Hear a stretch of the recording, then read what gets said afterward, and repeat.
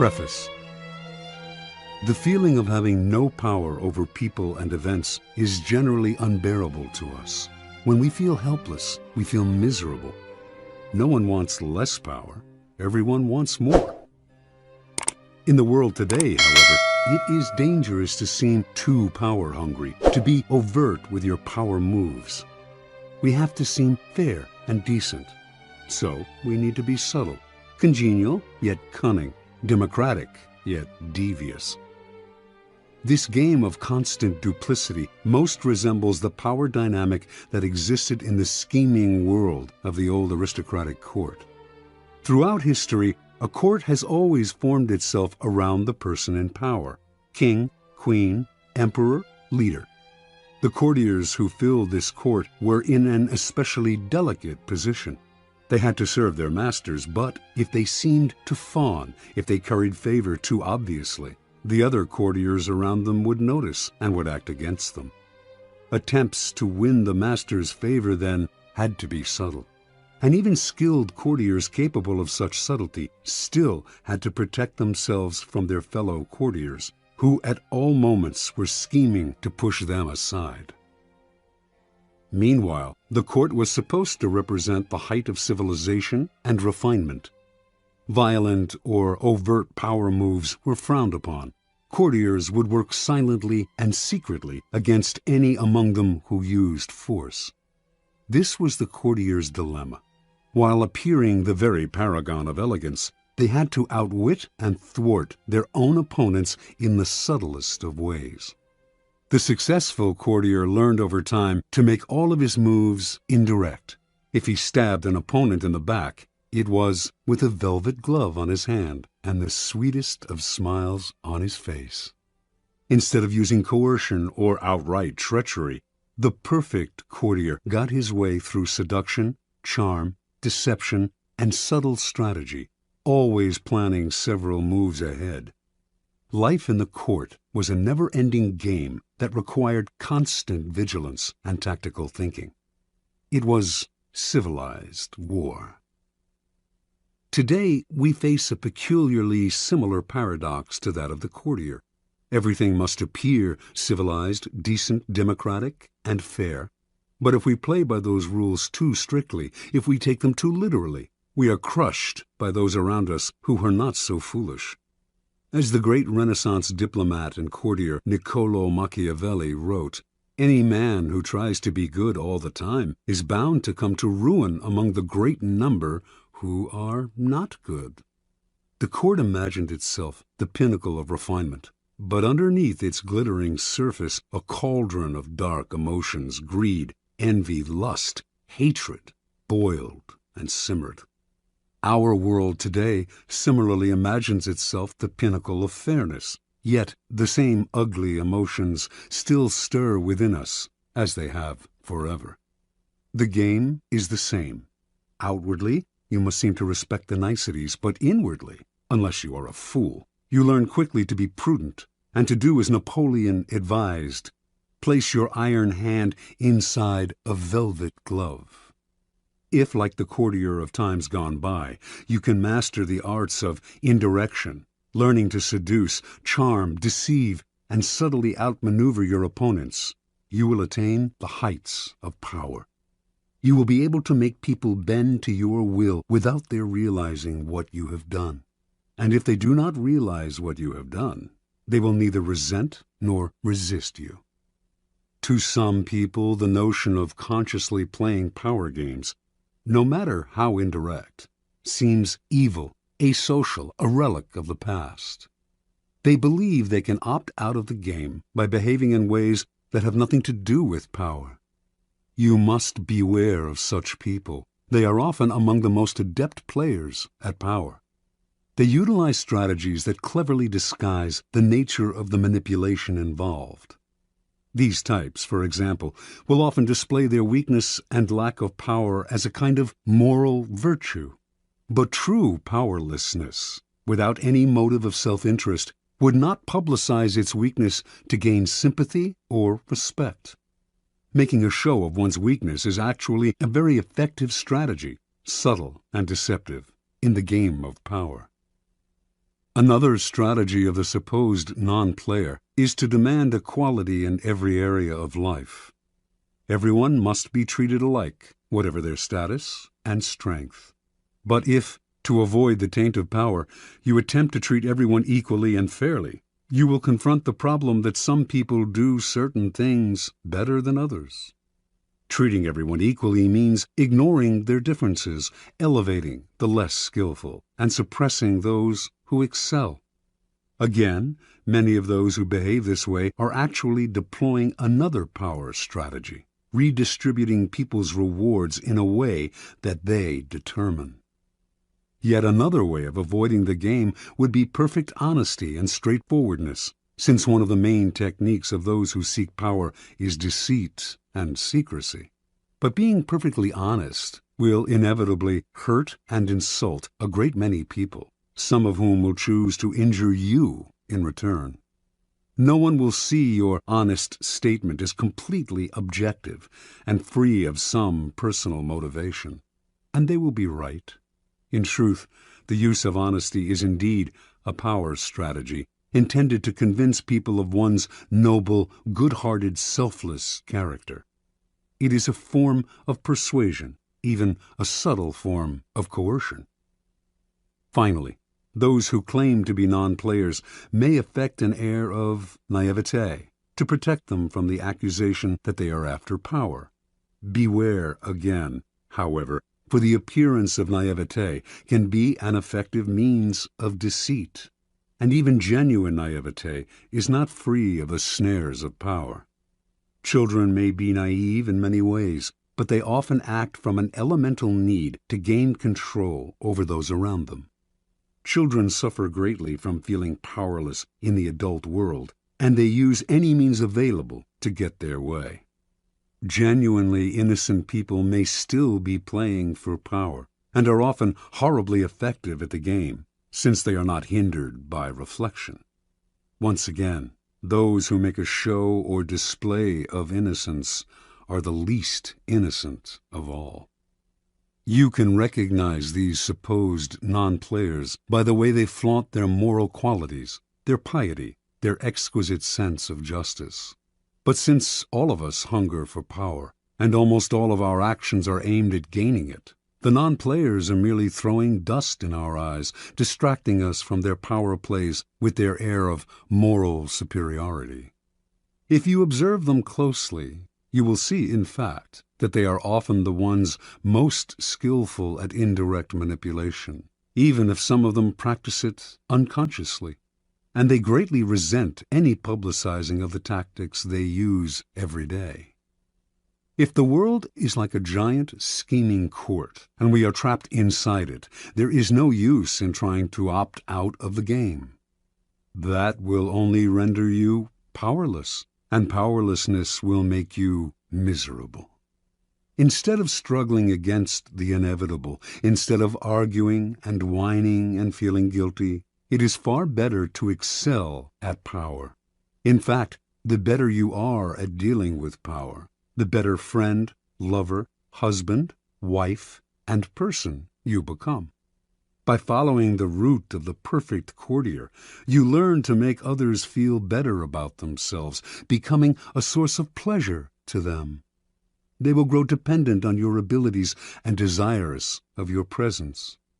By mastering the 48 laws in this book, you spare others the pain that comes from bungling with power, by playing with fire without knowing its properties. If the game of power is inescapable, better to be an artist than a denier or a bungler.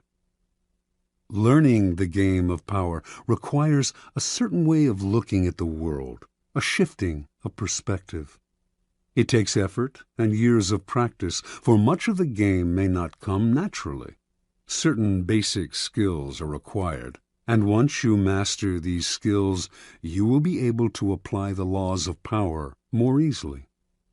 The most important of these skills, and power's crucial foundation, is the ability to master your emotions.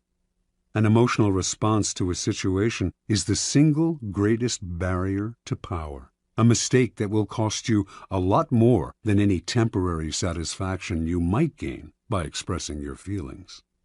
Emotions cloud reason, and if you cannot see the situation clearly, you cannot prepare for and respond to it with any degree of control.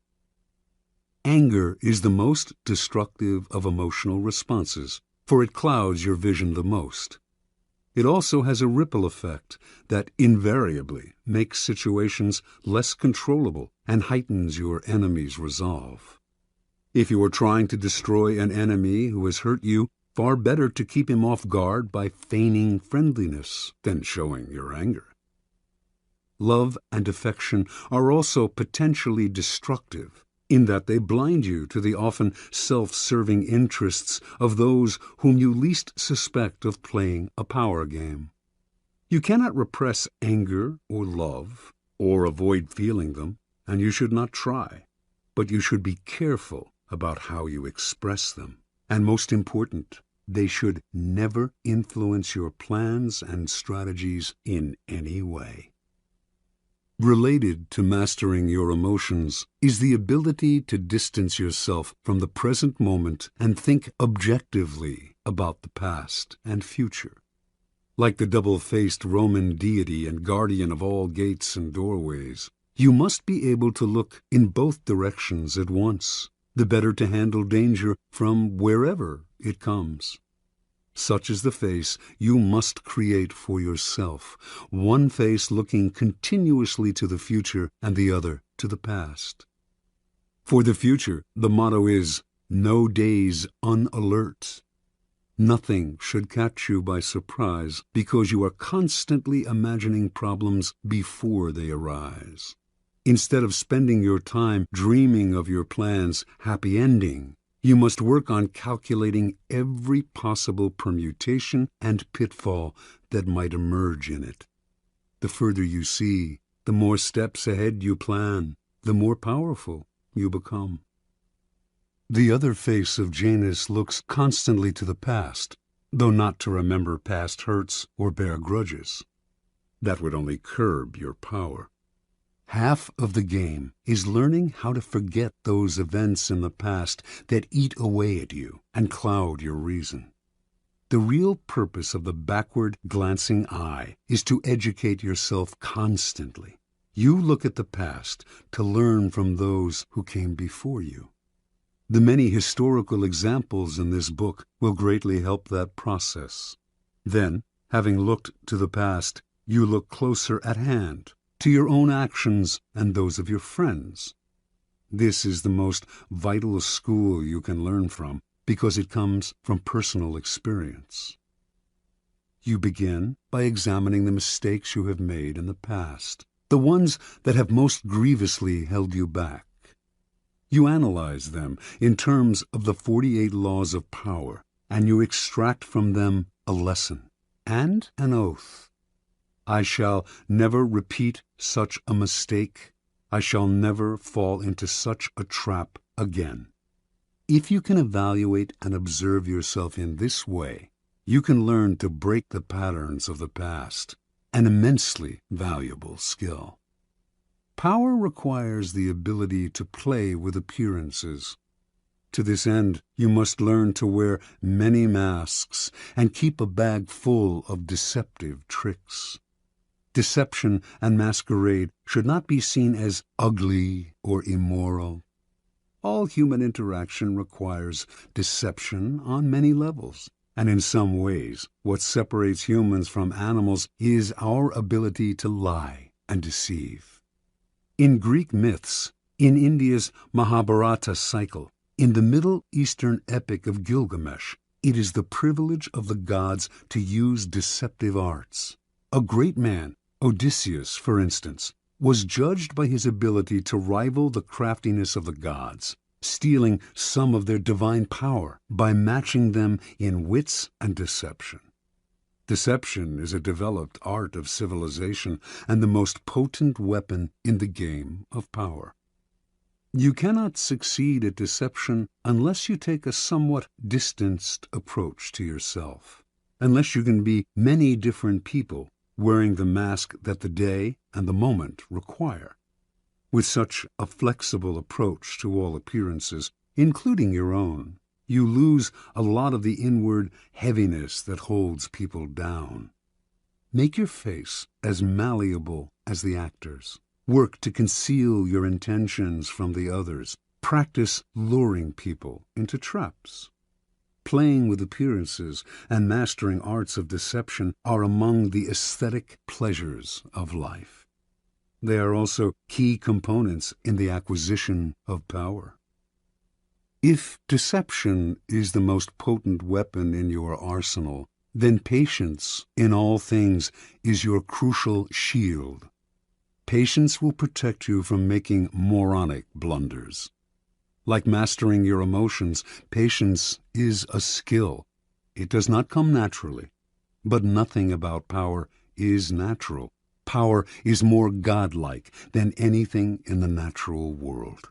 And patience is the supreme virtue of the gods, who have nothing but time. Everything good will happen. The grass will grow again, if you give it time and see several steps into the future. Impatience, on the other hand, only makes you look weak. It is a principal impediment to power.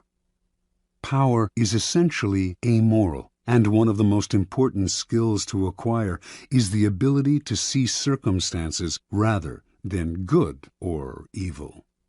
Power is a game. This cannot be repeated too often. And in games, you do not judge your opponents by their intentions, but by the effect of their actions. You measure their strategy and their power by what you can see and feel. How often are someone's intentions made the issue only to cloud and deceive? What does it matter if another player, your friend or rival, intended good things and had only your interests at heart, if the effects of his action lead to so much ruin and confusion? It is only natural for people to cover up their actions with all kinds of justifications, always assuming that they have acted out of goodness. You must learn to inwardly laugh each time you hear this, and never get caught up in gauging someone's intentions and actions through a set of moral judgments that are really an excuse for the accumulation of power. It is a game. Your opponent sits opposite you. Both of you behave as gentlemen or ladies, observing the rules of the game and taking nothing personally. You play with a strategy, and you observe your opponent's moves with as much calmness as you can muster. In the end, you will appreciate the politeness of those you are playing with more than their good and sweet intentions. Train your eye to follow the results of their moves, the outward circumstances, and do not be distracted by anything else. Half of your mastery of power comes from what you do not do, what you do not allow yourself to get dragged into. For this skill, you must learn to judge all things by what they cost you. As Nietzsche wrote, the value of a thing sometimes lies not in what one attains with it, but in what one pays for it, what it costs us. Perhaps you will attain your goal, and a worthy goal at that, but at what price? Apply this standard to everything, including whether to collaborate with other people to come to their aid. In the end, life is short, opportunities are few, and you have only so much energy to draw on. And in this sense, time is as important a consideration as any other. Never waste valuable time or mental peace of mind on the affairs of others. That is too high a price to pay. Power is a social game. To learn and master it, you must develop the ability to study and understand people. As the great 17th century thinker and courtier Balthazar Gracian wrote, many people spend time studying the properties of animals or herbs. How much more important it would be to study those of people with whom we must live or die. To be a master player, you must also be a master psychologist.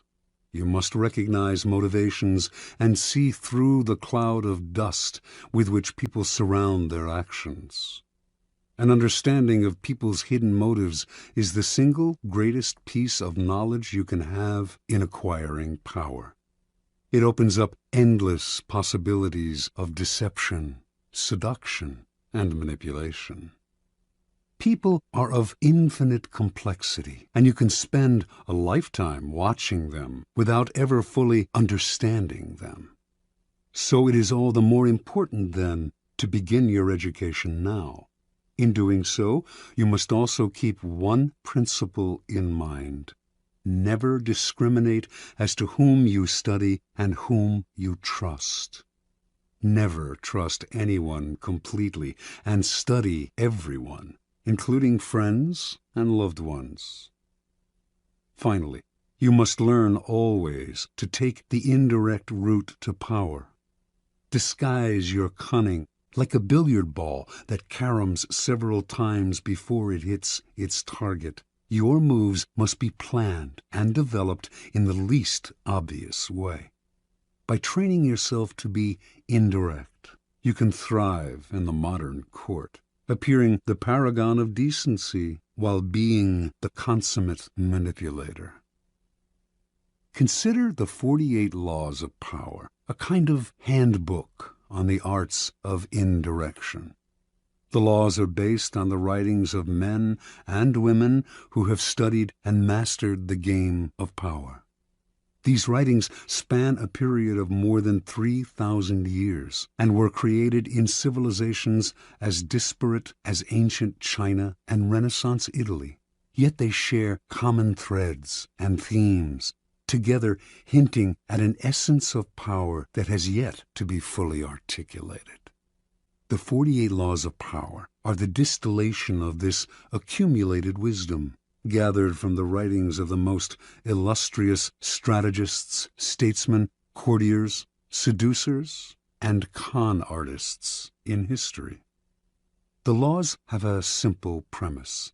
Certain actions almost always increase one's power, the observance of the law, while others decrease it and even ruin us, the transgression of the law. These transgressions and observances are illustrated by historical examples. The laws are timeless and definitive. The 48 Laws of Power can be used in several ways. By listening to this program straight through, you can learn about power in general. Although several of the laws may seem not to pertain directly to your life, in time you will probably find that all of them have some application and that, in fact, they are interrelated.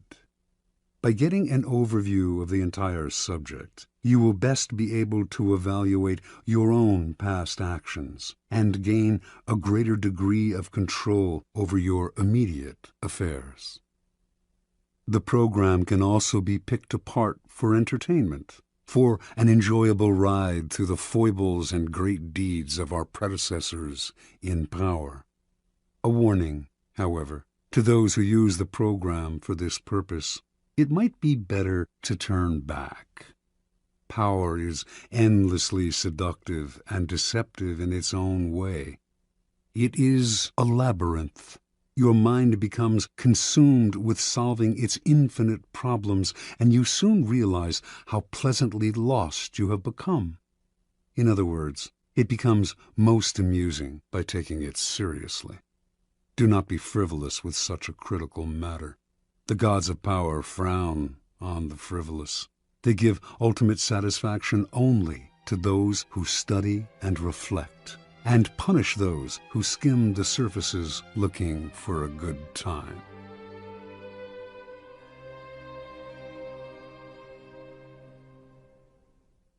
Law 1. Never outshine the master. Judgment.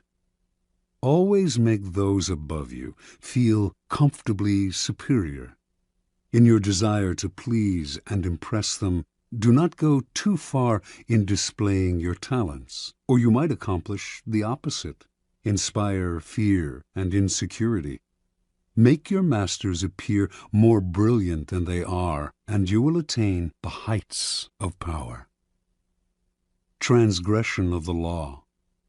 Nicolas Fouquet, Louis XIV's finance minister in the first years of his reign, was a generous man who loved lavish parties, pretty women, and poetry. He also loved money, for he led an extravagant lifestyle. Fouquet was clever and very much indispensable to the king. So, when the prime minister, Jules Mazarin, died in 1661, the finance minister expected to be named the successor. Instead, the king decided to abolish the position. This and other signs made Fouquet suspect that he was falling out of favor, and so he decided to ingratiate himself with the king by staging the most spectacular party the world had ever seen. The party's ostensible purpose would be to commemorate the completion of Fouquet's chateau, Vaux-le-Vicomte, but its real function was to pay tribute to the king, the guest of honor. The most brilliant nobility of Europe and some of the greatest minds of the time, La Fontaine, La Rochefoucauld, Madame de Sévigné, attended the party. Molière wrote a play for the occasion in which he himself was to perform at the evening's conclusion. The party began with a lavish 7-course dinner featuring foods from the Orient never before tasted in France, as well as new dishes created especially for the night. The meal was accompanied with music commissioned by Fouquet to honor the king. After dinner, there was a promenade through the chateau's gardens. The grounds and fountains of Vaux-le-Vicomte were to be the inspiration for Versailles. Fouquet personally accompanied the young king through the geometrically aligned arrangements of shrubbery and flower beds.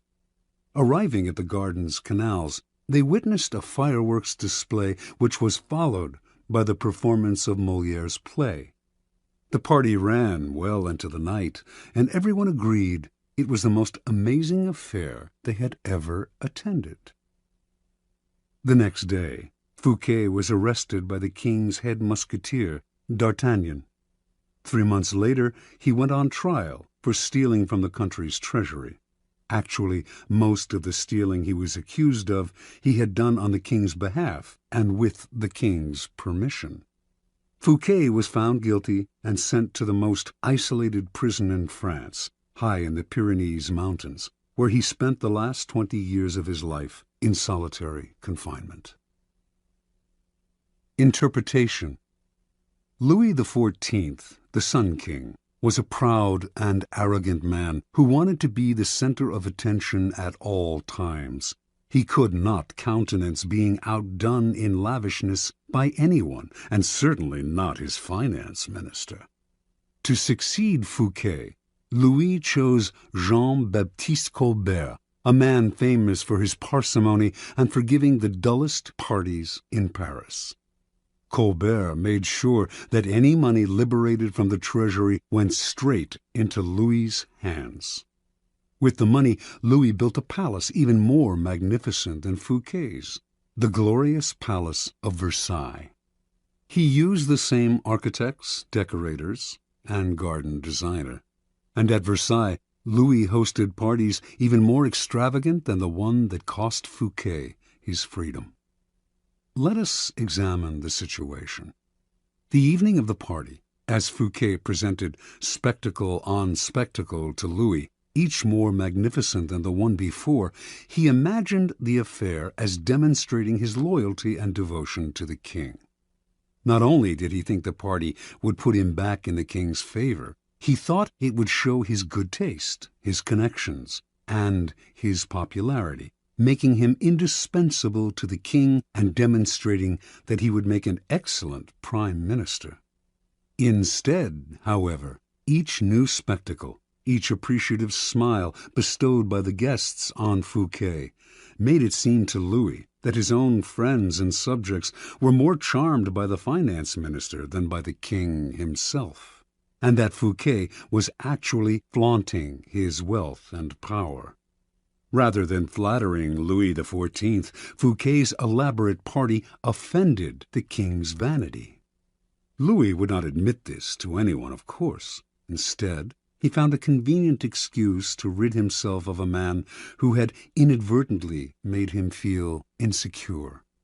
Such is the fate, in some form or other, of all those who unbalance the master's sense of self, poke holes in his vanity, or make him doubt his preeminence. Observance of the law. In the early 1600s, the Italian astronomer and mathematician Galileo found himself in a precarious position. He depended on the generosity of great rulers to support his research, and so, like all Renaissance scientists, he would sometimes make gifts of his inventions and discoveries to the leading patrons of the time. Once, for instance, he presented a military compass he had invented to the Duke of Gonzaga. Then he dedicated a book explaining the use of the compass to the Medicis. Both rulers were grateful, and through them Galileo was able to find more students to teach. No matter how great the discovery, however, his patrons usually paid him with gifts, not cash. This made for a life of constant insecurity and dependence. There must be an easier way, he thought. Galileo hit on a new strategy in 1610 when he discovered the moons of Jupiter. Instead of dividing the discovery among his patrons, giving one the telescope he had used, dedicating a book to another, and so on, as he had done in the past, he decided to focus exclusively on the Medicis. He chose the Medicis for one reason. Shortly after Cosimo I had established the Medici dynasty in 1540, he had made Jupiter, the mightiest of the gods, the Medici symbol, a symbol of a power that went beyond politics and banking, one linked to ancient Rome and its divinities. Galileo turned his discovery of Jupiter's moons into a cosmic event honoring the Medici's greatness. Shortly after the discovery, he announced that the bright stars, the moons of Jupiter, offered themselves in the heavens to his telescope at the same time as Cosimo II's enthronement. He said that the number of the moons, 4, harmonized with the number of the Medicis.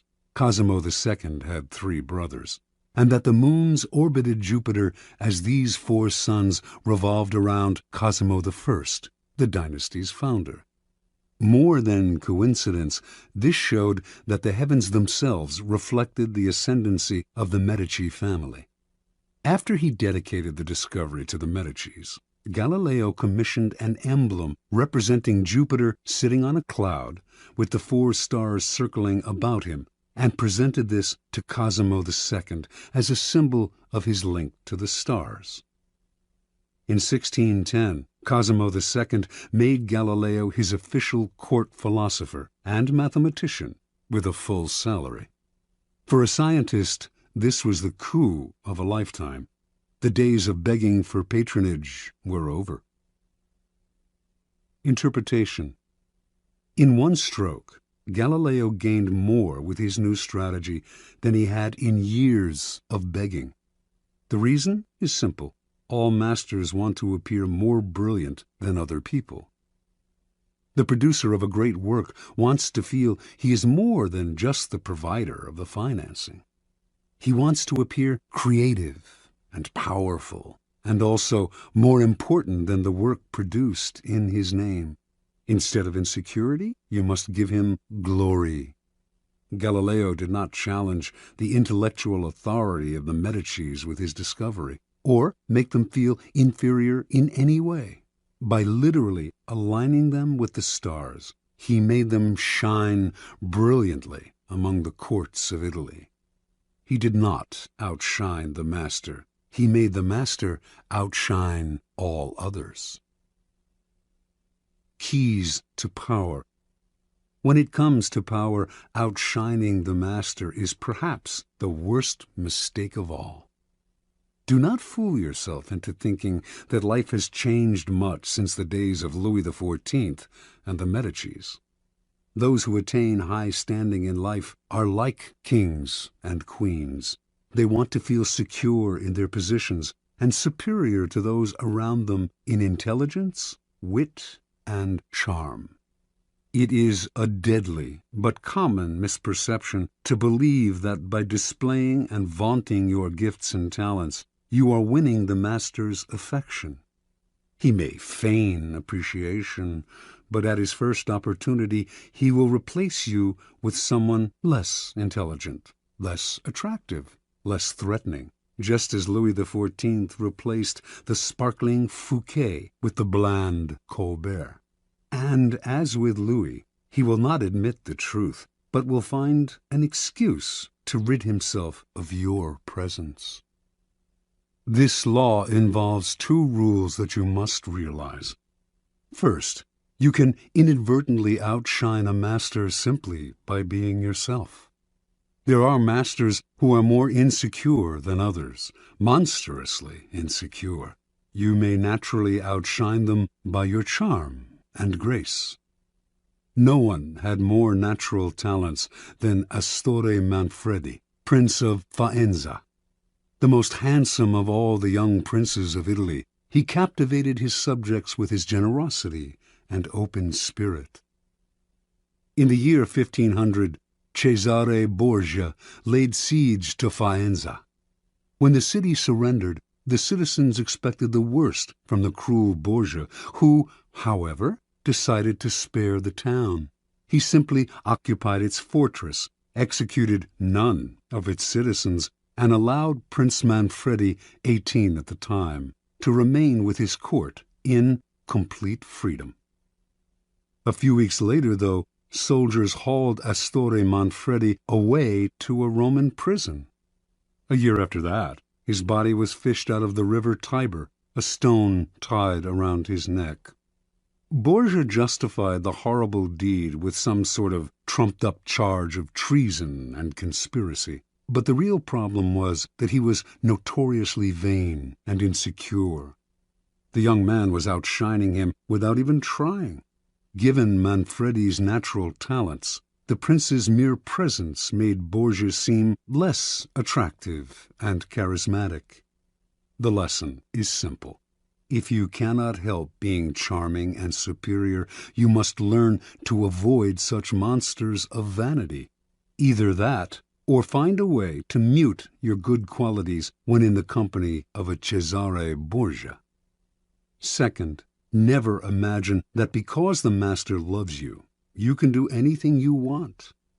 Entire books could be written about favorites who fell out of favor by taking their status for granted, for daring to outshine.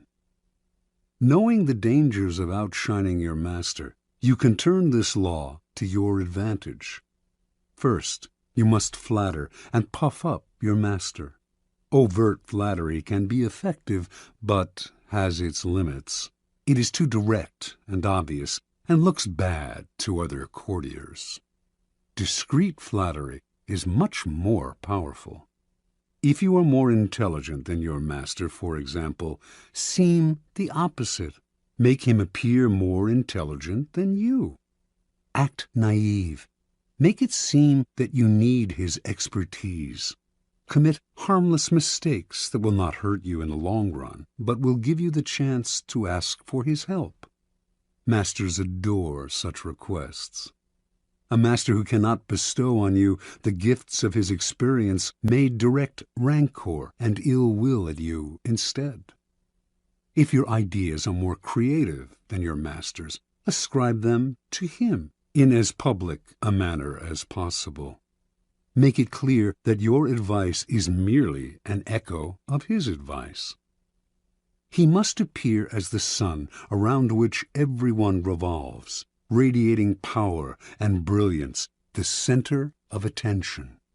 If you are thrust into the position of entertaining him, a display of your limited means may win you his sympathy. Any attempt to impress him with your grace and generosity can prove fatal. Learn from Fouquet. or pay the price. In all of these cases, it is not a weakness to disguise your strengths if, in the end, they lead to power. By letting others outshine you, you remain in control instead of being a victim of their insecurity. This will all come in handy the day you decide to rise above your inferior status. If, like Galileo, you can make your master shine even more in the eyes of others, then you are a godsend, and you will be instantly promoted. Law 2. Never put too much trust in friends. Learn how to use enemies. Judgment. Be wary of friends. They will betray you more quickly, for they are easily aroused to envy. They also become spoiled and tyrannical. But hire a former enemy, and he will be more loyal than a friend, because he has more to prove. In fact, you have more to fear from friends than from enemies. If you have no enemies, find a way to make them. Transgression of the law. In the mid-9th century A.D., a young man named Michael III assumed the throne of the Byzantine Empire. His mother, the Empress Theodora, had been banished to a nunnery, and her lover, Theoctistus, had been murdered. At the head of the conspiracy to depose Theodora and enthrone Michael had been Michael's uncle, Bardas, a man of intelligence and ambition. Michael was now a young, inexperienced ruler, surrounded by intriguers, murderers, and profligates. In this time of peril, he needed someone he could trust as his counselor, and his thoughts turned to Basilius, his best friend. Basilius had no experience whatsoever in government and politics. In fact, he was the head of the royal stables, but he had proven his love and gratitude time and again.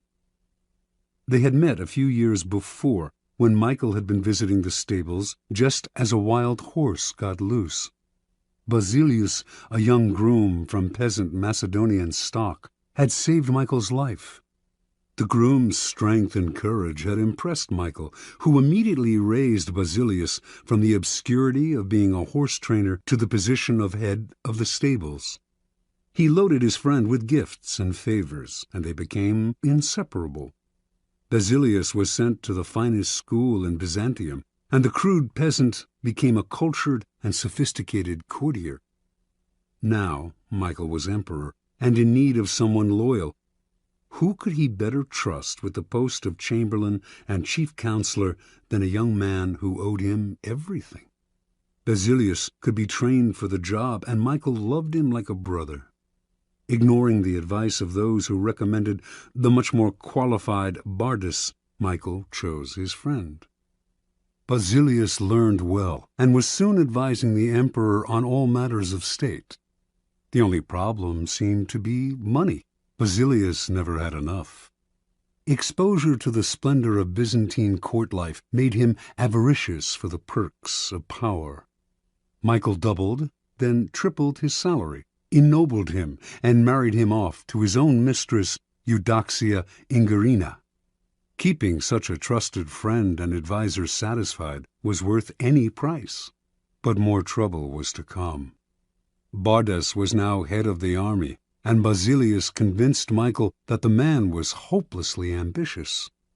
Under the illusion that he could control his nephew, Bardas had conspired to put him on the throne, and he could conspire again, this time to get rid of Michael and assume the crown himself. Basilius poured poison into Michael's ear until the emperor agreed to have his uncle murdered. During a great horse race, Basilius closed in on Bardas in the crowd and stabbed him to death.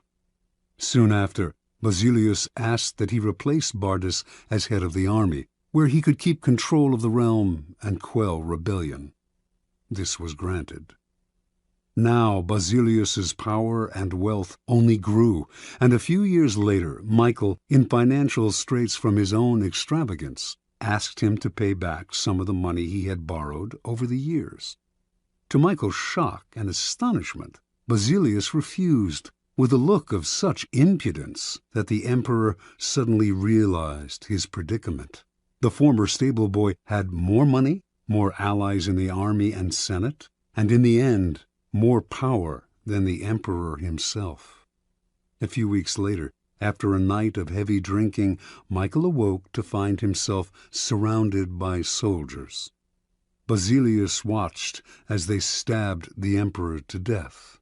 Then, after proclaiming himself emperor, he rode his horse through the streets of Byzantium, brandishing the head of his former benefactor and best friend at the end of a long pike. Interpretation. Michael staked his future on the sense of gratitude he thought Basilius must feel for him.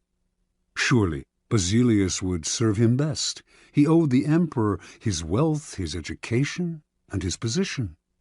It was only on the fateful day when the emperor saw that impudent smile on Basilius's face that he realized his deadly mistake. He had created a monster. He had allowed a man to see power up close, a man who then wanted more, who asked for anything and got it, who felt encumbered by the charity he had received, and simply did what many people do in such a situation. They forget the favors they have received and imagine they have earned their success by their own merits. At Michael's moment of realization, he could still have saved his own life, but friendship and love blind every man to their interests. Nobody believes a friend can betray, and Michael went on disbelieving until the day his head ended up on a pike. Keys to power. It is natural to want to employ your friends when you find yourself in times of need. The world is a harsh place, and your friends soften the harshness. Besides, you know them. Why depend on a stranger when you have a friend at hand? The problem is that you often do not know your friends as well as you imagine. When you decide to hire a friend, you gradually discover the qualities he or she has kept hidden. Strangely enough, it is your act of kindness that unbalances everything. People want to feel they deserve their good fortune. The receipt of a favor can become oppressive. It means you have been chosen because you are a friend, not necessarily because you are deserving. There is almost a touch of condescension in the act of hiring friends that secretly afflicts them. The injury will come out slowly, a little more honesty, flashes of resentment and envy here and there, and before you know it, your friendship fades. The more favors and gifts you supply to revive the friendship, the less gratitude you receive. All working situations require a kind of distance between people. You are trying to work, not make friends. Friendliness, real or false, only obscures that fact. The key to power, then, is the ability to judge who is best able to further your interests in all situations. Keep friends for friendship, but work with the skilled and competent. Whenever you can, bury the hatchet with an enemy and make a point of putting him in your service. Never let the presence of enemies upset or distress you. You are far better off with a declared opponent or two than not knowing where your real enemies lie. The man of power welcomes conflict, using enemies to enhance his reputation as a sure-footed fighter who can be relied upon in times of uncertainty. Law 3. Conceal your intentions. Judgment. Keep people off balance and in the dark by never revealing the purpose behind your actions. If they have no clue what you are up to, they cannot prepare a defense. Guide them far enough down the wrong path, envelop them in enough smoke, and by the time they realize your intentions, it will be too late. Part 1. Use decoyed objects of desire and red herrings to throw people off the scent. If at any point in the deception you practice, people have the slightest suspicion as to your intentions, all is lost. Do not give them the chance to sense what you are up to.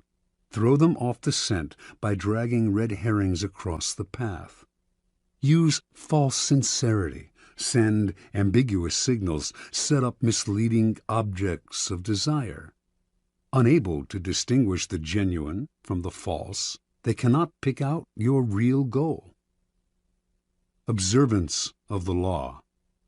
In 1850, the young Otto von Bismarck, then a 35-year-old deputy in the Prussian parliament, was at a turning point in his career. The issues of the day were the unification of the many states, including Prussia, into which Germany was then divided, and a war against Austria, the powerful neighbor to the south that hoped to keep the Germans weak and at odds, even threatening to intervene if they tried to unite. Prince William, next in line to be Prussia's king, was in favor of going to war, and the Parliament rallied to the cause, prepared to back any mobilization of troops. The only ones to oppose war were the present king, Frederick William IV, and his ministers, who preferred to appease the powerful Austrians. Throughout his career, Bismarck had been a loyal, even passionate supporter of Prussian might and power. He dreamed of German unification, of going to war against Austria and humiliating the country that for so long had kept Germany divided. A former soldier, he saw warfare as a glorious business. This, after all, was the man who years later would say, "The great questions of the time will be decided not by speeches and resolutions, but by iron and blood." Passionate patriot and lover of military glory, Bismarck nevertheless gave a speech in Parliament at the height of the war fever that astonished all who heard it. "Woe unto the statesman," he said, "who makes war without a reason that will still be valid when the war is over. After the war, you will all look differently at these questions. Will you then have the courage to turn to the peasant contemplating the ashes of his farm, to the man who has been crippled, to the father who has lost his children?" Not only did Bismarck go on to talk of the madness of this war, but, strangest of all, he praised Austria and defended her actions. This went against everything he had stood for. The consequences were immediate. Bismarck was against the war. What could this possibly mean? Other deputies were confused, and several of them changed their votes. Eventually, the king and his ministers won out, and war was averted. A few weeks after Bismarck's infamous speech, the king, grateful that he had spoken for peace, made him a cabinet minister. A few years later, he became the Prussian premier. In this role, he eventually led his country and the peace-loving king into a war against Austria, crushing the former empire and establishing a mighty German state, with Prussia at its head. Interpretation. At the time of his speech, in 1850, Bismarck made several calculations. First, he sensed that the Prussian military, which had not kept pace with other European armies, was unready for war, that Austria, in fact, might very well win, a disastrous result for the future. Second, if the war were lost and Bismarck had supported it, his career would be gravely jeopardized. The king and his conservative ministers wanted peace. Bismarck wanted power. The answer was to throw people off the scent by supporting a cause he detested, saying things he would laugh at if said by another. A whole country was fooled. It was because of Bismarck's speech that the king made him a minister, a position from which he quickly rose to be prime minister, attaining the power to strengthen the Prussian military and accomplish what he had wanted all along: the humiliation of Austria and the unification of Germany under Prussia's leadership. Through insincerity and misleading signals, he deceived everyone, concealed his purpose, and attained everything he wanted. Such is the power of hiding your intentions. Keys to power. Most people are open books. They say what they feel, blurt out their opinions at every opportunity, and constantly reveal their plans and intentions. They do this for several reasons. First, it is easy and natural to always want to talk about one's feelings and plans for the future. It takes effort to control your tongue and monitor what you reveal. Second, many believe that by being honest and open, they are winning people's hearts and showing their good nature. They are greatly deluded. Honesty is actually a blunt instrument which bloodies more than it cuts. Your honesty is likely to offend people. It is much more prudent to tailor your words, telling people what they want to hear, rather than the coarse and ugly truth of what you feel or think. More important, by being unabashedly open, you make yourself so predictable and familiar that it is almost impossible to respect or fear you, and power will not accrue to a person who cannot inspire such emotions. If you yearn for power, quickly lay honesty aside and train yourself in the art of concealing your intentions. Master the art, and you will always have the upper hand. Basic to an ability to conceal one's intentions is a simple truth about human nature.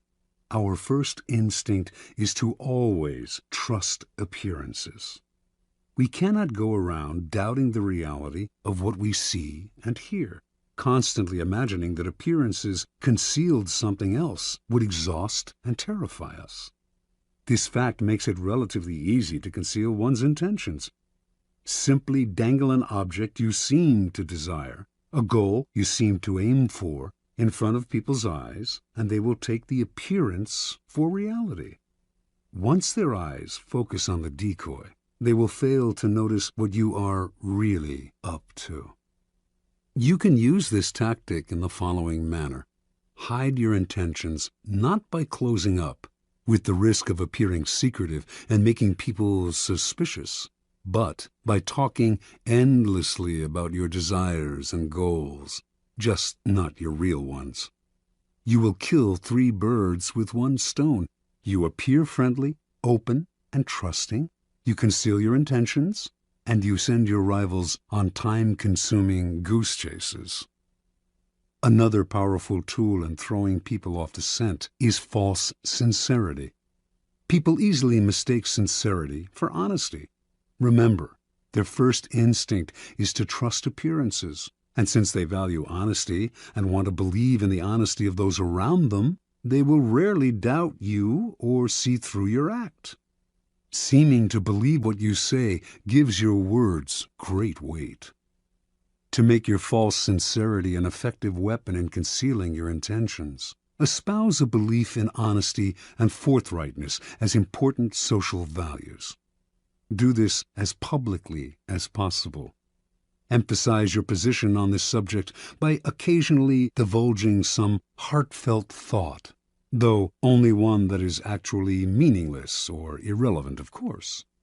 Napoleon's minister Talleyrand was a master at taking people into his confidence by revealing some apparent secret. This feigned confidence, a decoy, would then elicit a real confidence on the other person's part. Remember, the best deceivers do everything they can to cloak their roguish qualities. They cultivate an air of honesty in one area to disguise their dishonesty in others. Honesty is merely another decoy in their arsenal of weapons. Part 2. Use smoke screens to disguise your actions. Deception is always the best strategy, but the best deceptions require a screen of smoke to distract people's attention from your real purpose. The bland exterior, like the unreadable poker face, is often the perfect smoke screen, hiding your intentions behind the comfortable and familiar. If you lead the sucker down a familiar path, he won't catch on when you lead him into a trap. Observance of the law. In 1910, a Mr. Sam Giesel of Chicago sold his warehouse business for close to $1 million. He settled down to semi-retirement and the managing of his many properties, but deep inside he itched for the old days of deal-making. One day, a young man named Joseph Weil visited his office, wanting to buy an apartment he had up for sale. Giesel explained the terms. The price was $8,000, but he only required a down payment of $2,000. Weil said he would sleep on it, but he came back the following day and offered to pay the full $8,000 in cash if Giesel could wait a couple of days until a deal Weil was working on came through. Even in semi-retirement, a clever businessman like Giesel was curious as to how Weil would be able to come up with so much cash, roughly $150,000 today, so quickly. Weil seemed reluctant to say and quickly changed the subject, but Giesel was persistent. Finally, after assurances of confidentiality, Weil told Giesel the following story. Weil's uncle was the secretary to a coterie of multimillionaire financiers. These wealthy gentlemen had purchased a hunting lodge in Michigan 10 years ago at a cheap price. They had not used the lodge for a few years, so they had decided to sell it and had asked Weil's uncle to get whatever he could for it. For reasons, good reasons, of his own, the uncle had been nursing a grudge against the millionaires for years. This was his chance to get back at them. He would sell the property for $35,000 to a setup man, whom it was Weil's job to find. The financiers were too wealthy to worry about this low price. The setup man would then turn around and sell the property again for its real price, around $155,000. The uncle, Weil, and the third man would split the profits from this second sale. It was all legal and for a good cause, the uncle's just retribution. Giesel had heard enough. He wanted to be the set-up buyer. Weil was reluctant to involve him, but Giesel would not back down. The idea of a large profit plus a little adventure had him champing at the bit. Weil explained that Giesel would have to put up the $35,000 in cash to bring the deal off. Giesel, a millionaire, said he could get the money with a snap of his fingers. Weil finally relented and agreed to arrange a meeting between the uncle, Giesel, and the financiers in the town of Galesburg, Illinois. On the train ride to Galesburg, Giesel met the uncle, an impressive man, with whom he avidly discussed business. Weil also brought along a companion, a somewhat paunchy man named George Gross. Weil explained to Giesel that he himself was a boxing trainer, that Gross was one of the promising prize fighters he trained, and that he had asked Gross to come along to make sure the fighter stayed in shape. For a promising fighter, Gross was unimpressive looking. He had gray hair and a beer belly, but Giesel was so excited about the deal that he didn't really think about the man's flabby appearance. Once in Galesburg, Weil and his uncle went to fetch the financiers, while Giesel waited in a hotel room with Gross, who promptly put on his boxing trunks. As Giesel half-watched, Gross began to shadow box. Distracted as he was, Giesel ignored how badly the boxer wheezed after a few minutes of exercise, although his style seemed real enough. An hour later, Weil and his uncle reappeared with the financiers, an impressive, intimidating group of men, all wearing fancy suits. The meeting went well, and the financiers agreed to sell the lodge to Giesel, who had already had the $35,000 wired to a local bank. This minor business now settled, the financiers sat back in their chairs and began to banter about high finance, throwing out the name J.P. Morgan as if they knew the man. Finally, one of them noticed the boxer in the corner of the room. Weil explained what he was doing there. The financier countered that he too had a boxer in his entourage, whom he named. Weil laughed brazenly and exclaimed that his man could easily knock out their man. Conversation escalated into argument. In the heat of passion, Weil challenged the men to a bet. The financiers eagerly agreed and left to get their man ready for a fight the next day. As soon as they had left, the uncle yelled at Weil right in front of Giesel.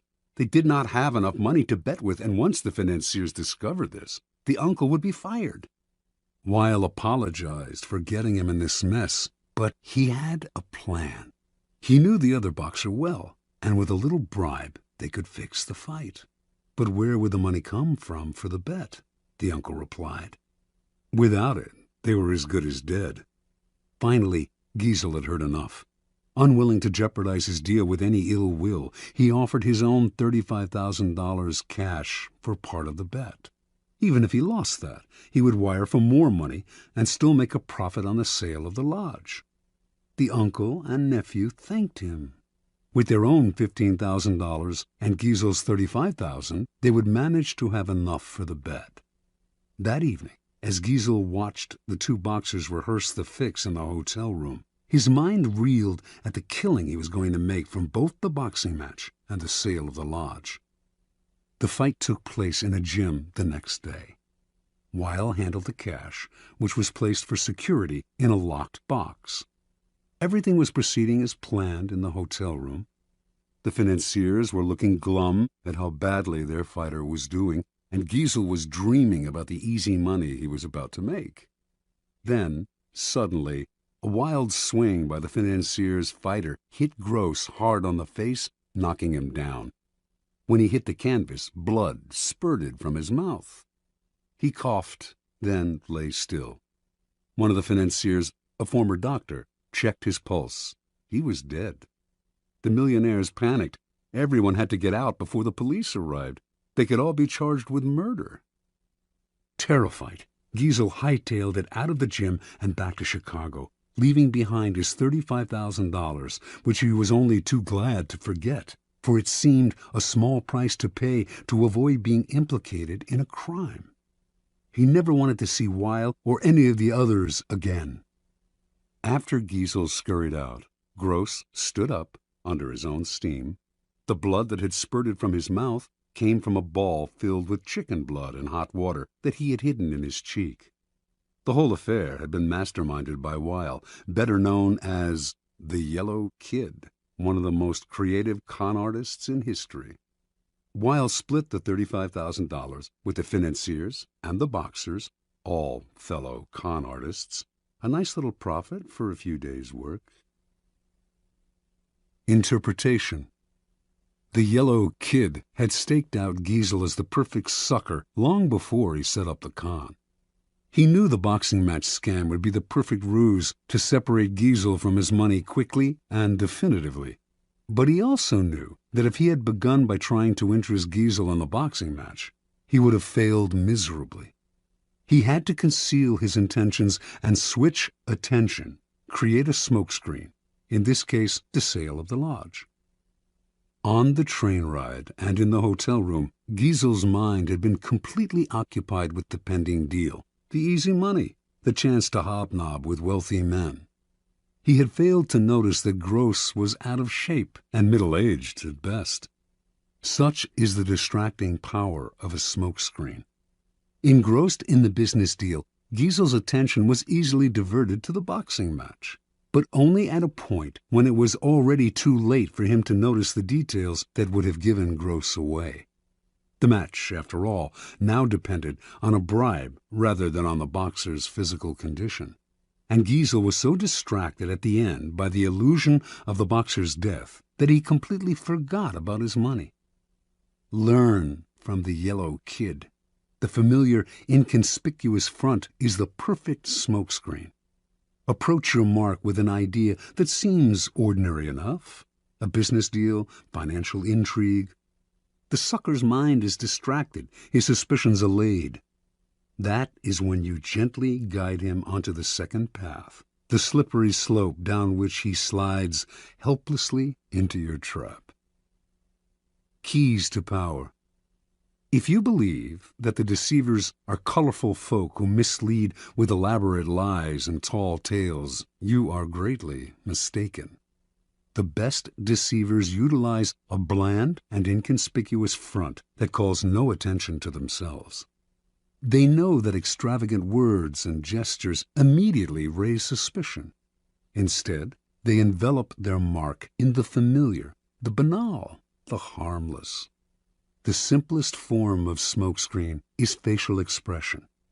Behind a bland, unreadable exterior, all sorts of mayhem can be planned without detection. This is a weapon that the most powerful men in history have learned to perfect. It was said that no one could read Franklin D. Roosevelt's face. Baron James Rothschild made a lifelong practice of disguising his real thoughts behind bland smiles and nondescript looks. Stendhal wrote of Talleyrand, "Never was a face less of a barometer." As one poker manual explains it, while playing his hand, the good player is seldom an actor. Instead, he practices a bland behavior that minimizes readable patterns, frustrates and confuses opponents, permits greater concentration. An adaptable concept, the smokescreen can be practiced on a number of levels, all playing on the psychological principles of distraction and misdirection. One of the most effective smokescreens is the noble gesture. People want to believe apparently noble gestures are genuine, for the belief is pleasant. They rarely notice how deceptive these gestures can be. Another effective smokescreen is the pattern, the establishment of a series of actions that seduce the victim into believing you will continue in the same way. The pattern plays on the psychology of anticipation. Our behavior conforms to patterns, or so we like to think. In 1878, the American robber baron Jay Gould created a company that began to threaten the monopoly of the telegraph company Western Union. The directors of Western Union decided to buy Gould's company up. They had to spend a hefty sum, but they figured they had managed to rid themselves of an irritating competitor. A few months later, though, Gould was at it again, complaining he had been treated unfairly. He started up a second company to compete with Western Union and its new acquisition. The same thing happened again. Western Union bought him out to shut him up. Soon the pattern began for the third time, but now Gould went for the jugular. He suddenly staged a bloody takeover struggle and managed to gain complete control of Western Union. He had established a pattern that had tricked the company's directors into thinking his goal was to be bought out at a handsome rate. Once they paid him off, they relaxed and failed to notice that he was actually playing for higher stakes. The pattern is powerful in that it deceives the other person into expecting the opposite of what you are really doing. Remember, it takes patience and humility to dull your brilliant colors, to put on the mask of the inconspicuous. Do not despair at having to wear such a bland mask. It is often your unreadability that draws people to you and makes you appear a person of power.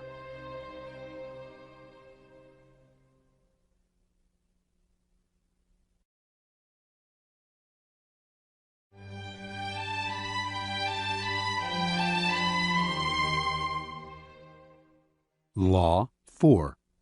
Always say less than necessary. Judgment. When you are trying to impress people with words, the more you say, the more common you appear and the less in control. Even if you're saying something banal, it will seem original if you make it vague, open-ended, and sphinx-like. Powerful people impress and intimidate by saying less. The more you say, the more likely you are to say something foolish. Observance of the law. In the court of Louis XIV, nobles and ministers would spend days and nights debating issues of state. They would confer, argue, make and break alliances, and argue again until finally the critical moment arrived. Two of them would be chosen to represent the different sides to Louis himself, who would decide what should be done. After these persons were chosen, everyone would argue some more. How should the issues be phrased? What would appeal to Louis? What would annoy him? At what time of day should the representatives approach him, and in what part of the Versailles Palace? What expression should they have on their faces? Finally, after all this was settled, the fateful moment would finally arrive. The two men would approach Louis, always a delicate matter, and when they finally had his ear, they would talk about the issue at hand, spelling out the options in detail. Louis would listen in silence, a most enigmatic look on his face. Finally, when each had finished his presentation and had asked for the king's opinion, he would look at them both and say, "I shall see." Then he would walk away. The ministers and courtiers would never hear another word on this subject from the king. They would simply see the result weeks later, when he would come to a decision and act. He would never bother to consult them on the matter again. Interpretation. Louis XIV was a man of very few words. His most famous remark is, "L'État, c'est moi." The state is me. Nothing could be more pithy, yet more eloquent. His infamous, "I shall see," was one of several extremely short phrases that he would apply to all manner of requests. Louis was not always this way. As a young man, he was known for talking at length, delighting in his own eloquence. His later taciturnity was self-imposed, an act, a mask he used to keep everybody below him off balance. No one knew exactly where he stood or could predict his reactions. No one could try to deceive him by saying what they thought he wanted to hear, because no one knew what he wanted to hear. As they talked on and on to the silent Louis, they revealed more and more about themselves, information he would later use against them to great effect. In the end, Louis's silence kept those around him terrified and under his thumb. It was one of the foundations of his power. As Saint-Simon wrote, no one knew as well as he how to sell his words, his smile, even his glances. Everything in him was valuable because he created differences, and his majesty was enhanced by the sparseness of his words. Keys to power. Power is, in many ways, a game of appearances, and when you say less than necessary, you inevitably appear greater and more powerful than you are. Your silence will make other people uncomfortable. Humans are machines of interpretation and explanation. They have to know what you are thinking. When you carefully control what you reveal, they cannot pierce your intentions or your meaning. Your short answers and silences will put them on the defensive, and they will jump in, nervously filling the silence with all kinds of comments that will reveal valuable information about them and their weaknesses. They will leave a meeting with you feeling as if they had been robbed, and they will go home and ponder your every word. This extra attention to your brief comments will only add to your power. Law 5. So much depends on reputation. Guard it with your life. Judgment. Reputation is the cornerstone of power. Through reputation alone, you can intimidate and win. Once it slips, however, you are vulnerable and will be attacked on all sides. Make your reputation unassailable. Always be alert to potential attacks and thwart them before they happen. Meanwhile, learn to destroy your enemies by opening holes in their own reputations. Then stand aside and let public opinion hang them. Observance of the law. During China's War of the Three Kingdoms, AD 207 to 65, the great general Zhuge Liang, leading the forces of the Shu kingdom, dispatched his vast army to a distant camp while he rested in a small town with a handful of soldiers. Suddenly, sentinels hurried in with the alarming news that an enemy force of over 150,000 troops under Sima Yi was approaching. With only 100 men to defend him, Zhuge Liang's situation was hopeless. The enemy would finally capture this renowned leader. Without lamenting his fate or wasting time trying to figure out how he had been caught, Liang ordered his troops to take down their flags, throw open the city gates, and hide. He himself then took a seat on the most visible part of the city's wall, wearing a Taoist robe. He lit some incense, strummed his lute, and began to chant. Minutes later, he could see the vast enemy army approaching, an endless phalanx of soldiers. Pretending not to notice them, he continued to sing and play the lute.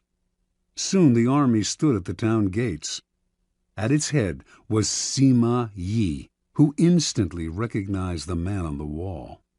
Even so, as his soldiers itched to enter the unguarded town through its open gates, Sima Yi hesitated, held them back, and studied Liang on the wall.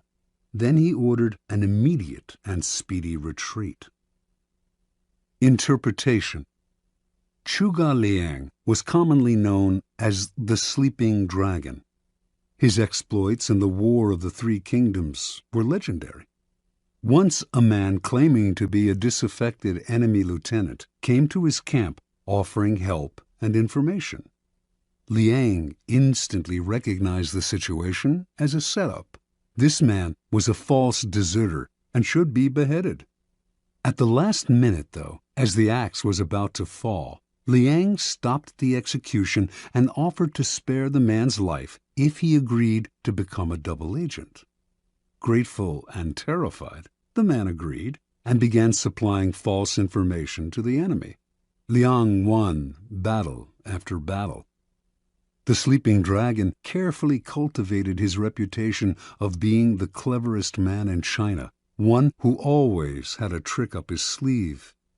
As powerful as any weapon, this reputation struck fear into his enemy. Sima Yi had fought against Zhuge Liang dozens of times and knew him well. When he came on the empty city, with Liang praying on the wall, he was stunned. The Taoist robes, the chanting, the incense, this had to be a game of intimidation. The man was obviously taunting him, daring him to walk into a trap. The game was so obvious that for one moment it crossed Yi's mind that Liang actually was alone and desperate.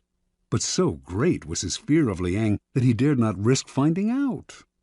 Such is the power of reputation. It can put a vast army on the defensive, even force them into retreat without a single arrow being fired. Keys to power.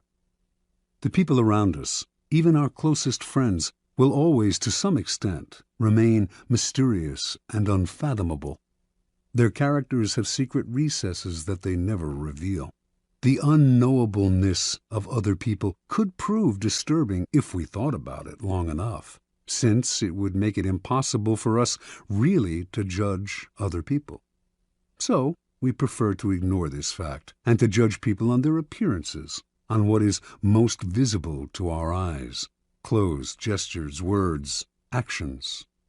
In the social realm, appearances are the barometer of almost all of our judgments, and you must never be misled into believing otherwise.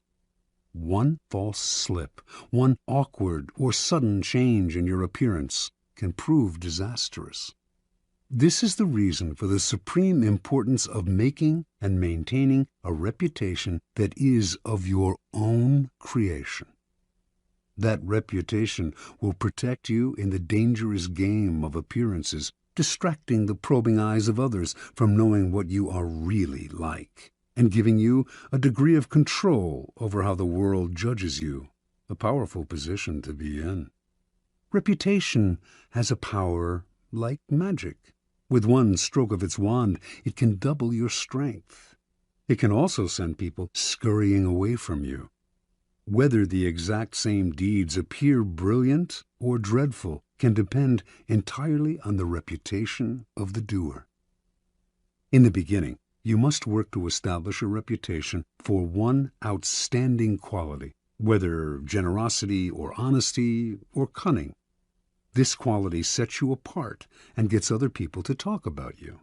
You then make your reputation known to as many people as possible.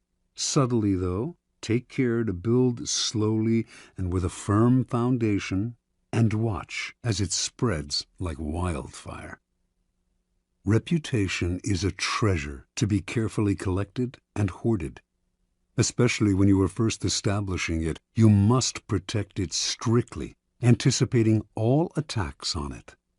Once it is solid, do not let yourself get angry or defensive at the slanderous comments of your enemies. That reveals insecurity, not confidence in your reputation.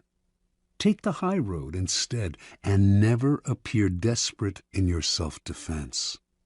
On the other hand, an attack on another man's reputation is a potent weapon, particularly when you have less power than he does. He has much more to lose in such a battle, and your own thus far small reputation gives him a small target when he tries to return your fire. But this tactic must be practiced with skill. You must not seem to engage in petty vengeance. If you do not break your enemy's reputation cleverly, you will inadvertently ruin your own. Law 6. Court attention at all cost. Judgment. Everything is judged by its appearance. What is unseen counts for nothing. Never let yourself get lost in the crowd then, or buried in oblivion. Stand out. Be conspicuous at all cost. Make yourself a magnet of attention by appearing larger, more colorful, more mysterious than the bland and timid masses. Part 1. Surround your name with the sensational and scandalous. Draw attention to yourself by creating an unforgettable, even controversial image. Court scandal. Do anything to make yourself seem larger than life and shine more brightly than those around you. Make no distinction between kinds of attention. Notoriety of any sort will bring you power. Better to be slandered and attacked than ignored. Observance of the law. P.T. Barnum started his career as an assistant to the owner of a circus, Aaron Turner. In 1836, the circus stopped in Annapolis, Maryland, for a series of performances.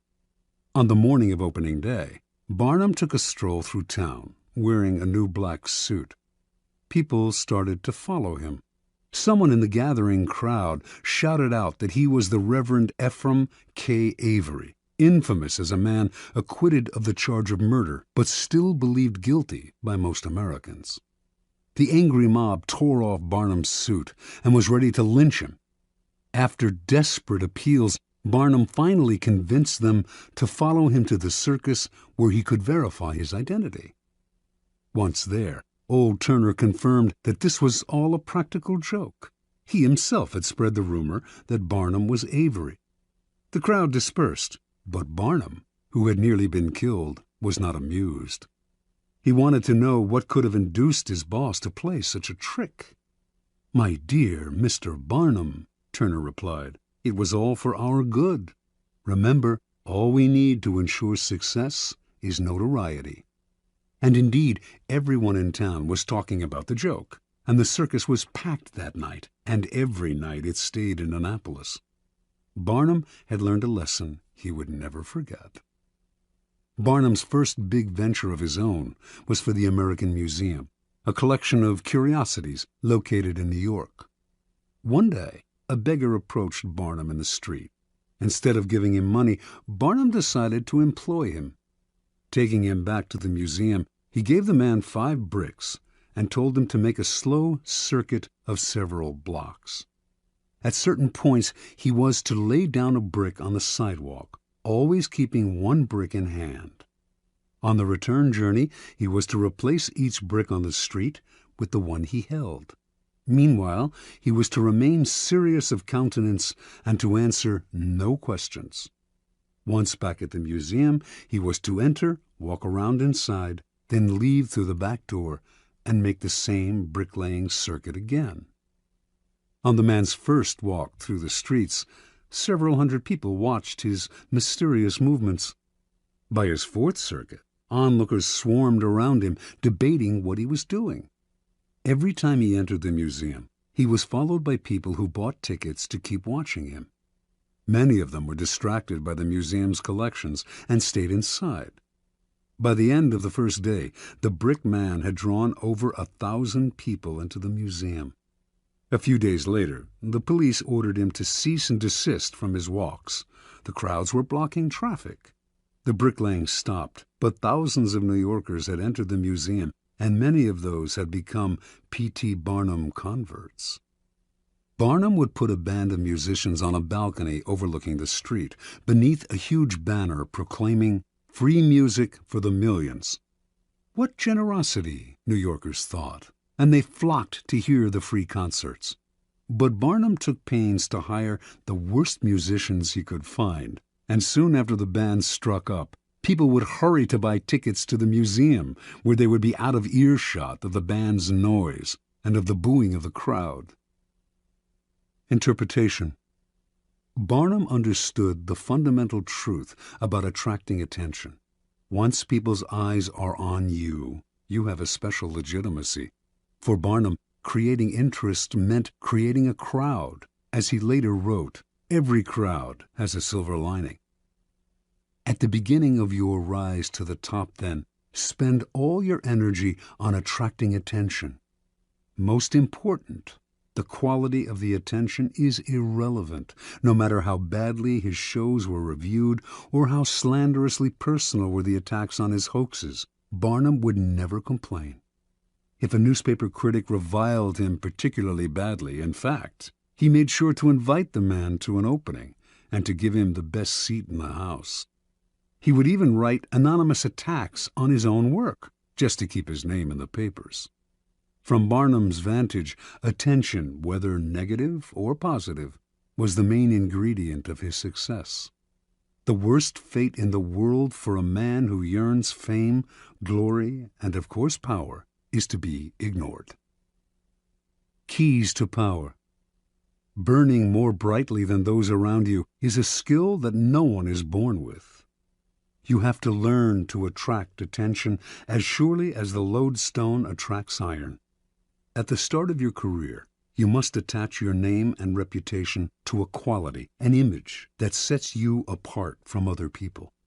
This image can be something like a characteristic style of dress or a personality quirk that amuses people and gets talked about. Once the image is established, you have an appearance, a place in the sky for your star. It is a common mistake to imagine that this peculiar appearance of yours should not be controversial, that to be attacked is somehow bad. Nothing could be further from the truth. To avoid being a flash in the pan and having your notoriety eclipsed by another, you must not discriminate between different types of attention. In the end, every kind will work in your favor. Once in the limelight, you must constantly renew it by adapting and varying your method of courting attention. If you don't, the public will grow tired, will take you for granted, and will move on to a newer star. The game requires constant vigilance and creativity. Part 2. Create an air of mystery. In a world growing increasingly banal and familiar, what seems enigmatic instantly draws attention. Never make it too clear what you are doing or about to do. Do not show all your cards. An air of mystery heightens your presence. It also creates anticipation. Everyone will be watching you to see what happens next. Use mystery to beguile, seduce, even frighten. Observance of the law. Beginning in 1905, rumors started to spread throughout Paris of a young Oriental girl who danced in a private home, wrapped in veils that she gradually discarded. A local journalist who had seen her dancing reported that a woman from the Far East had come to Europe laden with perfume and jewels to introduce some of the richness of the Oriental color and life into the satiated society of European cities. Soon everyone knew the dancer's name, Mata Hari. Early that year, in the winter, small and select audiences would gather in a salon filled with Indian statues and other relics, while an orchestra played music inspired by Hindu and Javanese melodies.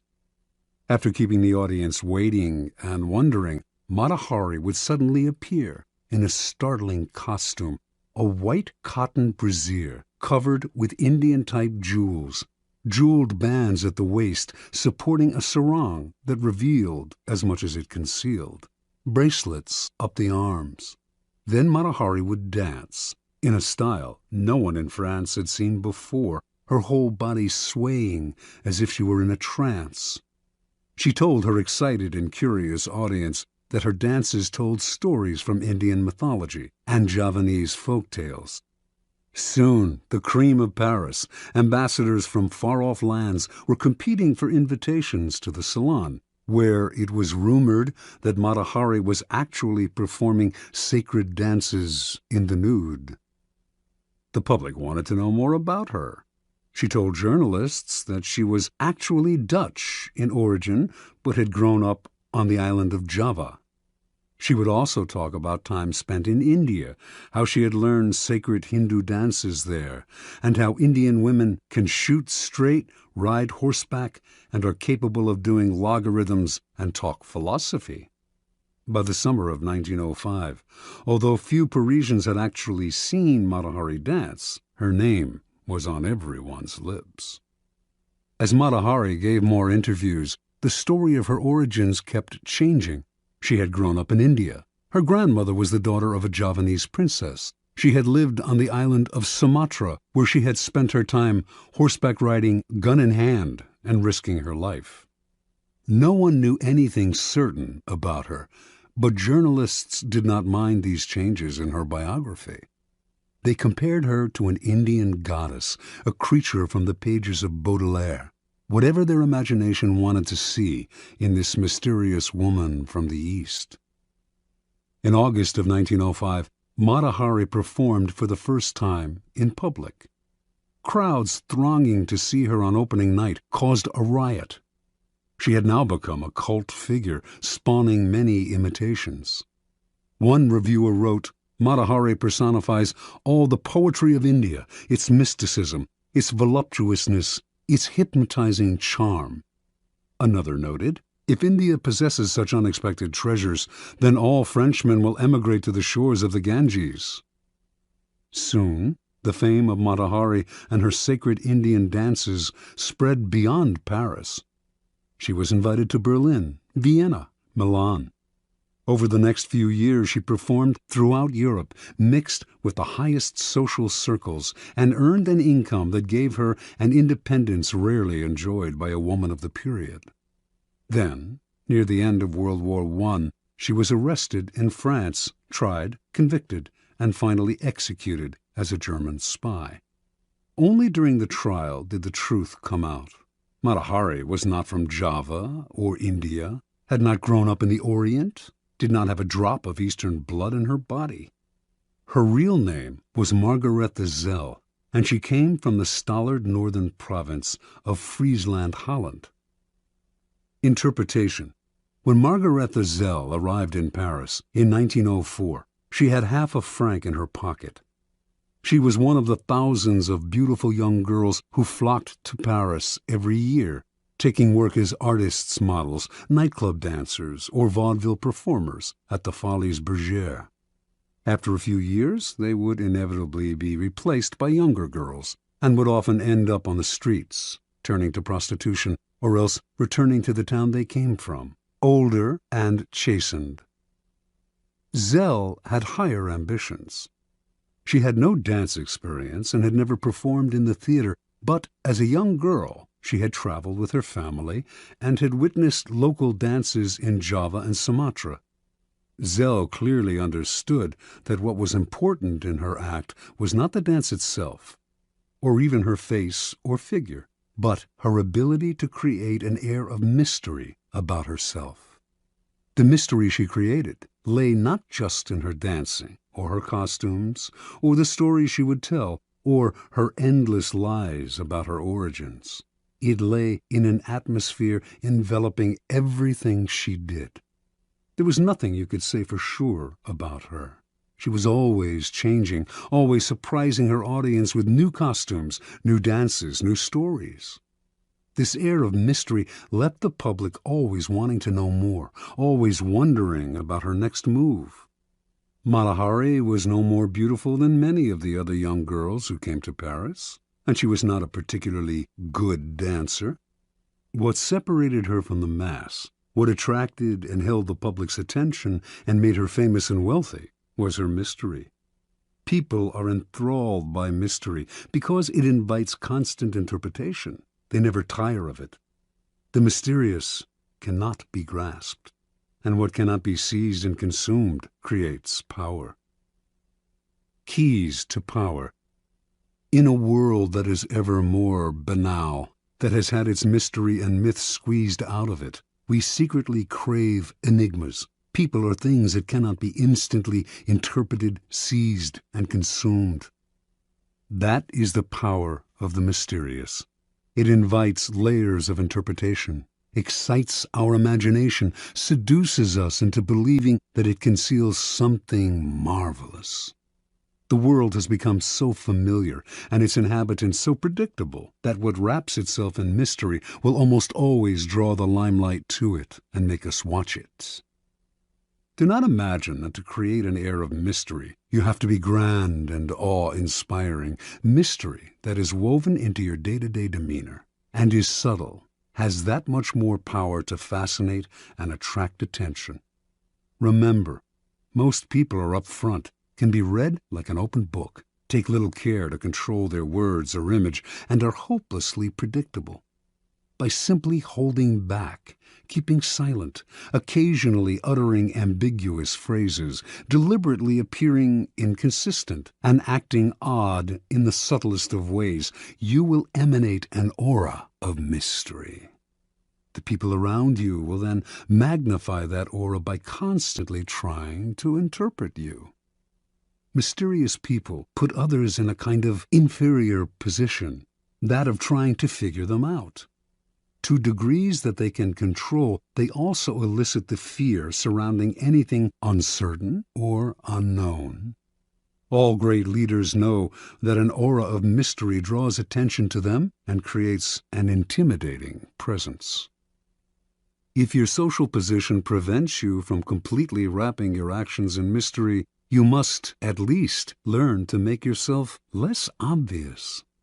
Every now and then, act in a way that does not mesh with other people's perception of you. This way, you keep those around you on the defensive, eliciting the kind of attention that makes you powerful. Law 7.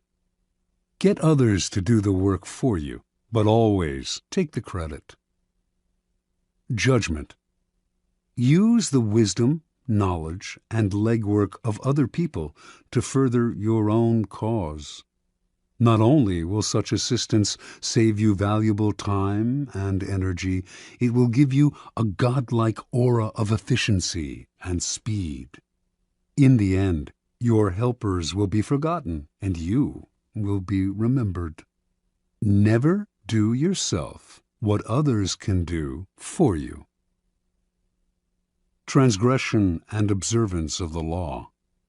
In 1883, a young Serbian scientist named Nikola Tesla was working for the European division of the Continental Edison Company. He was a brilliant inventor, and Charles Batchelor, a plant manager and a personal friend of Thomas Edison, persuaded him he should seek his fortune in America, giving him a letter of introduction to Edison himself. So began a life of woe and tribulation that lasted until Tesla's death. When Tesla met Edison in New York, the famous inventor hired him on the spot. Tesla worked 18-hour days, finding ways to improve the primitive Edison dynamos. Finally, he offered to redesign them completely. To Edison, this seemed a monumental task that could last years without paying off. But he told Tesla, "There's $50,000 in it for you, if you can do it." Tesla labored day and night on the project, and after only a year, he produced a greatly improved version of the dynamo, complete with automatic controls. He went to Edison to break the good news and receive his $50,000. Edison was pleased with the improvement, for which he and his company would take credit. But when it came to the issue of the money, he told the young Serb, "Tesla, you don't understand our American humor," and offered a small raise instead. Tesla's obsession was to create an alternating current system, AC, of electricity. Edison believed in the direct current system, DC, and not only refused to support Tesla's research, but later did all he could to sabotage him. Tesla turned to the great Pittsburgh magnate George Westinghouse, who had started his own electricity company. Westinghouse completely funded Tesla's research and offered him a generous royalty agreement on future profits. The AC system Tesla developed is still the standard today, but after patents were filed in his name, other scientists came forward to take credit for the invention, claiming that they had laid the groundwork for him. His name was lost in the shuffle, and the public came to associate the invention with Westinghouse himself. A year later, Westinghouse was caught in a takeover bid from J. Pierpont Morgan, who made him rescind the generous royalty contract he had signed with Tesla. Westinghouse explained to the scientist that his company would not survive if it had to pay him his full royalties. He persuaded Tesla to accept a buyout of his patents for $216,000. A large sum, no doubt, but far less than the $12 million they were worth at the time. The financiers had divested Tesla of the riches, the patents, and essentially the credit for the greatest invention of his career. The name of Guglielmo Marconi is forever linked with the invention of radio. But few know that in producing his invention, he broadcast a signal across the English Channel in 1899. Marconi made use of a patent Tesla had filed in 1897, and that his work depended on Tesla's research. Once again, Tesla received no money and no credit. Tesla invented an induction motor as well as the AC power system, and he is the real father of radio. Yet none of these discoveries bear his name. As an old man, he lived in poverty. In 1917, during his later impoverished years, Tesla was told he was to receive the Edison Medal of the American Institute of Electrical Engineers. He turned the medal down. "You propose," he said, "to honor me with a medal which I could pin upon my coat and strut for a vain hour before the members of your institute. You would decorate my body and continue to let starve for failure to supply recognition my mind and its creative products, which have supplied the foundation upon which the major portion of your institute exists." Interpretation. Many harbor the illusion that science, dealing with facts as it does, is beyond the petty rivalries that trouble the rest of the world. Nikola Tesla was one of those. He believed science had nothing to do with politics, and claimed not to care for fame and riches. As he grew older, though, this ruined his scientific work. Not associated with any particular discovery, he could attract no investors to his many ideas. While he pondered great inventions for the future, others stole the patents he had already developed and got the glory for themselves. He wanted to do everything on his own, but merely exhausted and impoverished himself in the process. Edison was Tesla's polar opposite. He wasn't actually much of a scientific thinker or inventor. He once said that he had no need to be a mathematician because he could always hire one. That was Edison's main method. He was really a businessman and publicist, spotting the trends and the opportunities that were out there, then hiring the best in the field to do the work for him. If he had to, he would steal from his competitors. Yet his name is much better known than Tesla's. and is associated with more inventions. The lesson is twofold. First, the credit for an invention or creation is as important, if not more important, than the invention itself. You must secure the credit for yourself and keep others from stealing it away or from piggybacking on your hard work. To accomplish this, you must always be vigilant and ruthless, keeping your creation quiet until you can be sure there are no vultures circling overhead. Second, learn to take advantage of other people's work to further your own cause. Time is precious and life is short. If you try to do it all on your own, you run yourself ragged, waste energy, and burn yourself out. It is far better to conserve your forces, pounce on the work others have done, and find a way to make it your own. Keys to power. This is the essence of the law. Learn to get others to do the work for you, while you take the credit and you appear to be of godlike strength and power. If you think it important to do all the work yourself, you will never get far, and you will suffer the fate of the Teslas of the world. Find people with the skills and creativity you lack. Either hire them while putting your own name on top of theirs, or find a way to take their work and make it your own. Their creativity thus becomes yours, and you seem a genius to the world. Law 8. Make other people come to you. Use bait if necessary. Judgment.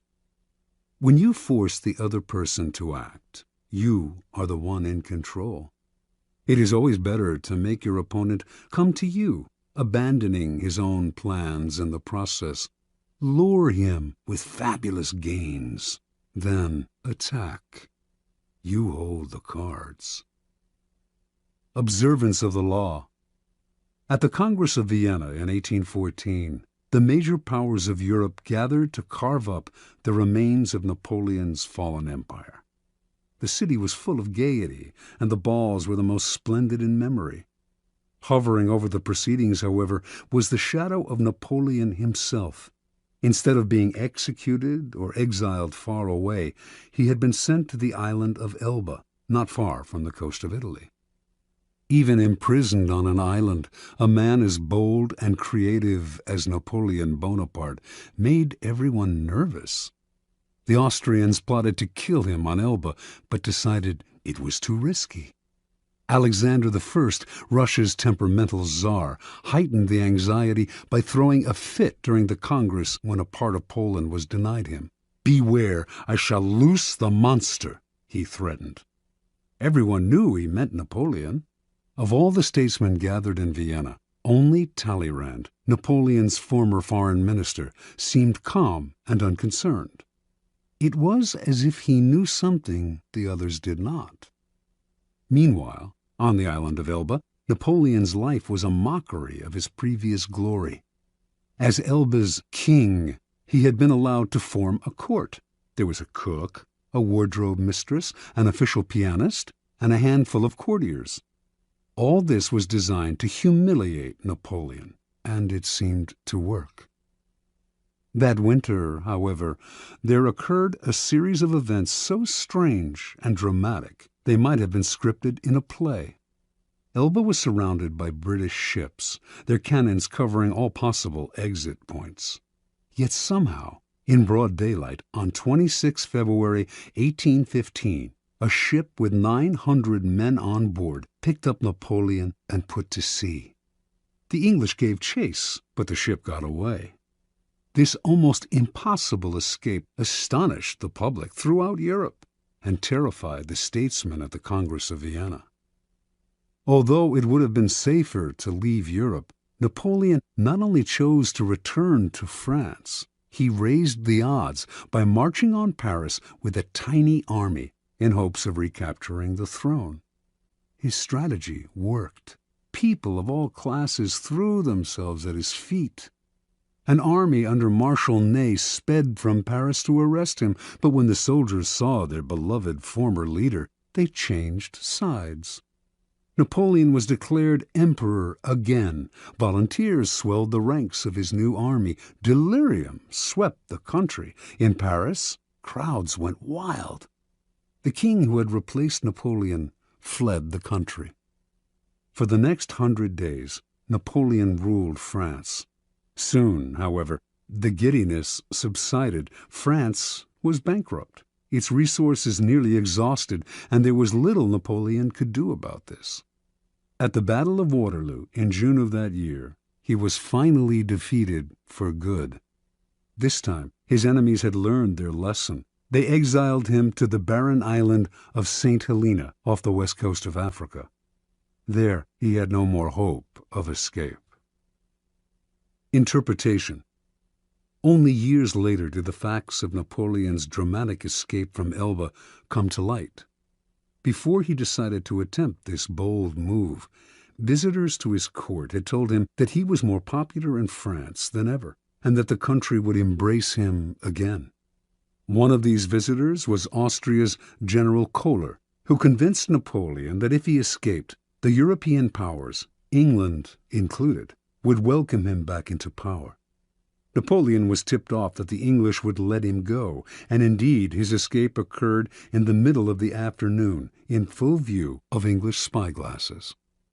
What Napoleon did not know was that there was a man behind it all, pulling the strings, and that this man was his former minister, Talleyrand. And Talleyrand was doing all this, not to bring back the glory days, but to crush Napoleon once and for all. Considering the emperor's ambition unsettling to Europe's stability, he had turned against him long ago. When Napoleon was exiled to Elba, Talleyrand had protested. Napoleon should be sent farther away, he argued, or Europe would never have peace. But no one listened.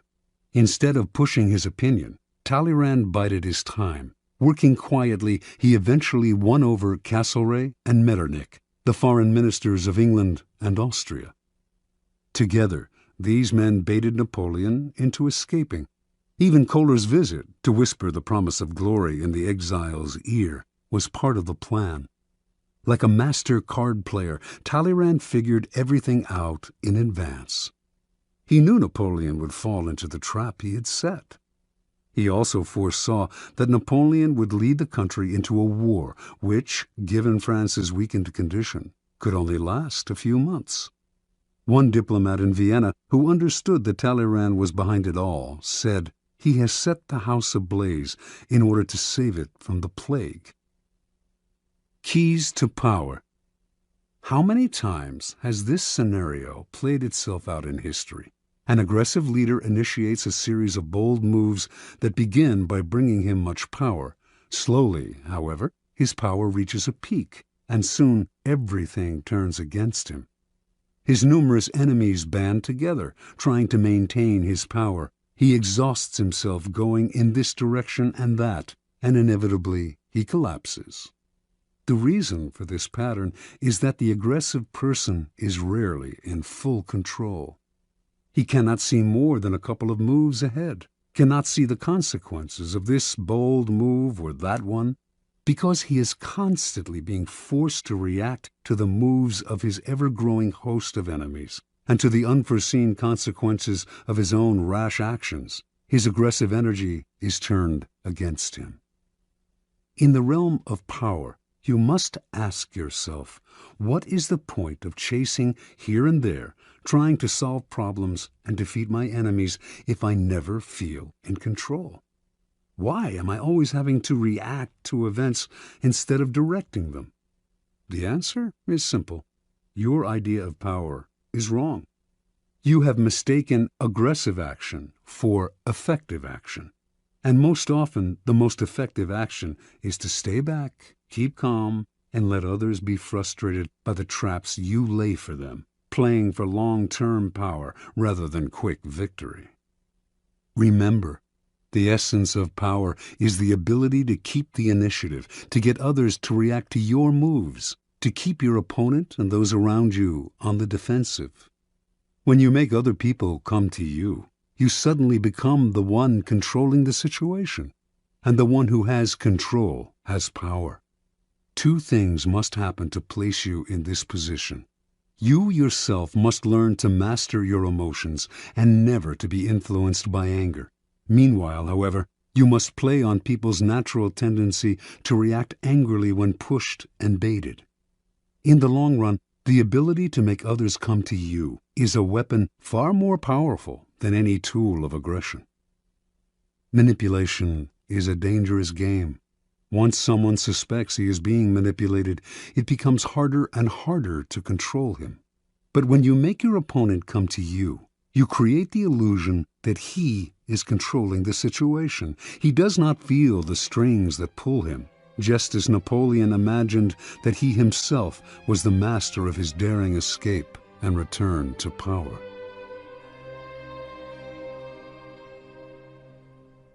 Law 9. Win through your actions, never through argument. Judgment.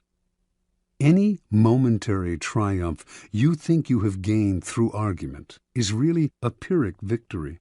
The resentment and ill will you stir up is stronger and lasts longer than any momentary change of opinion. It is much more powerful to get others to agree with you through your actions without saying a word. Demonstrate, do not explicate.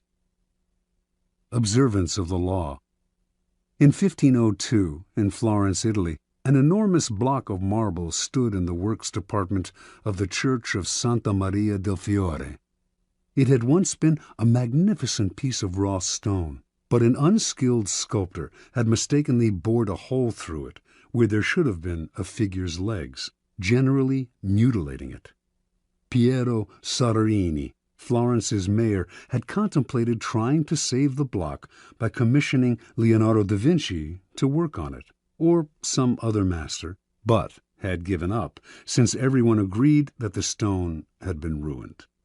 So, despite the money that had been wasted on it, it gathered dust in the dark halls of the church. This was where things stood until some Florentine friends of the great Michelangelo decided to write to the artist, then living in Rome. He alone, they said, could do something with the marble, which was still magnificent raw material. Michelangelo traveled to Florence, examined the stone, and came to the conclusion that he could, in fact, carve a fine figure from it by adapting the pose to the way the rock had been mutilated. Soderini argued that this was a waste of time. Nobody could salvage such a disaster, but he finally agreed to let the artist work on it. Michelangelo decided he would depict a young David, sling in hand. Weeks later, as Michelangelo was putting the final touches on the statue, Soderini entered the studio. Fancying himself a bit of a connoisseur, he studied the huge work and told Michelangelo that while he thought it was magnificent, the nose, he judged, was too big.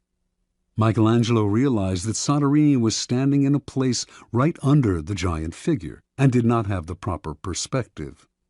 Without a word, he gestured for Soderini to follow him up the scaffolding. Reaching the nose, he picked up his chisel, as well as a bit of marble dust that lay on the planks. With Soderini just a few feet below him on the scaffolding, Michelangelo started to tap lightly with the chisel, letting the bits of dust he had gathered in his hand to fall little by little.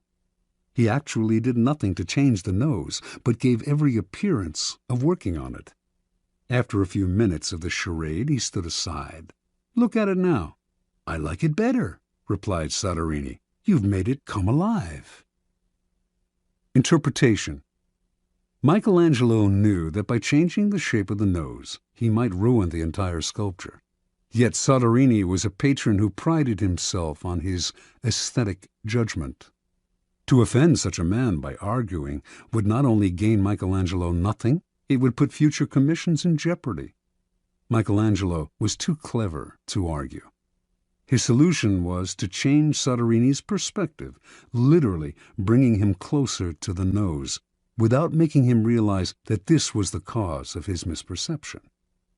Fortunately for posterity, Michelangelo found a way to keep the perfection of the statue intact, while, at the same time, making Soderini believe he had improved it. Such is the double power of winning through actions rather than argument. No one is offended, and your point is proven. Keys to power. In the realm of power, you must learn to judge your moves by their long-term effects on other people.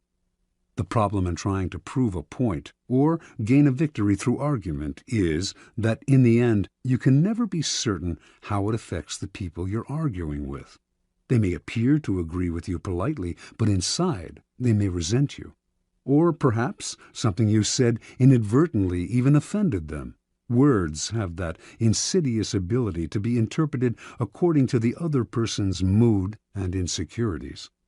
Even the best argument has no solid foundation, for we have all come to distrust the slippery nature of words.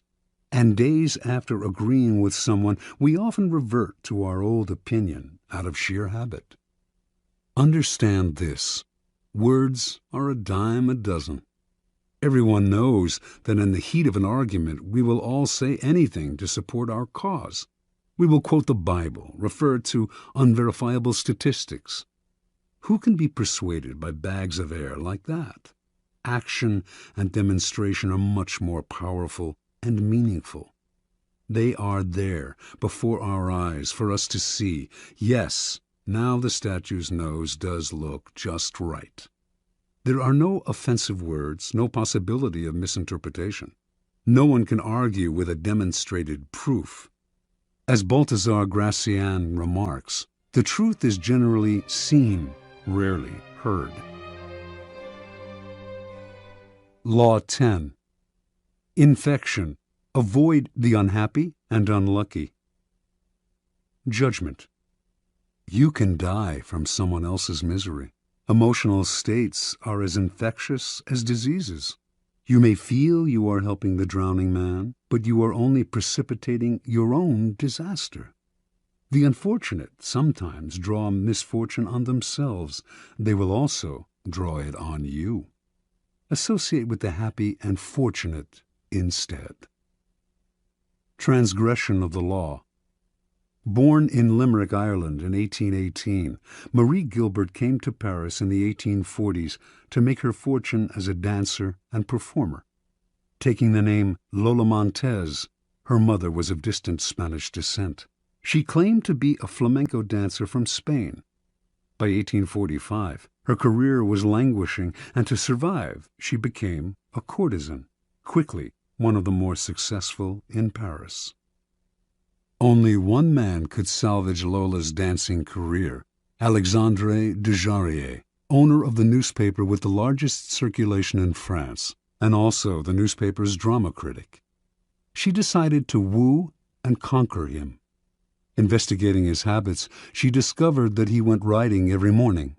An excellent horsewoman herself, she rode out one morning and accidentally ran into him.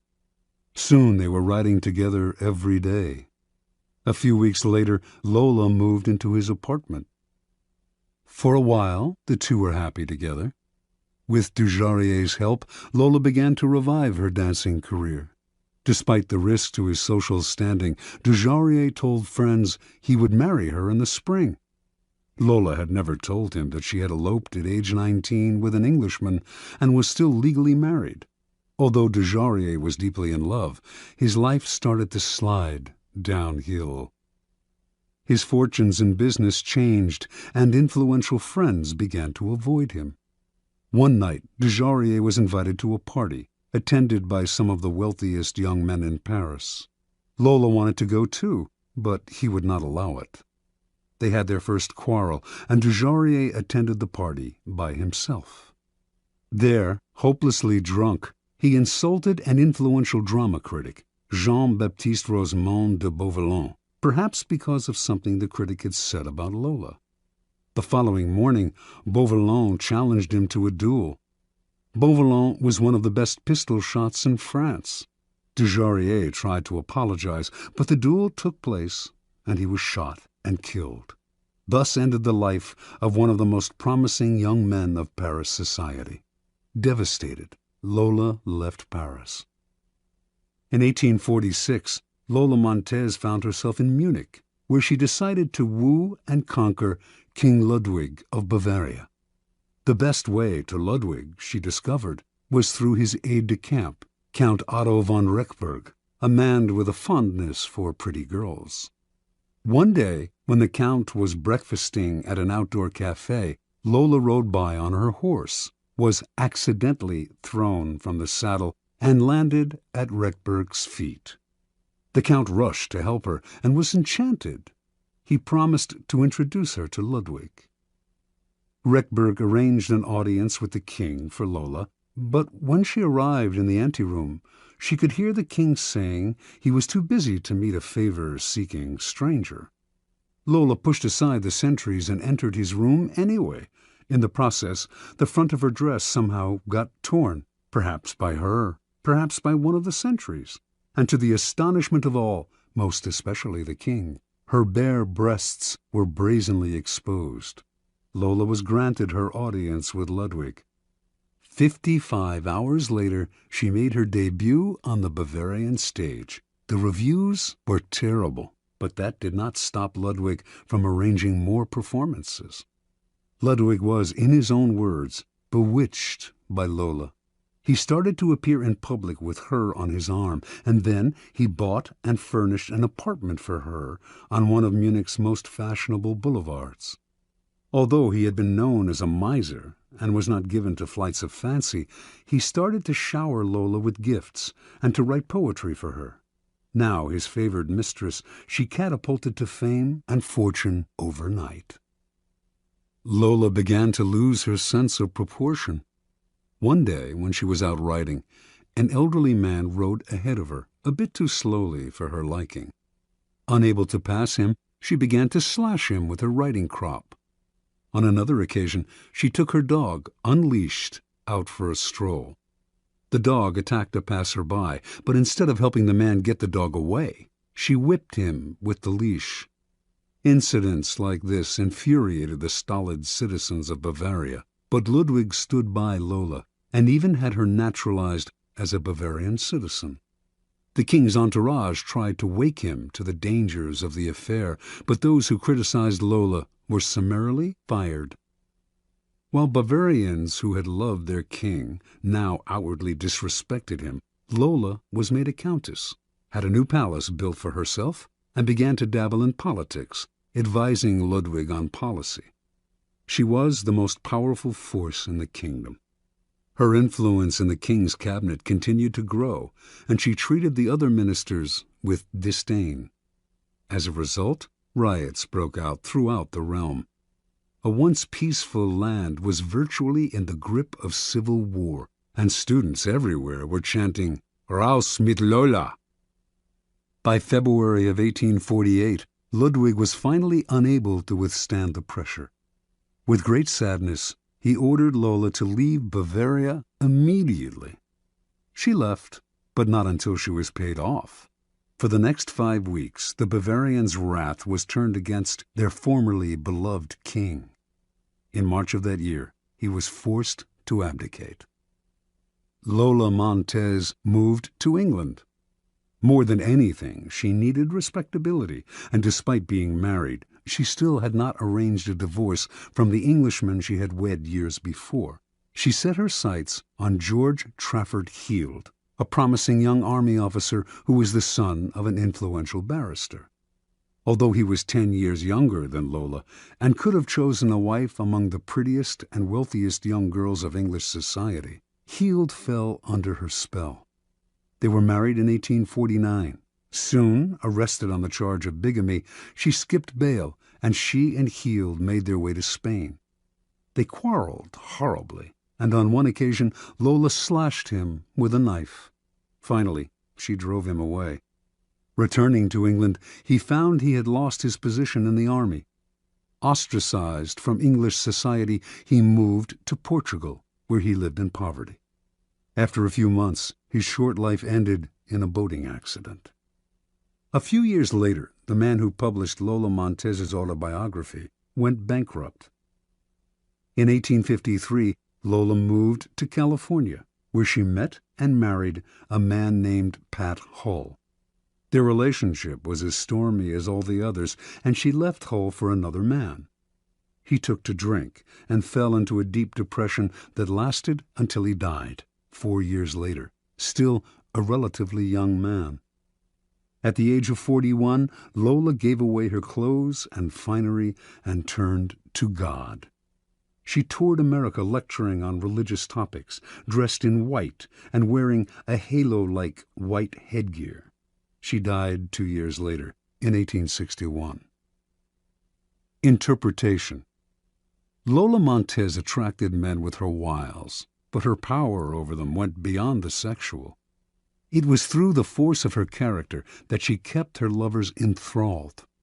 Men were sucked into the maelstrom she churned up around her. They felt confused, upset, but the strength of the emotions she stirred also made them feel more alive. As is often the case with infection, the problems would only arise over time. Lola's inherent instability would begin to get under her lover's skin. They would find themselves drawn into her problems, but their emotional attachment to her would make them want to help her. This was the crucial point of the disease, for Lola Montez could not be helped. Her problems were too deep. Once the lover identified with them, he was lost. He would find himself embroiled in quarrels. The infection would spread to his family and friends, or, in the case of Ludwig, to an entire nation.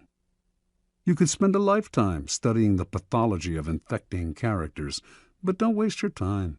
Just learn the lesson. When you suspect you are in the presence of an infector, don't argue, don't try to help, don't pass the person on to your friends, or you will become enmeshed. Flee the infector's presence or suffer the consequences. Keys to power. Those misfortunates among us who have been brought down by circumstances beyond their control deserve all the help and sympathy we can give them. But there are others who are not born to misfortune or unhappiness, but who draw it upon themselves by their destructive actions and unsettling effect on others. It would be a great thing if we could raise them up, change their patterns, but more often than not, it is their patterns that end up getting inside and changing us. The incurably unhappy and unstable have a particularly strong infecting power because their characters and emotions are so intense. They often present themselves as victims, making it difficult, at first, to see their miseries as self-inflicted. Before you realize the real nature of their problems, you have been infected by them. Understand this. In the game of power, the people you associate with are critical. The risk of associating with infectors is that you will waste valuable time and energy trying to free yourself. Through a kind of guilt by association, you will also suffer in the eyes of others. Never underestimate the dangers of infection. Law 11. Learn to keep people dependent on you. Judgment. To maintain your independence, you must always be needed and wanted. The more you are relied on, the more freedom you have. Make people depend on you for their happiness and prosperity, and you have nothing to fear. Never teach them enough so that they can do without you. Observance of the law. When Otto von Bismarck became a deputy in the Prussian Parliament in 1847, he was 32 years old and without an ally or friend.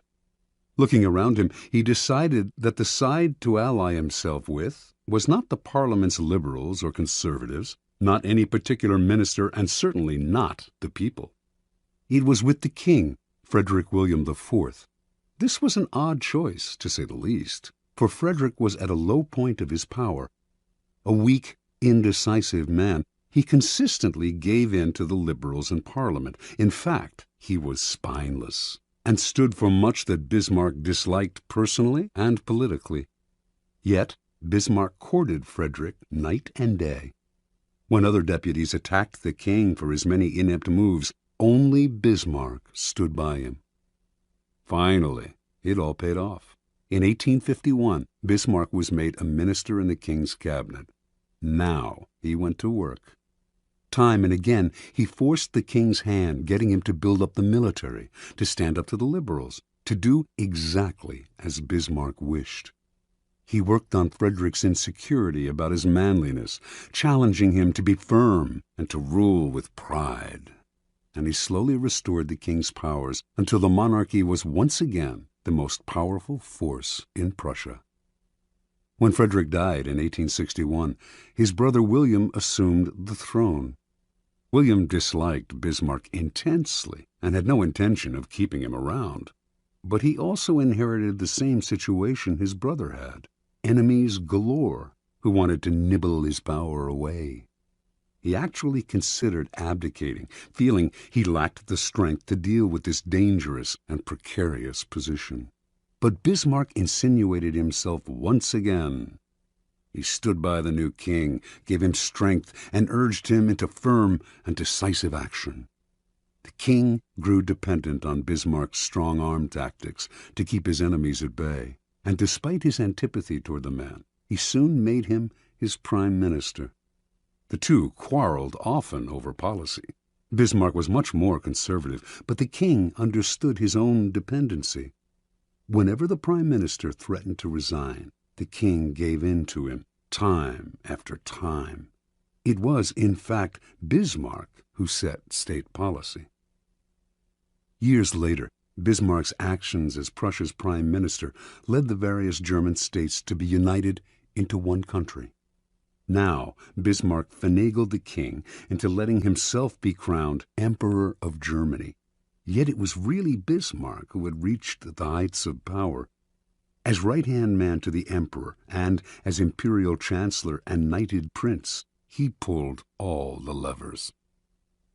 Iron and blood, in Bismarck's phrase. Then you will survive your masters as Bismarck did. You will have all the benefits of power without the thorns that come from being a master. Keys to power. The ultimate power is the power to get people to do as you wish. When you can do this without having to force people or hurt them, when they willingly grant you what you desire, then your power is untouchable. The best way to achieve this position is to create a relationship of dependence. The master requires your services. He is weak or unable to function without you. You have enmeshed yourself in his work so deeply that doing away with you would bring him great difficulty, or at least would mean valuable time lost in training another to replace you.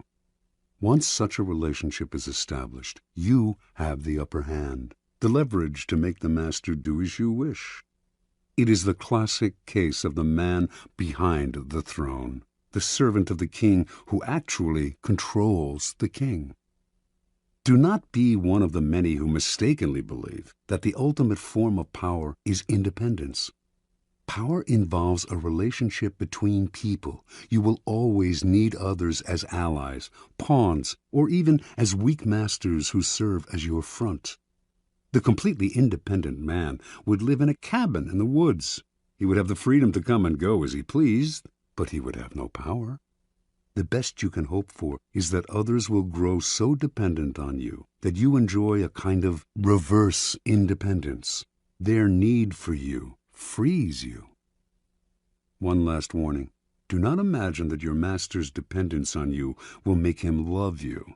In fact, he may resent and fear you. But as Machiavelli said, it is better to be feared than loved. Fear you can control. Love? Never. Depending on an emotion as subtle and changeable as love or friendship will only make you insecure. Better to have others depend on you out of fear of the consequences of losing you than out of love of your company.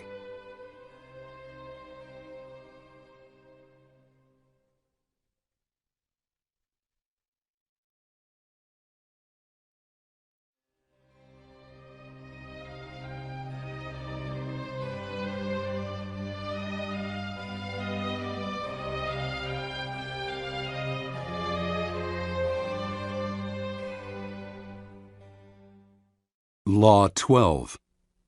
Use selective honesty and generosity to disarm your victim. Judgment. One sincere and honest move will cover over dozens of dishonest ones.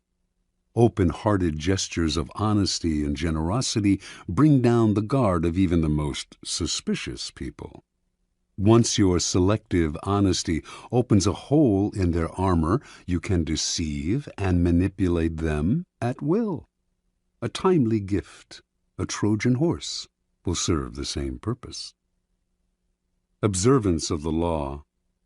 Sometime in 1926, a tall, dapperly dressed man paid a visit to Al Capone, the most feared gangster of his time. Speaking with an elegant continental accent, the man introduced himself as Count Victor Lustig. He promised that if Capone gave him $50,000, he could double it. Capone had more than enough funds to cover the investment, but he wasn't in the habit of entrusting large sums to total strangers. He looked the Count over. Something about the man was different, his classy style, his manner, and so Capone decided to play along. He counted out the bills personally and handed them to Lustig. "Okay, Count," said Capone. "Double it in 60 days like you said." Lustig left with the money, put it in a safe deposit box in Chicago, then headed to New York, where he had several other money-making schemes in progress. The $50,000 remained in the bank box untouched. Lustig made no effort to double it. 2 months later, he returned to Chicago, took the money from the box, and paid Capone another visit. He looked at the gangster's stony-faced bodyguards, smiled apologetically, and said, "Please accept my profound regrets, Mr. Capone. I'm sorry to report that the plan failed. I failed." Capone slowly stood up. He glowered at Lustig, debating which part of the river to throw him in, but the Count reached into his coat pocket, withdrew the $50,000, and placed it on the desk. "Here, sir, is your money, to the penny. Again, my sincere apologies. This is most embarrassing. Things didn't work out the way I thought they would. I would have loved to have doubled your money for you and for myself. Lord knows I need it, but the plan just didn't materialize." Capone sagged back into his chair, confused.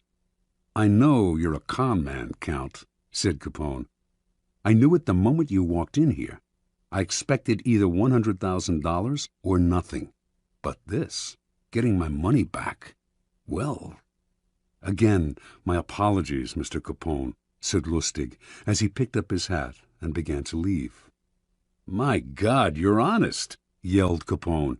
"If you're on the spot, here's 5 to help you along."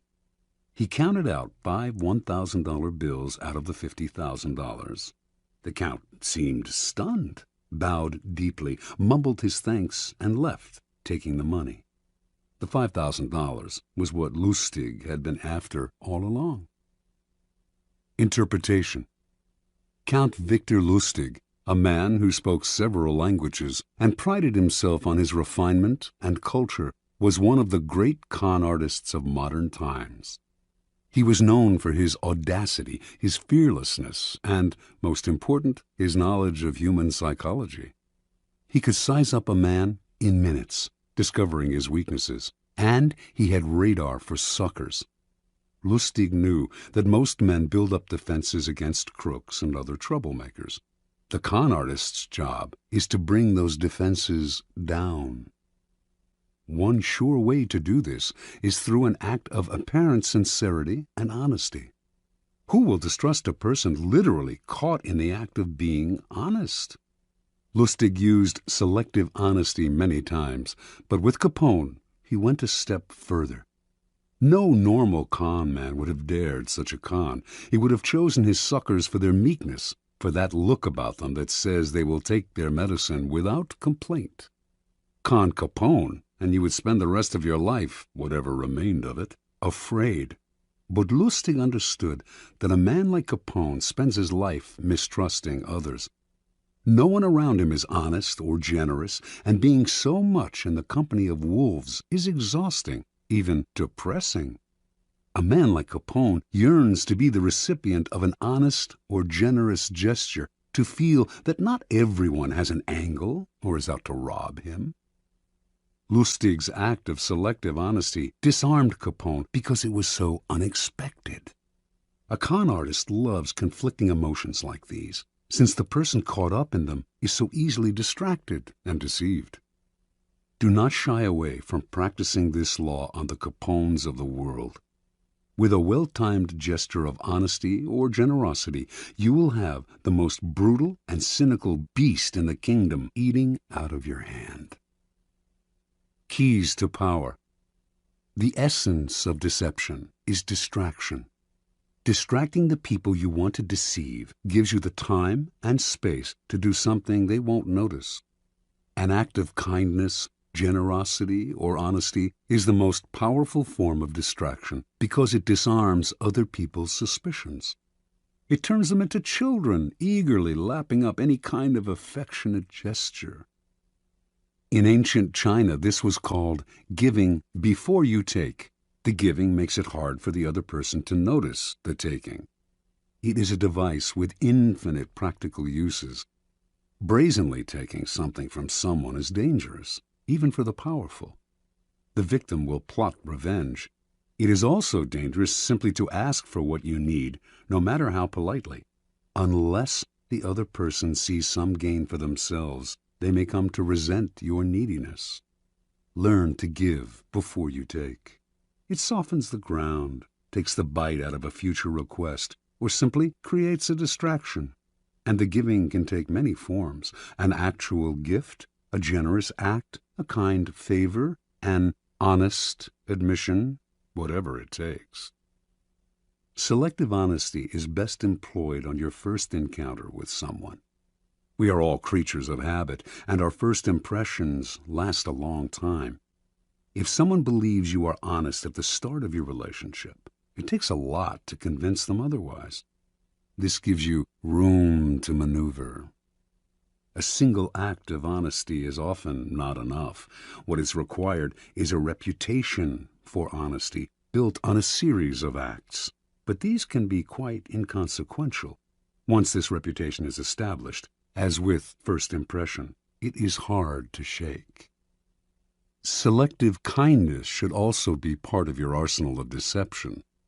Selective kindness will often break down even the most stubborn foe. Aiming right for the heart, it corrodes the will to fight back. Remember, by playing on people's emotions, calculated acts of kindness can turn a Capone into a gullible child. As with any emotional approach, the tactic must be practiced with caution.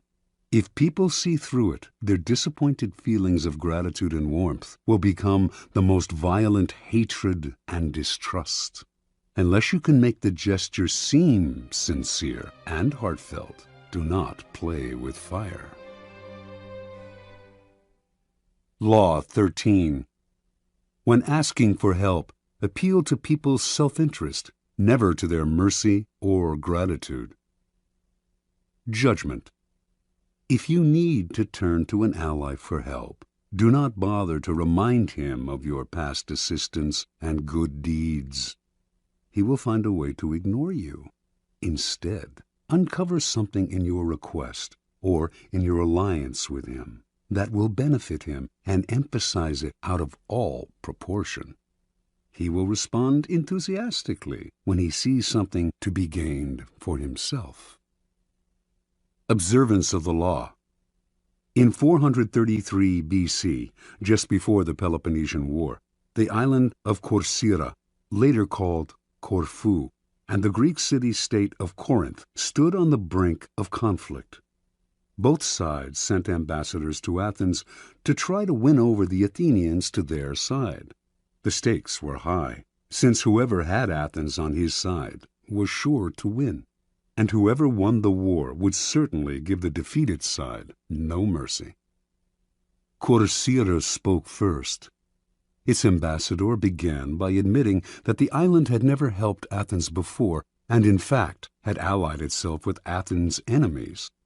There were no ties of friendship or gratitude between Corcyra and Athens. Yes, the ambassador admitted. He had come to Athens now out of fear and concern for Corcyra's safety. The only thing he could offer was an alliance of mutual interests. Corcyra had a navy only surpassed in size and strength by Athens' own.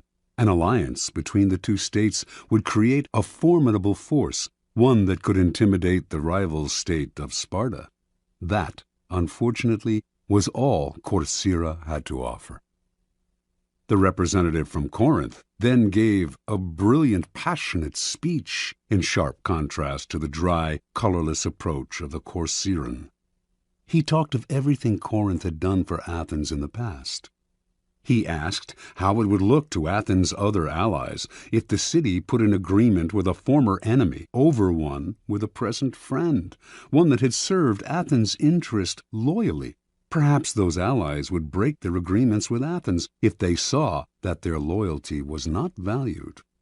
He referred to Hellenic law and the need to repay Corinth for all its good deeds. He finally went on to list the many services Corinth had performed for Athens and the importance of showing gratitude to one's friends. After the speech, the Athenians debated the issue in an assembly. On the second round, they voted overwhelmingly to ally with Corcyra and drop Corinth. Interpretation. History has remembered the Athenians nobly, but they were the preeminent realists of classical Greece. With them, all the rhetoric, all the emotional appeals in the world could not match a good pragmatic argument, especially one that added to their power. What the Corinthian ambassador did not realize was that his references to Corinth's past generosity to Athens only irritated the Athenians, subtly asking them to feel guilty and putting them under obligation. The Athenians could care less about past favors and friendly feelings. At the same time, they knew that if their other allies thought them ungrateful for abandoning Corinth, these city-states would still be unlikely to break their ties to Athens, the preeminent power in Greece. Athens ruled its empire by force and would simply compel any rebellious ally to return to the fold.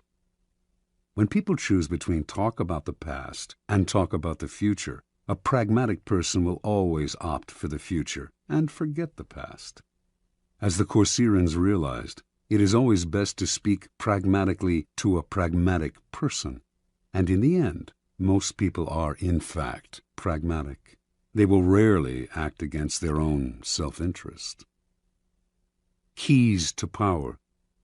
In your quest for power, you will constantly find yourself in the position of asking for help from those more powerful than you. There is an art to asking for help, an art that depends on your ability to understand the person you are dealing with and to not confuse your needs with theirs. Most people never succeed at this because they are completely trapped in their own wants and desires. They start from the assumption that the people they are appealing to have a selfless interest in helping them. They talk as if their needs mattered to these people, who probably couldn't care less. Sometimes they refer to larger issues, a great cause, or grand emotions such as love and gratitude. They go for the big picture when simple, everyday realities would have much more appeal. What they do not realize is that even the most powerful person is locked inside needs of his own, and that if you make no appeal to his self-interest, he merely sees you as desperate or, at best, a waste of time. A key step in the process is to understand the other person's psychology. Is he vain? Is he concerned about his reputation or his social standing? Does he have enemies you could help him vanquish? Is he simply motivated by money and power? When the Mongols invaded China in the 12th century, they threatened to obliterate a culture that had thrived for over 2,000 years. Their leader, Genghis Khan, saw nothing in China but a country that lacked pasturing for his horses, and he decided to destroy the place, leveling all its cities, for it would be better to exterminate the Chinese and let the grass grow. It was not a soldier, a general, or a king who saved the Chinese from devastation, but a man named Yelu Chutsai. A foreigner himself, Chutsai had come to appreciate the superiority of Chinese culture. He managed to make himself a trusted advisor to Genghis Khan and persuaded him that he would reap riches out of the place if, instead of destroying it, he simply taxed everyone who lived there. Khan saw the wisdom in this and did as Chutsai advised. When Khan took the city of Kaifeng after a long siege and decided to massacre its inhabitants, as he had in other cities that had resisted him, Chutsai told him that the finest craftsmen and engineers in China had fled to Kaifeng, and it would be better to put them to use. Kaifeng was spared. Never before had Genghis Khan shown such mercy, but then it really wasn't mercy that saved Kaifeng. Chutsai knew Khan well. He was a barbaric peasant who cared nothing for culture, or indeed for anything other than warfare and practical results. Chutsai chose to appeal to the only emotion that would work on such a man: greed. Self-interest is the lever that will move people. Once you make them see how you can in some way meet their needs or advance their cause, their resistance to your requests for help will magically fall away. At each step on the way to acquiring power, you must train yourself to think your way inside the other person's mind, to see their needs and interests, to get rid of the screen of your own feelings that obscure the truth. Master this art, and there will be no limits to what you can accomplish. Law 14. Pose as a friend, work as a spy. Judgment. Knowing about your rival is critical. Use spies to gather valuable information that will keep you a step ahead.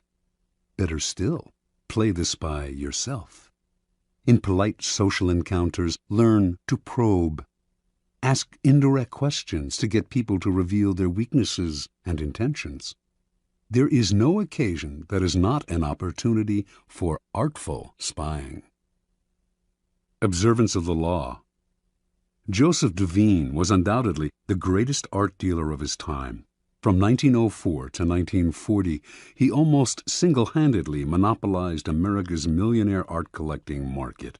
But one prize plum eluded him: the industrialist Andrew Mellon. Before he died, Devine was determined to make Mellon a client.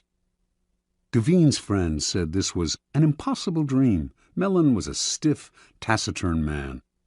The stories he had heard about the congenial, talkative Devine rubbed him the wrong way. He had made it clear he had no desire to meet the man.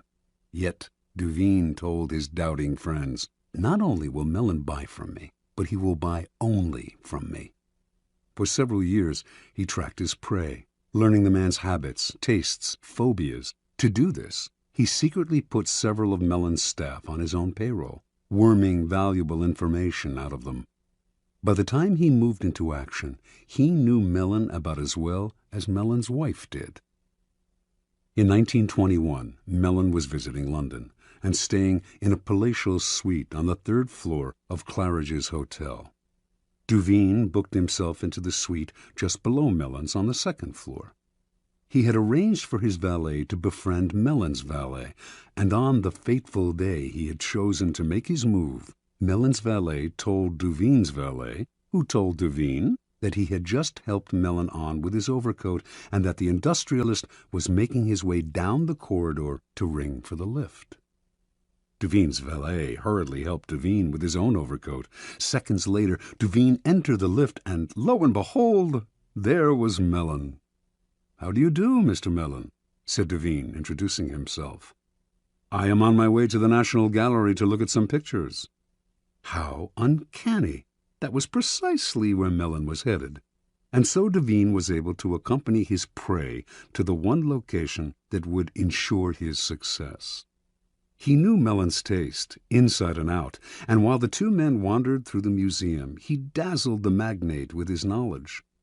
Once again, quite uncannily, they seemed to have remarkably similar tastes. Mellon was pleasantly surprised. This wasn't the Duveen he had expected. The man was charming and agreeable, and clearly had exquisite taste. When they returned to New York, Mellon visited Duveen's exclusive gallery and fell in love with the collection. Everything, surprisingly enough, seemed to be precisely the kind of work he wanted to collect. For the rest of his life, he was Duveen's best and most generous client. Interpretation. A man as ambitious and competitive as Joseph Duveen left nothing to chance. What's the point of winging it, or just hoping you may be able to charm this or that client? It's like shooting ducks blindfolded. Arm yourself with a little knowledge and your aim improves. Mellon was the most spectacular of Duveen's catches, but he spied on many a millionaire. By secretly putting members of his clients' household staffs on his own payroll, he would gain constant access to valuable information about their master's comings and goings, changes in taste, and other such tidbits of information that would put him a step ahead. A rival of Duveen's, who wanted to make Henry Frick a client, noticed that whenever he visited this wealthy New Yorker, Duveen was there before him, as if he had a sixth sense. To other dealers, Duveen seemed to be everywhere, and to know everything before they did. His powers discouraged and disheartened them, until many simply gave up going after the wealthy clients who could make a dealer rich. Such is the power of artful spying. It makes you seem all-powerful, clairvoyant. Your knowledge of your mark can also make you seem charming. So well can you anticipate their desires. No one sees the source of your power, and what they cannot see, they cannot fight. Keys to power. In the realm of power, your goal is a degree of control over future events. Part of the problem you face, then, is that people won't tell you all their thoughts, emotions, and plans. Carefully controlling what they say, they keep the most critical parts of their character hidden, their weaknesses, ulterior motives, obsessions. The result is that you cannot predict their moves and are constantly in the dark. The trick is to find a way to probe them, to find out their secrets and hidden intentions without letting them know what you are up to. This is not as difficult as you might think. A friendly front will let you secretly gather information on friends and enemies alike. Let others consult the horoscope or read tarot cards. You have more concrete means of seeing into the future. The most common way of spying is to use other people, as Duveen did. The method is simple, powerful, but risky. You will certainly gather information, but you have little control over the people who are doing the work. Perhaps they will ineptly reveal your spying, or even secretly turn against you. It is far better to be the spy yourself, to pose as a friend while secretly gathering information. During social gatherings and innocuous encounters, pay attention. This is when people's guards are down. By suppressing your own personality, you can make them reveal things. The brilliance of the maneuver is that they will mistake your interest in them for friendship, so that you not only learn, you make allies. Nevertheless, you should practice this tactic with caution and care. If people begin to suspect you are worming secrets out of them under the cover of conversation, they will strictly avoid you. Emphasize friendly chatter, not valuable information. Your search for gems of information cannot be too obvious, or your probing questions will reveal more about yourself and your intentions than about the information you hope to find. A trick to try in spying comes from La Rochefoucauld, who wrote, "Sincerity is found in very few men, and is often the cleverest of ruses. One is sincere in order to draw out the confidence and secrets of the other. By pretending to bare your heart to another person, in other words, you make them more likely to reveal their own secrets. Give them a false confession, and they will give you a real one." Another trick was identified by the philosopher Arthur Schopenhauer, who suggested vehemently contradicting people you're in conversation with as a way of irritating them, stirring them up so that they lose some of the control over their words. In their emotional reaction, they will reveal all kinds of truths about themselves, truths you can later use against them.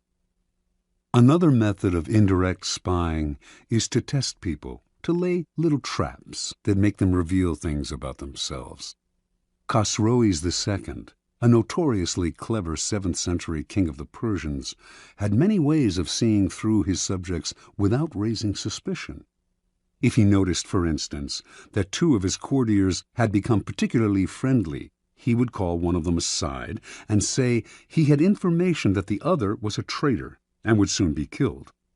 The king would tell the courtier he trusted him more than anyone and that he must keep this information secret. Then he would watch the 2 men carefully.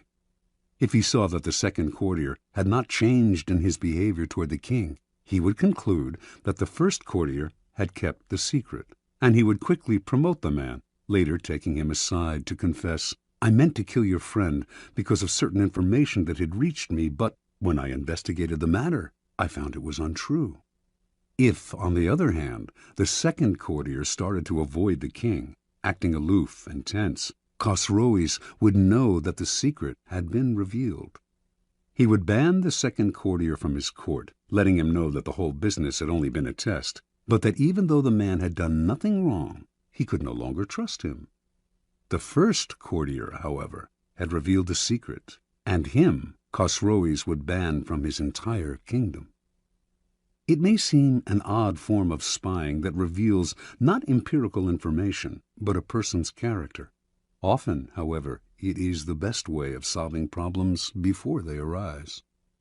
By tempting people into certain acts, you learn about their loyalty, their honesty, and so on. And this kind of knowledge is often the most valuable of all. Armed with it, you can predict their actions in the future.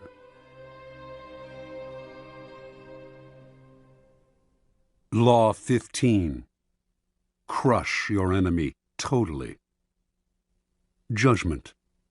All great leaders since Moses have known that a feared enemy must be crushed completely. Sometimes they have learned this the hard way.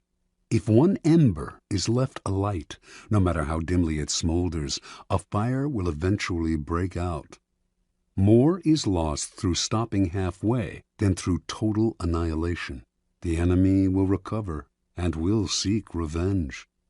Crush him, not only in body, but in spirit. Transgression of the law. No rivalry between leaders is more celebrated in Chinese history than the struggle between Xiang Yu and Liu Bang. These 2 generals began their careers as friends, fighting on the same side. Xiang Yu came from the nobility, large and powerful, given to bouts of violence and temper, a bit dull-witted. He was yet a mighty warrior who always fought at the head of his troops. Liu Bang came from peasant stock. He had never been much of a soldier and preferred women and wine to fighting. In fact, he was something of a scoundrel. But he was wily, and he had the ability to recognize the best strategists, keeping them as his advisors, and listen to their advice. He had risen in the army through these strengths. In 208 B.C., the king of Chu sent 2 massive armies to conquer the powerful kingdom of Qin. One army went north, under the generalship of Sung Yi, with Xiang Yu second in command. The other, led by Liu Bang, headed straight toward Qin. The target was the kingdom's splendid capital, Xianyang, and Xiang Yu, ever violent and impatient, could not stand the idea that Liu Bang would get to Xianyang first and perhaps would assume command of the entire army. At one point on the northern front, Xiang's commander, Sung Yi, hesitated in sending his troops into battle. Furious, Xiang entered Sung Yi's tent, proclaimed him a traitor, cut off his head, and assumed sole command of the army. Without waiting for orders, he left the northern front and marched directly on Xianyang. He felt certain he was the better soldier and general than Liu, But, to his utter astonishment, his rival, leading a smaller, swifter army, managed to reach Xianyang first. Xiang had an advisor, Fan Tseng, who warned him, this village headman, Liu Bang, used to be greedy only for riches and women, but since entering the capital, he has not been led astray by wealth, wine, or sex. That shows he is aiming high. Fan Tseng urged Xiang to kill his rival before it was too late. He told the general to invite the wily peasant to a banquet at their camp outside Xianyang, and, in the midst of a celebratory sword dance, to have his head cut off. The invitation was sent. Liu fell for the trap and came to the banquet. But Xiang hesitated in ordering the sword dance, and by the time he gave the signal, Liu had sensed a trap and managed to escape. "Bah!" cried Fan Tseng in disgust, seeing that Xiang had botched the plot. "One cannot plan with a simpleton. Liu Bang will steal your empire yet and make us all his prisoners." Realizing his mistake, Xiang hurriedly marched on Xianyang, this time determined to hack off his rival's head. Liu was never one to fight when the odds were against him, and he abandoned the city. Xiang captured Xianyang, murdered the young prince of Qin, and burned the city to the ground. Liu was now Xiang's bitter enemy, and he pursued him for many months, finally cornering him in a walled city. Lacking food, his army in disarray, Liu sued for peace. Again, Fan Tseng warned Xiang, "Crush him now. If you let him go again, you will be sorry later." But Xiang decided to be merciful. He wanted to bring Liu back to Chu alive, and to force his former friend to acknowledge him as master. But Fan proved right. Liu managed to use the negotiations for surrender as a distraction, and he escaped with a small army. Xiang, amazed that he had yet again let his rival slip away, once more set out after Liu, this time with such ferocity that he seemed to have lost his mind. A few weeks later, in the thick of the hunt, Xiang scattered his forces unwisely, and in a surprise attack, Liu was able to surround his main garrison. For the first time, the tables were turned. Now it was Xiang who sued for peace. Liu's top advisor urged him to destroy Xiang, crush his army, show no mercy. Making a false treaty, he lured Xiang into relaxing his defense, then slaughtered almost all of his army. Xiang managed to escape. Alone and on foot, knowing that Liu had put a bounty on his head, he came upon a small group of his own retreating soldiers and cried out, "I hear Liu Bang has offered 1,000 pieces of gold and a fief of 10,000 families for my head. Let me do you a favor." Then he slit his own throat and died. Interpretation. This is the fate that faces all of us when we sympathize with our enemies, when pity or the hope of reconciliation makes us pull back from doing away with them. We only strengthen their fear and hatred of us. We have beaten them and they are humiliated, yet we nurture these resentful vipers who will one day kill us. Power cannot be dealt with this way. It must be exterminated, crushed, and denied the chance to return to haunt us. This is all the truer with a former friend who has become an enemy. The law governing fatal antagonisms reads, "Reconciliation is out of the question. Only one side can win, and it must win totally." Liu Bang learned this lesson well. After defeating Xiang Yu, this son of a farmer went on to become supreme commander of the armies of Chu. Crushing his next rival, the king of Chu, his own former leader, he crowned himself emperor, defeated everyone in his path, and went down in history as one of the greatest rulers of China, the immortal Han Gao Tzu, founder of the Han Dynasty. Keys to Power. It is no accident that the story illustrating this law comes from China. Chinese history abounds with examples of enemies who were left alive and returned to haunt the lenient. Crush the enemy is a key strategic tenet of Sun Tzu, the 4th century BC author of The Art of War. The idea is simple. Your enemies wish you ill. There is nothing they want more than to eliminate you. If, in your struggles with them, you stop halfway or even 3/4 of the way, out of mercy or hope of reconciliation, you only make them more determined, more embittered, and they will someday take revenge.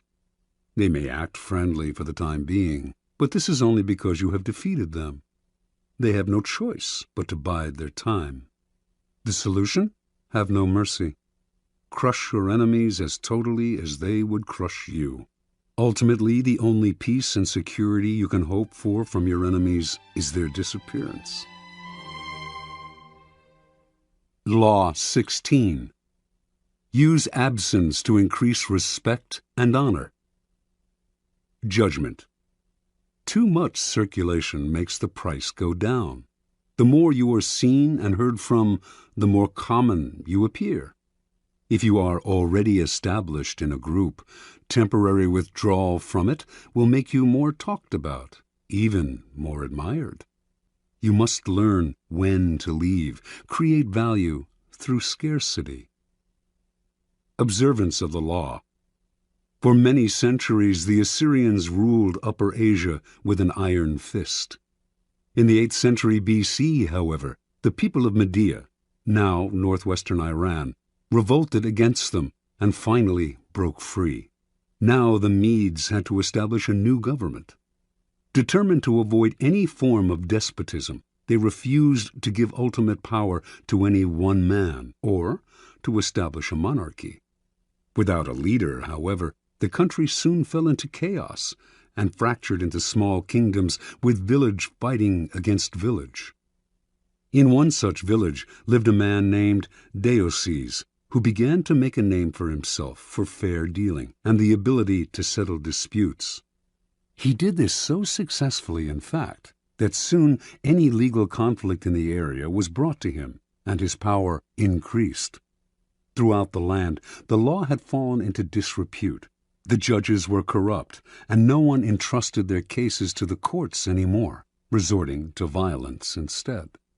When news spread of Deioces' wisdom, incorruptibility, and unshakable impartiality, Median villages far and wide turned to him to settle all manner of cases.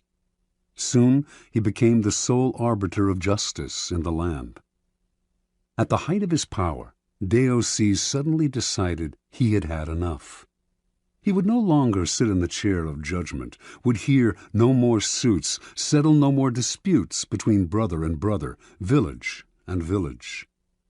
Complaining that he was spending so much time dealing with other people's problems that he had neglected his own affairs, he retired. The country once again descended into chaos.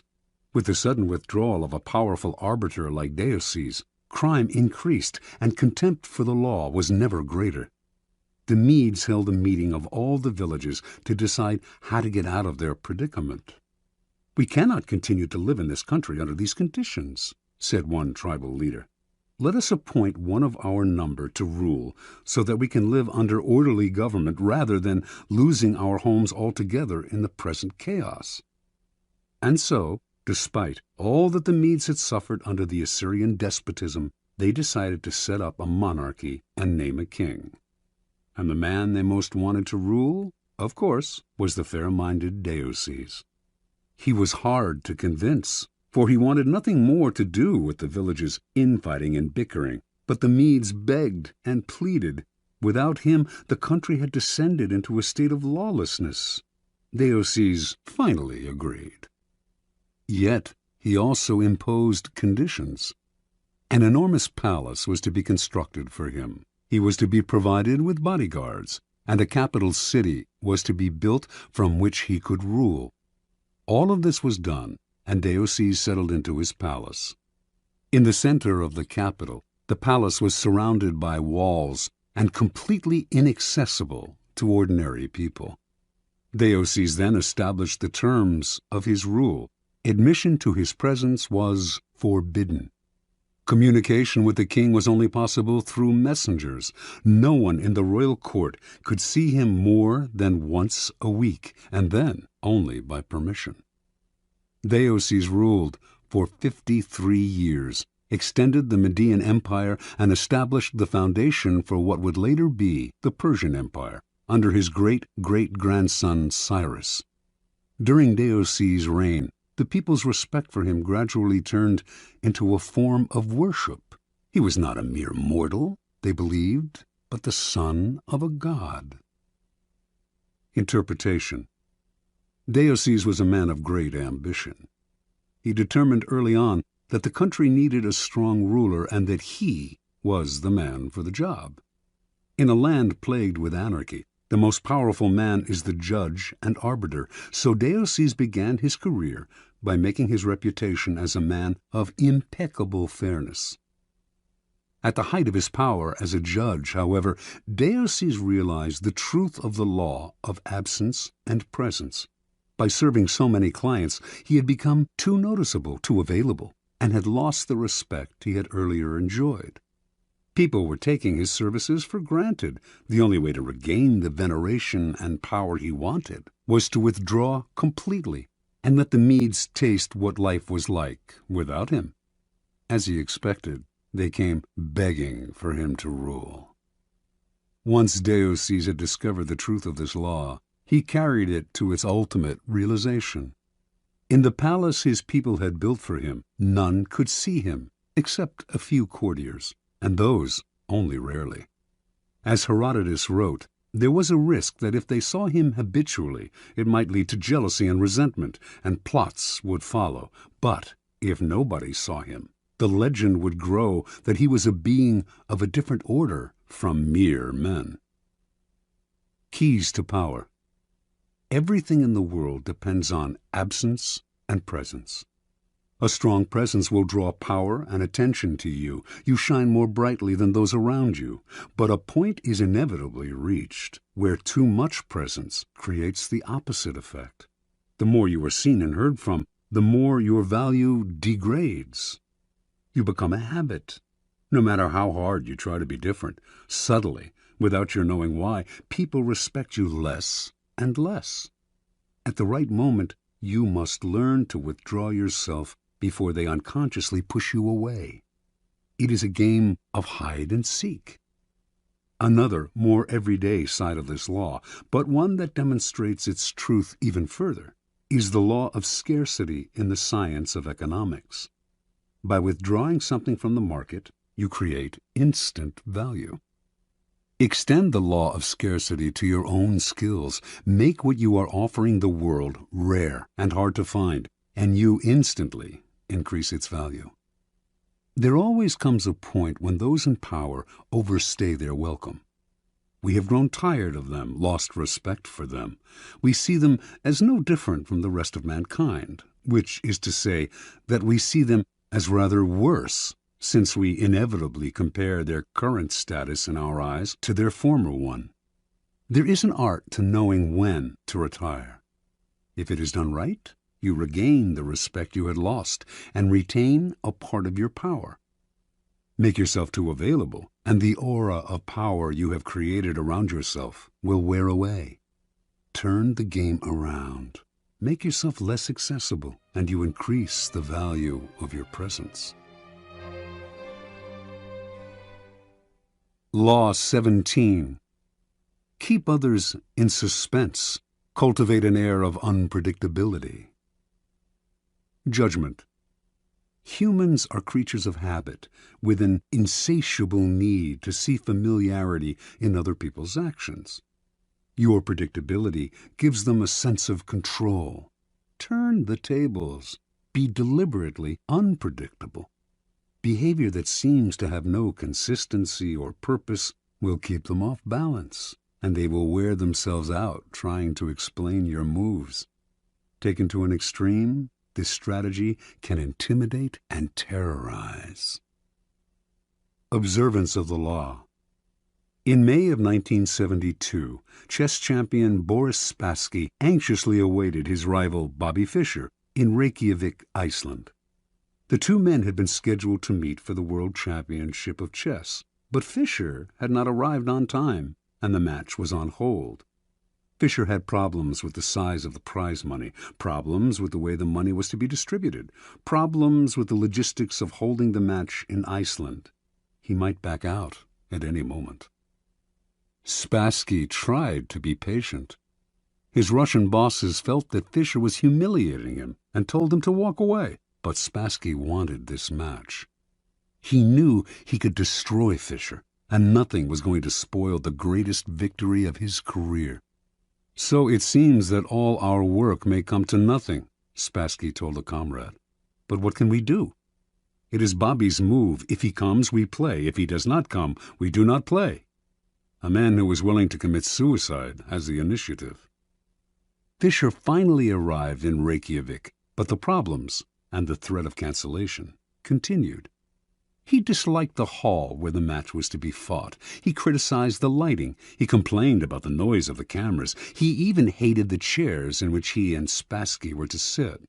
Now the Soviet Union took the initiative and threatened to withdraw their man.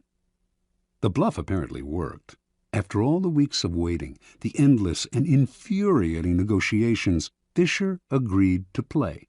Everyone was relieved. No one more than Spassky, but on the day of the official introductions, Fischer arrived very late, and on the day when the match of the century was to begin, he was late again. This time, however, the consequences would be dire. If he showed up too late, he would forfeit the first game. What was going on?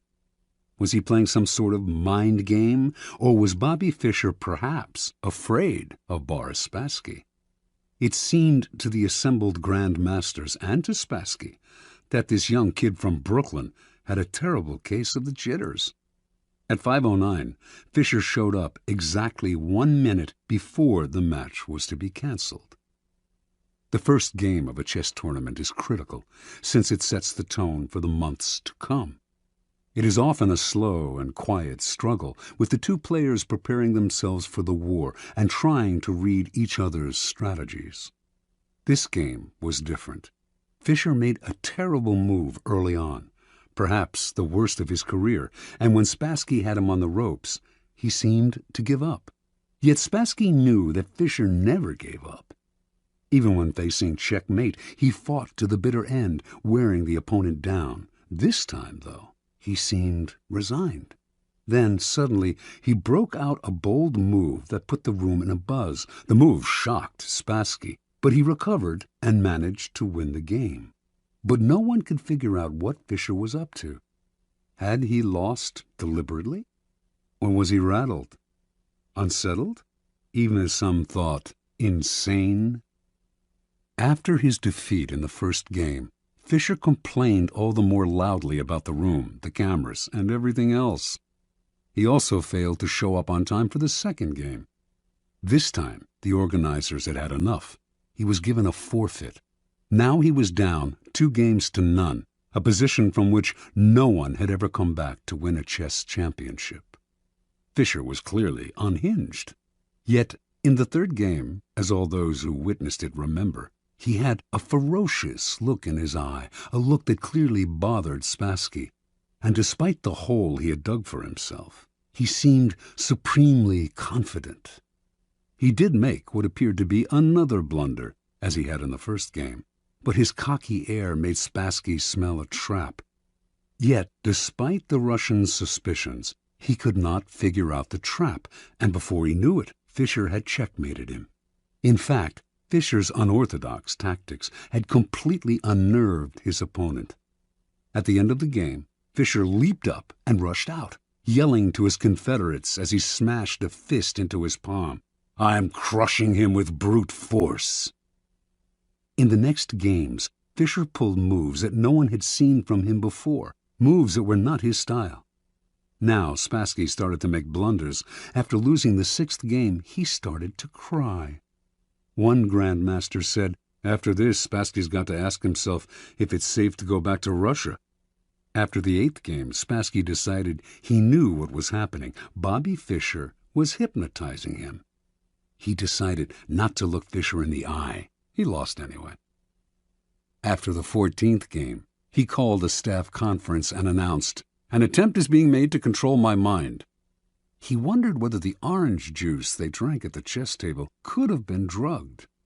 Maybe chemicals were being blown into the air. Finally, Spassky went public, accusing the Fischer team of putting something in the chairs that was altering Spassky's mind. The KGB went on alert. Boris Spassky was embarrassing the Soviet Union. The chairs were taken apart and x-rayed. A chemist found nothing unusual in them. The only things anyone found anywhere, in fact, were 2 dead flies in the lighting fixture. Spassky began to complain of hallucinations. He tried to keep playing, but his mind was unraveling. He could not go on. On September 2nd, he resigned. Although still relatively young, he never recovered from this defeat. Interpretation. In previous games between Fischer and Spassky, Fischer had not fared well. Spassky had an uncanny ability to read his opponent's strategy and use it against him. Adaptable and patient, he would build attacks that would defeat not in 7 moves, but in 70. He defeated Fischer every time they played because he saw much further ahead and because he was a brilliant psychologist who never lost control. One master said, "He doesn't just look for the best move, he looks for the move that will disturb the man he is playing." Fischer, however, finally understood that this was one of the keys to Spassky's success. He played on your predictability, defeated you at your own game. Everything Fischer did for the championship match was an attempt to put the initiative on his side and to keep Spassky off balance. Clearly, the endless waiting had an effect on Spassky's psyche.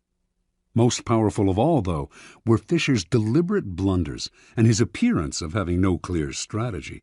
In fact, he was doing everything he could to scramble his old patterns, even if it meant losing the first match and forfeiting the second.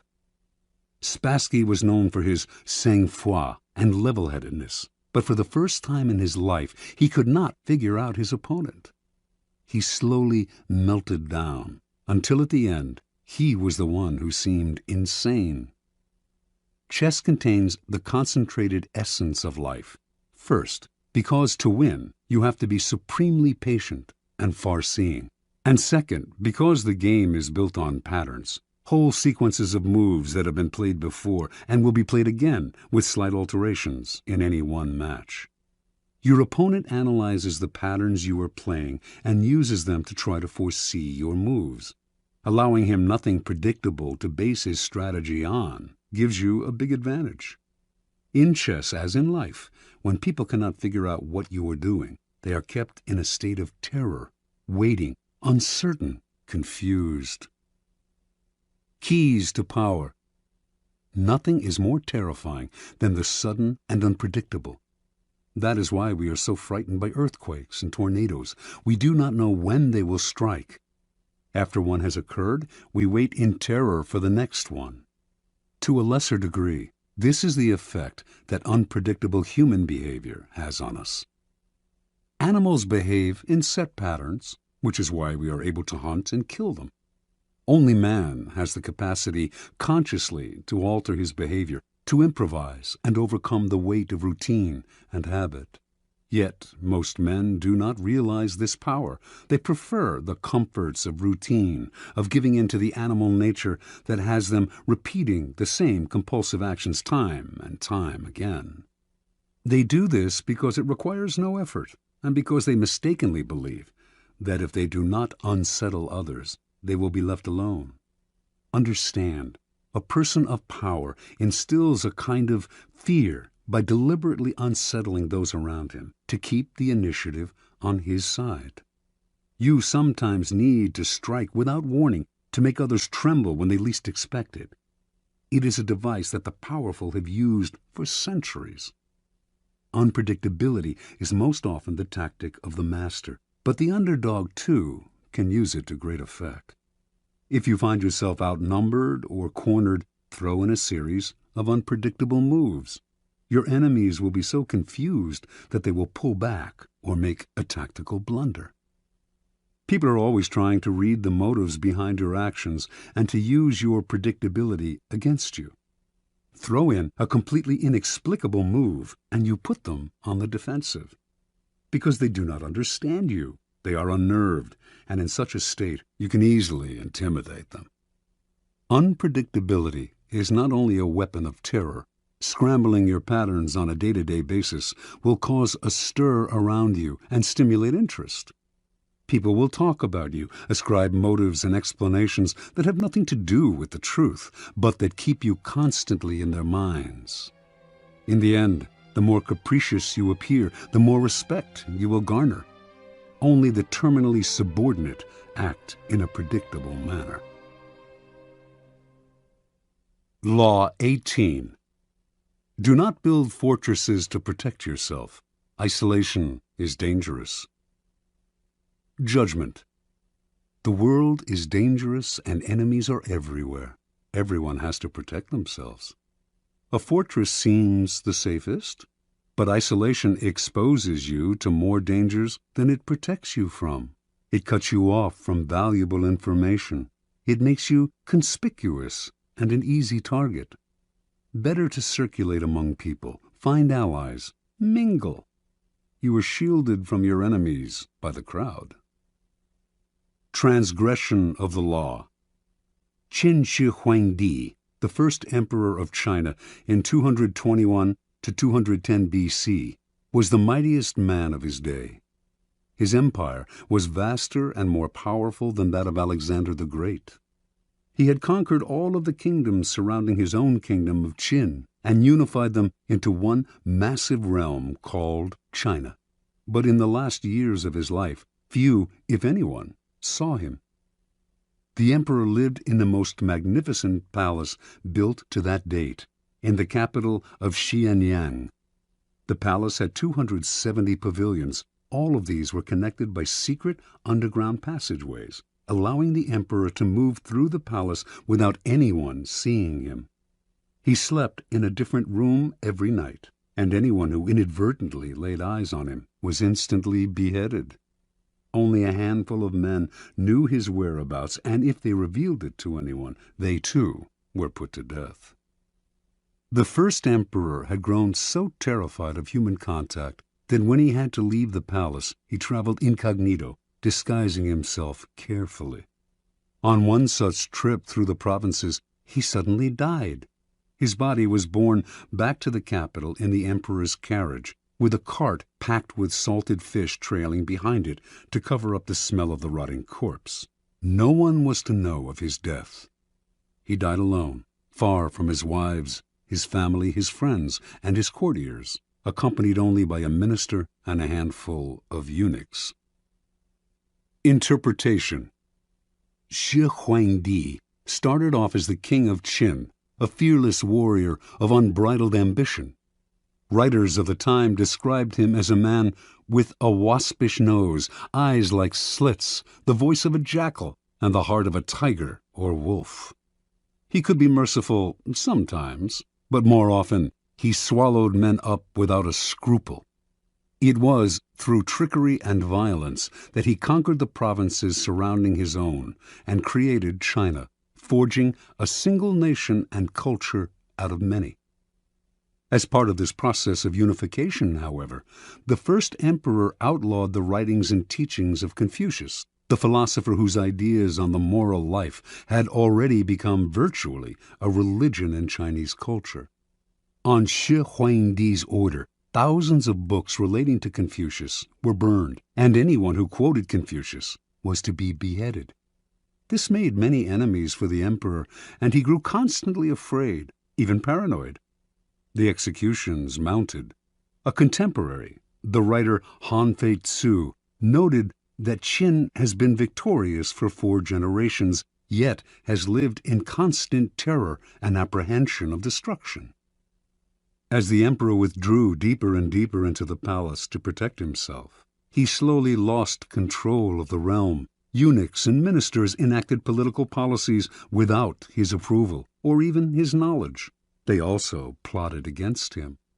By the end, he was emperor in name only, and was so isolated that barely anyone knew he had died.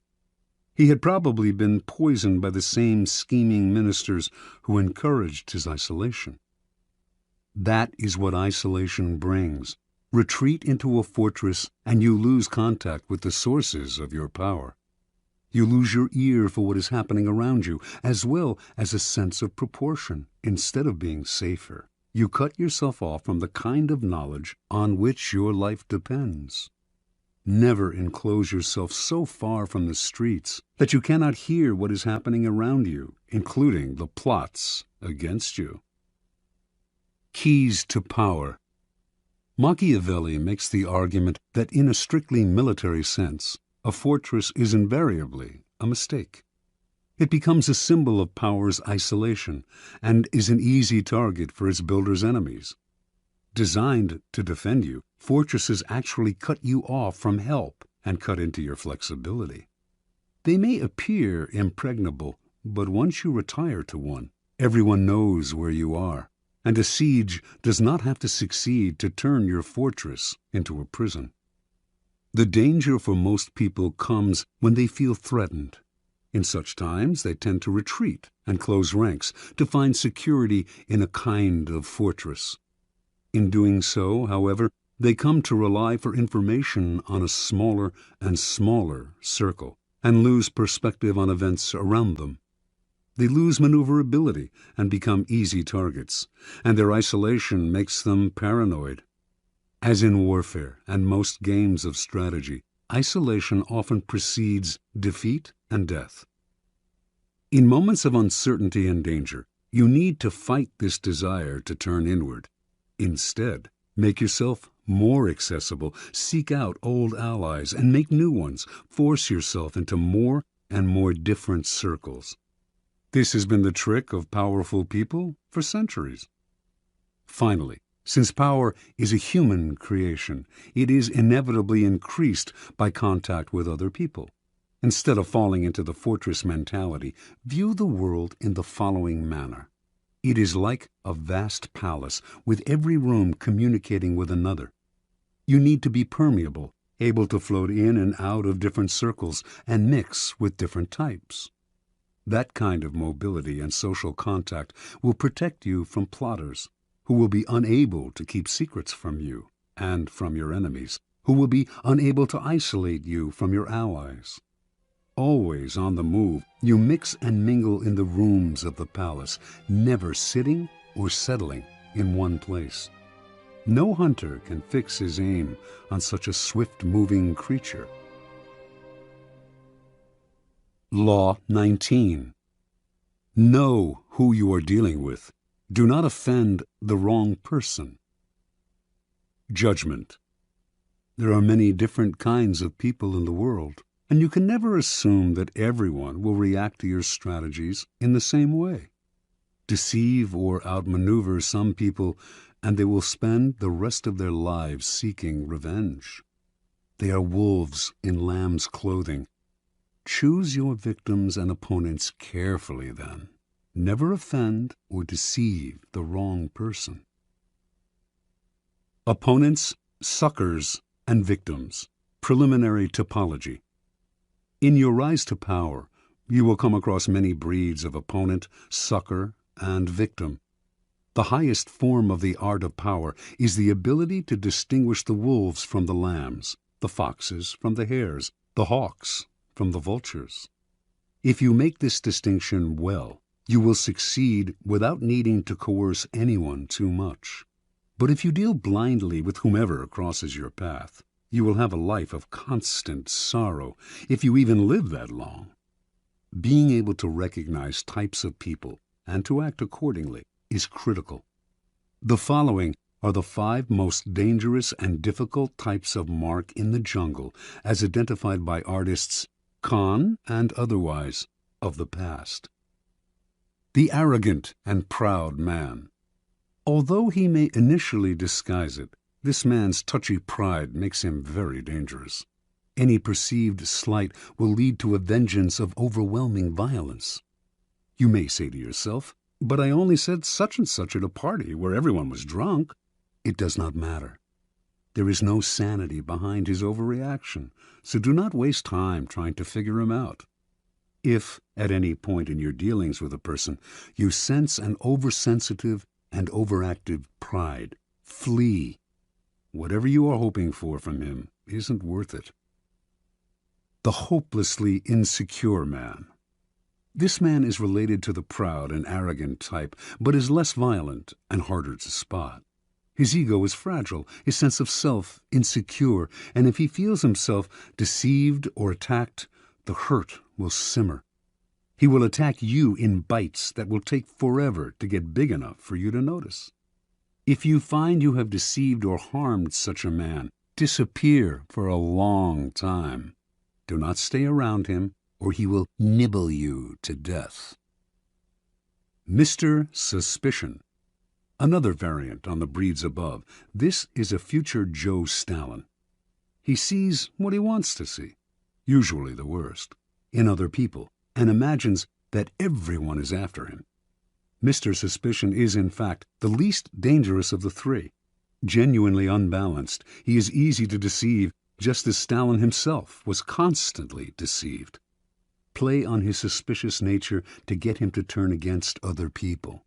But if you do become the target of his suspicions, watch out.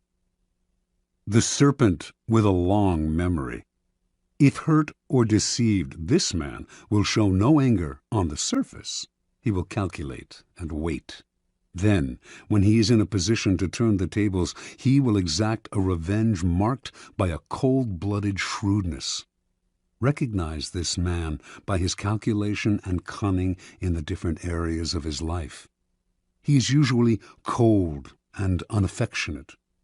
Be doubly careful of this snake, and if you have somehow injured him, either crush him completely or get him out of your sight. The plain, unassuming, and often unintelligent man. Ah, your ears prick up when you find such a tempting victim. But this man is a lot harder to deceive than you imagine. Falling for a ruse often takes intelligence and imagination, a sense of the possible rewards. The blunt man will not take the bait because he does not recognize it. He is that unaware. The danger with this man is not that he will harm you or seek revenge, but merely that he will waste your time, energy, resources, and even your sanity in trying to deceive him. Have a test ready for a mark, a joke, a story. If his reaction is utterly literal, this is the type you are dealing with. Continue at your own risk. Transgression of the law. In the early part of the 13th century, Muhammad, the Shah of Khwarezm, managed after many wars to forge a huge empire, extending west to present-day Turkey and south to Afghanistan. The empire's center was the great Asian capital of Samarkand. The Shah had a powerful, well-trained army and could mobilize 200,000 warriors within days. In 1219, Muhammad received an embassy from a new tribal leader to the east, Genghis Khan. The embassy included all sorts of gifts to the great Muhammad, representing the finest goods from Khan's small but growing Mongol empire. Genghis Khan wanted to reopen the Silk Route to Europe and offered to share it with Muhammad, while promising peace between the two empires. Muhammad did not know this upstart from the east, who, it seemed to him, was extremely arrogant to try to talk as an equal to one so clearly his superior. He ignored Khan's offer. Khan tried again. This time, he sent a caravan of 100 camels filled with the rarest articles he had plundered from China. Before the caravan reached Muhammad, however, Inalchik, the governor of a region bordering on Samarkand, seized it for himself and executed its leaders. Genghis Khan was sure that this was a mistake, that Inalchik had acted without Muhammad's approval. He sent yet another mission to Muhammad, reiterating his offer and asking that the governor be punished. This time, Muhammad himself had one of the ambassadors beheaded and sent the other two back with shaved heads, a horrifying insult in the Mongol code of honor. Khan sent a message to the Shah. "You have chosen war. What will happen, and what is to be, we know not. Only God knows." Mobilizing his forces, in 1220 he attacked Inalchik's province, where he seized the capital, captured the governor, and ordered him executed by having molten silver poured into his eyes and ears. Over the next year, Khan led a series of guerrilla-like campaigns against the Shah's much larger army. His method was totally novel for the time. His soldiers could move very fast on horseback and had mastered the art of firing with bow and arrow while mounted. The speed and flexibility of his forces allowed him to deceive Mohammed as to his intentions and the directions of his movements. Eventually, he managed first to surround Samarkand, then to seize it. Mohammed fled, and a year later died, his vast empire broken and destroyed. Genghis Khan was sole master of Samarkand, the Silk Route, and most of northern Asia. Interpretation. Never assume that the person you are dealing with is weaker or less important than you are. Some men are slow to take offense, which may make you misjudge the thickness of their skin and fail to worry about insulting them. But should you offend their honor and their pride, they will overwhelm you with a violence that seems sudden and extreme, given their slowness to anger. If you want to turn people down, it is best to do so politely and respectfully, even if you feel their request is impudent or their offer ridiculous. Never reject them with an insult until you know them better. You may be dealing with a Genghis Khan. Keys to power. The ability to measure people and to know who you are dealing with is the most important skill of all in gathering and conserving power. Without it, you are blind. Not only will you offend the wrong people, you will choose the wrong people to work on, and will think you are flattering people when you are actually insulting them. Before embarking on any move, take the measure of your mark or potential opponent. Otherwise, you will waste time and make mistakes. Study people's weaknesses, the chinks in their armor, their areas of both pride and insecurity. Know their ins and outs before you even decide whether or not to deal with them. 2 final words of caution. First, in judging and measuring your opponent, never rely on your instincts. You will make the greatest mistakes of all if you rely on such inexact indicators. Nothing can substitute for gathering concrete knowledge. Study and spy on your opponent for however long it takes. This will pay off in the long run. Second, never trust appearances. Anyone with a serpent's heart can use a show of kindness to cloak it. A person who is blustery on the outside is often really a coward. Learn to see through appearances and their contradictions. Never trust the version that people give of themselves. It is utterly unreliable.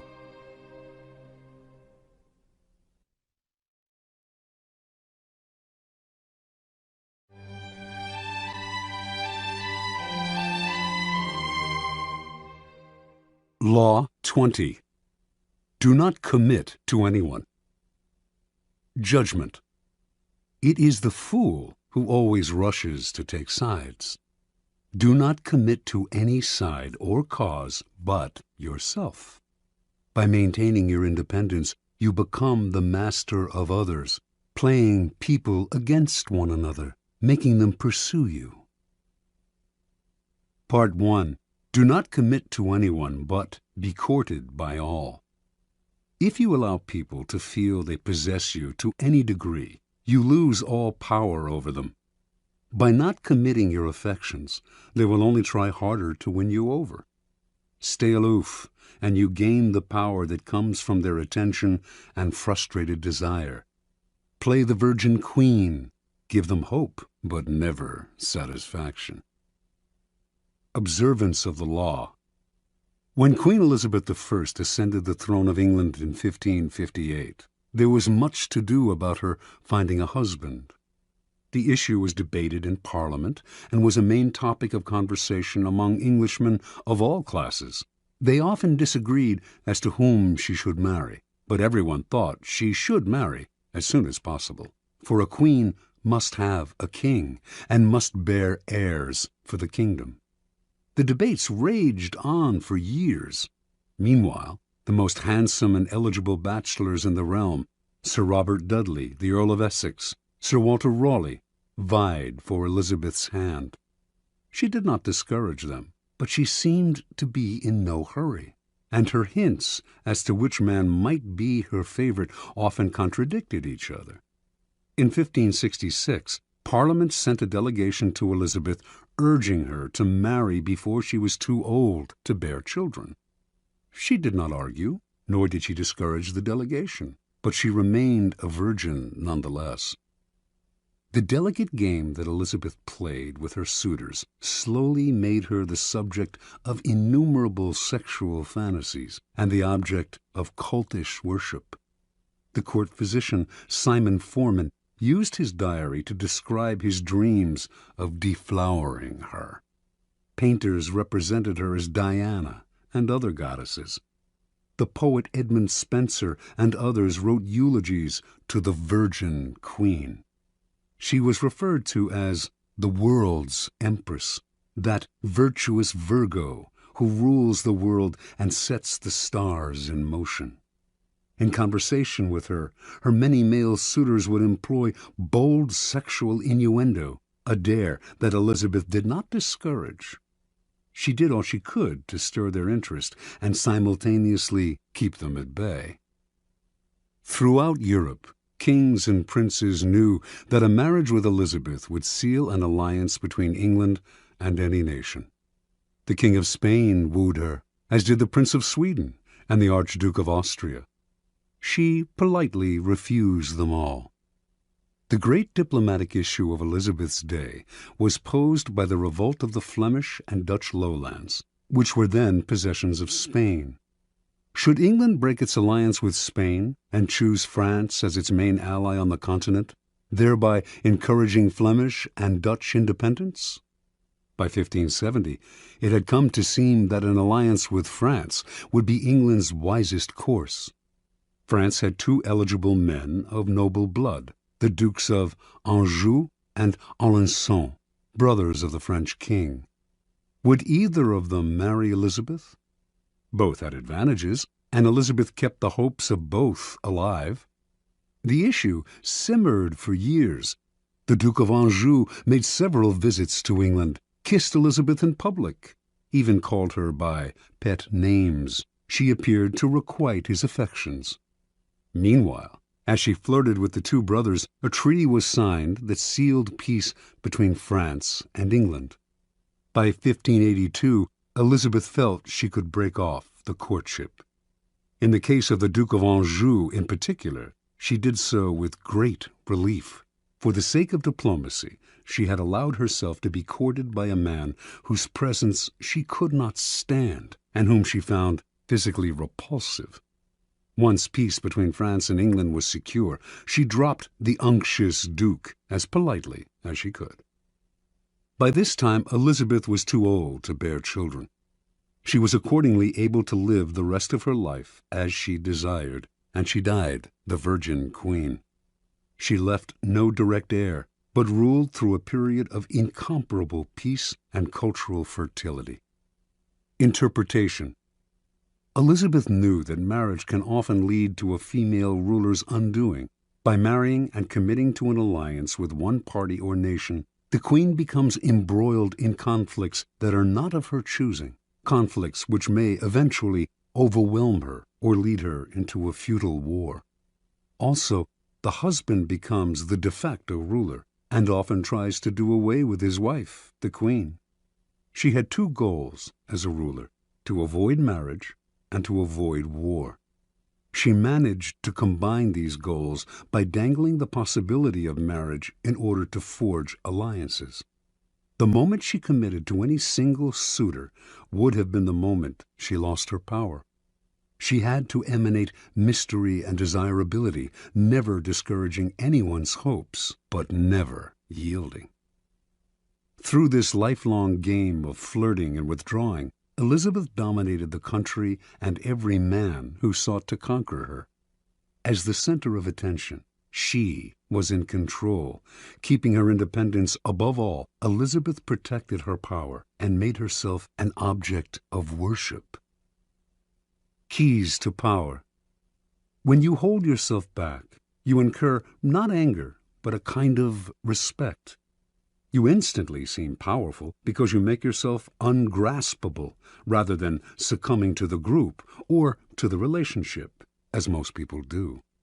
This aura of power only grows with time.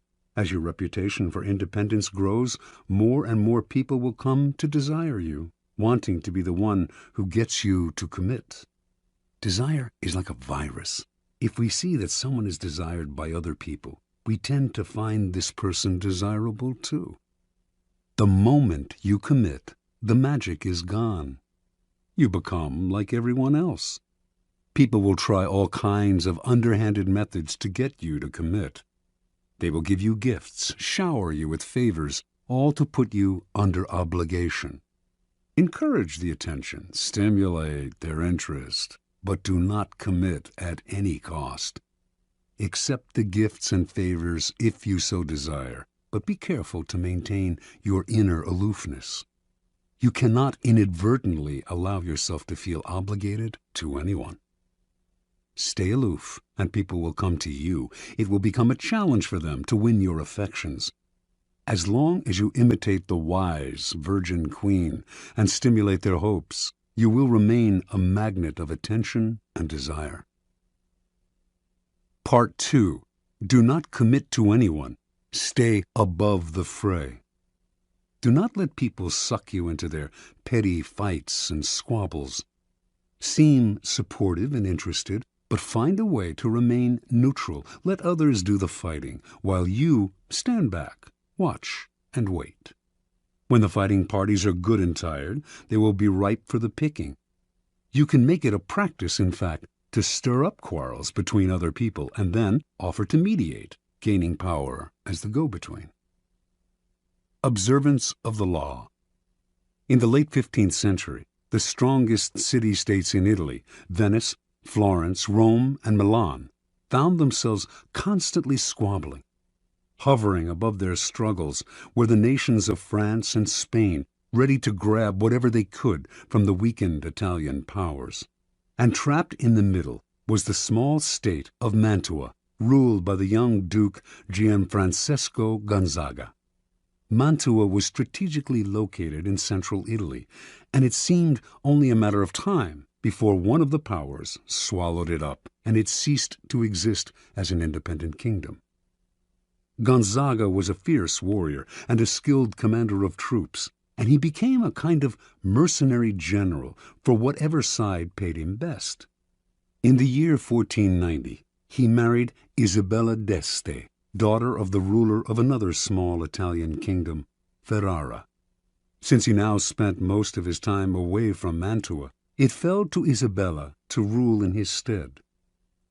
Isabella's first true test as ruler came in 1498, when King Louis XII of France was preparing armies to attack Milan. In their usual perfidious fashion, the Italian states immediately looked for ways to profit from Milan's difficulties. Pope Alexander VI promised not to intervene, thereby giving the French carte blanche. The Venetians signaled that they would not help Milan either, and in exchange for this, they hoped the French would give them Mantua. The ruler of Milan, Lodovico Sforza, suddenly found himself alone and abandoned. He turned to Isabella d'Este, one of his closest friends, also rumored to be his lover, and begged her to persuade Duke Gonzaga to come to his aid. Isabella tried, but her husband balked, for he saw Sforza's cause as hopeless. And so, in 1499, Louis swooped down on Milan and took it with ease. Isabella now faced a dilemma. If she stayed loyal to Lodovico, the French would now move against her. But if, instead, she allied herself with France, she would make enemies elsewhere in Italy, compromising Mantua once Louis eventually withdrew. And if she looked to Venice or Rome for help, they would simply swallow up Mantua under the cloak of coming to her aid. Yet she had to do something.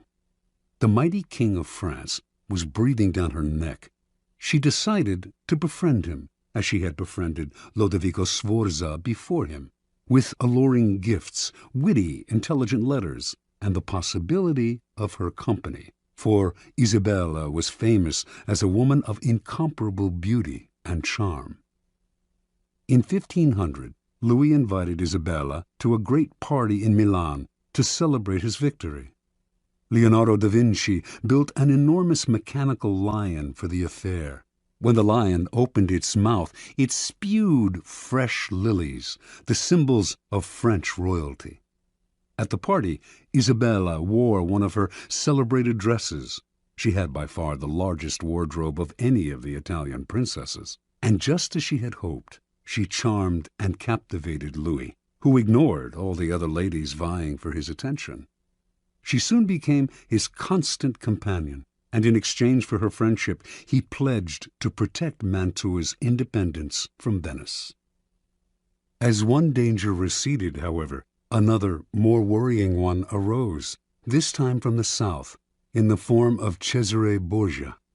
Starting in 1500, Borgia had marched steadily northward, gobbling up all the small kingdoms in his path in the name of his father, Pope Alexander. Isabella understood Cesare perfectly. He could be neither trusted nor in any way offended. He had to be cajoled and kept at arm's length. Isabella began by sending him gifts, falcons, prize dogs, perfumes, and dozens of masks, which she knew he always wore when he walked the streets of Rome. She sent messengers with flattering greetings, although these messengers also acted as her spies. At one point, Cesare asked if he could house some troops in Mantua. Isabella managed to dissuade him politely, knowing full well that once the troops were quartered in the city, they would never leave. Even when Isabella was charming Cesare, she convinced everyone around her to take care never to utter a harsh word about him, since he had spies everywhere and would use the slightest pretext for invasion. When Isabella had a child, she asked Cesare to be the godfather.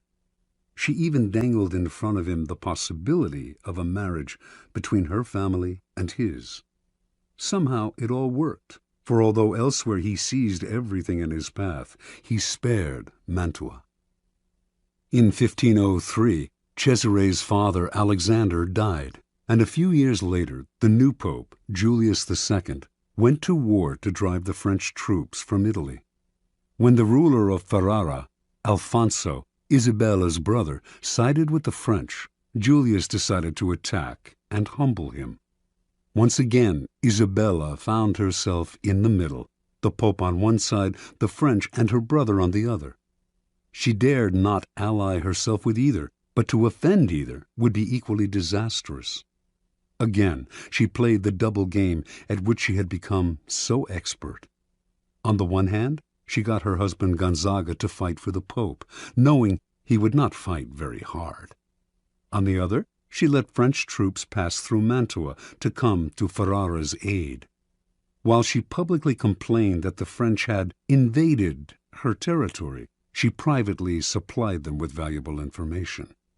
To make the invasion plausible to Julius, she even had the French pretend to plunder Mantua. It worked once again. The Pope left Mantua alone. In 1513, after a lengthy siege, Julius defeated Ferrara, and the French troops withdrew. Worn out by the effort, the Pope died a few months later. With his death, the nightmarish cycle of battles and petty squabbles began to repeat itself. A great deal changed in Italy during Isabella's reign. Popes came and went. Cesare Borgia rose and then fell. Venice lost its empire. Milan was invaded. Florence fell into decline. And Rome was sacked by the Habsburg Emperor Charles V. Through all this, tiny Mantua not only survived, but thrived. Its court the envy of Italy. Its wealth and sovereignty would remain intact for a century after Isabella's death in 1539. Interpretation. Learn to control yourself, to restrain your natural tendency to take sides and join the fight. Be friendly and charming to each of the combatants, then step back as they collide. With every battle, they grow weaker, while you grow stronger with every battle you avoid. Keys to power. To succeed in the game of power, you have to master your emotions. But even if you succeed in gaining such self-control, you can never control the temperamental dispositions of those around you. And this presents a great danger. Most people operate in a whirlpool of emotions, constantly reacting, churning up squabbles and conflicts. Your self-control and autonomy will only bother and infuriate them. They will try to draw you into the whirlpool, begging you to take sides in their endless battles or to make peace for them. If you succumb to their emotional entreaties, little by little, you will find your mind and time occupied by their problems. Do not allow whatever compassion and pity you possess to suck you in. You can never win in this game. The conflicts can only multiply.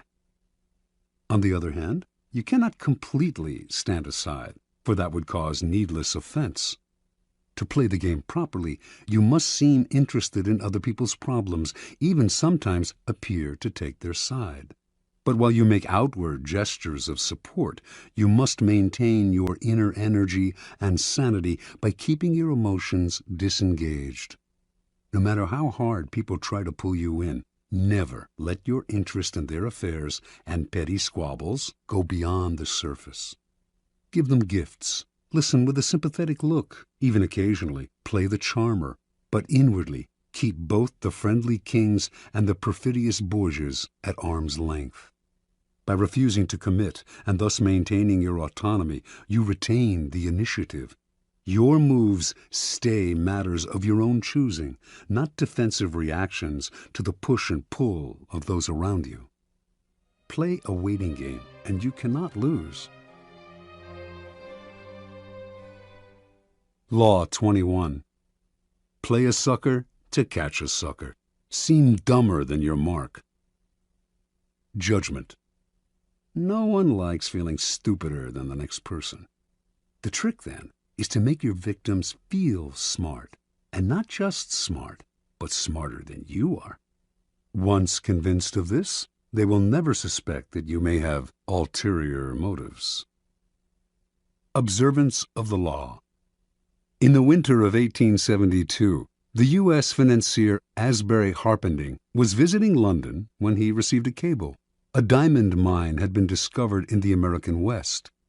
The cable came from a reliable source, William Ralston, owner of the Bank of California, but Harpending nevertheless took it as a practical joke, probably inspired by the recent discovery of huge diamond mines in South Africa. True, when reports had first come in of gold being discovered in the western United States, everyone had been skeptical, and those had turned out to be true. But a diamond mine in the West?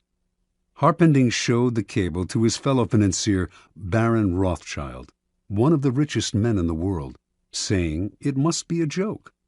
The Baron, however, replied, "Don't be too sure about that. America is a very large country. It has furnished the world with many surprises already.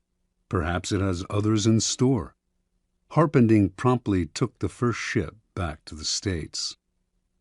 When Harpending reached San Francisco, there was an excitement in the air, recalling the gold rush days of the late 1840s. Two crusty prospectors named Philip Arnold and John Slack had been the ones to find the diamond mine. They had not divulged its location in Wyoming, but had led a highly respected mining expert to it several weeks back, taking a circular route so he could not guess his whereabouts. Once there, the expert had watched as the miners dug up diamonds. Back in San Francisco, the expert had taken the gems to various jewelers, one of whom had estimated their worth at $1.5 million. Harpending and Ralston now asked Arnold and Slack to accompany them back to New York, where the jeweler Charles Tiffany would verify the original estimates. The prospectors responded uneasily. They smelled a trap. How could they trust these city slickers? What if Tiffany and the financiers managed to steal the whole mine out from under them? Ralston tried to allay their fears by giving them $100,000 and placing another $300,000 in escrow for them. If the deal went through, they would be paid an additional $300,000. The miners agreed. The little group traveled to New York, where a meeting was held at the mansion of Samuel L. Barlow. The cream of the city's aristocracy was in attendance. General George Brenton McClellan, commander of the Union forces in the Civil War, General Benjamin Butler, Horace Greeley, editor of the newspaper The New York Tribune, Harpending, Ralston, and Tiffany. Only Slack and Arnold were missing. As tourists in the city, they had decided to go sightseeing. When Tiffany announced that the gems were real and worth a fortune, the financiers could barely control their excitement. They wired Rothschild and other tycoons to tell them about the diamond mine and inviting them to share in the investment. At the same time, they also told the prospectors that they wanted one more test. They insisted that a mining expert of their choosing accompany Slack and Arnold to the site to verify its wealth. The prospectors reluctantly agreed. In the meantime, they said, they had to return to San Francisco. The jewels that Tiffany had examined they left with Harpending for safekeeping. Several weeks later, a man named Louis Janin, the best mining expert in the country, met the prospectors in San Francisco. Janin was a born skeptic who was determined to make sure that the mine was not a fraud. Accompanying Janin were Harpending and several other interested financiers. As with the previous expert, the prospectors led the team through a complex series of canyons, completely confusing them as to their whereabouts. Arriving at the site, the financiers watched in amazement as Janin dug the area up, leveling anthills, turning over boulders, and finding emeralds, rubies, sapphires, and most of all, diamonds. The dig lasted 8 days, and by the end, Janin was convinced. He told the investors that they now possessed the richest field in mining history. With 100 men and proper machinery, he told them, I would guarantee to send out $1 million in diamonds every 30 days. Returning to San Francisco a few days later, Ralston, Harpending, and Company acted fast to form a $10 million corporation of private investors. First, however, they had to get rid of Arnold and Slack. That meant hiding their excitement. They certainly did not want to reveal the field's real value. So they played possum. Who knows if Janin is right, they told the prospectors. The mine may not be as rich as we think. This just made the prospectors angry. Trying a different tactic, the financiers told the two men that if they insisted on having shares in the mine, they would end up being fleeced by the unscrupulous tycoons and investors who would run the corporation. Better, they said, to take the $700,000 already offered, an enormous sum at the time, and put their greed aside. This the prospectors seemed to understand, and they finally agreed to take the money, in return signing the rights to the site over to the financiers and leaving maps to it. News of the mine spread like wildfire. Prospectors fanned out across Wyoming.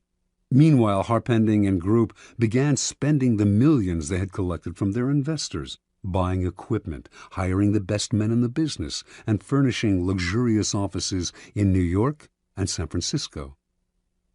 A few weeks later, on their first trip back to the site, they learned the hard truth. Not a single diamond or ruby was to be found. It was all a fake. They were ruined. Harpending had unwittingly lured the richest men in the world into the biggest scam of the century. Interpretation. Arnold and Slack pulled off their stupendous con, not by using a fake engineer or bribing Tiffany. All of the experts had been real. All of them honestly believed in the existence of the mine and in the value of the gems. What had fooled them all was nothing else than Arnold and Slack themselves. The two men seemed to be such rubes, such hayseeds, so naive, that no one for an instant had believed them capable of an audacious scam. The prospectors had simply observed the law of appearing more stupid than the mark, the deceiver's first commandment. The logistics of the con were quite simple. Months before Arnold and Slack announced the discovery of the diamond mine, they traveled to Europe, where they purchased some real gems for around $12,000, part of the money they had saved from their days as gold miners. They then salted the mine with these gems, which the first expert dug up and brought to San Francisco. The jewelers who had appraised these stones, including Tiffany himself, had gotten caught up in the fever and had grossly overestimated their value. Then Ralston gave the prospectors $100,000 as security, and immediately after their trip to New York, they simply went to Amsterdam, where they bought sacks of uncut gems before returning to San Francisco. The second time they salted the mine, there were many more jewels to be found. The effectiveness of the scheme, however, rested not on tricks like these, but on the fact that Arnold and Slack played their parts to perfection. On their trip to New York, where they mingled with millionaires and tycoons, they played up their clodhopper image, wearing pants and coats a size or two too small and acting incredulous at everything they saw in the big city. No one believed that these country simpletons could possibly be conning the most devious, unscrupulous financiers of the time. Keys to power. Given how important the idea of intelligence is to most people's vanity, it is critical never inadvertently to insult or impugn a person's brain power.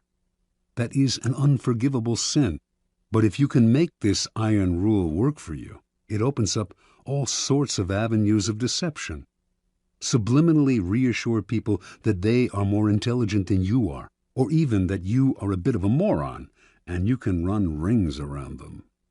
The feeling of intellectual superiority you give them will disarm their suspicion muscles. Intelligence is the obvious quality to downplay, but why stop there? Taste and sophistication rank close to intelligence on the vanity scale, make people feel they are more sophisticated than you are, and their guard will come down. As Arnold and Slack knew, an air of complete naivete can work wonders. Those fancy financiers were laughing at them behind their backs. But who laughed loudest in the end? In general, then, always make people believe they are smarter and more sophisticated than you are. They will keep you around because you make them feel better about themselves, and the longer you are around, the more opportunities you will have to deceive them. Law 22. Use the surrender tactic. Transform weakness into power. Judgment. When you are weaker, never fight for honor's sake. Choose surrender instead. Surrender gives you time to recover, time to torment and irritate your conqueror, time to wait for his power to wane. Do not give him the satisfaction of fighting and defeating you. Surrender first. By turning the other cheek, you infuriate and unsettle him. Make surrender a tool of power. Observance of the law. Sometime in the 1920s, the German writer Bertolt Brecht became a convert to the cause of communism. From then on, his plays, essays, and poems reflected his revolutionary fervor, and he generally tried to make his ideological statements as clear as possible. When Hitler came to power in Germany, Brecht and his communist colleagues became marked men. He had many friends in the United States, Americans who sympathized with his beliefs, as well as fellow German intellectuals who had fled Hitler. In 1941, accordingly, Brecht emigrated to the United States and chose to settle in Los Angeles, where he hoped to make a living in the film business. Over the next few years, Brecht wrote screenplays with a pointedly anti-capitalist slant. He had little success in Hollywood, so in 1947, the war having ended, he decided to return to Europe. That same year, however, the U.S. Congress's House Un-American Activities Committee began its investigation into supposed communist infiltration in Hollywood. It began to gather information on Brecht, who had so openly espoused Marxism, and on September 19, 1947, Only a month before he had planned to leave the United States, he received a subpoena to appear before the committee. In addition to Brecht, a number of other writers, producers, and directors were summoned to appear as well, and this group came to be known as the Hollywood 19. Before going to Washington, the Hollywood 19 met to decide on a plan of action. Their approach would be confrontational. Instead of answering questions about their membership, or lack of it, in the Communist Party, they would read prepared statements that would challenge the authority of the committee and argue that its activities were unconstitutional. Even if this strategy meant imprisonment, it would gain publicity for their cause. Brecht disagreed. What good was it, he asked, to play the martyr and gain a little public sympathy if in the process they lost the ability to stage their plays and sell their scripts for years to come? He felt certain they were all more intelligent than the members of the committee. Why lower themselves to the level of their opponents by arguing with them? Why not outfox the committee by appearing to surrender to it while subtly mocking it? The Hollywood 19 listened to Brecht politely, but decided to stick to their plan, leaving Brecht to go his own way. The committee finally summoned Brecht on October 30th. They expected him to do what others among the Hollywood 19 who had testified before him had done: argue, refuse to answer questions, challenge the committee's right to hold its hearing, even yell and hurl insults. Much to their surprise, however, Brecht was the very picture of congeniality. He wore a suit, something he rarely did, smoked a cigar. He had heard that the committee chairman was a passionate cigar smoker, answered their questions politely, and generally deferred to their authority. Unlike the other witnesses, Brecht answered the question of whether he belonged to the Communist Party. He was not a member, he said, which happened to be the truth. One committee member asked him, "Is it true you have written a number of revolutionary plays?"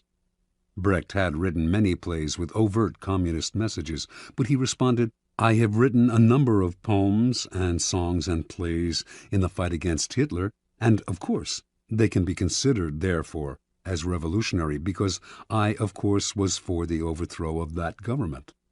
This statement went unchallenged. Brecht's English was more than adequate, but he used an interpreter throughout his testimony, a tactic that allowed him to play subtle games with language. When committee members found communist leanings in lines from English editions of his poems, he would repeat the lines in German for the interpreter, who would then retranslate them, and somehow they would come out innocuous. At one point, a committee member read one of Brecht's revolutionary poems out loud in English and asked him if he had written it. "No," he responded, "I wrote a German poem, which is very different from this." The author's elusive answers baffled the committee members, but his politeness and the way he yielded to their authority made it impossible for them to get angry with him. After only an hour of questioning, the committee members had had enough. "Thank you very much," said the chairman. "You are a good example to the other witnesses." Not only did they free him, they offered to help him if he had any trouble with immigration officials who might detain him for their own reasons. The following day, Brecht left the U.S., never to return. Interpretation. The Hollywood 19's confrontational approach won them a lot of sympathy, and years later they gained a kind of vindication in public opinion. But they were also blacklisted and lost valuable years of profitable working time.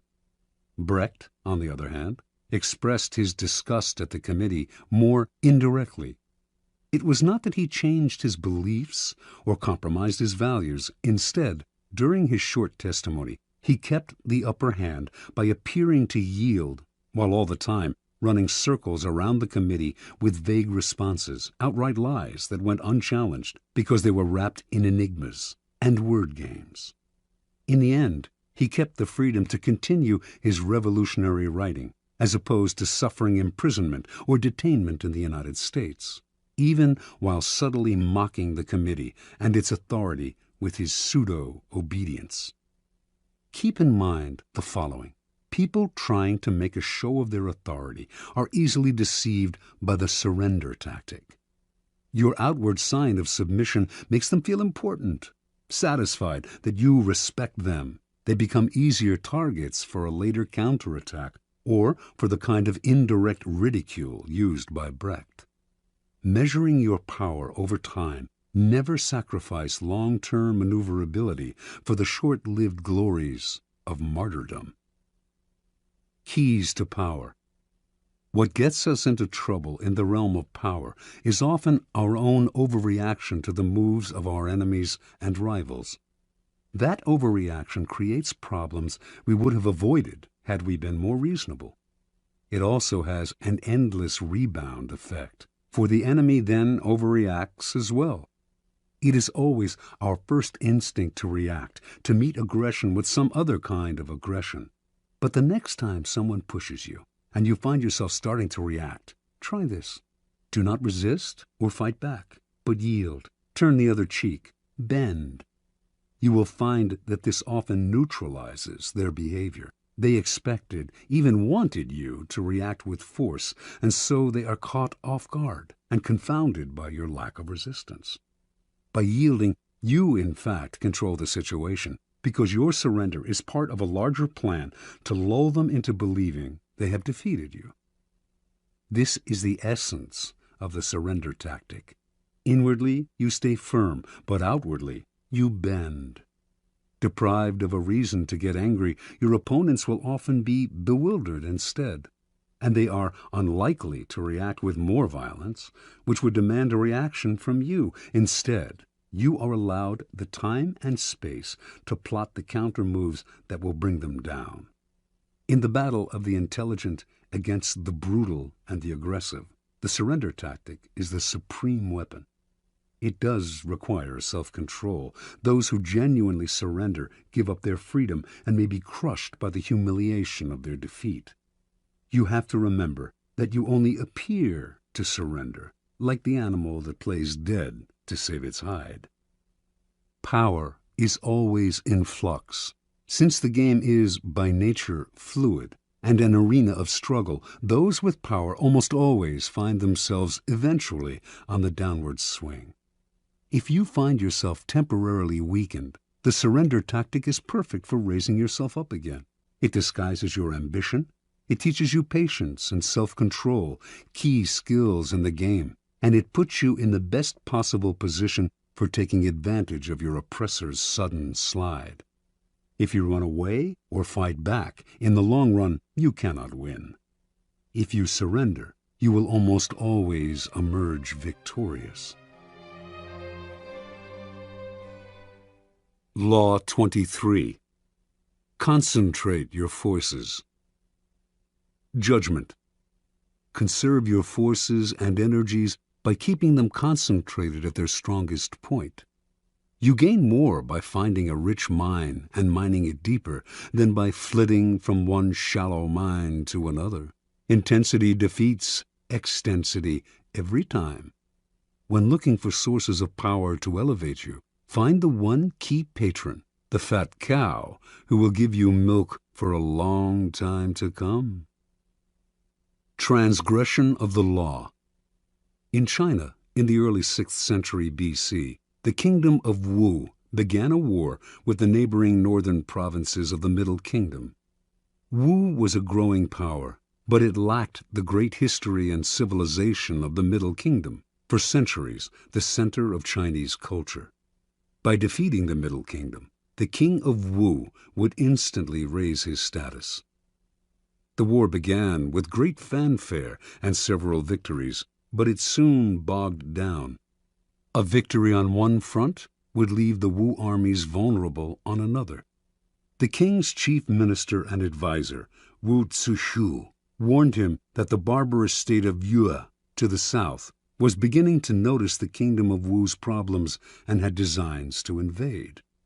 The king only laughed at such worries. One more big victory, and the great Middle Kingdom would be his. In the year 490, Wu Zishu sent his son away to safety in the kingdom of Qi. In doing so, he sent the king a signal that he disapproved of the war and that he believed the king's selfish ambition was leading Wu to ruin. The king, sensing betrayal, lashed out at his minister, accusing him of a lack of loyalty, and, in a fit of anger, ordered him to kill himself. Wu Zixu obeyed his king, but before he plunged the knife into his chest, he cried, "Tear out my eyes, O king, and fix them on the gate of Wu, so that I may see the triumphant entry of Yue." As Wu Zixu had predicted, within a few years a Yue army passed beneath the gate of Wu. As the barbarians surrounded the palace, the king remembered his minister's last words, and felt the dead man's disembodied eyes watching his disgrace. Unable to bear his shame, the king killed himself, covering his face so that he would not have to meet the reproachful gaze of his minister in the next world. Interpretation. The story of Wu is a paradigm of all the empires that have come to ruin by overreaching. Drunk with success and sick with ambition, such empires expand to grotesque proportions and meet a ruin that is total. For the Chinese, the fate of the kingdom of Wu serves as an elemental lesson on what happens when you dissipate your forces on several fronts, losing sight of distant dangers for the sake of present gain. If you are not in danger, says Sun Tzu, do not fight. It is almost a physical law. What is bloated beyond its proportions inevitably collapses. The mind must not wander from goal to goal, or be distracted by success from its sense of purpose and proportion. What is concentrated, coherent, and connected to its past has power. What is dissipated, divided, and distended rots and falls to the ground. The bigger it bloats, the harder it falls. Keys to power. As Schopenhauer wrote, intellect is a magnitude of intensity, not a magnitude of extensity.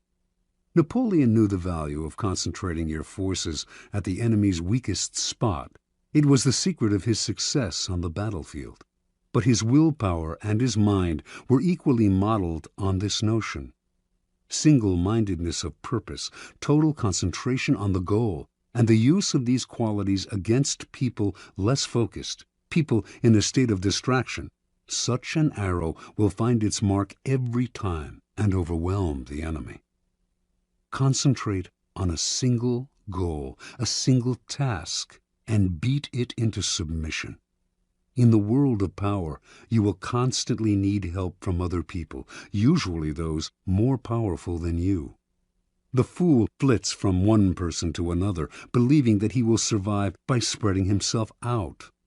It is a corollary of the law of concentration, however, that much energy is saved and more power is attained by affixing yourself to a single, appropriate source of power. Throughout his life, the 16th century writer Pietro Aretino suffered the indignities of having to please this prince and that. At last, he had had enough and decided to woo Charles V, promising the emperor the services of his powerful pen. He finally discovered the freedom that came from attachment to a single source of power. Michelangelo found this freedom with Pope Julius II, Galileo with the Medicis. In the end, the single patron appreciates your loyalty and becomes dependent on your services. In the long run, the master serves the slave. Power always exists in concentrated forms. In any organization, it is inevitable for a small group to hold the strings, and often it is not those with the titles. In the game of power, only the fool flails about without fixing his target.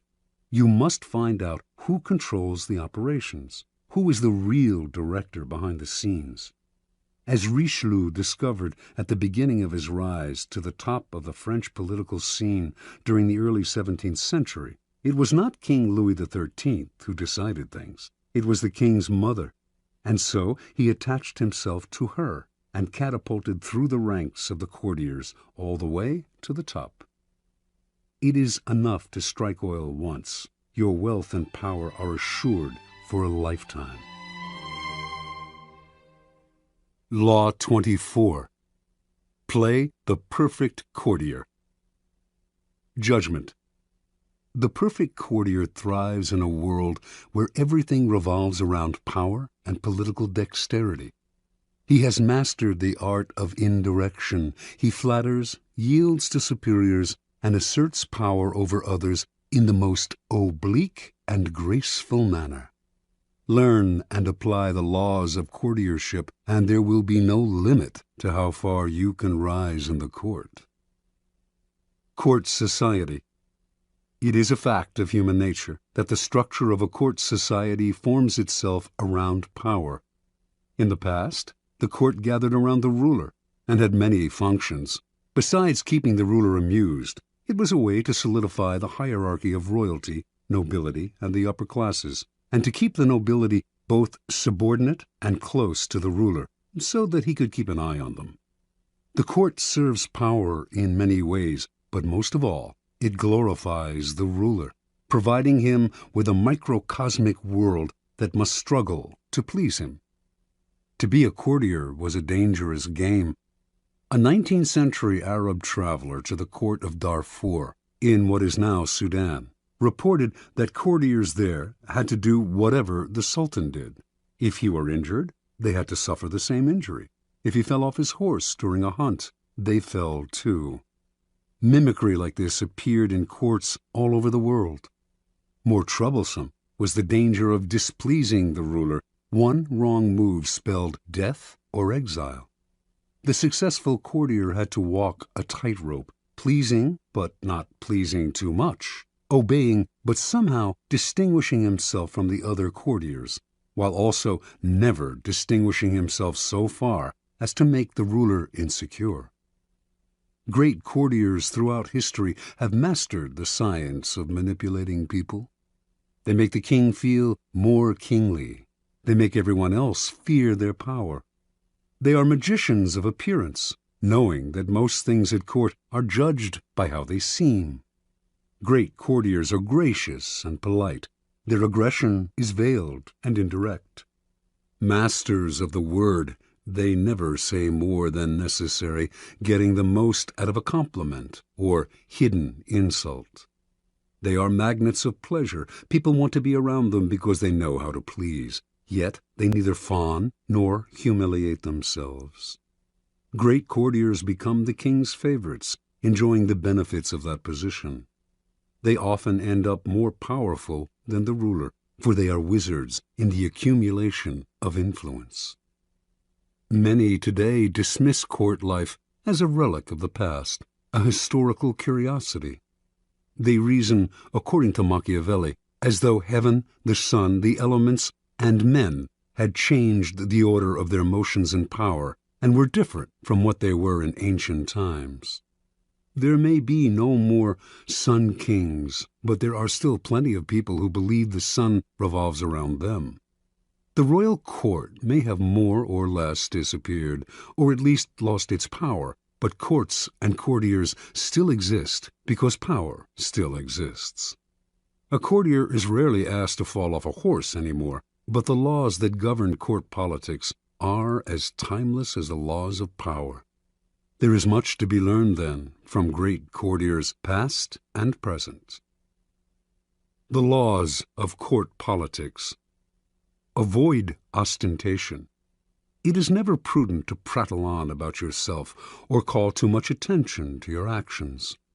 The more you talk about your deeds, the more suspicion you cause. You also stir up enough envy among your peers to induce treachery and backstabbing. Be careful, ever so careful, in trumpeting your own achievements, and always talk less about yourself than about other people. Modesty is generally preferable. Practice nonchalance. Never seem to be working too hard. Your talent must appear to flow naturally, with an ease that makes people take you for a genius rather than a workaholic. Be frugal with flattery. It may seem that your superiors cannot get enough flattery, but too much of even a good thing loses its value. It also stirs up suspicion among your peers. Learn to flatter indirectly. by downplaying your own contribution, for example, to make your master look better. Arrange to be noticed. There is a paradox. You cannot display yourself too brazenly, yet you must also get yourself noticed. You stand no chance of rising if the ruler does not notice you in the swamp of courtiers. This task requires much art. It is often initially a matter of being seen in the literal sense. Pay attention to your physical appearance then, and find a way to create a distinctive, a subtly distinctive, style and image. Alter your style and language according to the person you are dealing with. The pseudo-belief in equality, the idea that talking and acting the same way with everyone, no matter what their rank, makes you somehow a paragon of civilization, is a terrible mistake. Those below you will take it as a form of condescension, which it is, and those above you will be offended, although they may not admit it. You must change your style and your way of speaking to suit each person. This is not lying, it is acting, and acting is an art, not a gift from God. Learn the art. Never be the bearer of bad news. The king kills the messenger who brings bad news. This is a cliché, but there is truth to it. You must struggle and, if necessary, lie and cheat to be sure that the lot of the bearer of bad news falls on a colleague, never on you. Bring only good news, and your approach will gladden your master. Never affect friendliness and intimacy with your master. He does not want a friend for a subordinate. He wants a subordinate. Never approach him in an easy, friendly way, or act as if you are on the best of terms. That is his prerogative. If he chooses to deal with you on this level, assume a wary chumminess. Otherwise, err in the opposite direction, and make the distance between you clear. Never criticize those above you directly. This may seem obvious, but there are often times when some sort of criticism is necessary. To say nothing or to give no advice would open you to risks of another sort. You must learn, however, to couch your advice and criticism as indirectly and as politely as possible. Think twice or 3 times before deciding you have made them sufficiently circuitous. Err on the side of subtlety and gentleness. Be frugal in asking those above you for favors. Nothing irritates a master more than having to reject someone's request. It stirs up guilt and resentment. Ask for favors as rarely as possible, and know when to stop. Never joke about appearances or taste. A lively wit and a humorous disposition are essential qualities for a good courtier, and there are times when vulgarity is appropriate and engaging. But avoid any kind of joke about appearance or taste, 2 highly sensitive areas, especially with those above you. Do not even try it when you are away from them. You will dig your own grave. Do not be the court cynic. If you constantly criticize your equals or subordinates, some of that criticism will rub off on you, hovering over you like a gray cloud wherever you go. People will groan at each new cynical comment, and you will irritate them. By expressing modest admiration for other people's achievements, you paradoxically call attention to your own. The ability to express wonder and amazement and seem like you mean it is a rare and dying talent, but one still greatly valued. Be self-observant. The mirror is a miraculous invention. Without it, you would commit great sins against beauty and decorum. You also need a mirror for your actions. This can sometimes come from other people telling you what they see in you, but that is not the most trustworthy method. You must be the mirror, training your mind to see yourself as others see you. Are you acting too obsequious? Are you trying too hard to please? Do you seem desperate for attention, giving the impression that you are on the decline? Be observant about yourself, and you will avoid a mountain of blunders. Master your emotions. As an actor in a great play, you must learn to cry and laugh on command and when it is appropriate. You must be able both to disguise your anger and frustration and to fake your contentment and agreement. You must be the master of your own face. Call it lying, if you like, but if you prefer to not play the game and to always be honest and upfront, do not complain when others call you obnoxious and arrogant. Fit the spirit of the times. A slight affectation of a past era can be charming as long as you choose a period at least 20 years back. Wearing the fashions of 10 years ago is ludicrous unless you enjoy the role of court jester. Your spirit and way of thinking must keep up with the times, even if the times offend your sensibilities. Be too forward-thinking, however, and no one will understand you. It is never a good idea to stand out too much in this area. You are best off at least being able to mimic the spirit of the times. Be a source of pleasure. This is critical. It is an obvious law of human nature that we will flee what is unpleasant and distasteful, while charm and the promise of delight will draw us like moths to a flame.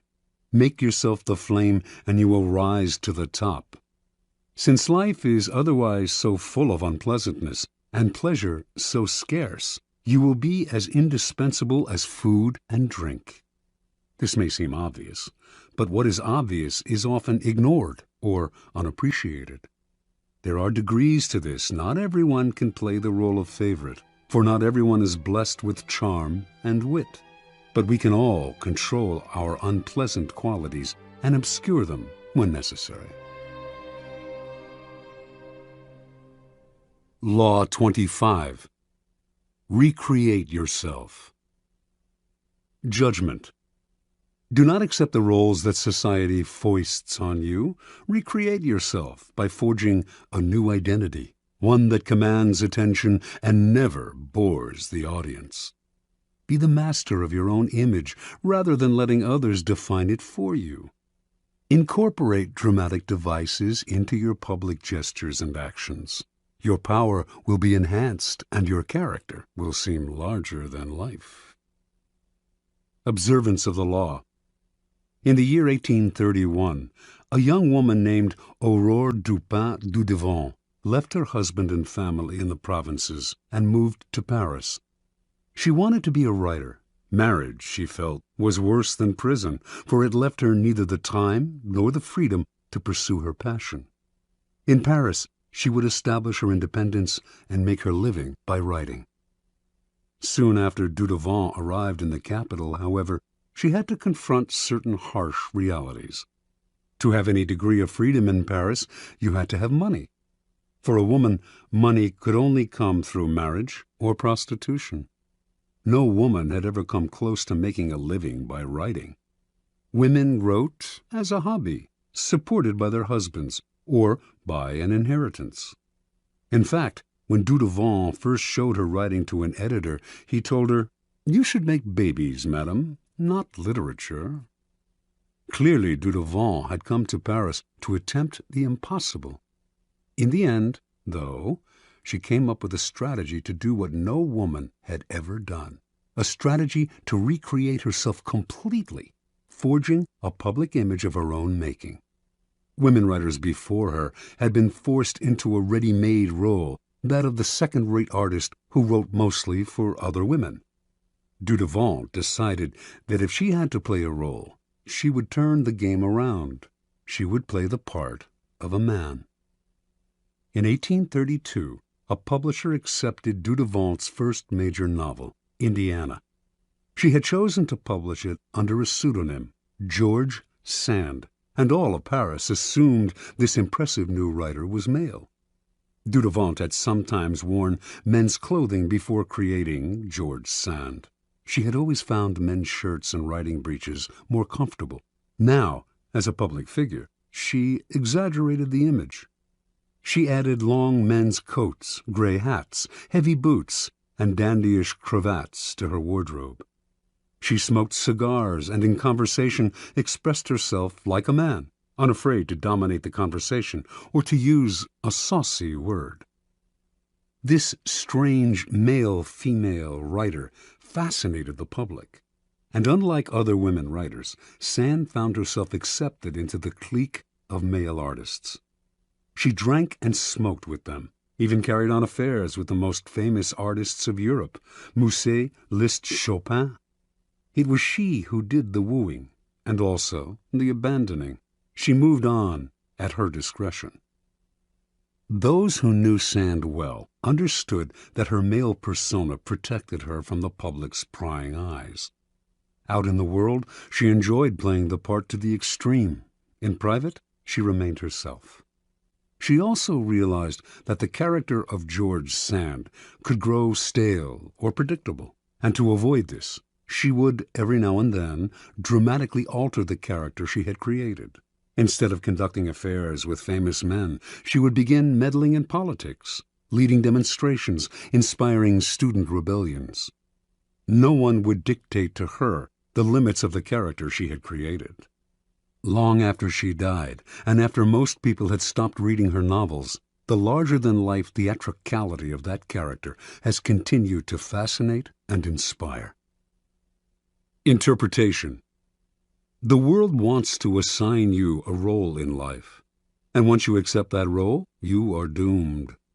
Your power is limited to the tiny amount allotted to the role you have selected or have been forced to assume. An actor, on the other hand, plays many roles.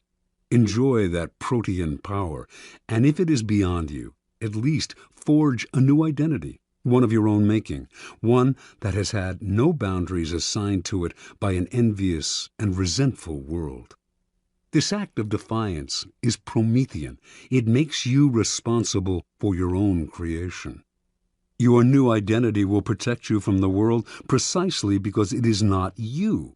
It is a costume you put on and take off. You need not take it personally, and your new identity sets you apart, gives you theatrical presence. Those in the back rows can see you and hear you. Those in the front rows marvel at your audacity. Keys to power. The character you seem to have been born with is not necessarily who you are.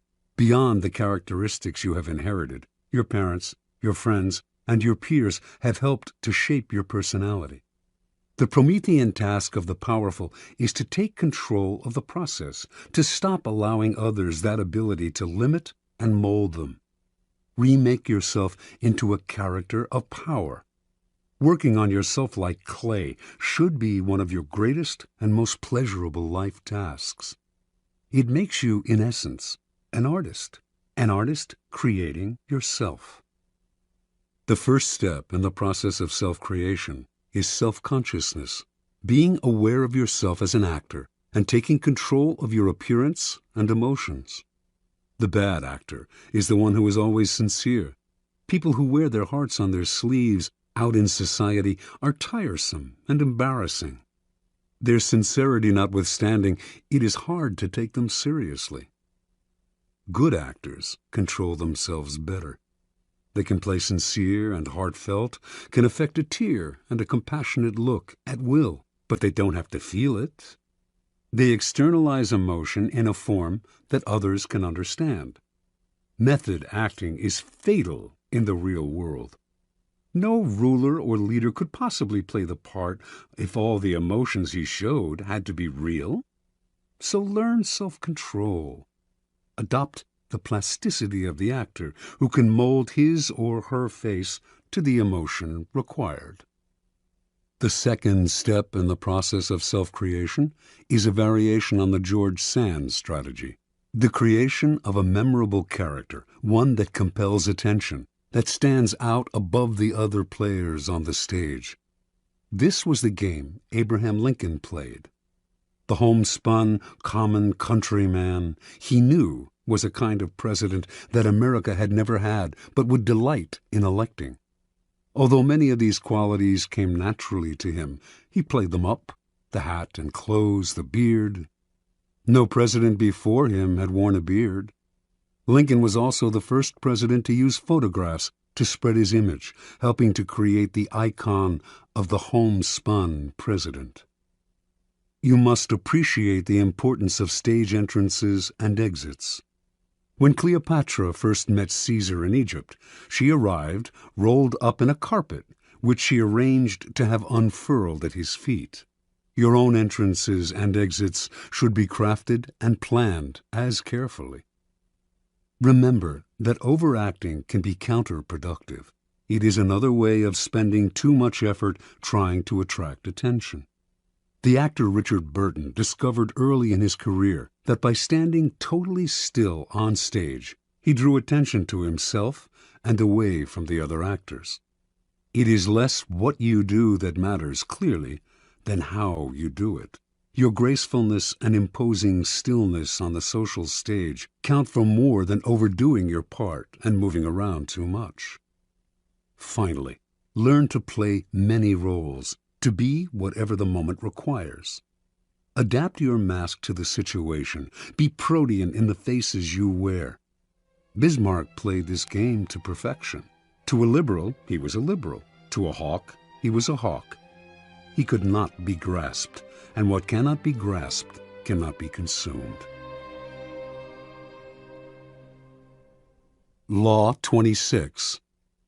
Keep your hands clean. Judgment. You must seem a paragon of civility and efficiency. Your hands are never soiled by mistakes and nasty deeds. Maintain such a spotless appearance by using others as unwitting pawns and screens to disguise your involvement. Part 1. Conceal your mistakes. Have a scapegoat around to take the blame. Our good name and reputation depend more on what we conceal than on what we reveal. Everyone makes mistakes, but those who are truly clever manage to hide them and to make sure someone else is blamed. A convenient scapegoat should always be kept around for such moments. Observance of the law. Near the end of the 2nd century A.D., as China's mighty Han Empire slowly collapsed, the great general and imperial minister Cao Cao emerged as the most powerful man in the country. Seeking to extend his power base and to rid himself of the last of his rivals, Cao Cao began a campaign to take control of the strategically vital Central Plain. During the siege of a key city, he slightly miscalculated the timing for supplies of grain to arrive from the capital. As he waited for the shipment to come in, the army ran low on food, and Cao Cao was forced to order the chief of commissariat to reduce its rations. Cao Cao kept a tight rein on the army and ran a network of informers. His spies soon reported that the men were complaining, grumbling that he was living well while they themselves had barely enough to eat. Perhaps Cao Cao was keeping the food for himself, they murmured. If the grumbling spread, Cao Cao could have a mutiny on his hands. He summoned the chief of commissariat to his tent. "I want to ask you to lend me something, and you must not refuse," Cao Cao told the chief. "What is it?" the chief replied. "I want the loan of your head to show to the troops," said Cao Cao. "But I've done nothing wrong," cried the chief. "I know," said Cao Cao with a sigh, "but if I do not put you to death, there will be a mutiny. Do not grieve. After you're gone, I'll look after your family." Put this way, the request left the chief no choice. So he resigned himself to his fate and was beheaded that very day. Seeing his head on public display, the soldiers stopped grumbling. Some saw through Cao Cao's gesture, but kept quiet, stunned and intimidated by his violence. And most accepted his version of who was to blame, preferring to believe in his wisdom and fairness than in his incompetence and cruelty. Interpretation. Occasional mistakes are inevitable. The world is just too unpredictable. People of power, however, are undone not by the mistakes they make, but by the way they deal with them. Like surgeons, they must cut away the tumor with speed and finality. Excuses satisfy no one, and apologies make everyone uncomfortable. The mistake does not vanish with an apology. It deepens and festers. Better to cut it off instantly, Distract attention from yourself and focus attention on a convenient scapegoat before people have time to ponder your responsibility or your possible incompetence. Keys to power. The use of scapegoats is as old as civilization itself, and examples of it can be found in cultures around the world. The main idea behind these sacrifices is the shifting of guilt and sin to an outside figure, object, animal, or man, which is then banished or destroyed. The bloody sacrifice of the scapegoat seems a barbaric relic of the past, but the practice lives on to this day, if indirectly and symbolically. Since power depends on appearances, and those in power must seem never to make mistakes, the use of scapegoats is as popular as ever. What modern leader will take responsibility for his blunders? He searches out others to blame, a scapegoat to sacrifice. When Mao Zedong's Cultural Revolution failed miserably, he made no apologies or excuses to the Chinese people. Instead, like Cao Cao before him, he offered up scapegoats, including his own personal secretary and high-ranking member of the party, Chen Bo-da. Franklin D. Roosevelt had a reputation for honesty and fairness. Throughout his career, however, he faced many situations in which being the nice guy would have spelled political disaster, yet he could not be seen as the agent of any foul play. For 20 years, then, his secretary, Lewis Howe, handled the backroom deals, the manipulation of the press, the underhanded campaign maneuvers. And whenever a mistake was committed, or a dirty trick contradicting Roosevelt's carefully crafted image became public, Howe served as a scapegoat and never complained. Finally, history has time and again shown the value of using a close associate as a scapegoat. This is known as the fall of the favorite. Most kings had a personal favorite at court, a man whom they singled out, sometimes for no apparent reason, and lavished with favors and attention. But this court favorite could serve as a convenient scapegoat in case of a threat to the king's reputation. The public would readily believe in the scapegoat's guilt. Why would the king sacrifice his favorite unless he were guilty? And the other courtiers, resentful of the favorite anyway, would rejoice at his downfall. The king, meanwhile, would rid himself of a man who by that time had probably learned too much about him, perhaps becoming arrogant and even disdainful of him. Choosing a close associate as a scapegoat has the same value as the fall of the favorite. You may lose a friend or aide, but in the long-term scheme of things, it is more important to hide your mistakes than to hold on to someone who one day will probably turn against you. Besides, you can always find a new favorite to take his place. Part 2. Make use of the cat's paw. In the fable, the monkey grabs the paw of his friend, the cat, and uses it to fish chestnuts out of the fire, thus getting the nuts he craves without hurting himself. If there is something unpleasant or unpopular that needs to be done, it is far too risky for you to do the work yourself. You need a cat's paw, someone who does the dirty, dangerous work for you. The cat's paw grabs what you need, hurts whom you need hurt, and keeps people from noticing that you are the one responsible. Let someone else be the executioner or the bearer of bad news, while you bring only joy and glad tidings.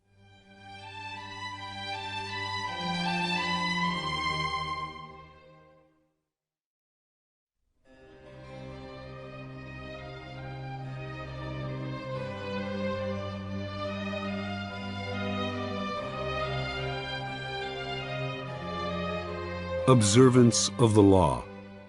In 59 B.C., the future Queen Cleopatra of Egypt, then 10 years old, witnessed the overthrow and banishment of her father, Ptolemy XII, at the hand of his eldest daughters, her own sisters. One of the daughters, Berenice, emerged as the leader of the rebellion, and to ensure that she would now rule Egypt alone, she imprisoned her other sisters and murdered her own husband. This may have been necessary as a practical step to secure her rule, but that a member of the royal family, a queen no less, would so overtly exact such violence on her own family horrified her subjects and stirred up powerful opposition.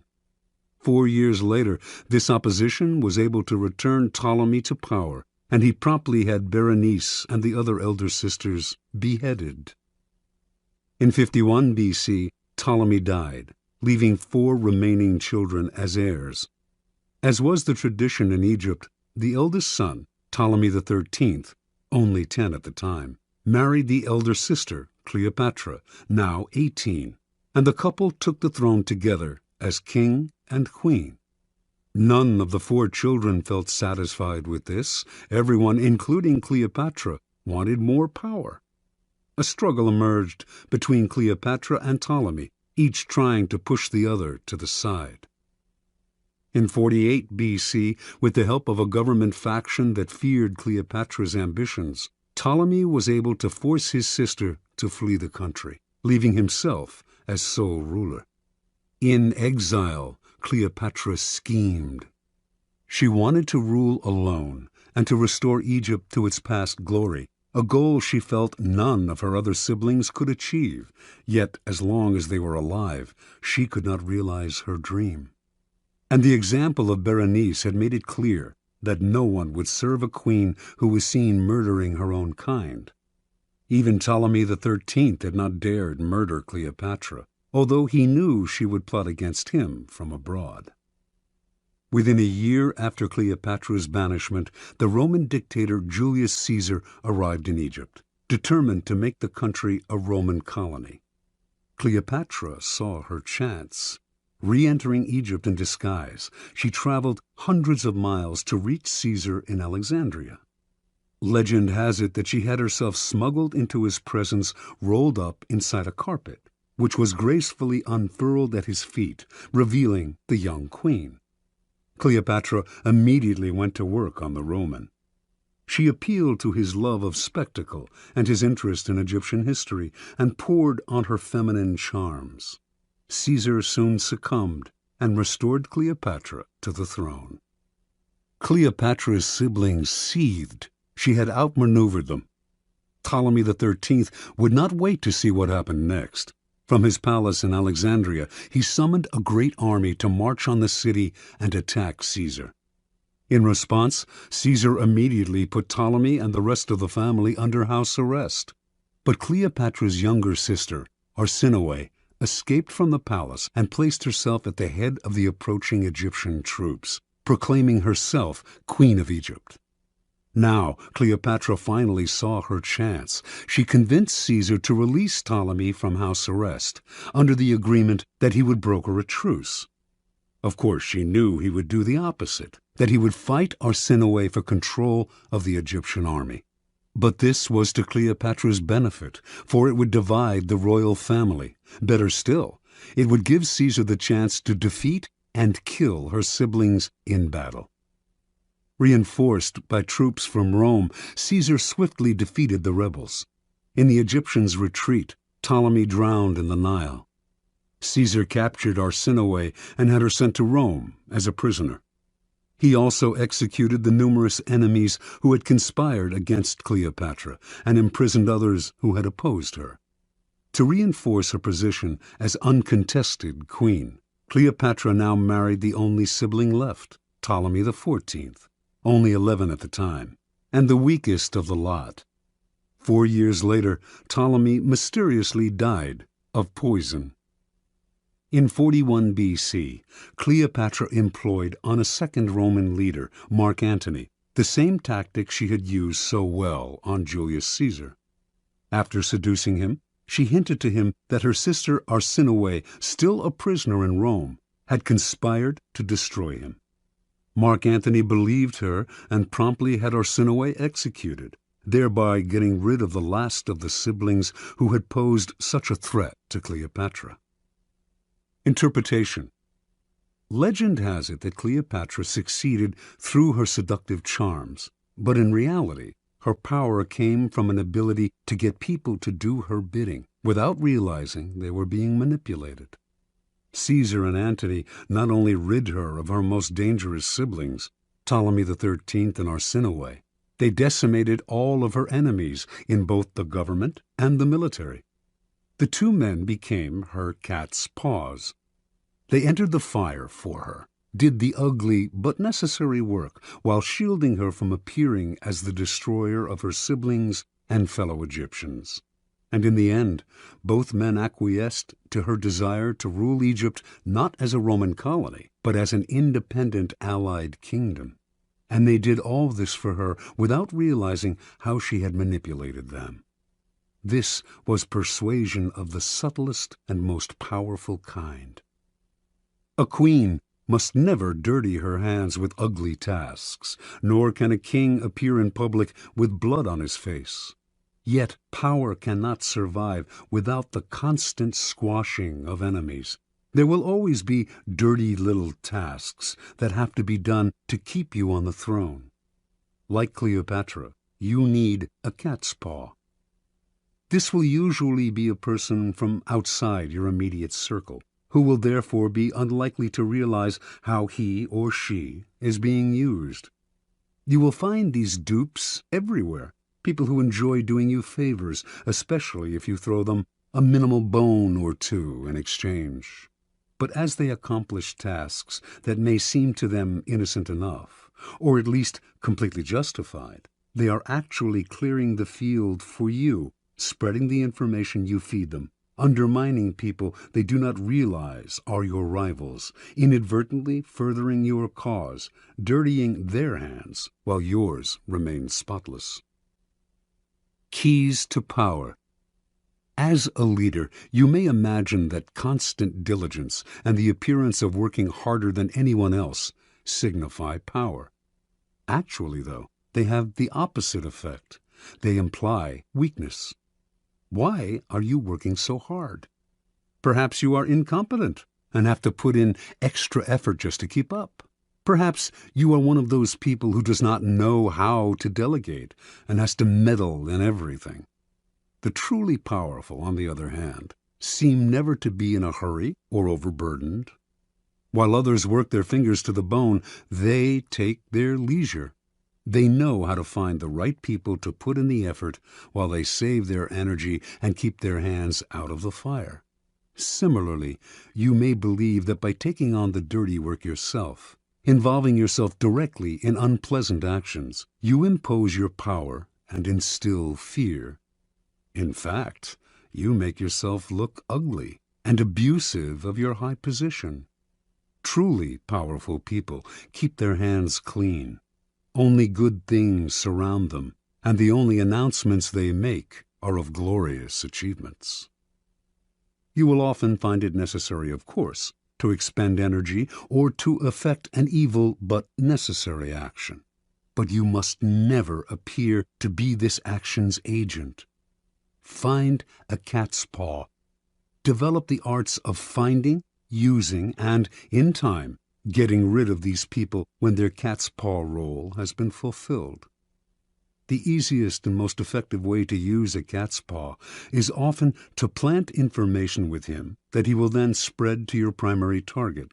False or planted information is a powerful tool, especially if spread by a dupe whom no one suspects. You will find it very easy to play innocent and disguise yourself as the source. Law 27. Play on people's need to believe to create a cult-like following. Judgment. People have an overwhelming desire to believe in something. Become the focal point of such desire by offering them a cause, a new faith to follow. Keep your words vague but full of promise. Emphasize enthusiasm over rationality and clear thinking. Give your new disciples rituals to perform. Ask them to make sacrifices on your behalf. In the absence of organized religion and grand causes, your new belief system will bring you untold power. The Science of Charlatanism, or How to Create a Cult in 5 Easy Steps. In searching, as you must, for the methods that will gain you the most power for the least effort, You will find the creation of a cult-like following one of the most effective. Having a large following opens up all sorts of possibilities for deception. Not only will your followers worship you, they will defend you from your enemies and will voluntarily take on the work of enticing others to join your fledgling cult. This kind of power will lift you to another realm.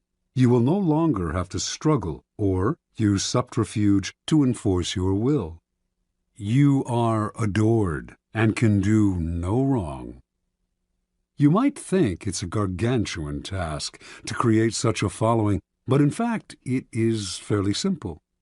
As humans, we have a desperate need to believe in something, anything. This makes us eminently gullible. We simply cannot endure long periods of doubt or of the emptiness that comes from a lack of something to believe in. Dangle in front of us some new cause, elixir, get-rich-quick scheme, or the latest technological trend or art movement, and we leap from the water as one to take the bait. Look at history, the chronicles of the new trends in cults that have made a mass following for themselves could fill a library. After a few centuries, a few decades, a few years, a few months, they generally look ridiculous. But at the time, they seemed so attractive, so transcendental, so divine. Always in a rush to believe in something, we will manufacture saints and faiths out of nothing. Do not let this gullibility go to waste. Make yourself the object of worship. Make people form a cult around you. The great European charlatans of the 16th and 17th centuries mastered the art of cult-making. They lived, as we do now, in a time of transformation. Organized religion was on the wane, science on the rise. People were desperate to rally around a new cause or faith. The charlatans had begun by peddling health elixirs and alchemic shortcuts to wealth. Moving quickly from town to town, they originally focused on small groups, until, by accident, they stumbled on a truth of human nature. The larger the group they gathered around themselves, the easier it was to deceive.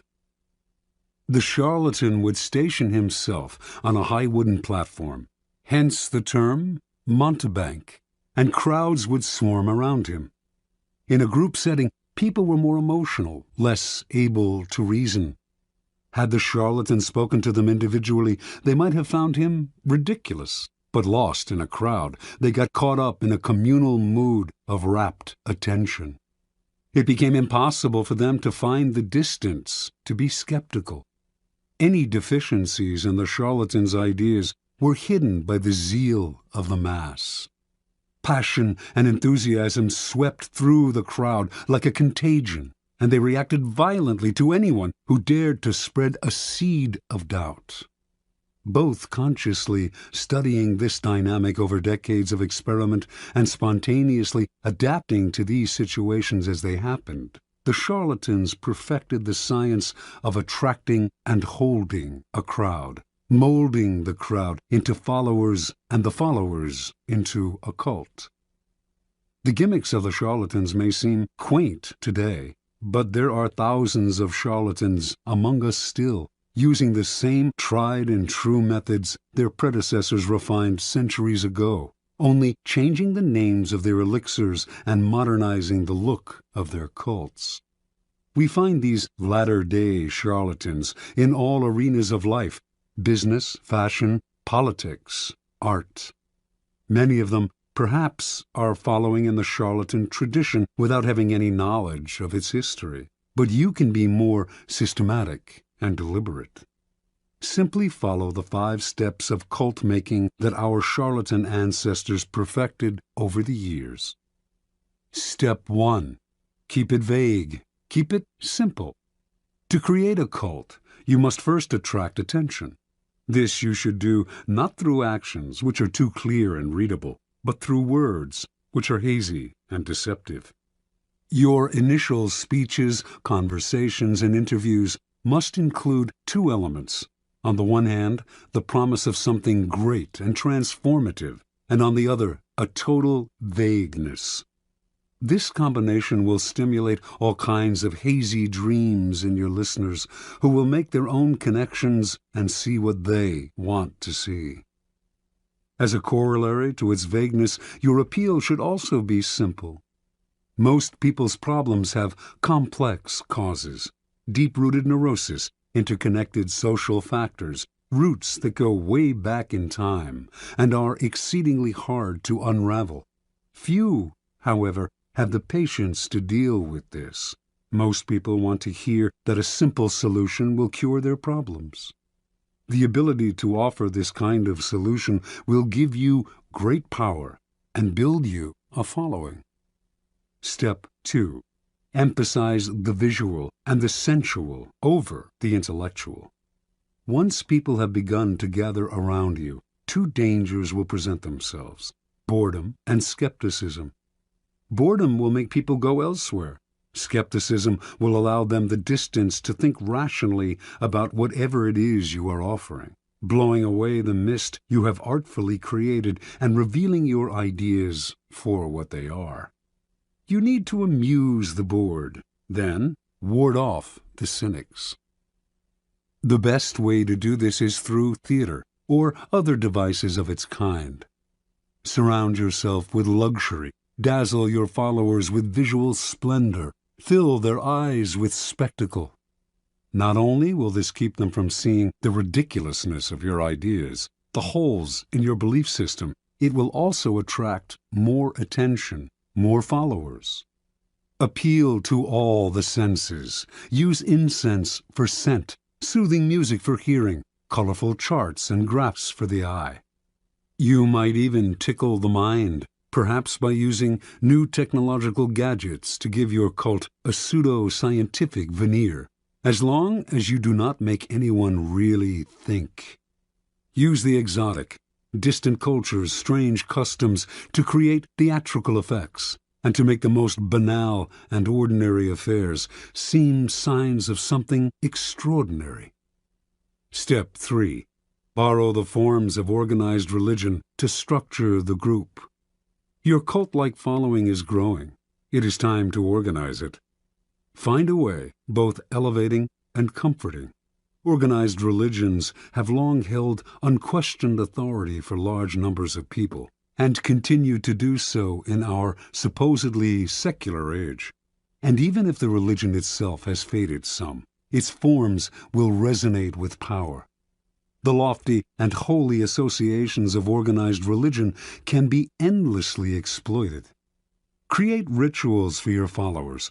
Organize them into a hierarchy, ranking them in grades of sanctity, and giving them names and titles that resound with religious overtones. Ask them for sacrifices that will fill your coffers and increase your power. To emphasize your gathering's quasi-religious nature, talk and act like a prophet. You are not a dictator. After all, you are a priest, a guru, a sage, a shaman, or any other word that hides your real power in the mist of religion. Step 4. Disguise your source of income. Your group has grown, and you have structured it in a church-like form. Your coffers are beginning to fill with your followers' money. You must never be seen as hungry for money and the power it brings. It is at this moment that you must disguise the source of your income. Your followers want to believe that if they follow you, all sorts of good things will fall into their lap. By surrounding yourself with luxury, you become living proof of the soundness of your belief system. Never reveal that your wealth actually comes from your followers' pockets. Instead, make it seem to come from the truth of your methods. Followers will copy your each and every move in the belief that it will bring them the same results, and their imitative enthusiasm will blind them to the charlatan nature of your wealth. Step 5. Set up an us versus them dynamic. The group is now large and thriving, a magnet attracting more and more particles.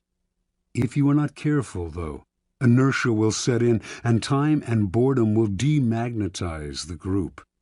To keep your followers united, you must now do what all religions and belief systems have done: create an us versus them dynamic. First, make sure your followers believe they are part of an exclusive club, unified by a bond of common goals.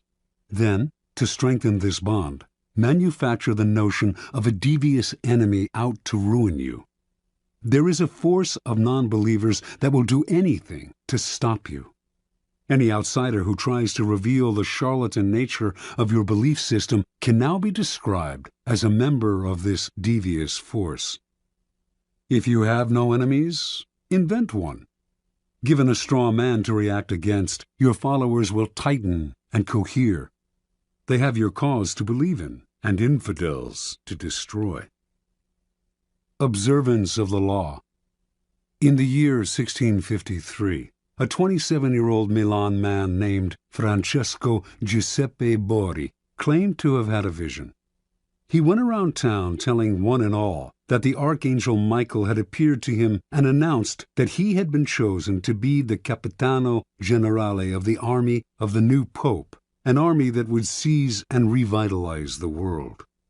The Archangel had further revealed that Borri now had the power to see people's souls, and that he would soon discover the philosopher's stone, a long sought-after substance that could change base metals into gold.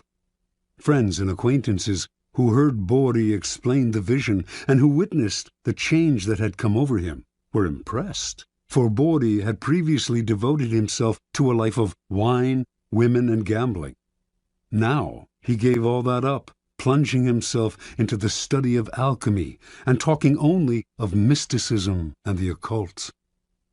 The transformation was so sudden and miraculous, and Borri's words were so filled with enthusiasm, that he began to create a following.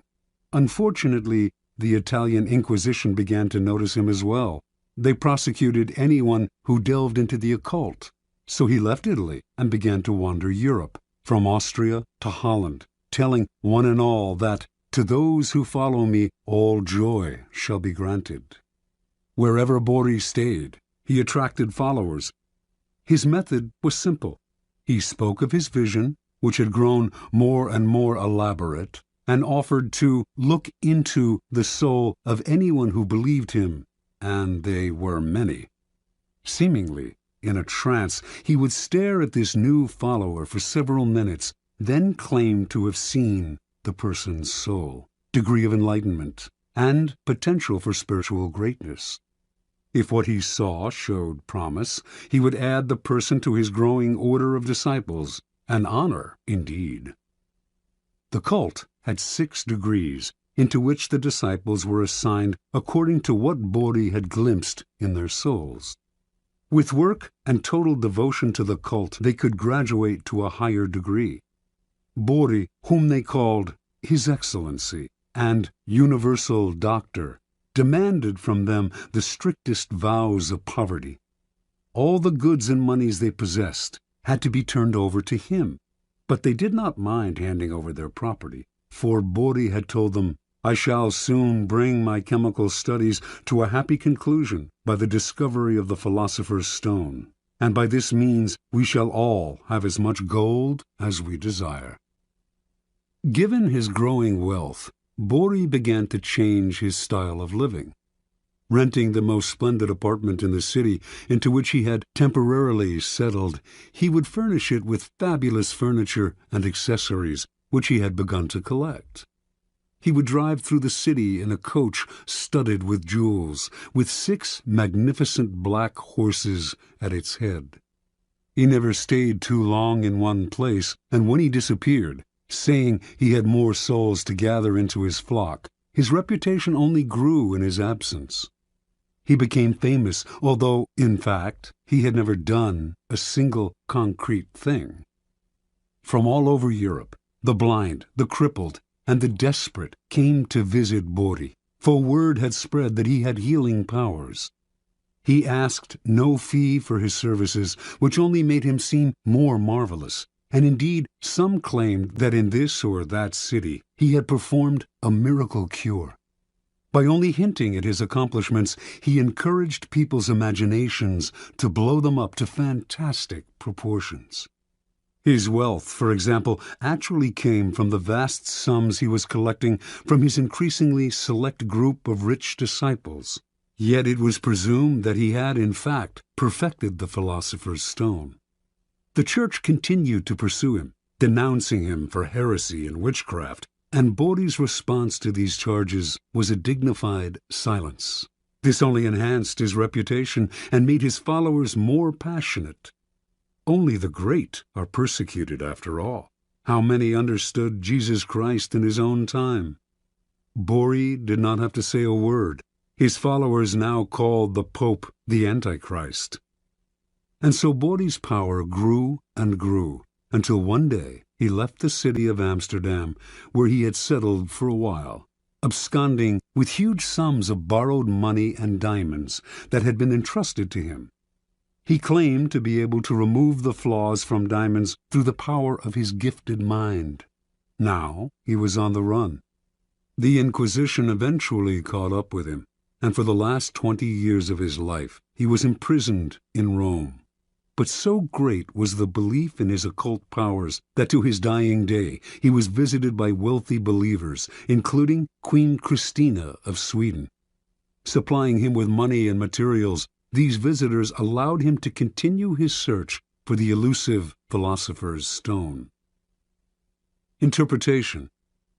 Before he formed his cult, Bodhi seems to have stumbled on a critical discovery. Tiring of his life of debauchery, he had decided to give it up and to devote himself to the occult, a genuine interest of his. He must have noticed, however, that when he alluded to a mystical experience, rather than physical exhaustion, as the source of his conversion, people of all classes wanted to hear more. Realizing the power he could gain by ascribing the change to something external and mysterious, he went further with his manufactured visions.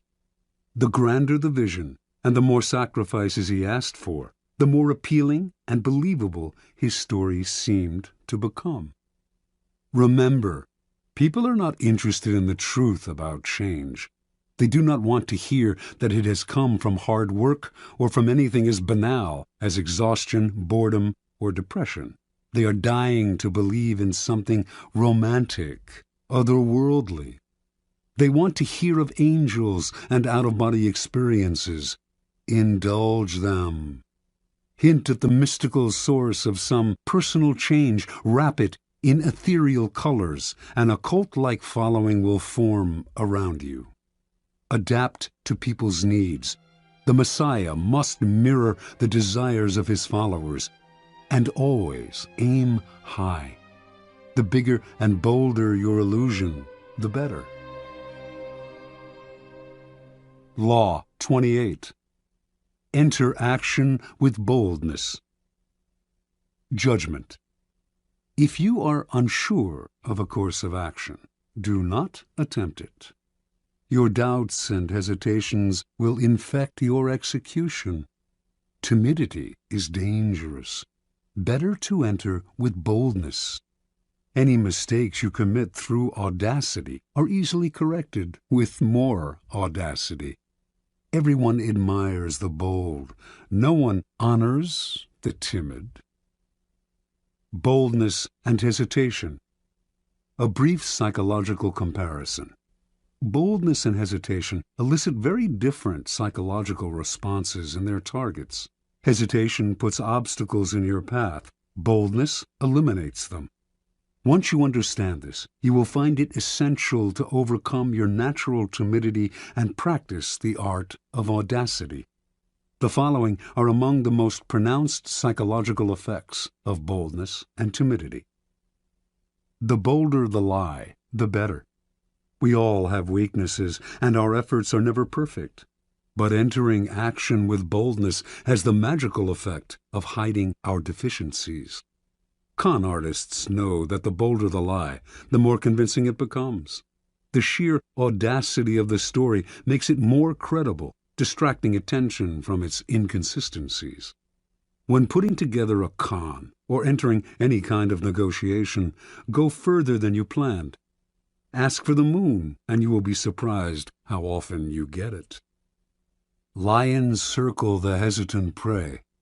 People have a sixth sense for the weaknesses of others. If, in a first encounter, you demonstrate your willingness to compromise, back down, and retreat, you bring out the lion even in people who are not necessarily bloodthirsty.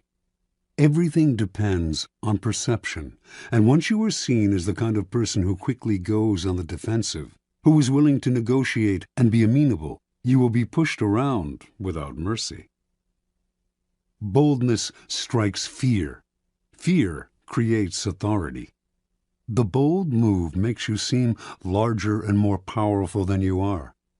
If it comes suddenly, with the stealth and swiftness of a snake, it inspires that much more fear. By intimidating with a bold move, you establish a precedent. In every subsequent encounter, people will be on the defensive, in terror of your next strike. Going halfway with a half a heart digs the deeper grave. If you enter an action with less than total confidence, you set up obstacles in your own path. When a problem arises, you will grow confused, seeing options where there are none, and inadvertently creating more problems still. Retreating from the hunter, the timid hare scurries more easily into his snares. Hesitation creates gaps. Boldness obliterates them. When you take time to think, to hem and haw, you create a gap that allows others time to think as well. Your timidity infects people with awkward energy, elicits embarrassment. Doubt springs up on all sides. Boldness destroys such gaps. The swiftness of the move and the energy of the action leave others no space to doubt and worry. In seduction, hesitation is fatal. It makes your victim conscious of your intentions. The bold move crowns seduction with triumph. It leaves no time for reflection. Audacity separates you from the herd. Boldness gives you presence and makes you seem larger than life. The timid fade into the wallpaper. The bold draw attention, and what draws attention draws power. We cannot keep our eyes off the audacious. We cannot wait to see their next bold move. Observance of the law. In 1514, the 22-year-old Pietro Aretino was working as a lowly assistant scullion to a wealthy Roman family. He had ambitions of greatness as a writer, to inflame the world with his name, but how could a mere lackey hope to realize such dreams? That year, Pope Leo X received from the King of Portugal an embassy that included many gifts, most prominent among them a great elephant, the first in Rome since imperial times. The pontiff adored this elephant and showered it with attention and gifts. But despite his love and care, the elephant, which was called Anno, became deathly ill. The Pope summoned doctors who administered a 500-pound purgative to the elephant, but all to no avail. The animal died, and the Pope went into mourning. To console himself, he summoned the great painter Raphael and ordered him to create a life-sized painting of Anno above the animal's tomb, bearing the inscription, "What nature took away, Raphael has with his art restored." Over the next few days, a pamphlet circulated throughout Rome that caused great merriment and laughter. Entitled, "The Last Will and Testament of the Elephant Anno," it read in part, "To my heir, the Cardinal Santa Croce, I give my knees, so that he can imitate my genuflections. To my heir, Cardinal Santi Quattro, I give my jaws, so that he can more readily devour all of Christ's revenues. To my heir, Cardinal Medici, I give my ears, so that he can hear everyone's doings. To Cardinal Grassi, who had a reputation for lechery, the elephant bequeathed the appropriate, oversized part of his own anatomy." On and on the anonymous pamphlet went, sparing none of the great in Rome, not even the Pope. With each one it took aim at their best-known weakness. The pamphlet ended with verse, "See to it that Aretino is your friend, for he is a bad enemy to have. His words alone could ruin the high Pope, so God guard everyone from his tongue." Interpretation. With one short pamphlet, Aretino, son of a poor shoemaker and a servant himself, hurled himself to fame. Everyone in Rome rushed to find out who this daring young man was. Even the Pope, amused by his audacity, sought him out and ended up giving him a job in the papal service. Over the years, he came to be known as the scourge of princes, and his biting tongue earned him the respect and fear of the great, from the King of France to the Habsburg Emperor. The Aretino strategy is simple.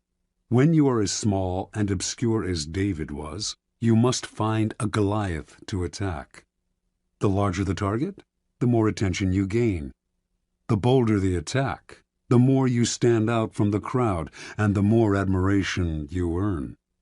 Society is full of those who think daring thoughts, but lack the guts to print and publicize them. Voice what the public feels. The expression of shared feelings is always powerful. Search out the most prominent target possible and sling your boldest shot. The world will enjoy the spectacle and will honor the underdog. You, that is, with glory and power. Keys to power. Most of us are timid. We want to avoid tension and conflict, and we want to be liked by all. We may contemplate a bold action, but we rarely bring it to life. We are terrified of the consequences, of what others might think of us, of the hostility we will stir up if we dare go beyond our usual place.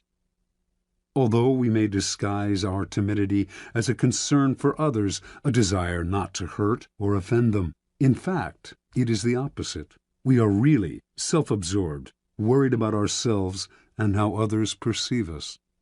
Boldness, on the other hand, is outer-directed and often makes people feel more at ease, since it is less self-conscious and less repressed. Few are born bold. Even Napoleon had to cultivate the habit on the battlefield, where he knew it was a matter of life and death. In social settings, he was awkward and timid, but he overcame this and practiced boldness in every part of his life because he saw its tremendous power, how it could literally enlarge a man, even one who, like Napoleon, was in fact conspicuously small. You must practice and develop your boldness. You will often find uses for it. The best place to begin is often the delicate world of negotiation, particularly those discussions in which you are asked to set your own price. How often we put ourselves down by asking for too little. When Christopher Columbus proposed that the Spanish court finance his voyage to the Americas, he also made the insanely bold demand that he be called Grand Admiral of the Ocean. The court agreed. The price he set was the price he received. He demanded to be treated with respect, and so he was. Understand, if boldness is not natural, neither is timidity. It is an acquired habit, picked up out of a desire to avoid conflict. If timidity has taken hold of you, then root it out. Your fears of the consequences of a bold action are way out of proportion to reality. And in fact, the consequences of timidity are worse. Your value is lowered, and you create a self-fulfilling cycle of doubt and disaster. Remember, the problems created by an audacious move can be disguised, even remedied, by more and greater audacity. Law 29. Plan all the way to the end. Judgment. The ending is everything. Plan all the way to it. taking into account all the possible consequences, obstacles, and twists of fortune that might reverse your hard work and give the glory to others. By planning to the end, you will not be overwhelmed by circumstances, and you will know when to stop. Gently guide fortune and help determine the future by thinking far ahead. Transgression of the law. In 1510, a ship set out from the island of Hispaniola, now Haiti and the Dominican Republic, for Venezuela, where it was to rescue a besieged Spanish colony. Several miles out of port, a stowaway climbed out of a provision chest. Vasco Núñez de Balboa, a noble Spaniard who had come to the New World in search of gold, but had fallen into debt and had escaped his creditors by hiding in the chest. Balboa had been obsessed with gold ever since Columbus had returned to Spain from his voyages with tales of a fabulous but as yet undiscovered kingdom called El Dorado. Balboa was one of the first adventurers to come in search of Columbus's land of gold, and he had decided from the beginning that he would be the one to find it, through sheer audacity and single-mindedness. Now that he was free of his creditors, nothing would stop him. Unfortunately, the ship's owner, a wealthy jurist named Francisco Fernandez de Incisco, was furious when told of the stowaway, and he ordered that Balboa be left on the first island they came across. Before they found any island, however, Incisco received news that the colony he was to rescue had been abandoned. This was Balboa's chance. He told the sailors of his previous voyages to Panama and of the rumors he had heard of gold in the area. The excited sailors convinced Incisco to spare Balboa's life and to establish a colony in Panama. Weeks later, they named their new settlement Darien. Darien's first governor was Incisco, but Balboa was not a man to let others steal the initiative. He campaigned against Incisco among the sailors, who eventually made it clear that they preferred him as governor. Incisco fled to Spain, fearing for his life. Months later, when a representative of the Spanish crown arrived to establish himself as the new official governor of Darien, he was turned away. On his return voyage to Spain, this man drowned. The drowning was accidental, but under Spanish law, Balboa had murdered the governor and usurped his position. Balboa's bravado had got him out of scrapes before, but now his hopes of wealth and glory seemed doomed. To lay claim to El Dorado, should he discover it, he would need the approval of the Spanish king, which, as an outlaw, he would never receive. There was only one solution. Panamanian Indians had told Balboa of a vast ocean on the other side of the Central American Isthmus, and had said that by traveling south upon this western coast, he would reach a fabulous land of gold, called by a name that to his ears sounded like Biru. Balboa decided he would cross the treacherous jungles of Panama and become the first European to bathe his feet in this new ocean. From there he would march on El Dorado.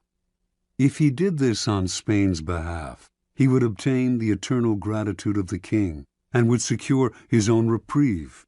Only he had to act before Spanish authorities came to arrest him. In 1513, then, Balboa set out with 190 soldiers. Halfway across the isthmus, some 90 miles wide at that point, only 60 soldiers remained, many having succumbed to the harsh conditions, the blood-sucking insects, the torrential rainfall, fever. Finally, from a mountaintop, Balboa became the first European to lay eyes on the Pacific Ocean. Days later he marched in his armor into its waters, bearing the banner of Castile and claiming all its seas, lands, and islands in the name of the Spanish throne. Indians from the area greeted Balboa with gold, jewels, and precious pearls, the like of which he had never seen. When he asked where these had come from, the Indians pointed south to the land of the Incas.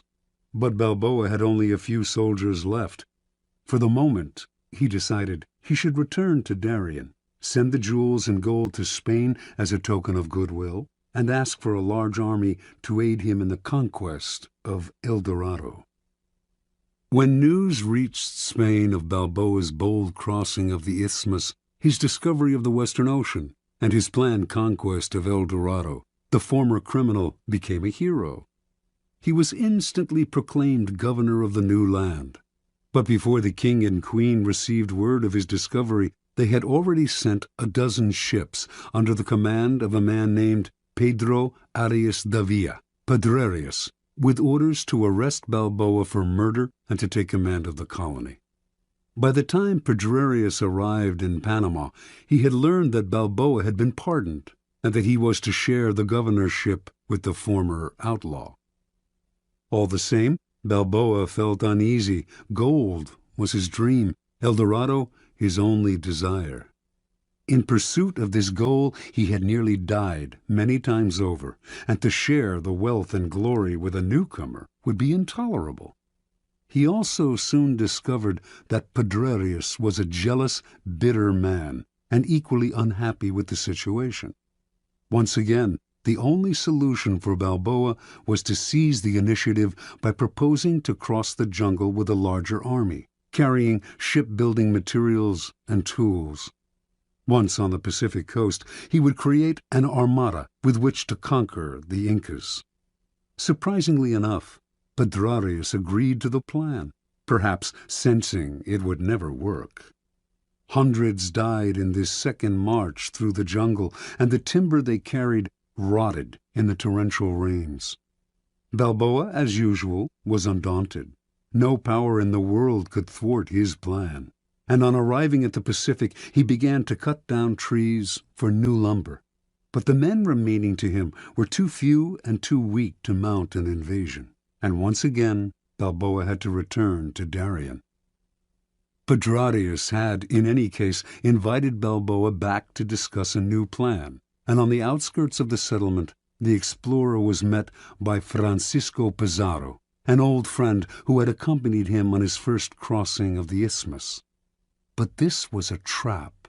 Leading 100 soldiers, Pizarro surrounded his former friend, arrested him, and returned him to Pedrerius, who tried him on charges of rebellion. A few days later, Balboa's head fell into a basket, along with those of his most trusted followers.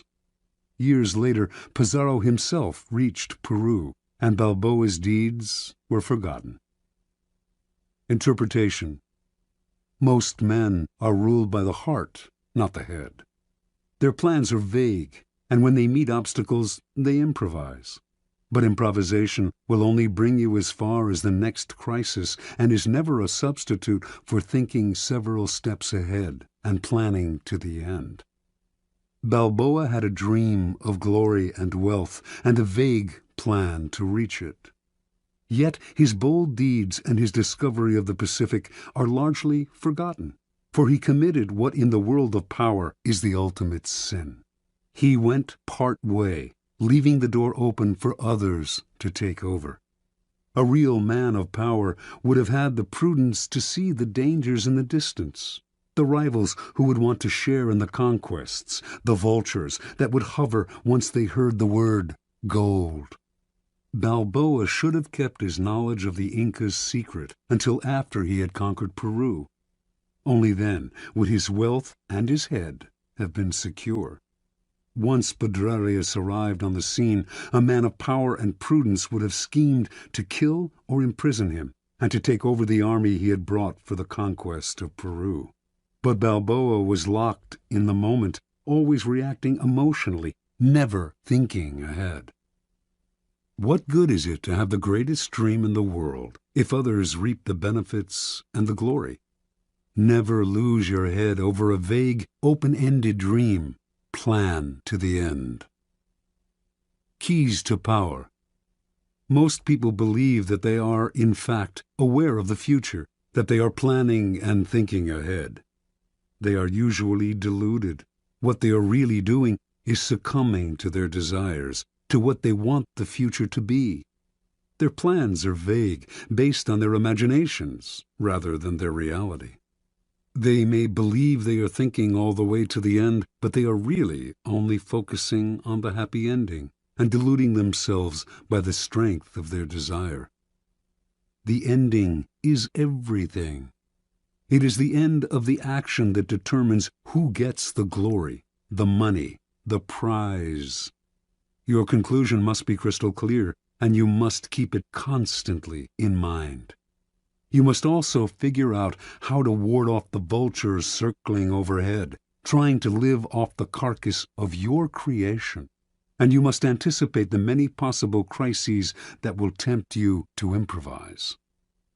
When you see several steps ahead and plan your moves all the way to the end, you will no longer be tempted by emotion or by the desire to improvise. Your clarity will rid you of the anxiety and vagueness that are the primary reasons why so many fail to conclude their actions successfully. You see the ending, and you tolerate no deviation. Law 30. Make your accomplishments seem effortless.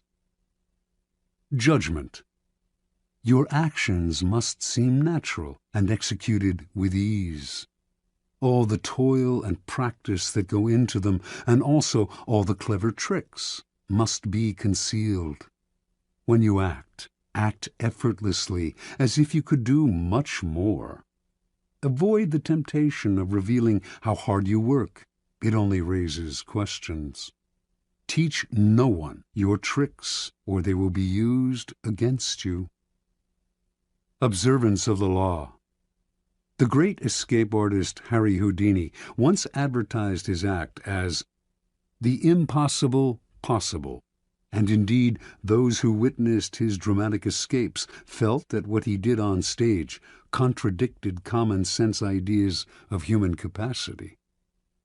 Over the years, Houdini escaped from the chained carcass of an embalmed sea monster, a half-octopus, half-whale-like beast that had beached near Boston.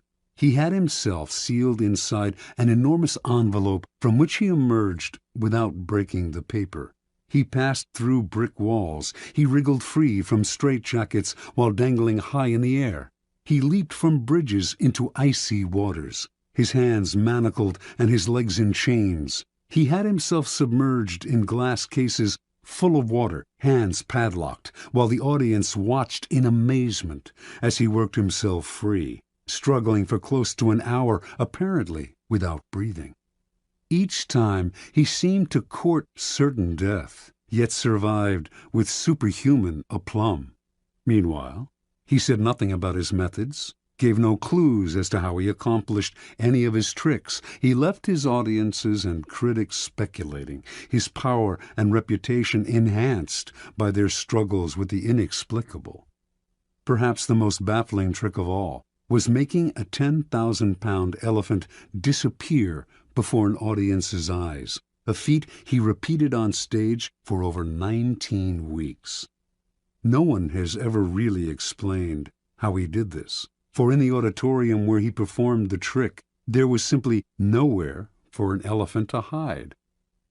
The effortlessness of Houdini's escapes led some to think he used occult forces, his superior psychic abilities giving him special control over his body.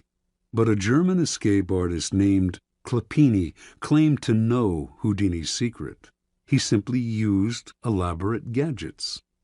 Clapini also claimed to have defeated Houdini in a handcuff challenge in Holland. Houdini did not mind all kinds of speculation floating around about his methods, but he would not tolerate an outright lie, and in 1902 he challenged Clapini to a handcuff duel. Clapini accepted. Through a spy, he found out the secret word to unlock a pair of French combination lock cuffs that Houdini liked to use. His plan was to choose these cuffs to escape from on stage. This would definitely debunk Houdini. His genius simply lay in his use of mechanical gadgets. On the night of the challenge, just as Clapini had planned, Houdini offered him a choice of cuffs, and he selected the ones with the combination lock. He was even able to disappear with them behind a screen to make a quick test, and re-emerged seconds later, confident of victory. Acting as if he had sensed fraud, Houdini refused to lock Clopini in the cuffs. The two men argued and began to fight, even wrestling with each other on stage. After a few minutes of this, an apparently angry, frustrated Houdini gave up and locked Clopini in the cuffs. For the next few minutes, Clopini strained to get free. Something was wrong. Minutes earlier he had opened the cuffs behind the screen. Now the same code no longer worked. He sweated, racking his brain. Hours went by, the audience left, and finally an exhausted and humiliated Clopini gave up and asked to be released. The cuffs that Clopini himself had opened behind the screen with the word CLEFS, French for keys, now clicked open only with the word FRAUD. Clopini never figured out how Houdini had accomplished this uncanny feat. Interpretation. Although we do not know for certain how Houdini accomplished many of his most ingenious escapes, one thing is clear. It was not the occult or any kind of magic that gave him his powers, but hard work and endless practice, all of which he carefully concealed from the world. Houdini never left anything to chance. Day and night he studied the workings of locks, researched centuries-old sleight-of-hand tricks, pored over books on mechanics, whatever he could use.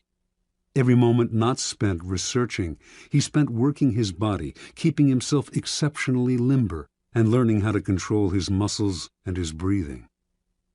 Early on in Houdini's career, an old Japanese performer whom he toured with taught him an ancient trick: how to swallow an ivory ball, then bring it back up.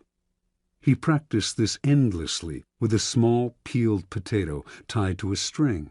Up and down he would manipulate the potato with his throat muscles until they were strong enough to move it without the string. No one could check the inside of his throat, where he could conceal small tools to help him escape. Even so, Clopini was fundamentally wrong. It was not Houdini's tools, but his practice, work, and research that made his escapes possible. Clopini, in fact, was completely outwitted by Houdini, who set the whole thing up. He let his opponent learn the code to the French cuffs, then baited him into choosing those cuffs on stage. Then, during the two men's tussle, the dexterous Houdini was able to change the code to FRAUD.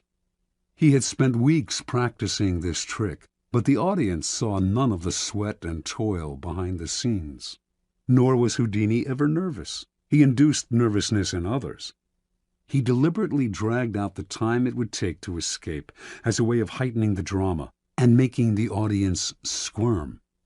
His escapes from death, always graceful and easy, made him look like a Superman. As a person of power, you must research and practice endlessly before appearing in public, on stage, or anywhere else. Never expose the sweat and labor behind your poise. Some think such exposure will demonstrate their diligence and honesty, but it actually just makes them look weaker, as if anyone who practiced and worked at it could do what they had done, or as if they weren't really up to the job. Keep your effort and your tricks to yourself, and you seem to have the grace and ease of a god. One never sees the source of a god's power revealed. One only sees its effects. Keys to Power.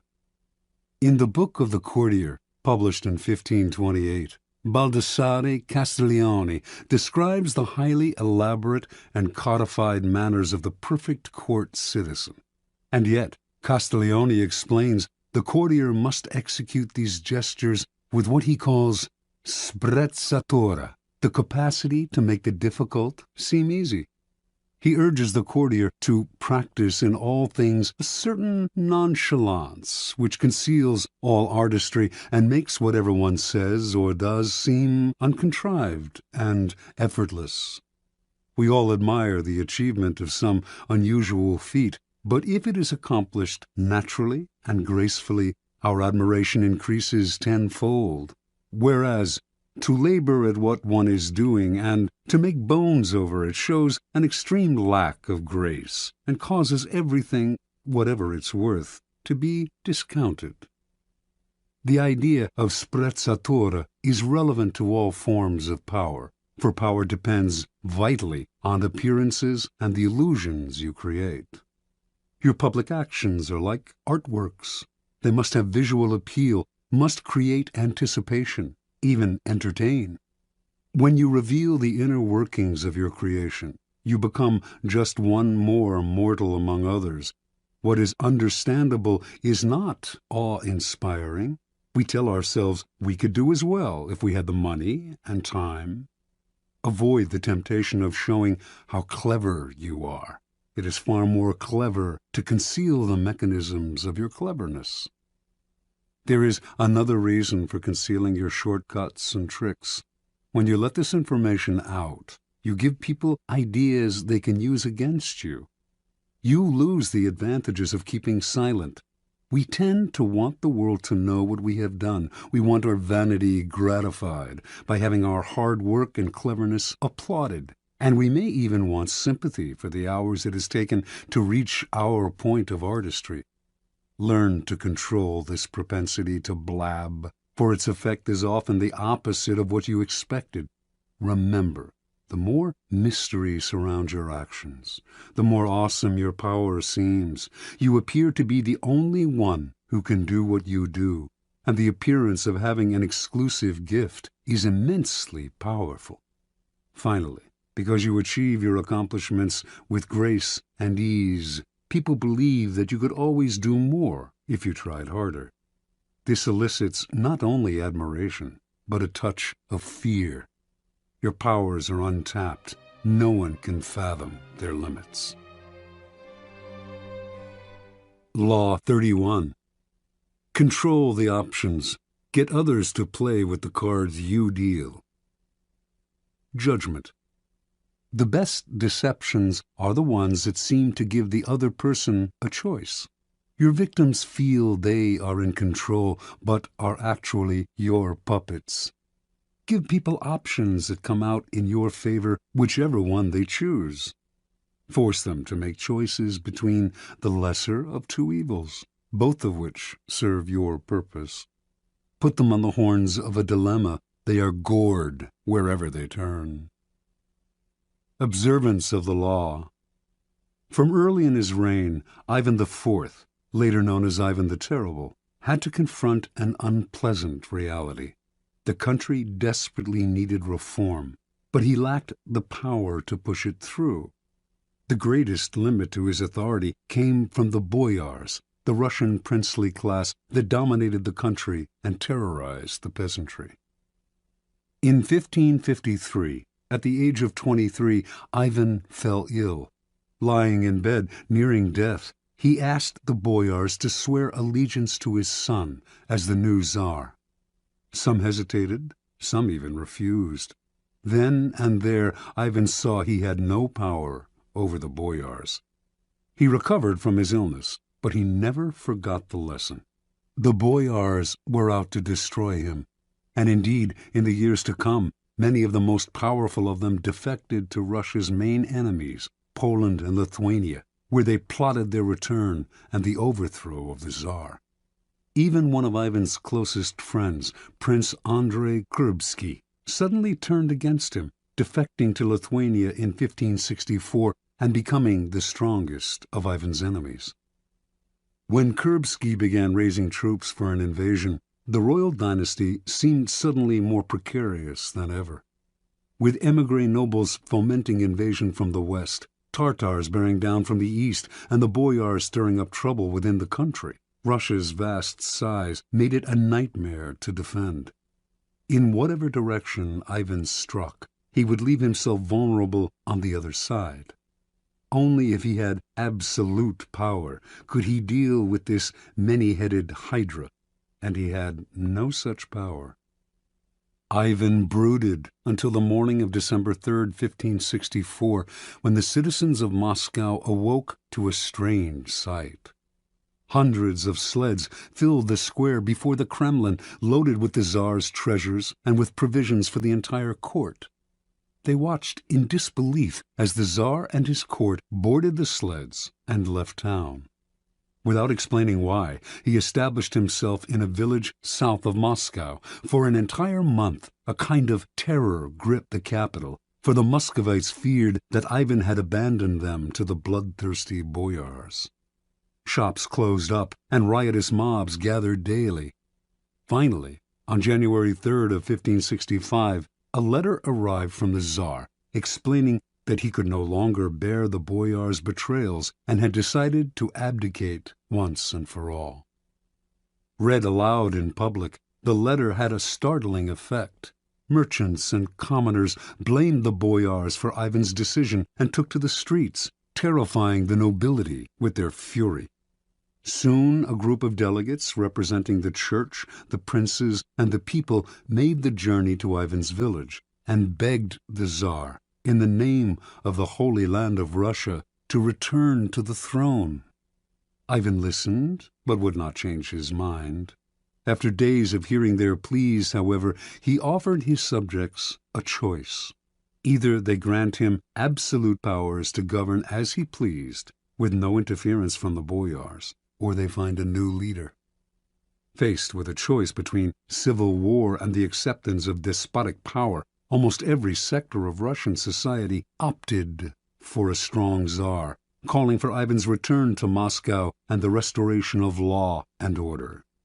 In February, with much celebration, Ivan returned to Moscow. The Russians could no longer complain if he behaved dictatorially. They had given him this power themselves. Interpretation. Withdrawal and disappearance are classic ways of controlling the options. You give people a sense of how things will fall apart without you, and you offer them a choice. I stay away and you suffer the consequences, or I return under circumstances that I dictate. In this method of controlling people's options, they choose the option that gives you power because the alternative is just too unpleasant. You force their hand, but indirectly. They seem to have a choice. Whenever people feel they have a choice, they walk into your trap that much more easily. Keys to power. Words like freedom, options, and choice evoke a power of possibility far beyond the reality of the benefits they entail. When examined closely, the choices we have in the marketplace, in elections, in our jobs, tend to have noticeable limitations. They are often a matter of a choice simply between A and B, with the rest of the alphabet out of the picture. Yet, as long as the faintest mirage of choice flickers on, we rarely focus on the missing options. We choose to believe that the game is fair and that we have our freedom. We prefer not to think too much about the depth of our liberty to choose. This supplies the clever and cunning with enormous opportunities for deception. For people who are choosing between alternatives find it hard to believe they are being manipulated or deceived. They cannot see that you are allowing them a small amount of free will in exchange for a much more powerful imposition of your own will. Setting up a narrow range of choices, then, should always be a part of your deceptions. There is a saying, if you can get the bird to walk into the cage on its own, it will sing that much more prettily. The following are among the most common forms of controlling the options. Color the choices. This was a favored technique of Henry Kissinger. As President Nixon's Secretary of State, Kissinger considered himself better informed than his boss and believed that in most situations he could make the best decision on his own. But if he tried to determine policy, he would offend, or perhaps enrage, a notoriously insecure man. So Kissinger would propose 3 or 4 choices of action for each situation, and would present them in such a way that the one he preferred always seemed the best solution compared to the others. Time after time, Nixon fell for the bait, never suspecting that he was moving where Kissinger pushed him. This is an excellent device to use on the insecure master. Force the resistor. This is a good technique to use on children and other willful people who enjoy doing the opposite of what you ask them to. Push them to choose what you want them to do by appearing to advocate the opposite. Alter the playing field. In the 1860s, John D. Rockefeller set out to create an oil monopoly. If he tried to buy up the smaller oil companies, they would figure out what he was doing and fight back. Instead, he began secretly buying up the railway companies that transported the oil. When he then attempted to take over a particular company and met with resistance, he reminded them of their dependence on the rails. Refusing them shipping or simply raising their fees could ruin their business. Rockefeller altered the playing field so that the only options the small oil producers had were the ones he gave them. In this tactic, your opponents know their hand is being forced, but it doesn't matter. The technique is effective against those who resist at all costs. The shrinking options. The late 19th century art dealer Ambrose Vollard perfected this technique. Customers would come to Vollard's shop to see some Cézannes. He would show 3 paintings, neglect to mention a price, and pretend to doze off. The visitors would have to leave without deciding. They would usually come back the next day to see the paintings again, but this time Vollard would pull out less interesting works, pretending he thought they were the same ones. The baffled customers would look at the new offerings, leave to think them over, and return yet again. Once again, the same thing would happen. Vollard would show paintings of lesser quality still. Finally, the buyers would realize they had better grab what he was showing them because tomorrow they would have to settle for something worse, perhaps at even higher prices. A variation on this technique is to raise the price every time the buyer hesitates and another day goes by. This is an excellent negotiating ploy to use on the chronically indecisive, who will fall for the idea that they are getting a better deal today than if they wait till tomorrow. The weak man on the precipice. The weak are the easiest to maneuver by controlling their options. Cardinal de Retz, the great 17th century provocateur, served as an unofficial assistant to the Duke of Orleans, who was notoriously indecisive. It was a constant struggle to convince the Duke to take action. He would hem and haw, weigh the options, and wait until the last moment, giving everyone around him an ulcer. But Retz discovered a way to handle them. He would describe all sorts of dangers, exaggerating them as much as possible, until the Duke saw a yawning abyss in every direction except one, the one Retz was pushing him to take. This tactic is similar to color the choices, but with the weak you have to be more aggressive. Work on their emotions, use fear and terror to propel them into action. Try reason, and they will always find a way to procrastinate. The horns of a dilemma. This idea was demonstrated by General William Sherman's infamous march through Georgia during the American Civil War.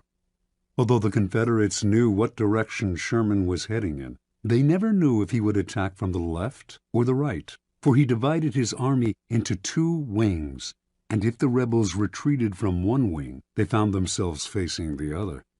This is a classic trial lawyer's technique. The lawyer leads the witness to decide between 2 possible explanations of an event, both of which poke a hole in their story. They have to answer the lawyer's questions, but whatever they say, they hurt themselves.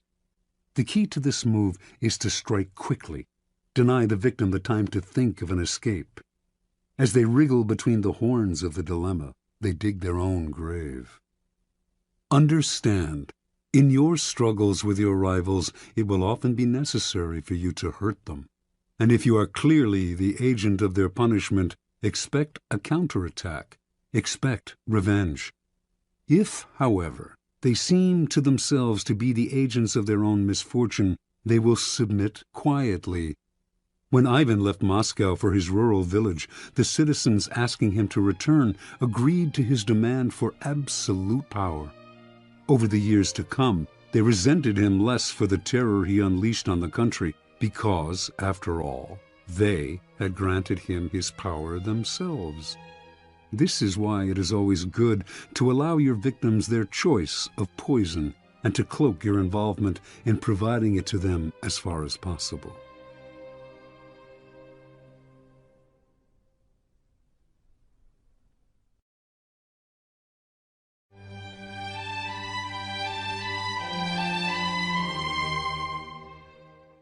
Law 32. Play to people's fantasies. Judgment. The truth is often avoided because it is ugly and unpleasant. Never appeal to truth and reality unless you are prepared for the anger that comes from disenchantment. Life is so harsh and distressing that people who can manufacture romance or conjure up fantasy are like oases in the desert. Everyone flocks to them. There is great power in tapping into the fantasies of the masses. Observance of the law. The city-state of Venice was prosperous for so long that its citizens felt their small republic had destiny on its side. In the Middle Ages and High Renaissance, its virtual monopoly on trade to the East made it the wealthiest city in Europe. Under a beneficent republican government, Venetians enjoyed liberties that few other Italians had ever known. Yet, in the 16th century, their fortunes suddenly changed. The opening of the New World transferred power to the Atlantic side of Europe, to the Spanish and Portuguese, and later the Dutch and English. Venice could not compete economically, and its empire gradually dwindled. The final blow was the devastating loss of a prized Mediterranean possession, the island of Cyprus, captured from Venice by the Turks in 1570. Now noble families went broke in Venice, and banks began to fold. A kind of gloom and desperation settled over the citizens.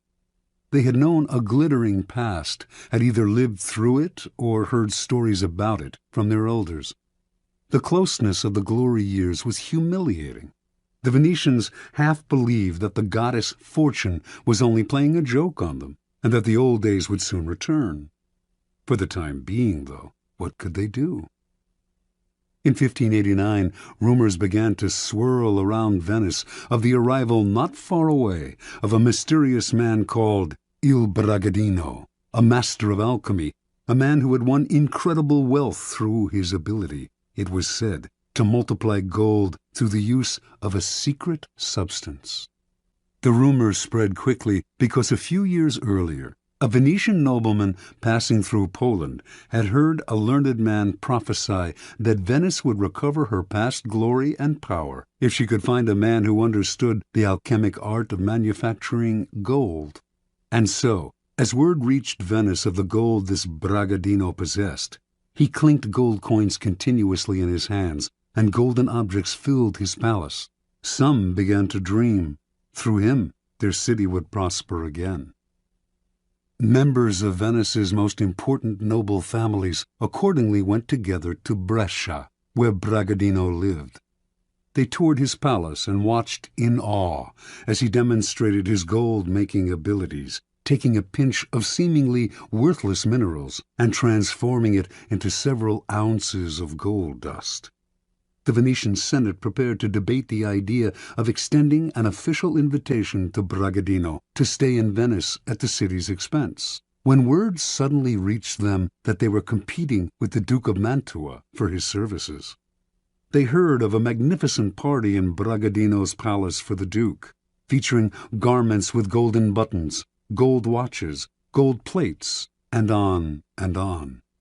Worried they might lose Bragadino to Mantua, the Senate voted almost unanimously to invite him to Venice. promising him the mountain of money he would need to continue living in his luxurious style, but only if he came right away.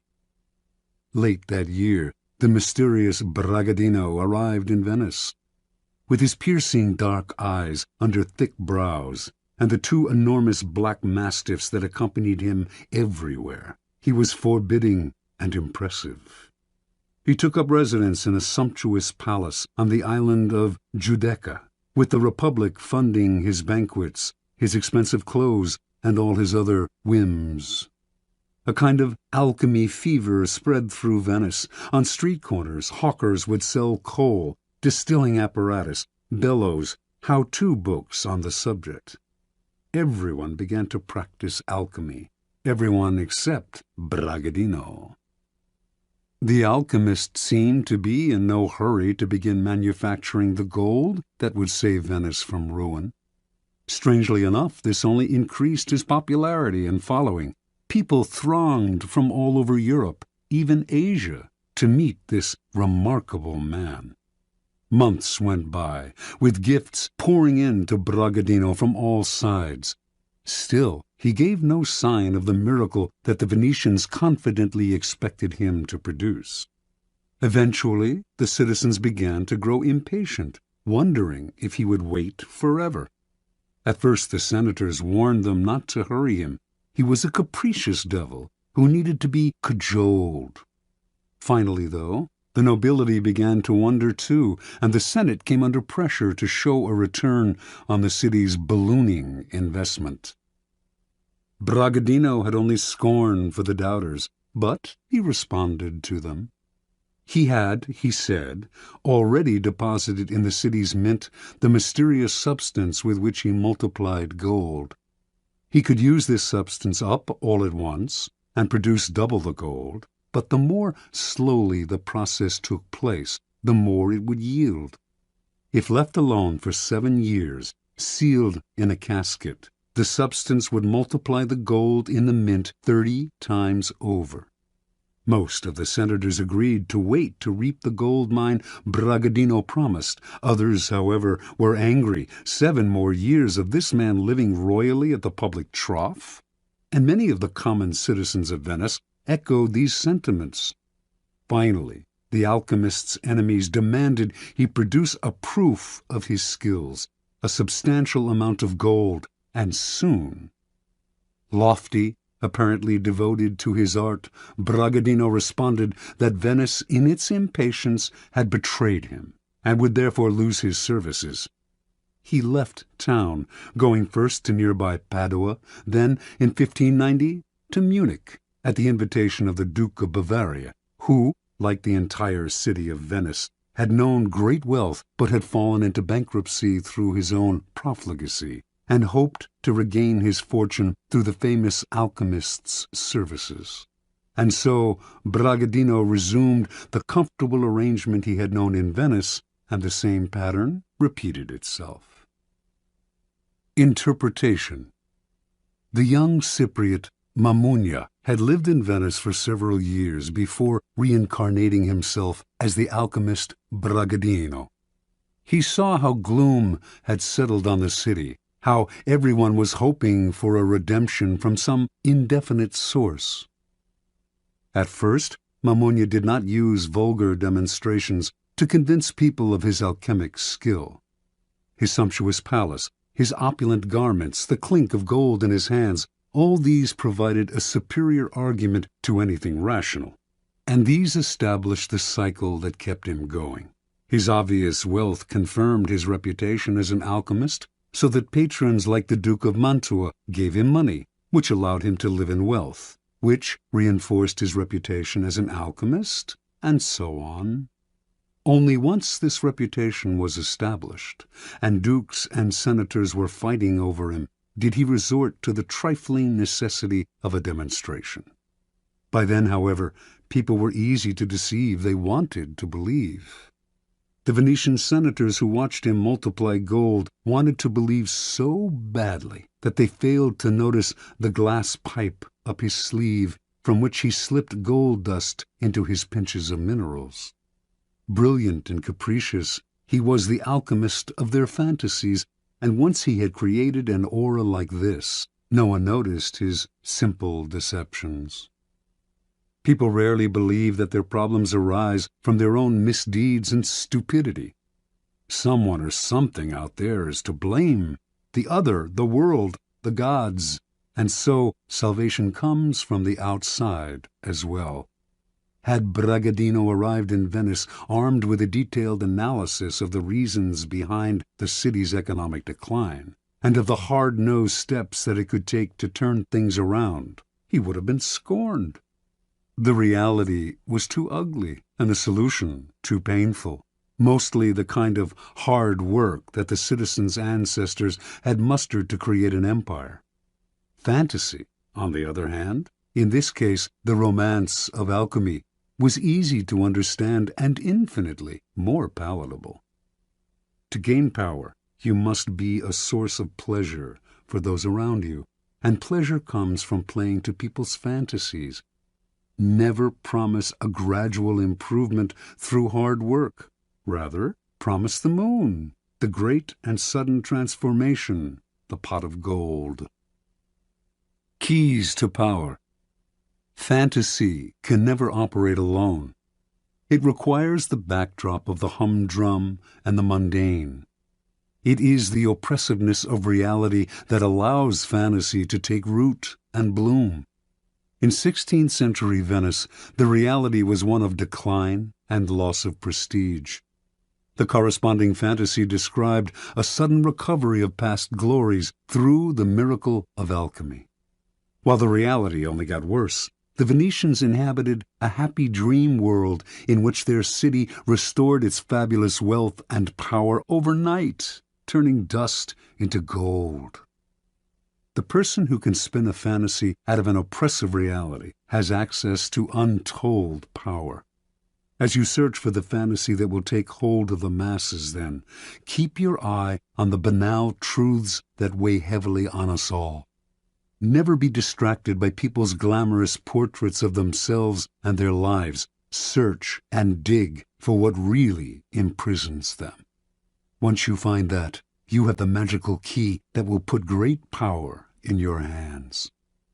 Remember, the key to fantasy is distance.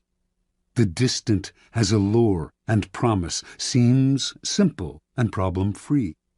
What are you offering, then, should be ungraspable. Never let it become oppressively familiar. It is the mirage in the distance, withdrawing as the sucker approaches. Never be too direct in describing the fantasy. Keep it vague. As a forger of fantasies, let your victim come close enough to see and be tempted, but keep him far away enough that he stays dreaming and desiring. Law 33. Discover each man's thumbscrew. Judgment. Everyone has a weakness, a gap in the castle wall. That weakness is usually an insecurity, an uncontrollable emotion or need. It can also be a small secret pleasure. Either way, once found, it is a thumbscrew you can turn to your advantage. Finding the thumbscrew, a strategic plan of action. We all have resistances. We live with a perpetual armor around ourselves to defend against change and the intrusive actions of friends and rivals. We would like nothing more than to be left to do things our own way. Constantly butting up against these resistances will cost you a lot of energy. One of the most important things to realize about people, though, is that they all have a weakness, some part of their psychological armor that will not resist, that will bend to your will if you find it and push on it. Some people wear their weaknesses openly, others disguise them. Those who disguise them are often the ones most effectively undone through that one chink in their armor. In planning your assault, keep these principles in mind. Pay attention to gestures and unconscious signals. As Sigmund Freud remarked, no mortal can keep a secret. If his lips are silent, He chatters with his fingertips. Betrayal oozes out of him at every pore. This is a critical concept in the search for a person's weakness. It is revealed by seemingly unimportant gestures and passing words. The key is not only what you look for, but where and how you look. Everyday conversation supplies the richest mine of weaknesses, so train yourself to listen. Start by always seeming interested. The appearance of a sympathetic ear will spur anyone to talk. A clever trick, often used by the 19th century French statesman Talleyrand, is to appear to open up to the other person, to share a secret with them. It can be completely made up, or it can be real, but of no great importance to you. The important thing is that it should seem to come from the heart. This will usually elicit a response that is not only as frank as yours, but more genuine, a response that reveals a weakness. If you suspect that someone has a particular soft spot, probe for it indirectly. If, for instance, you sense that a man has a need to be loved, openly flatter him. If he laps up your compliments, no matter how obvious, you are on the right track. Train your eye for details, how someone tips a waiter, what delights a person, the hidden messages in clothes. Find people's idols, the things they worship and will do anything to get. Perhaps you can be the supplier of their fantasies. Find the helpless child. Most weaknesses begin in childhood, before the self builds up compensatory defenses. Perhaps the child was pampered or indulged in a particular area, or perhaps a certain emotional need went unfulfilled. As he or she grows older, the indulgence or the deficiency may be buried, but never disappears. Knowing about a childhood need gives you a powerful key to a person's weakness. One sign of this weakness is that when you touch on it, the person will often act like a child. Be on the lookout, then, for any behavior that should have been outgrown. If your victims or rivals went without something important, such as parental support when they were children, supply it, or its facsimile. If they reveal a secret taste, a hidden indulgence, indulge it. In either case, they will be unable to resist you. Look for contrasts. An overt trait often conceals its opposite. People who thump their chests are often big cowards. A prudish exterior may hide a lascivious soul. The uptight are often screaming for adventure. The shy are dying for attention. By probing beyond appearances, you will often find people's weaknesses in the opposite of the qualities they reveal to you. Find the weak link. Sometimes in your search for weaknesses, it is not what, but who that matters. In today's versions of the court, there is often someone behind the scenes who has a great deal of power, a tremendous influence over the person superficially on top. These behind-the-scenes power brokers are the group's weak link. Win their favor, and you indirectly influence the king. Alternatively, even in a group of people acting with the appearance of one will, as when a group under attack closes ranks to resist an outsider, there is always a weak link in the chain. Find the one person who will bend under pressure. Fill the void. The two main emotional voids to fill are insecurity and unhappiness. The insecure are suckers for any kind of social validation. As for the chronically unhappy, look for the roots of their unhappiness. The insecure and the unhappy are the people least able to disguise their weaknesses. The ability to fill their emotional voids is a great source of power and an indefinitely prolongable one.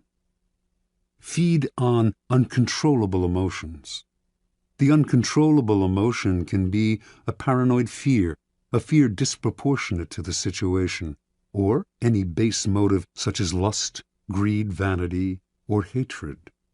People in the grip of these emotions often cannot control themselves, and you can do the controlling for them. Observance of the law. Arabella Huntington, wife of the great late 19th century railroad magnate Collis P. Huntington, came from humble origins and always struggled for social recognition among her wealthy peers. When she gave a party in her San Francisco mansion, few of the social elite would show up. Most of them took her for a gold digger, not their kind.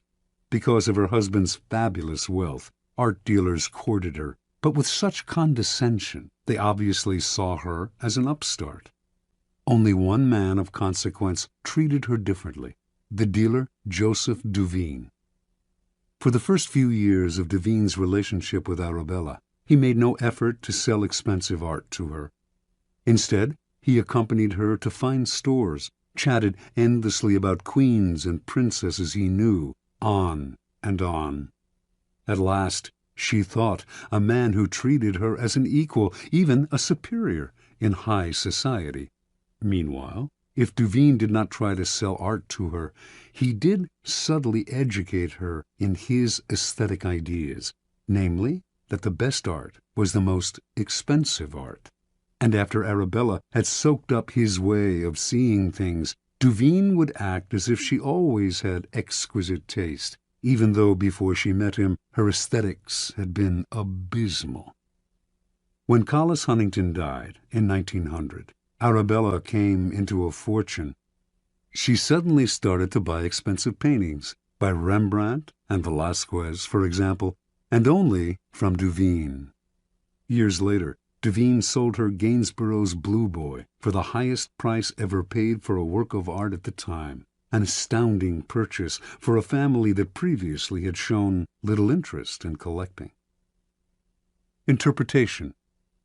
Joseph Duveen instantly understood Arabella Huntington and what made her tick. She wanted to feel important, at home in society. Intensely insecure about her lower-class background, she needed confirmation of her new social status. Duveen waited. Instead of rushing into trying to persuade her to collect art, he subtly went to work on her weaknesses. He made her feel that she deserved his attention not because she was the wife of one of the wealthiest men in the world, but because of her own special character, and this completely melted her. Duveen never condescended to Arabella. Rather than lecturing to her, he instilled his ideas in her indirectly. The result was one of his best and most devoted clients, and also the sale of the Blue Boy. People's need for validation and recognition, their need to feel important, is the best kind of weakness to exploit. First, it is almost universal. Second, exploiting it is so very easy. All you have to do is find ways to make people feel better about their taste, their social standing, their intelligence. Once the fish are hooked, you can reel them in again and again for years. You are filling a positive role, giving them what they cannot get on their own. They may never suspect that you are turning them like a thumbscrew, and if they do, they may not care, because you are making them feel better about themselves, and that is worth any price. Law 34. Be royal in your own fashion. Act like a king to be treated like one. Judgment. The way you carry yourself will often determine how you are treated. In the long run, appearing vulgar or common will make people disrespect you. For a king respects himself and inspires the same sentiment in others. By acting regally and confident of your powers, you make yourself seem destined to wear a crown. Observance of the law. When Christopher Columbus was trying to find funding for his legendary voyages, many around him believed he came from the Italian aristocracy. This view was passed into history through a biography written after the explorer's death by his son, which describes him as a descendant of a Count Colombo of the castle of Cuccaro in Montferrat. Colombo, in turn, was said to be descended from the legendary Roman general Colonius, and two of his first cousins were supposedly direct descendants of an emperor of Constantinople. An illustrious background indeed. But it was nothing more than illustrious fantasy, for Columbus was actually the son of Domenico Colombo, a humble weaver who had opened a wine shop when Christopher was a young man, and who then made his living by selling cheese. Columbus himself had created the myth of his noble background, because from early on he felt that destiny had singled him out for great things, and that he had a kind of royalty in his blood. Accordingly, he acted as if he were indeed descended from noble stock. After an uneventful career as a merchant on a commercial vessel, Columbus, originally from Genoa, settled in Lisbon. Using the fabricated story of his noble background, he married into an established Lisbon family that had excellent connections with Portuguese royalty. Through his in-laws, Columbus finagled a meeting with the King of Portugal, João II, whom he petitioned to finance a westward voyage aimed at discovering a shorter route to Asia. In return for announcing that any discoveries he achieved would be made in the king's name, Columbus wanted a series of rights: the title Grand Admiral of the Ocean Sea, the office of Viceroy over any lands he found, and 10% of the future commerce with such lands. All of these were to be hereditary and for all time. Columbus made these demands even though he had previously been a mere merchant. He knew almost nothing about navigation. He could not work a quadrant, and he had never led a group of men. In short, he had absolutely no qualifications for the journey he proposed. Furthermore, his petition included no details as to how he would accomplish his plans, just vague promises. When Columbus finished his pitch, João II smiled. He politely declined the offer, but left the door open for the future. Here Columbus must have noticed something he would never forget. Even as the king turned down the sailors' demands, he treated them as legitimate.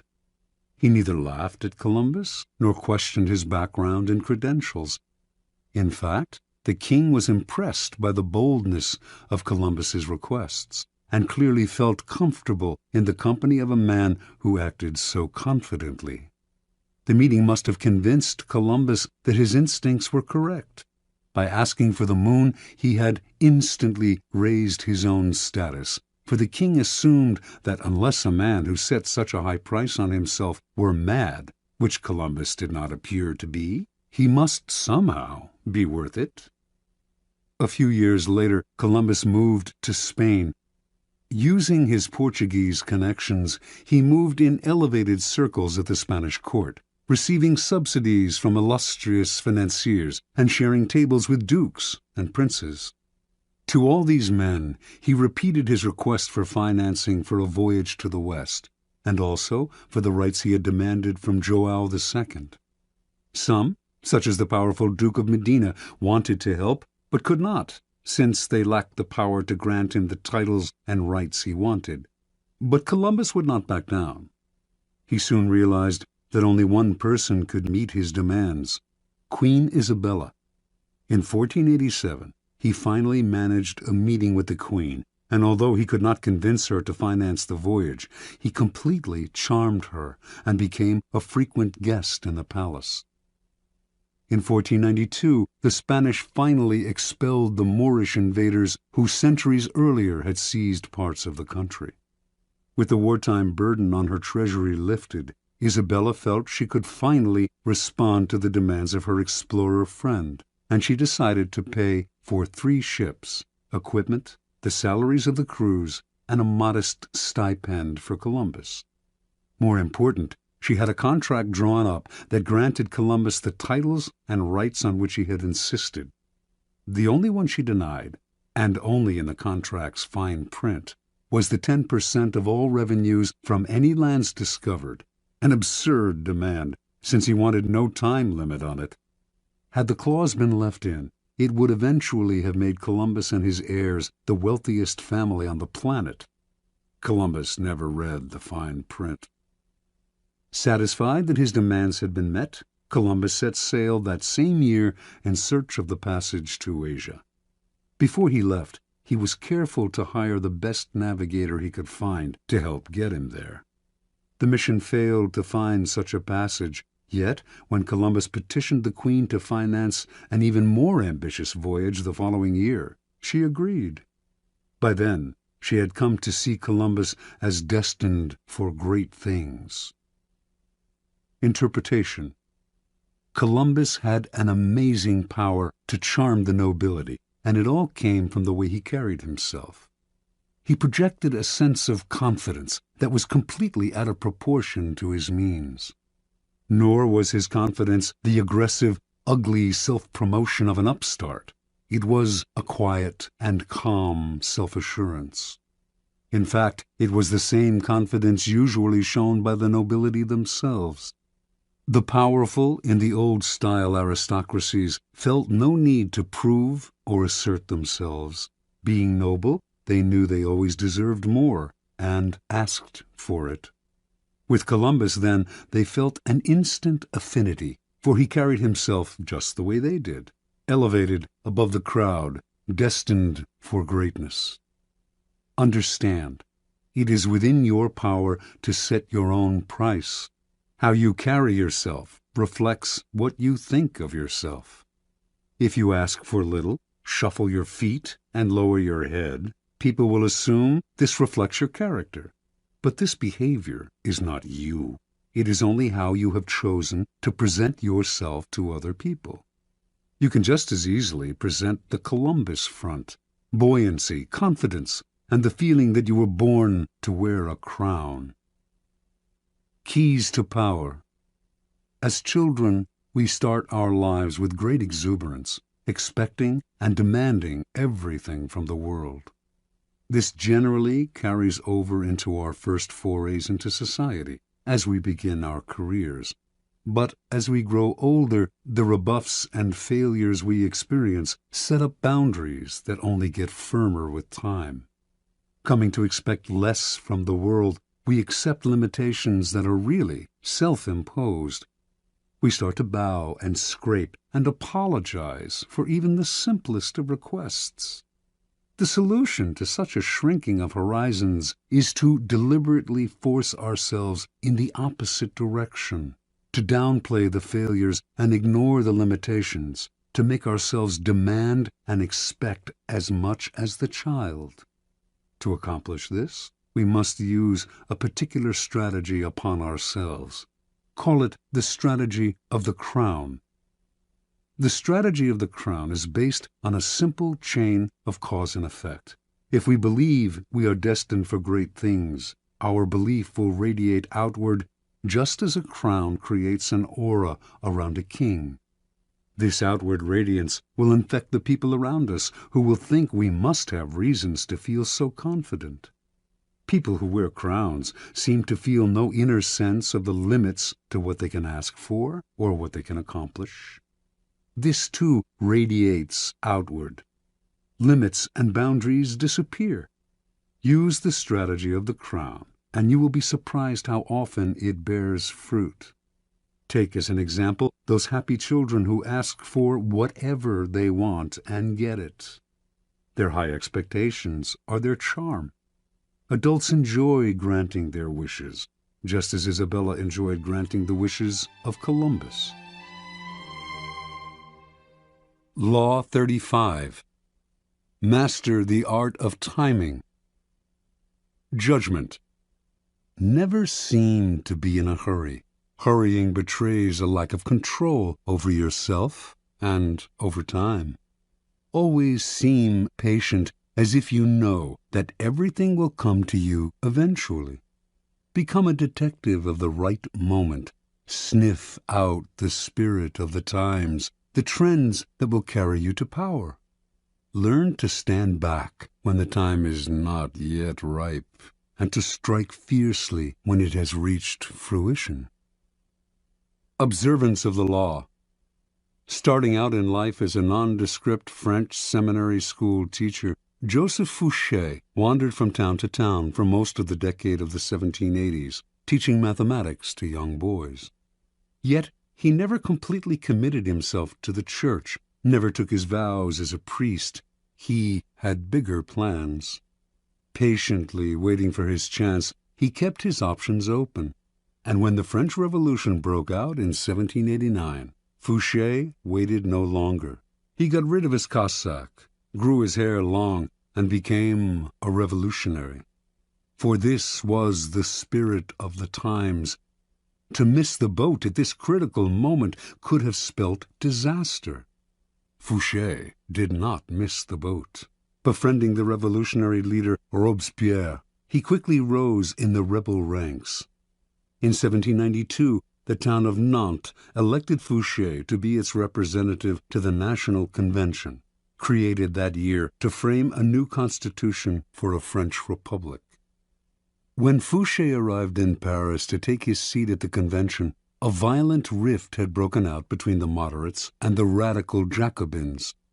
Fouché sensed that in the long run neither side would emerge victorious.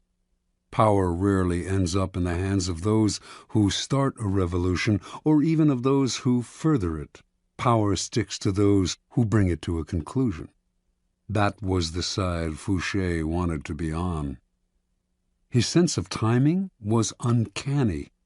He started as a moderate, for moderates were in the majority. When the time came to decide on whether or not to execute Louis XVI, however, he saw that the people were clamoring for the king's head, so he cast the deciding vote for the guillotine. Now he had become a radical. Yet, as tensions came to the boil in Paris, he foresaw the danger of being too closely associated with any one faction, so he accepted a position in the provinces where he could lay low for a while. A few months later, he was assigned to the post of proconsul in Lyons, where he oversaw the execution of dozens of aristocrats. At a certain moment, however, he called a halt to the killings, sensing that the mood of the country was turning, and despite the blood already on his hands, the citizens of Lyons hailed him as a savior from what had become known as the Terror. So far, Fouché had played his cards brilliantly, but in 1794, his old friend Robespierre recalled him to Paris to account for his actions in Lyons. Robespierre had been the driving force behind the Terror. He had sent heads on both the right and the left rolling, and Fouché, whom he no longer trusted, seemed destined to provide the next head. Over the next few weeks, a tense struggle ensued, while Robespierre railed openly against Fouché, accusing him of dangerous ambitions and calling for his arrest. The crafty Fouché worked more indirectly, quietly gaining support among those who were beginning to tire of Robespierre's dictatorial control. Fouché was playing for time. He knew that the longer he survived, the more disaffected citizens he could rally against Robespierre. He had to have broad support before he moved against the powerful leader. He rallied support among both the moderates and the Jacobins, playing on the widespread fear of Robespierre. Everyone was afraid of being the next to go to the guillotine. It all came to fruition on July 27th. The convention turned against Robespierre, shouting down his usual lengthy speech. He was quickly arrested, and a few days later it was Robespierre's head, not Fouché's, that fell into the basket. When Fouché returned to the convention after Robespierre's death, he played his most unexpected move. Having led the conspiracy against Robespierre, he was expected to sit with the moderates, but, lo and behold, he once again changed sides, joining the radical Jacobins. For perhaps the first time in his life, he aligned himself with the minority. Clearly, he sensed a reaction stirring. He knew that the moderate faction that had executed Robespierre and was now about to take power would initiate a new round of the Terror, this time against the radicals. In siding with the Jacobins, then, Fouché was sitting with the martyrs of the days to come, the people who would be considered blameless in the troubles that were on their way. Taking sides with what was about to become the losing team was a risky gambit, of course, but Fouché must have calculated he could keep his head long enough to quietly stir up the populace against the moderates and watch them fall from power.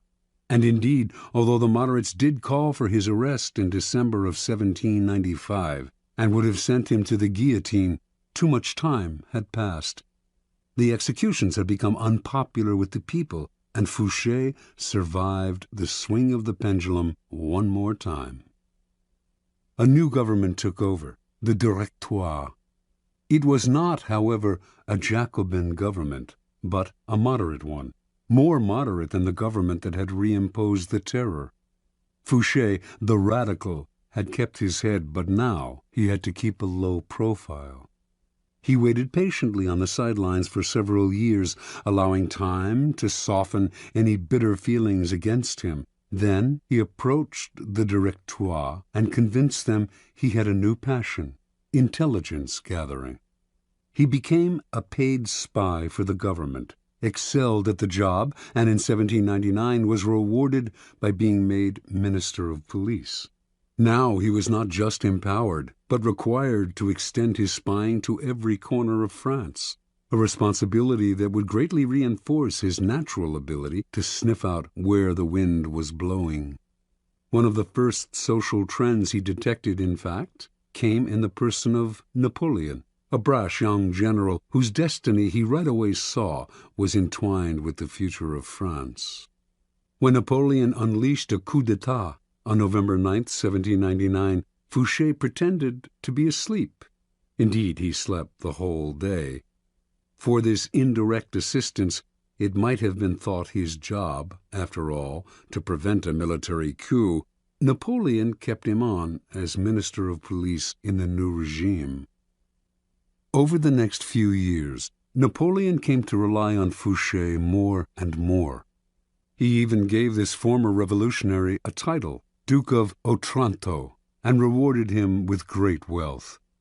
By 1808, however, Fouché, always attuned to the times, sensed that Napoleon was on the downswing.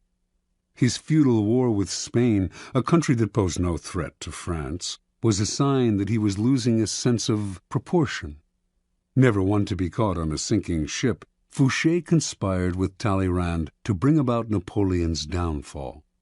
Although the conspiracy failed, Talleyrand was fired. Fouché stayed, but was kept on a tight leash. It publicized a growing discontent with the emperor, who seemed to be losing control. By 1814, Napoleon's power had crumbled, and Allied forces finally conquered him. The next government was a restoration of the monarchy in the form of King Louis XVIII, brother of Louis XVI. Fouché, his nose always sniffing the air for the next social shift, knew Louis would not last long. He had none of Napoleon's flair. Fouché once again played his waiting game, laying low, staying away from the spotlight.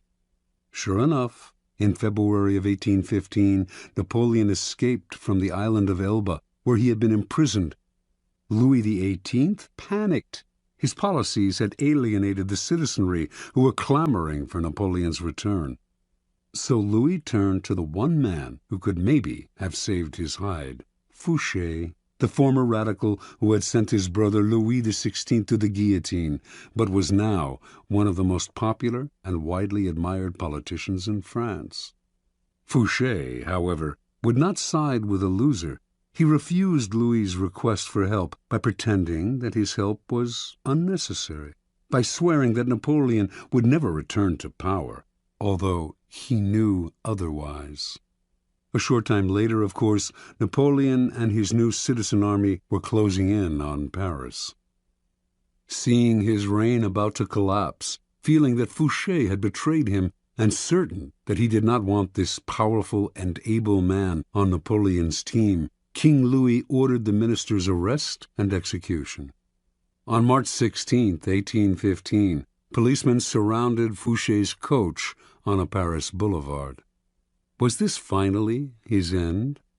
Perhaps, but not immediately. Fouché told the police that an ex-member of government could not be arrested on the street. They fell for the story and allowed him to return home. Later that day, though, they came to his house and once again declared him under arrest.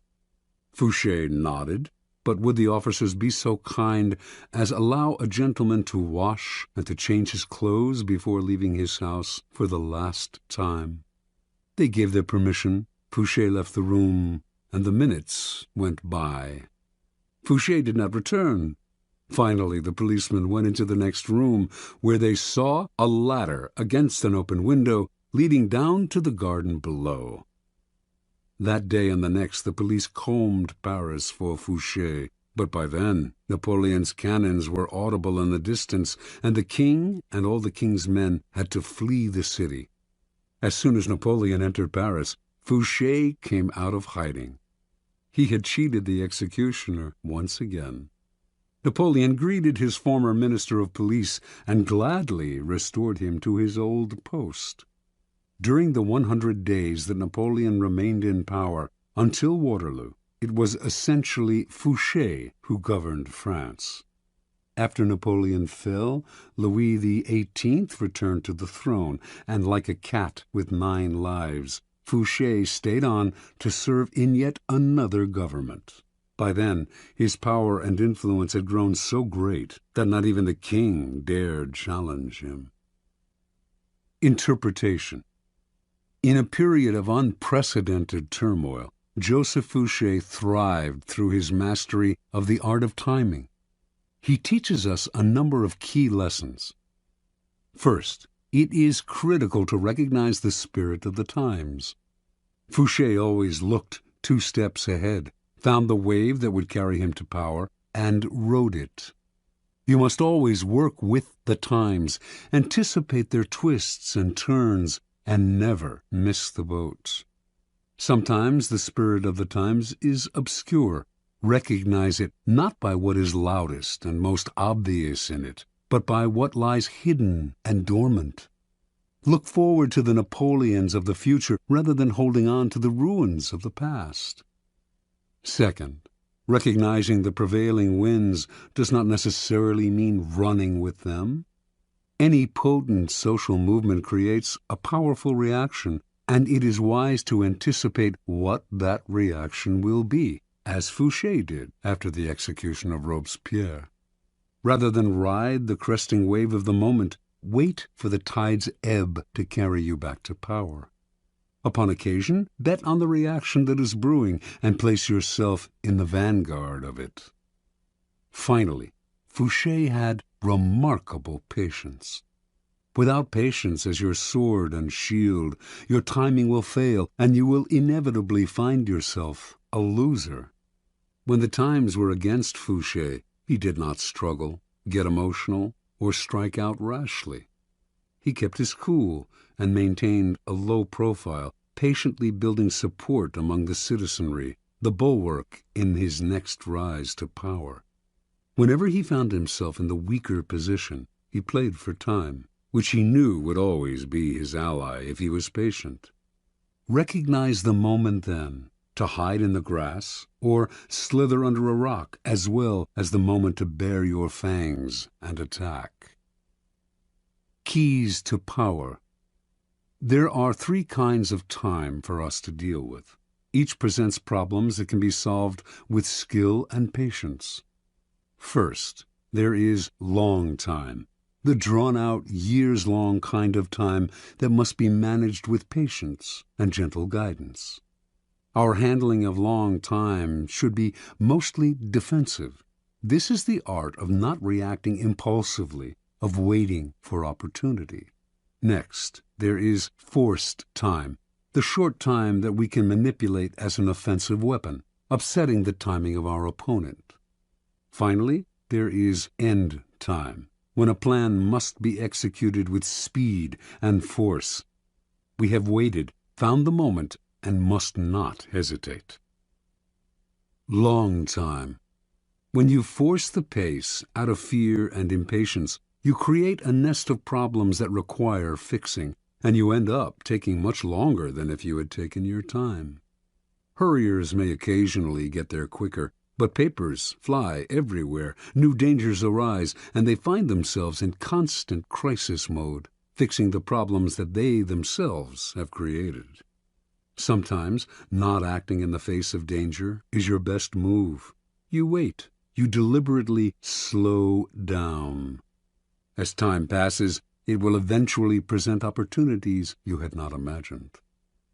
Waiting involves controlling not only your own emotions, but those of your colleagues who, mistaking action for power, may try to push you into making rash moves. In your rivals, on the other hand, you can encourage this same mistake if you let them rush headlong into trouble while you stand back and wait. You will soon find ripe moments to intervene and pick up the pieces. You do not deliberately slow time down to live longer or to take more pleasure in the moment, but the better to play the game of power. First, when your mind is uncluttered by constant emergencies, you will see further into the future. Second, you will be able to resist the baits that people dangle in front of you and will keep yourself from becoming another impatient sucker. Third, you will have more room to be flexible. Opportunities will inevitably arise that you had not expected and would have missed had you forced the pace. Fourth, you will not move from one deal to the next without completing the first one. To build your power's foundation can take years. Make sure that foundation is secure.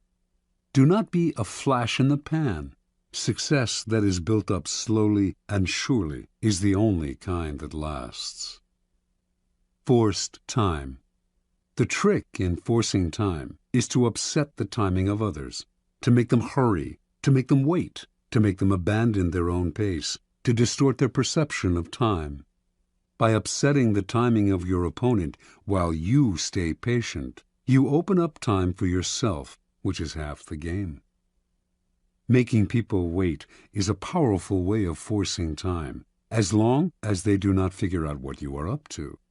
You control the clock. They linger in limbo and rapidly come unglued, opening up opportunities for you to strike. The opposite effect is equally powerful. You make your opponents hurry, start off your dealings with them slowly, then suddenly apply pressure, making them feel that everything is happening at once. People who lack the time to think will make mistakes, so set their deadlines for them. This was the technique Machiavelli admired in Cesare Borgia, who, during negotiations, would suddenly press vehemently for a decision, upsetting his opponent's timing and patience. For who would dare make Cesare wait? End time. You can play the game with the utmost artistry, waiting patiently for the right moment to act, putting your competitors off their form by messing with their timing. But it won't mean a thing unless you know how to finish. Do not be one of those people who look like paragons of patience, but are actually just afraid to bring things to a close. Patience is worthless unless combined with a willingness to fall ruthlessly on your opponent at the right moment. You can wait as long as necessary for the conclusion to come, but when it comes, it must come quickly. Use speed to paralyze your opponent, cover up any mistakes you might make, and impress people with your aura of authority and finality. With the patience of a snake charmer, you draw the snake out with calm and steady rhythms. Once the snake is out, though, would you dangle your foot above its deadly head? There is never a good reason to allow the slightest hitch in your endgame. Your mastery of timing can really only be judged by how you work with end time, how you quickly change the pace and bring things to a swift and definitive conclusion. Law 36. Disdain things you cannot have. Ignoring them is the best revenge. Judgment. By acknowledging a petty problem, you give it existence and credibility. The more attention you pay an enemy, the stronger you make him, and a small mistake is often made worse and more visible when you try to fix it. It is sometimes best to leave things alone. If there is something you want but cannot have, show contempt for it. The less interest you reveal, the more superior you seem. Observance of the law.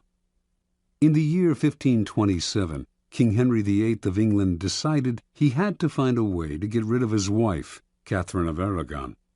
Catherine had failed to produce a son, a male heir, who would ensure the continuance of his dynasty, and Henry thought he knew why. He had read in the Bible the passage, "And if a man shall take his brother's wife, it is an unclean thing. He hath uncovered his brother's nakedness. They shall be childless."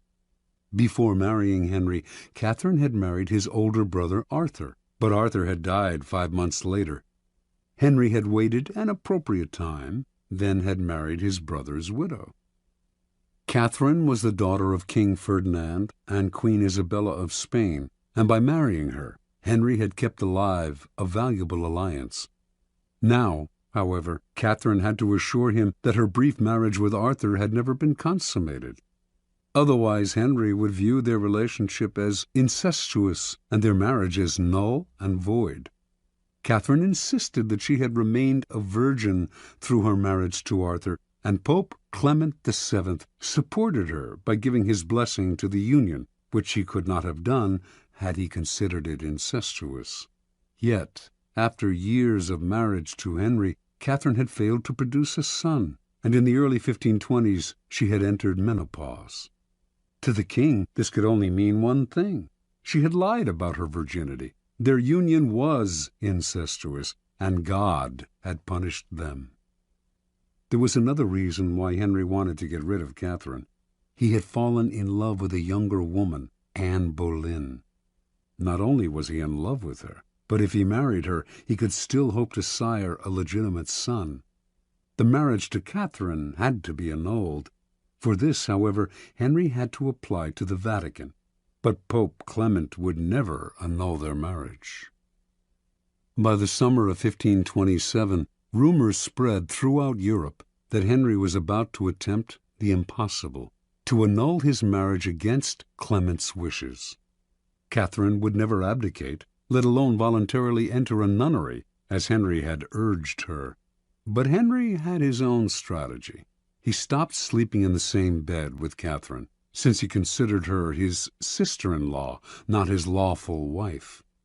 He insisted on calling her Princess Dowager of Wales, her title as Arthur's widow. Finally, in 1531, he banished her from court and shipped her off to a distant castle. The Pope ordered him to return her to court on pain of excommunication, the most severe penalty a Catholic could suffer.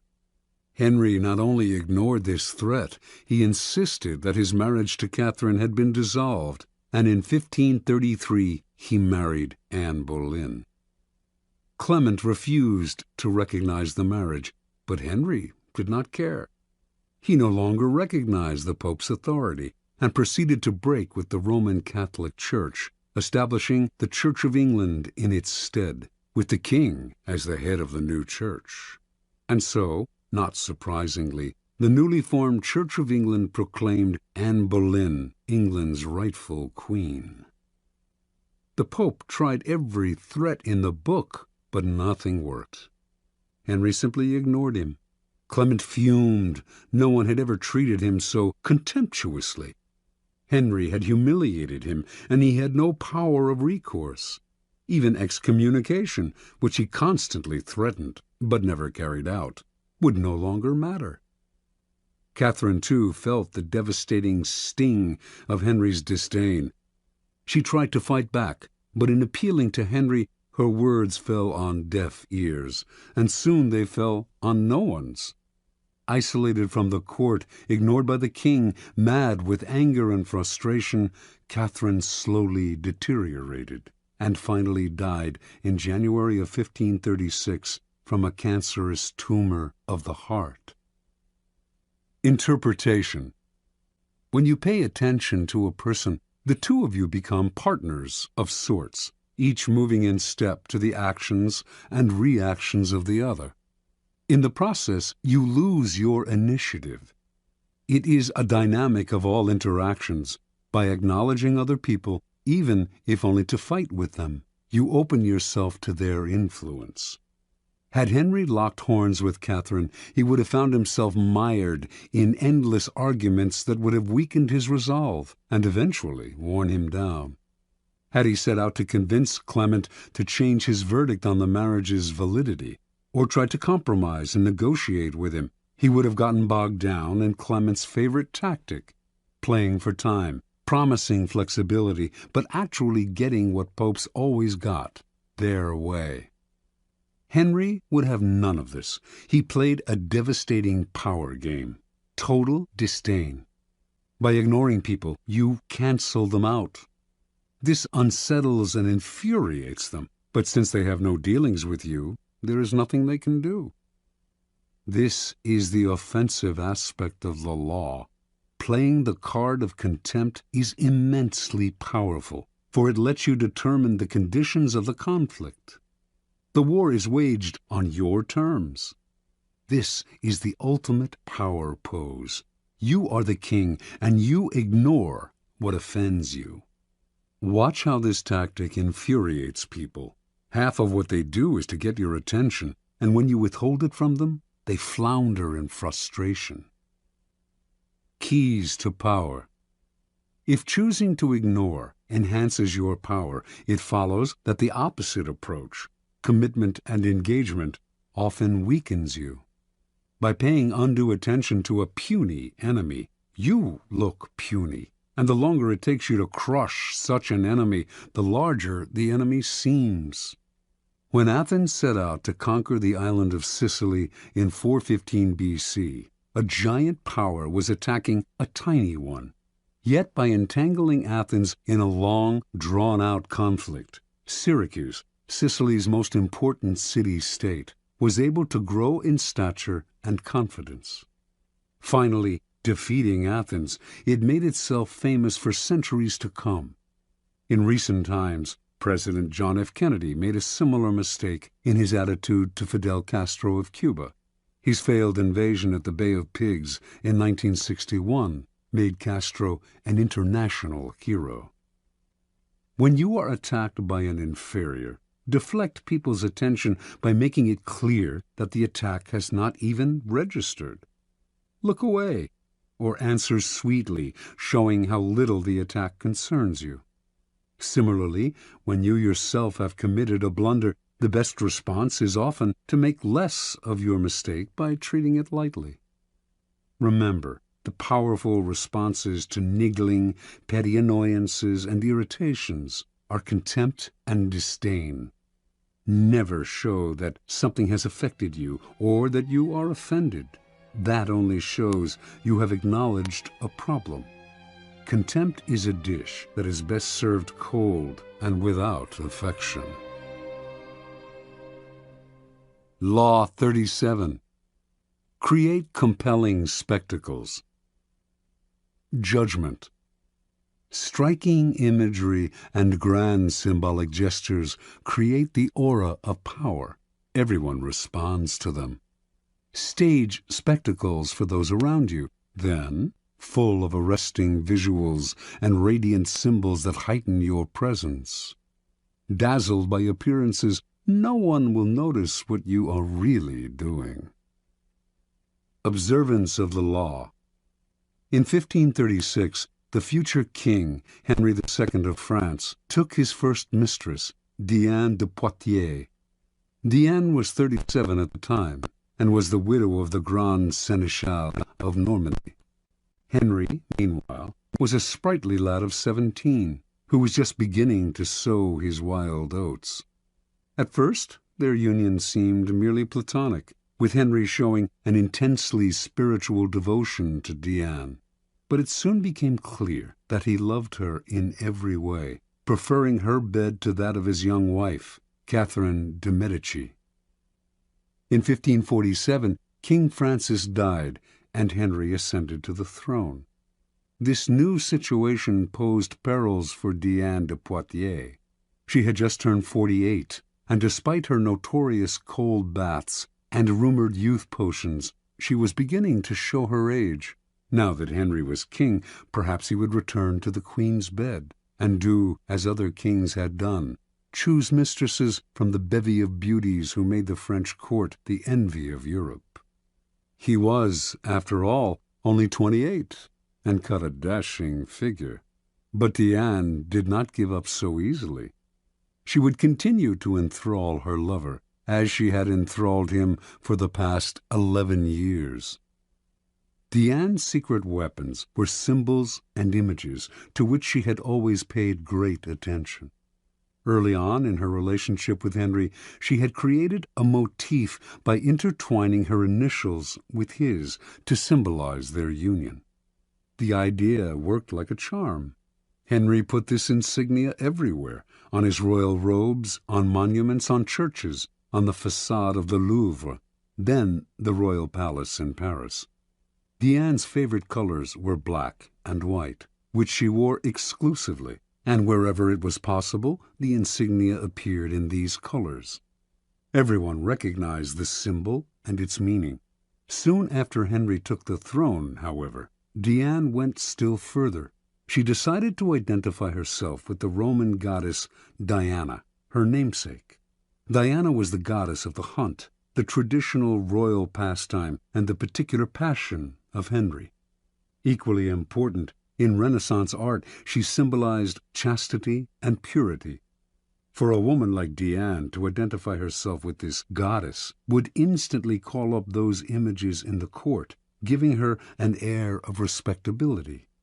Symbolizing her chaste relationship with Henry, it would also set her apart from the adulterous liaisons of royal mistresses past. To effect this association, Diane began by completely transforming her castle at Aunay. She razed the building's structure and in its place erected a magnificent Doric-columned edifice modeled after a Roman temple. It was made in white Normandy stone, flecked with black silex, reproducing Diane's trademark colors of black and white.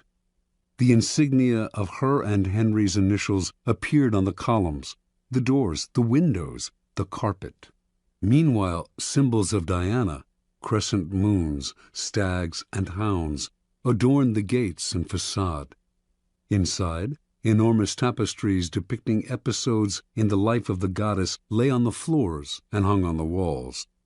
In the garden stood the famous Goujon sculpture Diane Chasseresse, which is now in the Louvre, and which had an uncanny resemblance to Diane de Poitiers.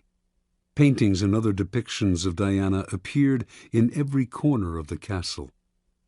Aunay overwhelmed Henry, who soon was trumpeting the image of Diane de Poitiers as a Roman goddess. In 1548, when the couple appeared together in Lyon for a royal celebration, the townspeople welcomed them with a tableau vivant depicting a scene with Diana the huntress. France's greatest poet of the period, Pierre de Ronsard, began to write verses in honor of Diana. Indeed, a kind of cult of Diana sprang up, all inspired by the king's mistress. It seemed to Henry that Diane had given herself a kind of divine aura, and as if he were destined to worship her for the rest of his life.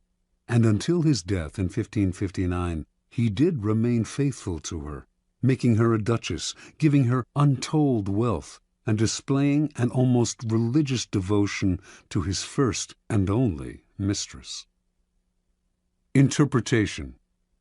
Diane de Poitiers, a woman from a modest bourgeois background, managed to captivate Henry for over 20 years. By the time she died, she was well into her 60s, yet his passion for her only increased with the years. She knew the king well. He was not an intellectual, but a lover of the outdoors.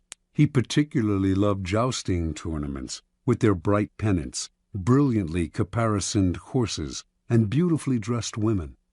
Henry's love of visual splendor seemed childlike to Diane, and she played on this weakness of his at every opportunity. Most astute of all was Diane's appropriation of the goddess Diana. Here she took the game beyond physical imagery into the realm of the psychic symbol. It was quite a feat to transform a king's mistress into an emblem of power and purity, but she managed it. Without the resonance of the goddess, Diane was merely an aging courtesan. With the imagery and symbolism of Diana on her shoulders, she seemed a mythic force destined for greatness. You, too, can play with images like these, weaving visual clues into an encompassing gestalt, as Diane did with her colors and her insignia. Establishing a trademark like these to set yourself apart. Then take the game further. Find an image or symbol from the past that will neatly fit your situation, and put it on your shoulders like a cape. It will make you seem larger than life. Keys to power. Words put you on the defensive. If you have to explain yourself, your power is already in question. The image, on the other hand, imposes itself as a given. It discourages questions, creates forceful associations, resists unintended interpretations, communicates instantly, and forges bonds that transcend social differences. Words stir up arguments and divisions. Images bring people together. They are the quintessential instruments of power. The symbol has the same force, whether it is visual or a verbal description of something visual. The symbol of the Sun King, as explained by Louis XIV, who is known by that epithet, can be read on many layers, but the beauty of it is that its associations required no explanation, spoke immediately to his subjects, distinguished him from all other kings, and conjured up a kind of majesty that went far beyond the words themselves. The symbol contains untold power. Things change in the game of symbols. It is probably no longer possible to pose as a Sun King or to wrap the mantle of Diana around you. Yet you can associate yourself with such symbols more indirectly. And, of course, you can make your own mythology out of figures from more recent history, people who are comfortably dead but still powerfully associative in the public eye. The idea is to give yourself an aura, a stature that your normal banal appearance simply will not create. By herself, Diane de Poitiers had no such radiant powers. She was as human and ordinary as most of us, but the symbol elevated her above the human lot and made her seem divine. Use the power of symbols as a way to rally, animate, and unite your troops or team. Always find a symbol to represent your cause. The more emotional associations, the better. The best way to use images and symbols is to organize them into a grand spectacle that awes people and distracts them from unpleasant realities. This is easy to do.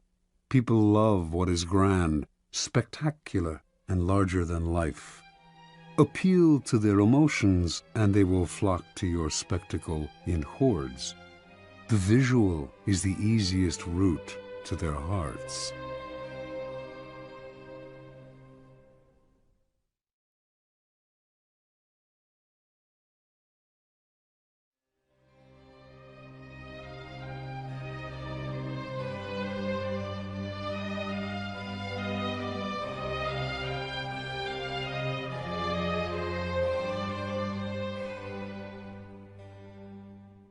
Law 38. Think as you like, but behave like others. Judgment.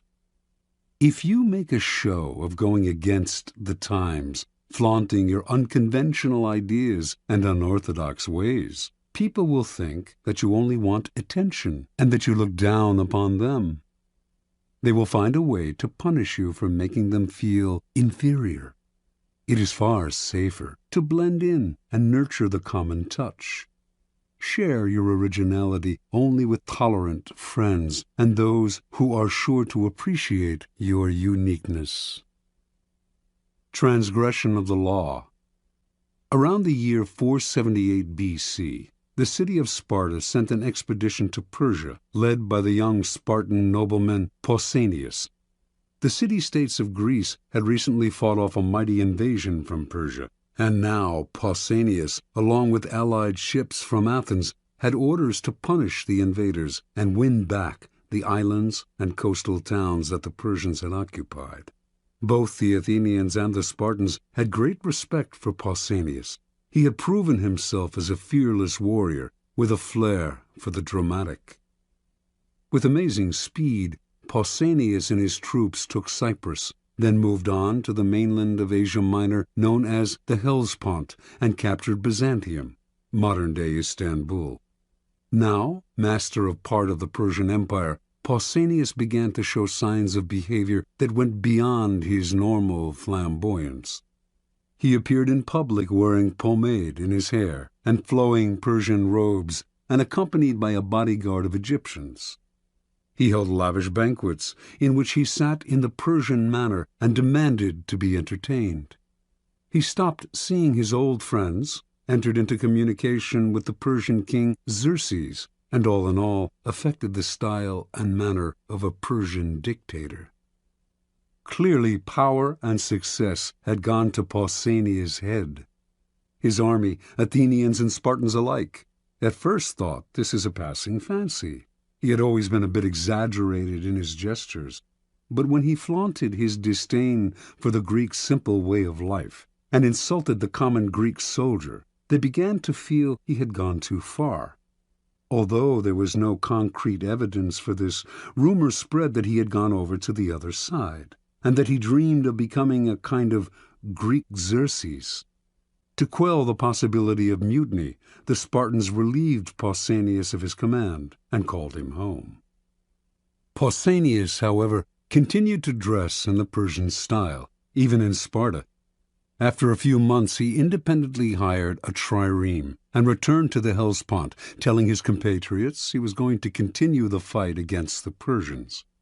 Actually, however, he had different plans: to make himself ruler of all Greece with the aid of Xerxes himself.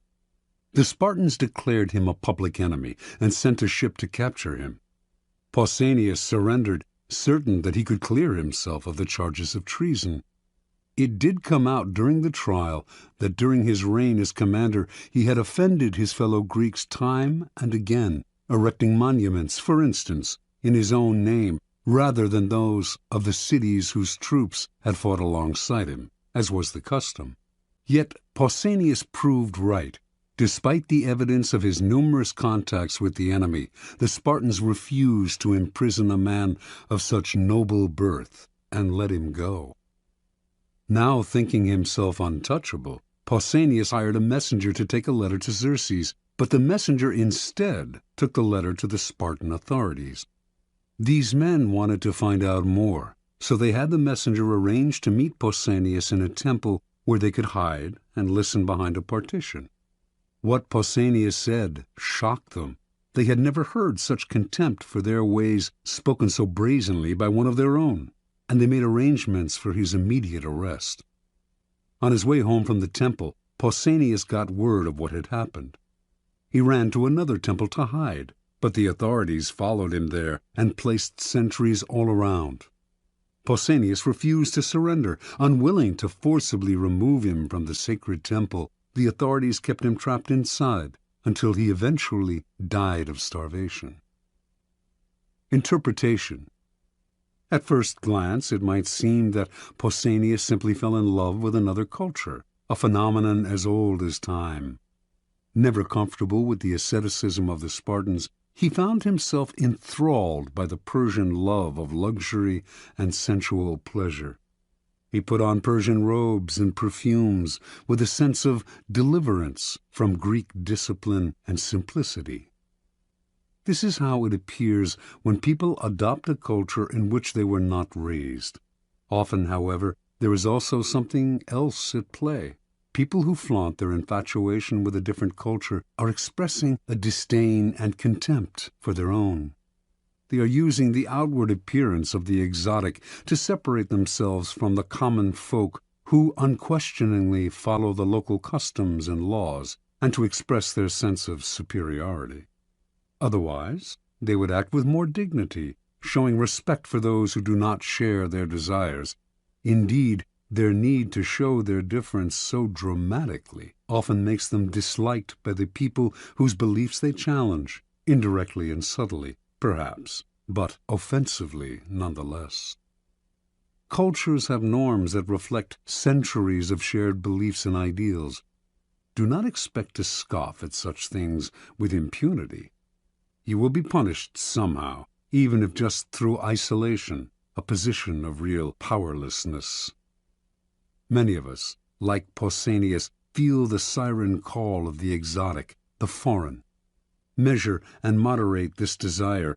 Flaunting your pleasure in alien ways of thinking and acting will reveal a different motive to demonstrate your superiority over your fellows.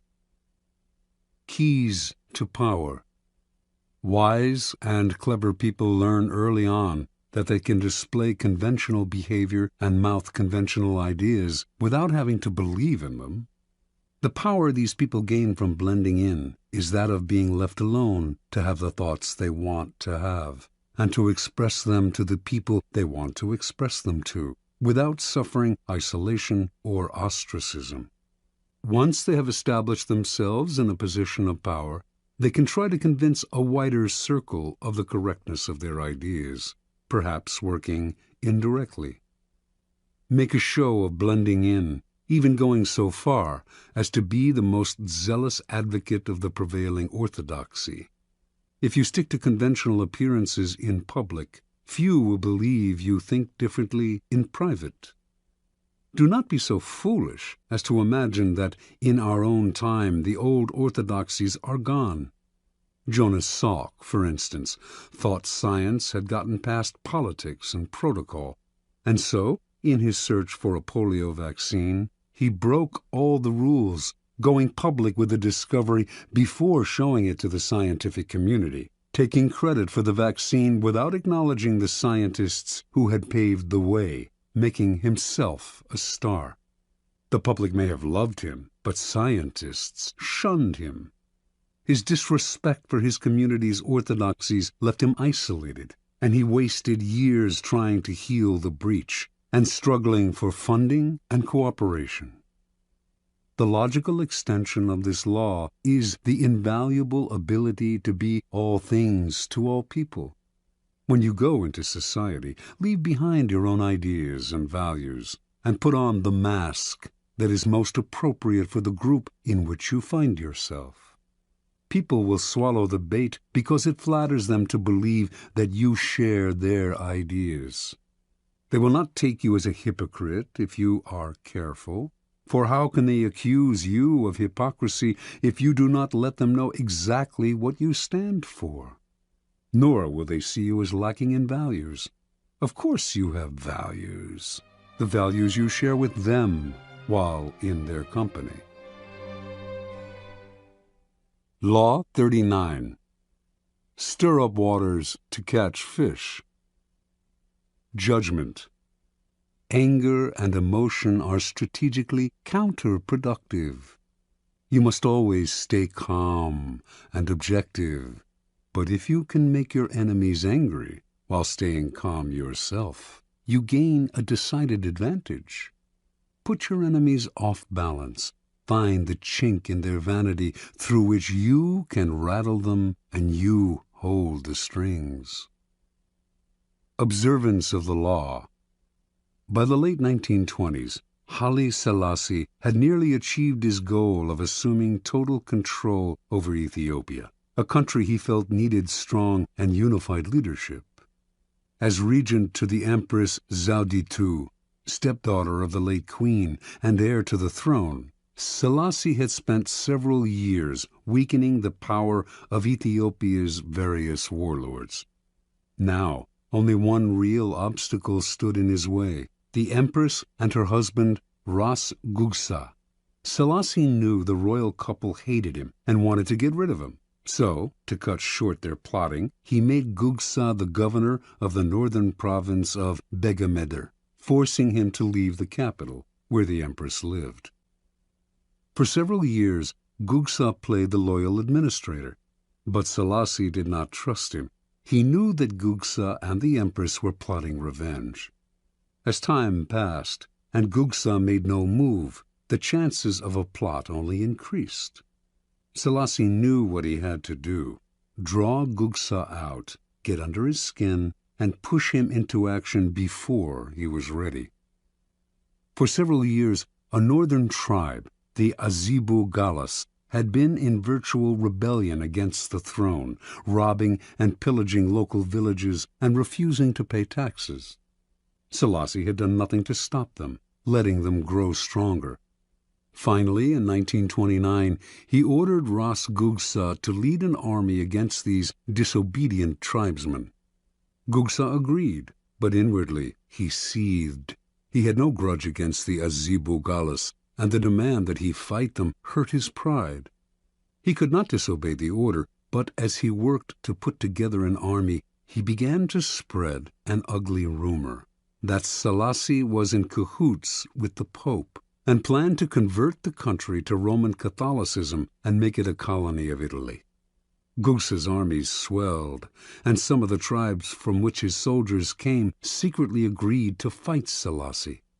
In March of 1930, an enormous force of 35,000 men began to march, not on the Azibu Galas, but south, toward the capital of Addis Ababa. Made confident by his growing strength, Gugsa now openly led a holy war to depose Selassie and put the country back in the hands of true Christians. He did not see the trap that had been laid for him. Before Selassie had ordered Gugsa to fight the Azibu Galas, he had secured the support of the Ethiopian Church. And before the revolt got underway, he had bribed several of Gugsa's key allies not to show up for the battle. As the rebel army marched south, airplanes flew overhead, dropping leaflets announcing that the highest church officials had recognized Selassie as the true Christian leader of Ethiopia, and that they had excommunicated Gugsa for fomenting a civil war. These leaflets severely blunted the emotions behind the Holy Crusade. And as battle loomed and the support that Gugsa's allies had promised him failed to show up, soldiers began to flee or defect. When the battle came, the rebel army quickly collapsed. Refusing to surrender, Ras Gugsa was killed in the fighting. The Empress, distraught over her husband's death, died a few days later. On April 30th, Selassie issued a formal proclamation announcing his new title, Emperor of Ethiopia. Interpretation. Haile Selassie always saw several moves ahead. He knew that if he let Ras Gugsa decide the time and place of the revolt, the danger would be much greater than if he forced Gugsa to act on Selassie's terms. So he goaded him into rebellion by offending his manly pride, asking him to fight people he had no quarrel with on behalf of a man he hated. Thinking everything out ahead, Selassie made sure that Gugsa's rebellion would come to nothing, and that he could use it to do away with his last two enemies. This is the essence of the law. When the waters are still, your opponents have the time and space to plot actions that they will initiate and control. So stir the waters, force the fish to the surface, get them to act before they are ready. Steal the initiative. The best way to do this is to play on uncontrollable emotions: pride, vanity, love, hate. Once the water is stirred up, the little fish cannot help but rise to the bait. The angrier they become, the less control they have, and finally they are caught in the whirlpool you have made, and they drown. Keys to power. Angry people usually end up looking ridiculous, for their response seems out of proportion to what occasioned it. They have taken things too seriously, exaggerating the hurt or insult that has been done to them. They are so sensitive to slight that it becomes comical how much they take personally. More comical still is their belief that their outbursts signify power. The truth is the opposite. Petulance is not power. It is a sign of helplessness. People may temporarily be cowed by your tantrums, But in the end, they lose respect for you. They also realize they can easily undermine a person with so little self-control. If a person explodes with anger at you, and it seems out of proportion to what you did to them, you must remind yourself that it is not exclusively directed at you. Do not be so vain. The cause is much larger, goes way back in time, involves dozens of prior hurts, and is actually not worth the bother to understand. Instead of seeing it as a personal grudge, look at the emotional outburst as a disguised power move, an attempt to control or punish you, cloaked in the form of hurt feelings and anger. This shift of perspective will let you play the game of power with more clarity and energy. Instead of overreacting and becoming ensnared in people's emotions, you will turn their loss of control to your advantage. You keep your head while they are losing theirs.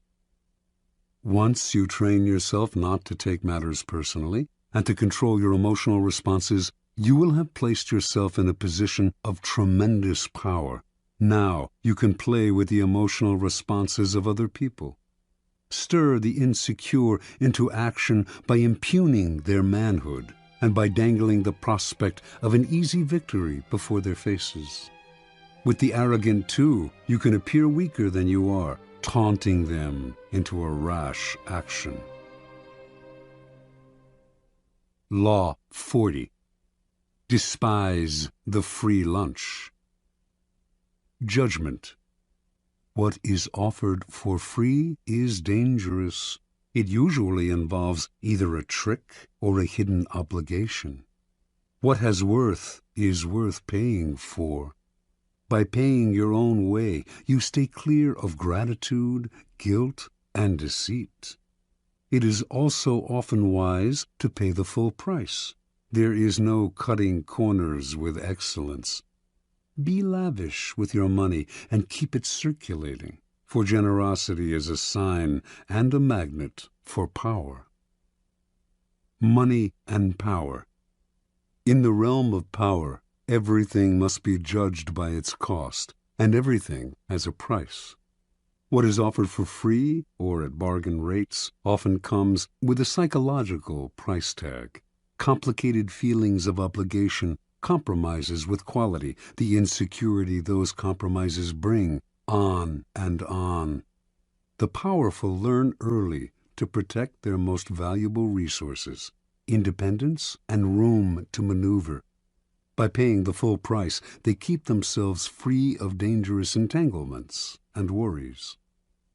Being open and flexible with money also teaches the value of strategic generosity, a variation on the old trick of giving when you are about to take. By giving the appropriate gift, you put the recipient under obligation. Generosity softens people up to be deceived. By gaining a reputation for liberality, you win people's admiration while distracting them from your power plays. By strategically spreading your wealth, you charm the other courtiers, creating pleasure and making valuable allies. Look at the masters of power, the Caesars, the Queen Elizabeths, the Michelangelos, the Medicis. Not a miser among them. Even the great con artists spend freely to swindle. Tight purse strings are unattractive.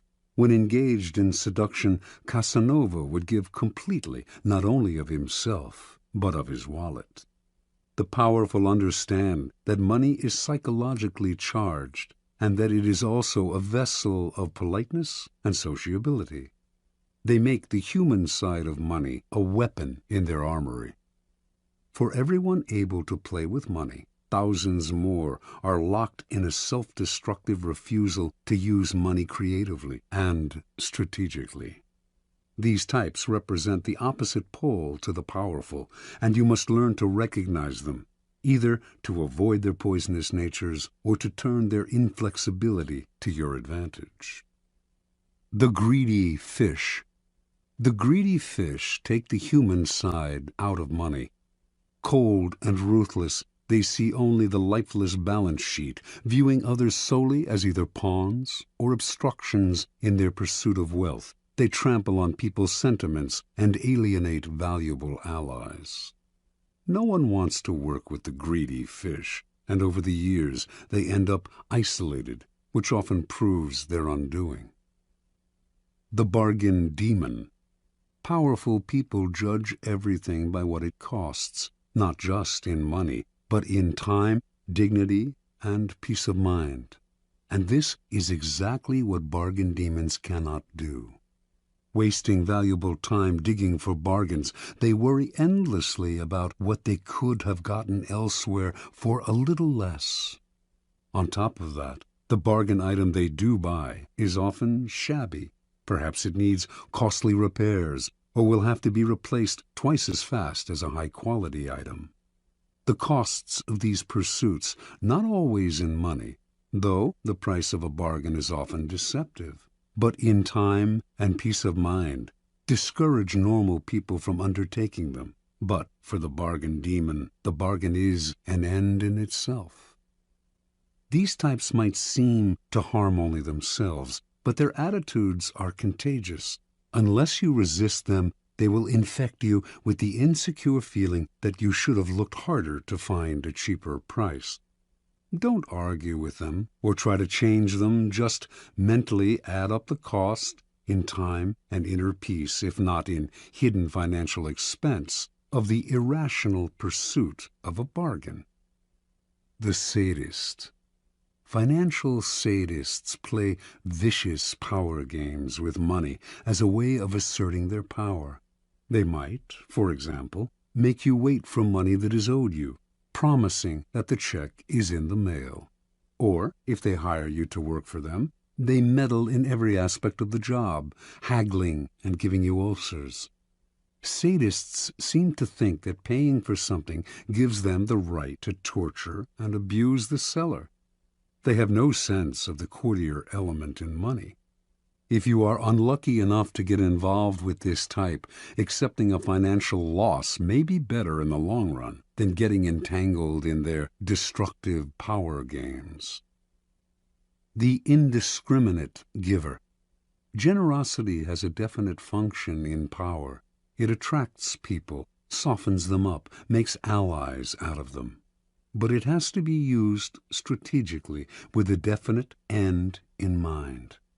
Indiscriminate givers, on the other hand, are generous because they want to be loved and admired by all, and their generosity is so indiscriminate and needy that it may not have the desired effect. If they give to one and all, why should the recipient feel special? Attractive as it may seem to make an indiscriminate giver your mark, in any involvement with this type, you will often feel burdened by their insatiable emotional needs. Transgression of the law.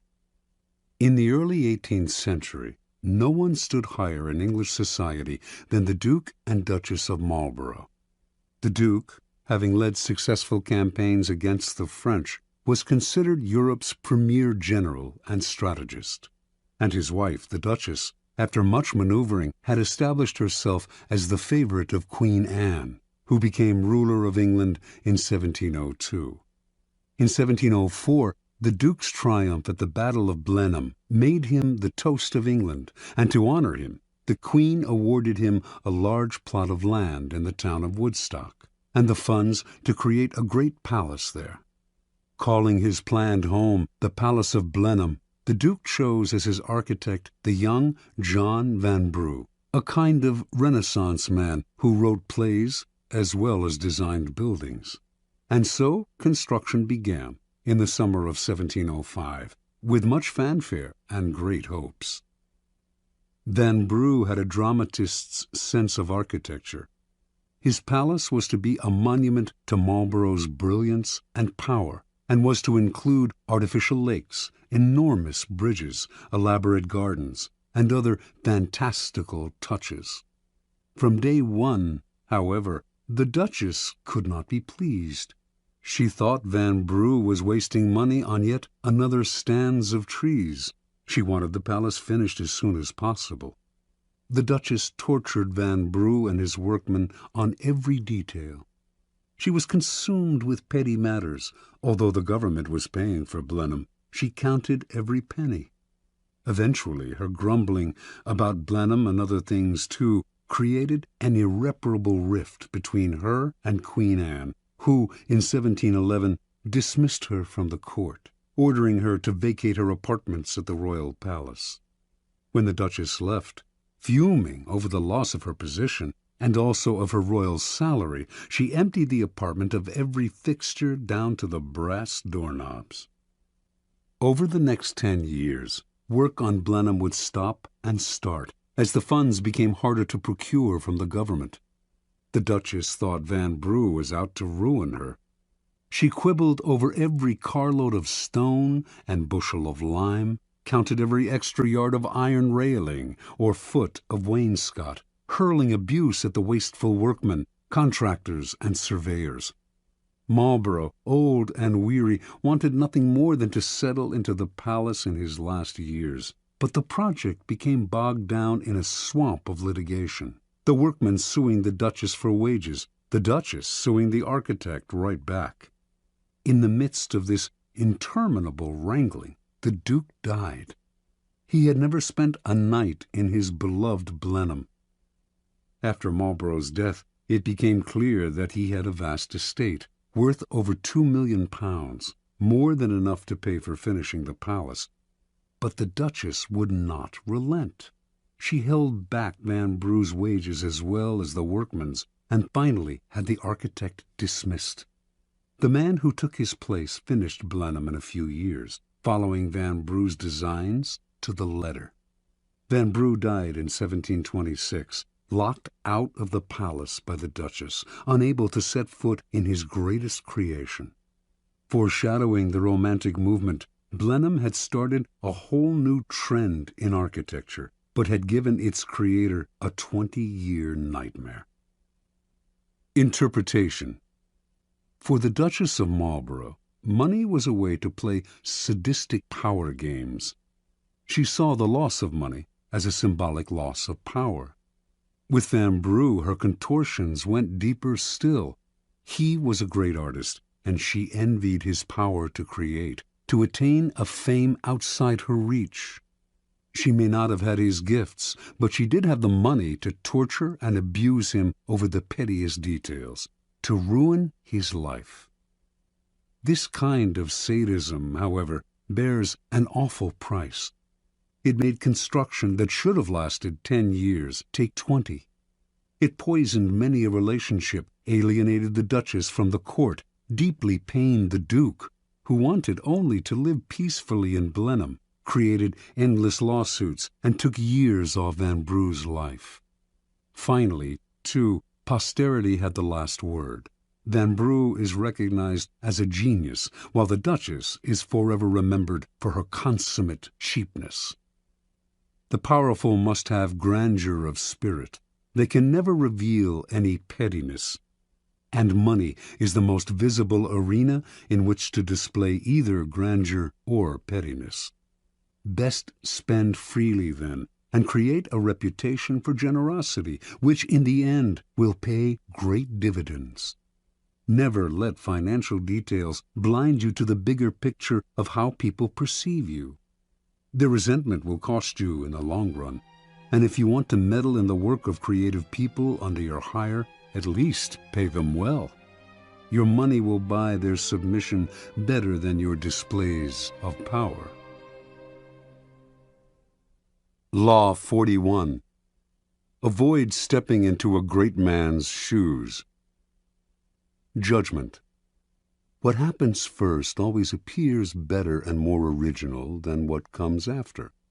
If you succeed a great man or have a famous parent, you will have to accomplish double their achievements to outshine them. Do not get lost in their shadow or stuck in a past not of your own making. Establish your own name and identity by changing course. Slay the overbearing father, disparage his legacy, and gain power by shining in your own way. Observance of the law. Alexander the Great had a dominant passion as a young man, an intense dislike for his father, King Philip of Macedonia. He hated Philip's cunning, cautious style of ruling, his bombastic speeches, his drinking and whoring, and his love of wrestling and of other wastes of time. Alexander knew he had to make himself the very opposite of his domineering father. He would force himself to be bold and reckless. He would control his tongue and be a man of few words, and he would not lose precious time in pursuit of pleasures that brought no glory. Alexander also resented the fact that Philip had conquered most of Greece. "My father will go on conquering till there is nothing extraordinary left for me to do," he once complained. While other sons of powerful men were content to inherit wealth and live a life of leisure, Alexander wanted only to outdo his father, to obliterate Philip's name from history by surpassing his accomplishments. Alexander itched to show others how superior he was to his father. A Thessalian horse-dealer once brought a prize horse named Bucephalus to sell to Philip. None of the king's grooms could get near the horse. It was far too savage, and Philip berated the merchant for bringing him such a useless beast. Watching the whole affair, Alexander scowled and commented, "What a horse they are losing for want of skill and spirit to manage him." When he had said this several times, Philip finally had enough and challenged him to take on the horse. He called the merchant back, secretly hoping his son would have a nasty fall and learn a bitter lesson. But Alexander was the one to teach the lesson. Not only did he mount Bucephalus, he managed to ride him at full gallop, taming the horse that would later carry him all the way to India. The courtiers applauded wildly, but Philip seethed inside, seeing not a son but a rival to his power. Alexander's defiance of his father grew bolder. One day the two men had a heated argument before the entire court, and Philip drew his sword as if to strike his son. Having drunk too much wine, however, the king stumbled. Alexander pointed at his father and jeered, "Men of Macedonia, see there the man who is preparing to pass from Europe to Asia. He cannot pass from one table to another without falling." When Alexander was 18, a disgruntled courtier murdered Philip. As word of the regicide spread through Greece, city after city rose up in rebellion against their Macedonian rulers. Philip's advisers counseled Alexander, now the king, to proceed cautiously, to do as Philip had done and conquer through cunning. But Alexander would do things his way. He marched to the furthest reaches of the kingdom, suppressed the rebellious towns, and reunited the empire with brutal efficiency. As a young rebel grows older, his struggle against the father often wanes, and he gradually comes to resemble the very man he wanted to defy. But Alexander's loathing of his father did not end with Philip's death.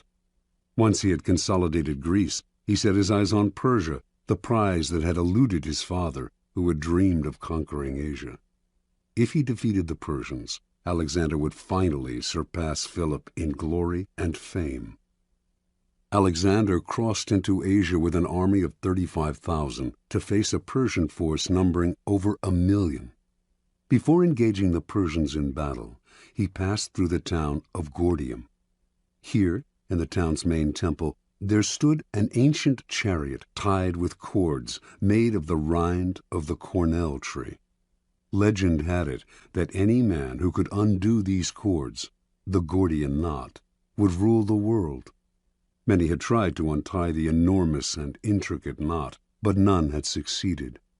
Alexander, seeing he could not possibly untie the knot with his bare hands, took out his sword and with one slash cut it in half. This symbolic gesture showed the world that he would not do as others, but would blaze his own path. Against astounding odds, Alexander conquered the Persians. Most expected him to stop there. It was a great triumph, enough to secure his fame for eternity. But Alexander had the same relationship to his own deeds as he had to his father. His conquest of Persia represented the past, and he wanted never to rest on past triumphs, or to allow the past to outshine the present. He moved on to India, extending his empire beyond all known limits.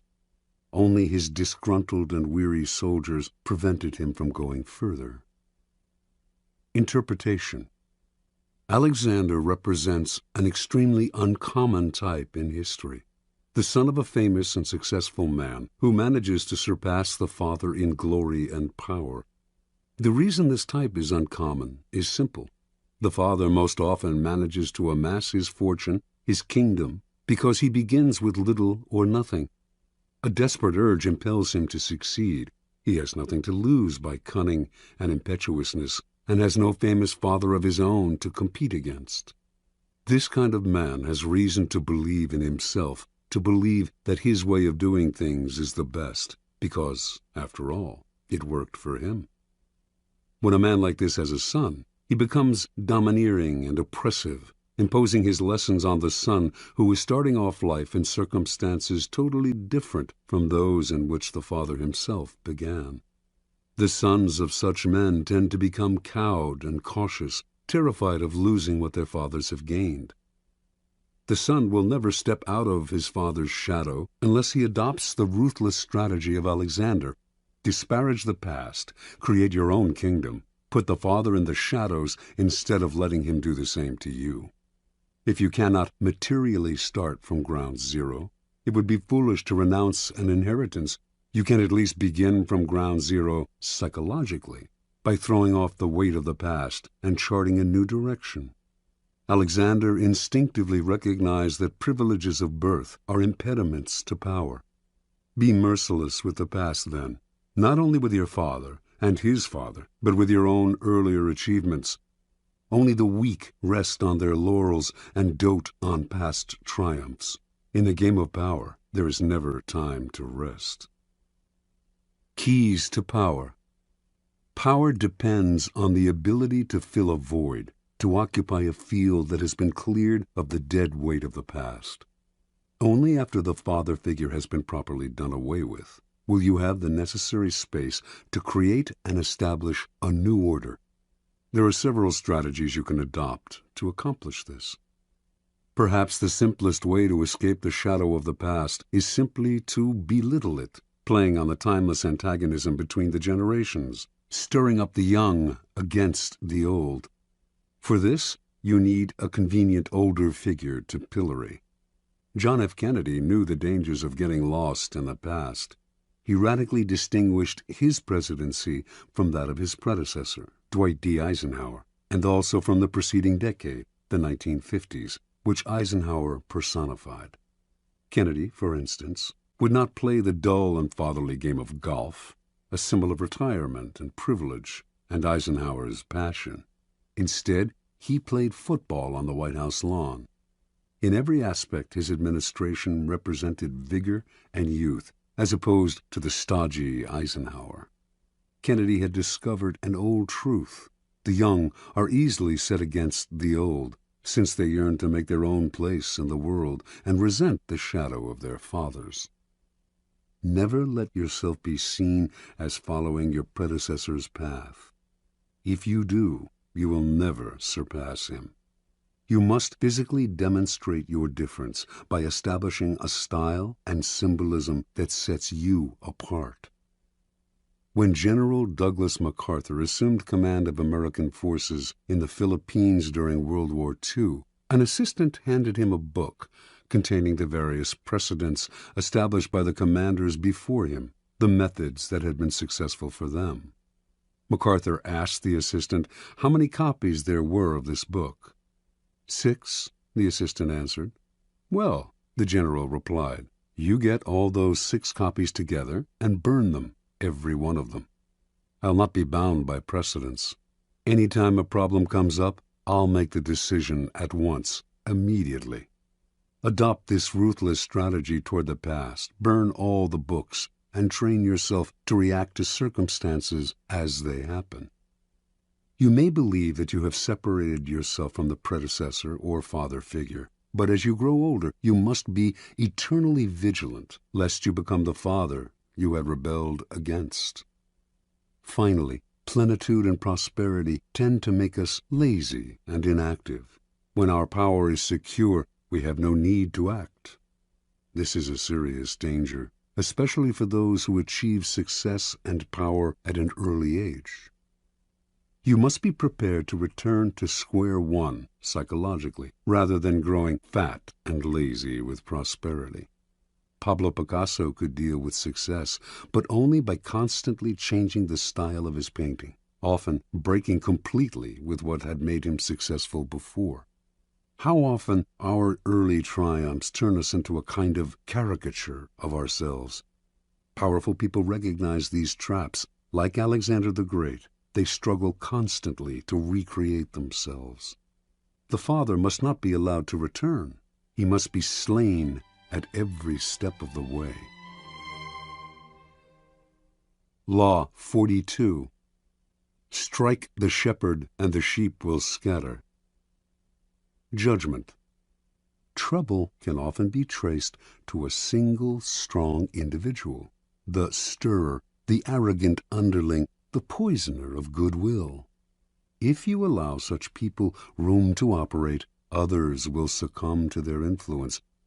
Do not wait for the troubles they cause to multiply. Do not try to negotiate with them. They are irredeemable. Neutralize their influence by isolating or banishing them. Strike at the source of the trouble, and the sheep will scatter. Observance of the law. Near the end of the 6th century BC, the city-state of Athens overthrew the series of petty tyrants who had dominated its politics for decades. It established instead a democracy that was to last over a century, a democracy that became the source of its power and its proudest achievement. But as the democracy evolved, so did a problem the Athenians had never faced: how to deal with those who did not concern themselves with the cohesion of a small city surrounded by enemies, who did not work for its greater glory, but thought of only themselves and their own ambitions and petty intrigues.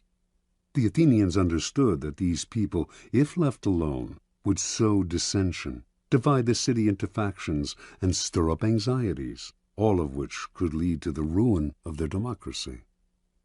Violent punishment no longer suited the new, civilized order that Athens had created. Instead, the citizens found another, more satisfying and less brutal way to deal with the chronically selfish. Every year, they would gather in the marketplace and write on a piece of earthenware, an ostrakon, the name of an individual they wanted to see banished from the city for 10 years. If a particular name appeared on 6,000 ballots, that person would instantly be exiled. If no one received 6,000 votes, the person with the most ostraka recording his name would suffer the 10-year ostracism. This ritual expulsion became a kind of festival.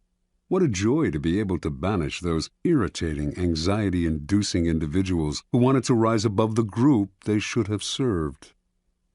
In 490 BC, Aristides, one of the great generals of Athenian history, helped defeat the Persians at the Battle of Marathon. Meanwhile, off the battlefield, his fairness as a judge had earned him the nickname the Just. But as the years went by, the Athenians came to dislike him. He made such a show of his righteousness, and this, they believed, disguised his feelings of superiority and scorn for the common folk. His omnipresence in Athenian politics became obnoxious. The citizens grew tired of hearing him called the Just. They feared that this was just the type of man, judgmental, haughty, who would eventually stir up fierce divisions among them. In 482 BC, despite Aristides' invaluable expertise in the continuing war with the Persians, they collected the ostraka and had him banished. After Aristides' ostracism, the great general Themistocles emerged as the city's premier leader.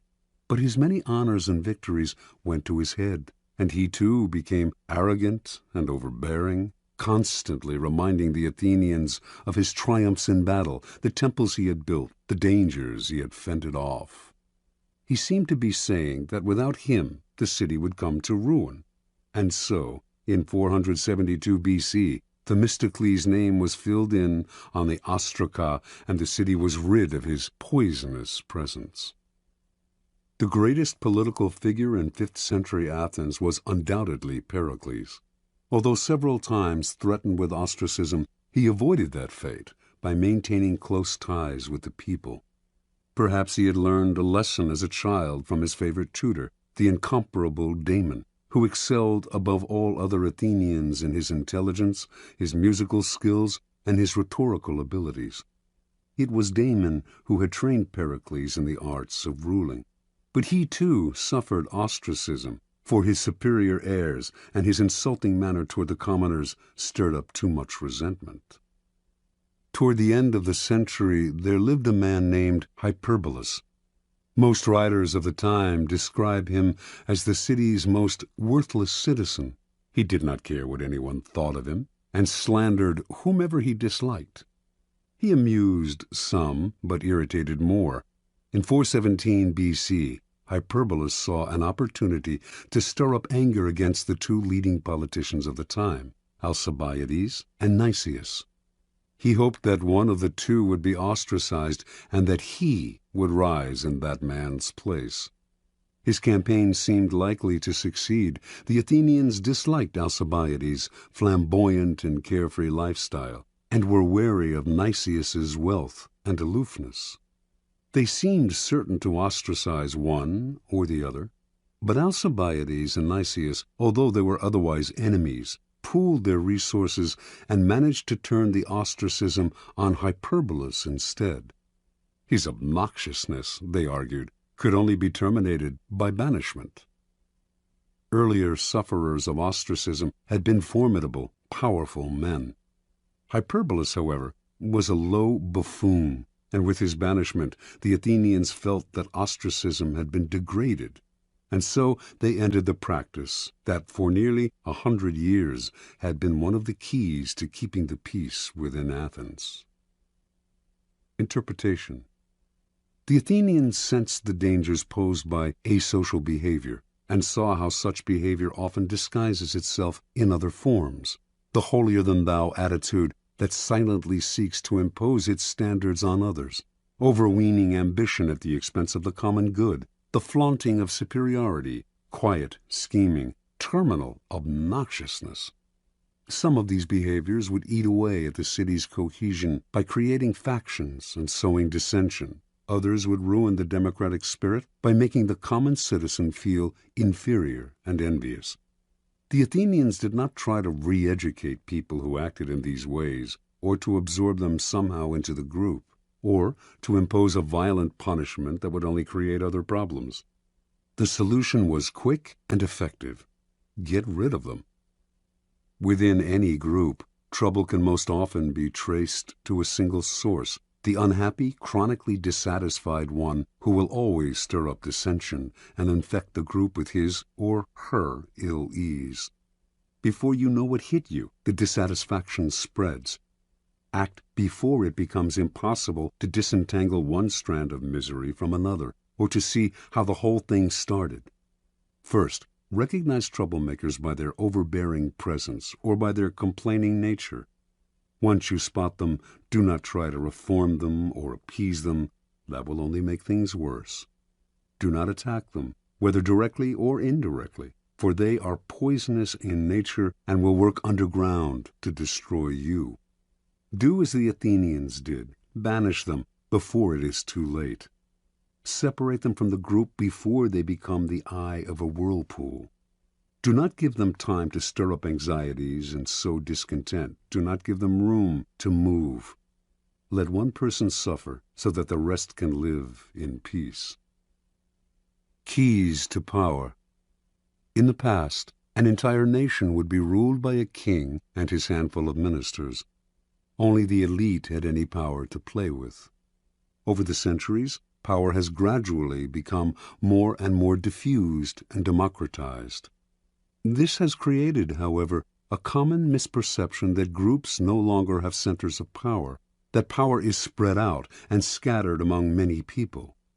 Actually, however, power has changed in its numbers, but not in its essence. There may be fewer mighty tyrants commanding the power of life and death over millions, but there remain thousands of petty tyrants ruling smaller realms. and enforcing their will through indirect power games, charisma, and so on. In every group, power is concentrated in the hands of one or two people, for this is one area in which human nature will never change. People will congregate around a single, strong personality like stars orbiting a sun. To labor under the illusion that this kind of power center no longer exists is to make endless mistakes, waste energy and time, and never hit the target. Powerful people never waste time. Outwardly, they may play along with the game, pretending that power is shared among many, but inwardly, they keep their eyes on the inevitable few in the group who hold the cards. These are the ones they work on. When troubles arise, they look for the underlying cause, the single, strong character who started the stirring, and whose isolation or banishment will settle the waters again. In his family therapy practice, Dr. Milton H. Erickson found that if the family dynamic was unsettled and dysfunctional, there was inevitably one person who was the stirrer, the troublemaker. In his sessions, he would symbolically isolate this rotten apple by seating him or her apart from the others, if only by a few feet. Slowly, the other family members would see the physically separate person as the source of their difficulty. Once you recognize who the stirrer is, pointing it out to other people will accomplish a great deal. Understanding who controls the group dynamic is a critical realization. Remember, stirrers thrive by hiding in the group, disguising their actions among the reactions of others. Render their actions visible, and they lose their power to upset. Finally, the reason you strike at the shepherd is because such an action will dishearten the sheep beyond any rational measure. When Hernando Cortez and Francisco Pizarro led their tiny forces against the Aztec and Incan empires, they did not make the mistake of fighting on several fronts, nor were they intimidated by the numbers arrayed against them. They captured the kings, Moctezuma and Atahualpa. Vast empires fell into their hands. With the leader gone, the center of gravity is gone. There is nothing to revolve around, and everything falls apart. Aim at the leaders, bring them down, and look for the endless opportunities in the confusion that will ensue. Law 43. Work on the hearts and minds of others. Judgment. Coercion creates a reaction that will eventually work against you. You must seduce others into wanting to move in your direction. A person you have seduced becomes your loyal pawn, and the way to seduce others is to operate on their individual psychologies and weaknesses. Soften up the resistant by working on their emotions, playing on what they hold dear and what they fear. Ignore the hearts and minds of others, and they will grow to hate you. Transgression of the law. Near the end of the reign of Louis XV, all of France seemed desperate for change. When the king's grandson and chosen successor, the future Louis XVI, married the 15-year-old daughter of the Empress of Austria, the French caught a glimpse of the future that seemed hopeful. The young bride, Marie Antoinette, was beautiful and full of life. She instantly changed the mood of the court, which was rank with Louis XV's debaucheries. Even the common people who had yet to see her talked excitedly of Marie Antoinette. The French had grown disgusted with the series of mistresses who had dominated Louis XV, and they looked forward to serving their new queen. In 1773, when Marie Antoinette publicly rode through the streets of Paris for the first time, applauding crowds swarmed around her carriage. "How fortunate," she wrote her mother, "to be in a position in which one can gain widespread affection at so little cost." In 1774, Louis XV died, and Louis XVI took the throne.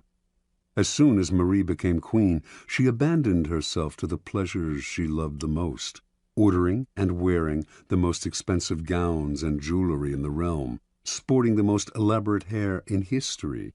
her sculpted coiffures rising as much as 3 feet above her head, and throwing a constant succession of masked balls and fêtes. All of these whims she paid for on credit, never concerning herself with the cost or who paid the bills.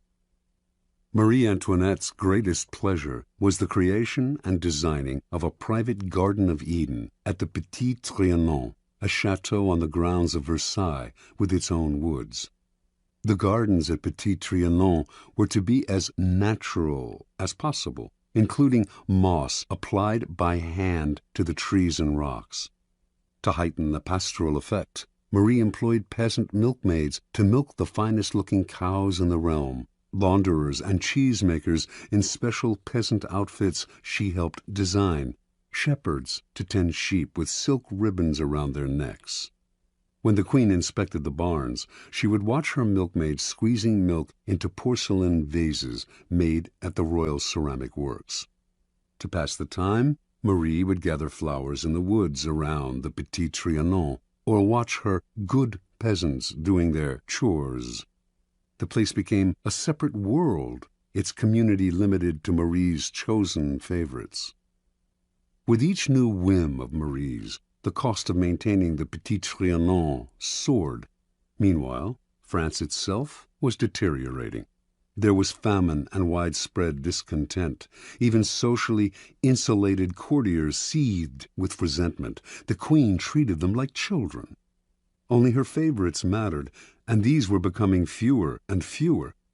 But Marie did not concern herself with this. Not once throughout her reign did she read a minister's report. Not once did she tour the provinces and rally the people to her side. Not once did she mingle among the Parisians or receive a delegation from them. She did none of these things because, as Queen, she felt the people owed her their affection, and she was not required to love them in return.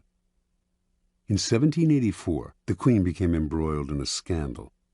As part of an elaborate swindle, the most expensive diamond necklace in Europe had been purchased under her name, and during the swindler's trial, her lavish lifestyle became public. People heard about the money she spent on jewels and dresses and masked dances. They gave her the nickname Madame Deficit, and from then on she became the focus of the people's growing resentment. When she appeared in her box at the opera, the audience greeted her with hisses. Even the court turned against her, for while she had been running up her huge expenditures, the country was headed for ruin. 5 years later, in 1789, an unprecedented event took place, the beginning of the French Revolution.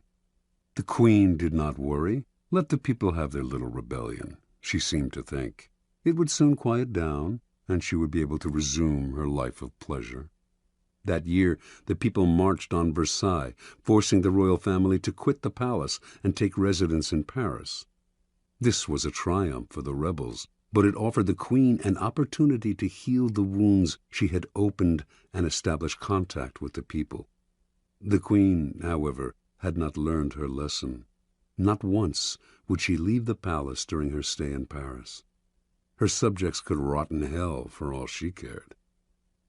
In 1792, the royal couple was moved from the palace to a prison as the revolution officially declared the end of the monarchy. The following year, Louis XVI was tried, found guilty, and guillotined. As Marie Antoinette awaited the same fate, hardly a soul came to her defense.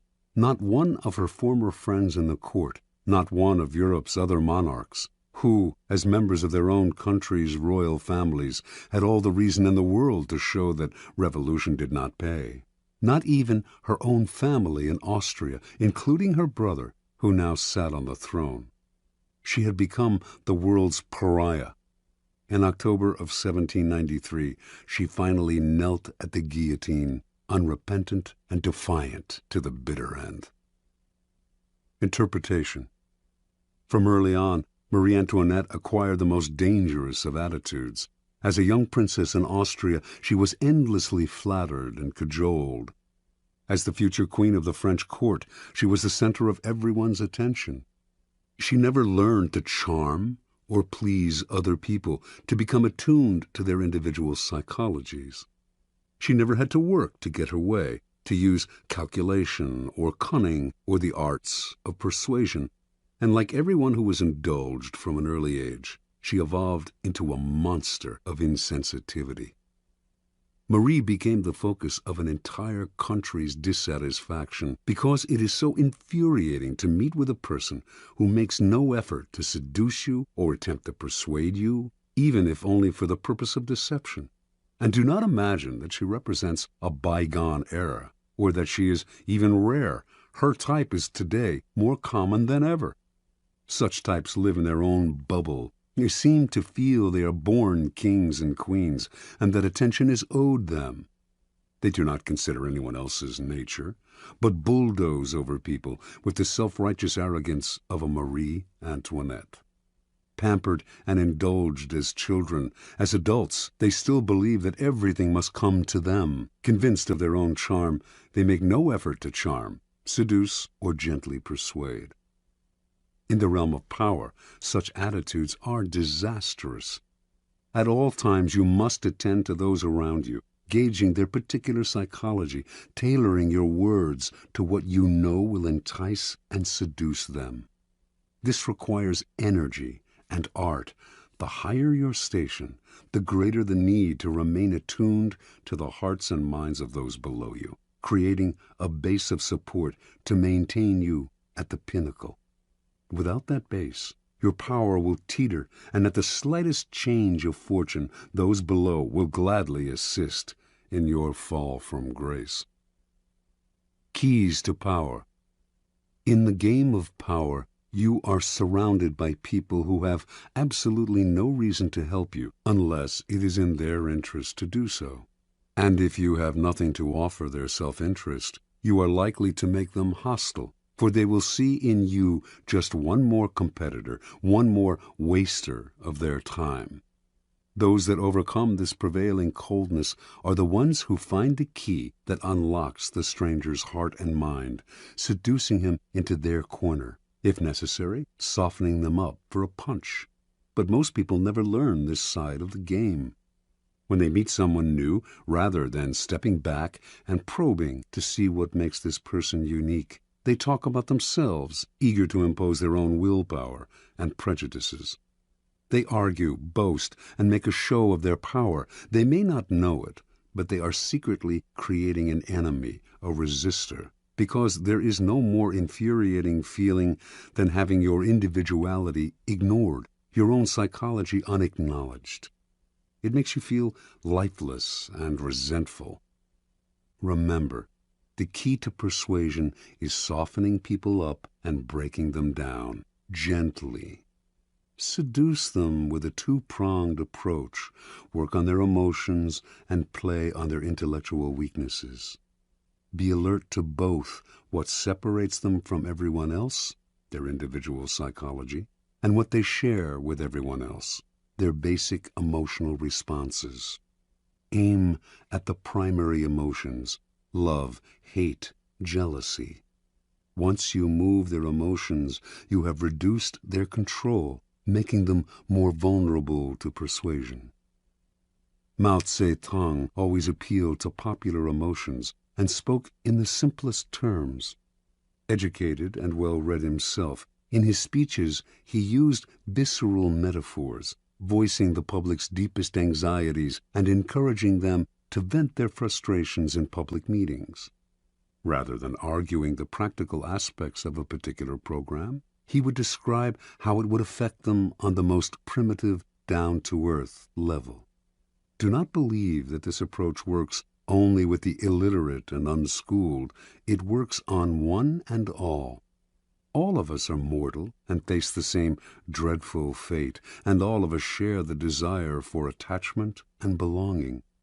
Stir up these emotions, and you captivate our hearts.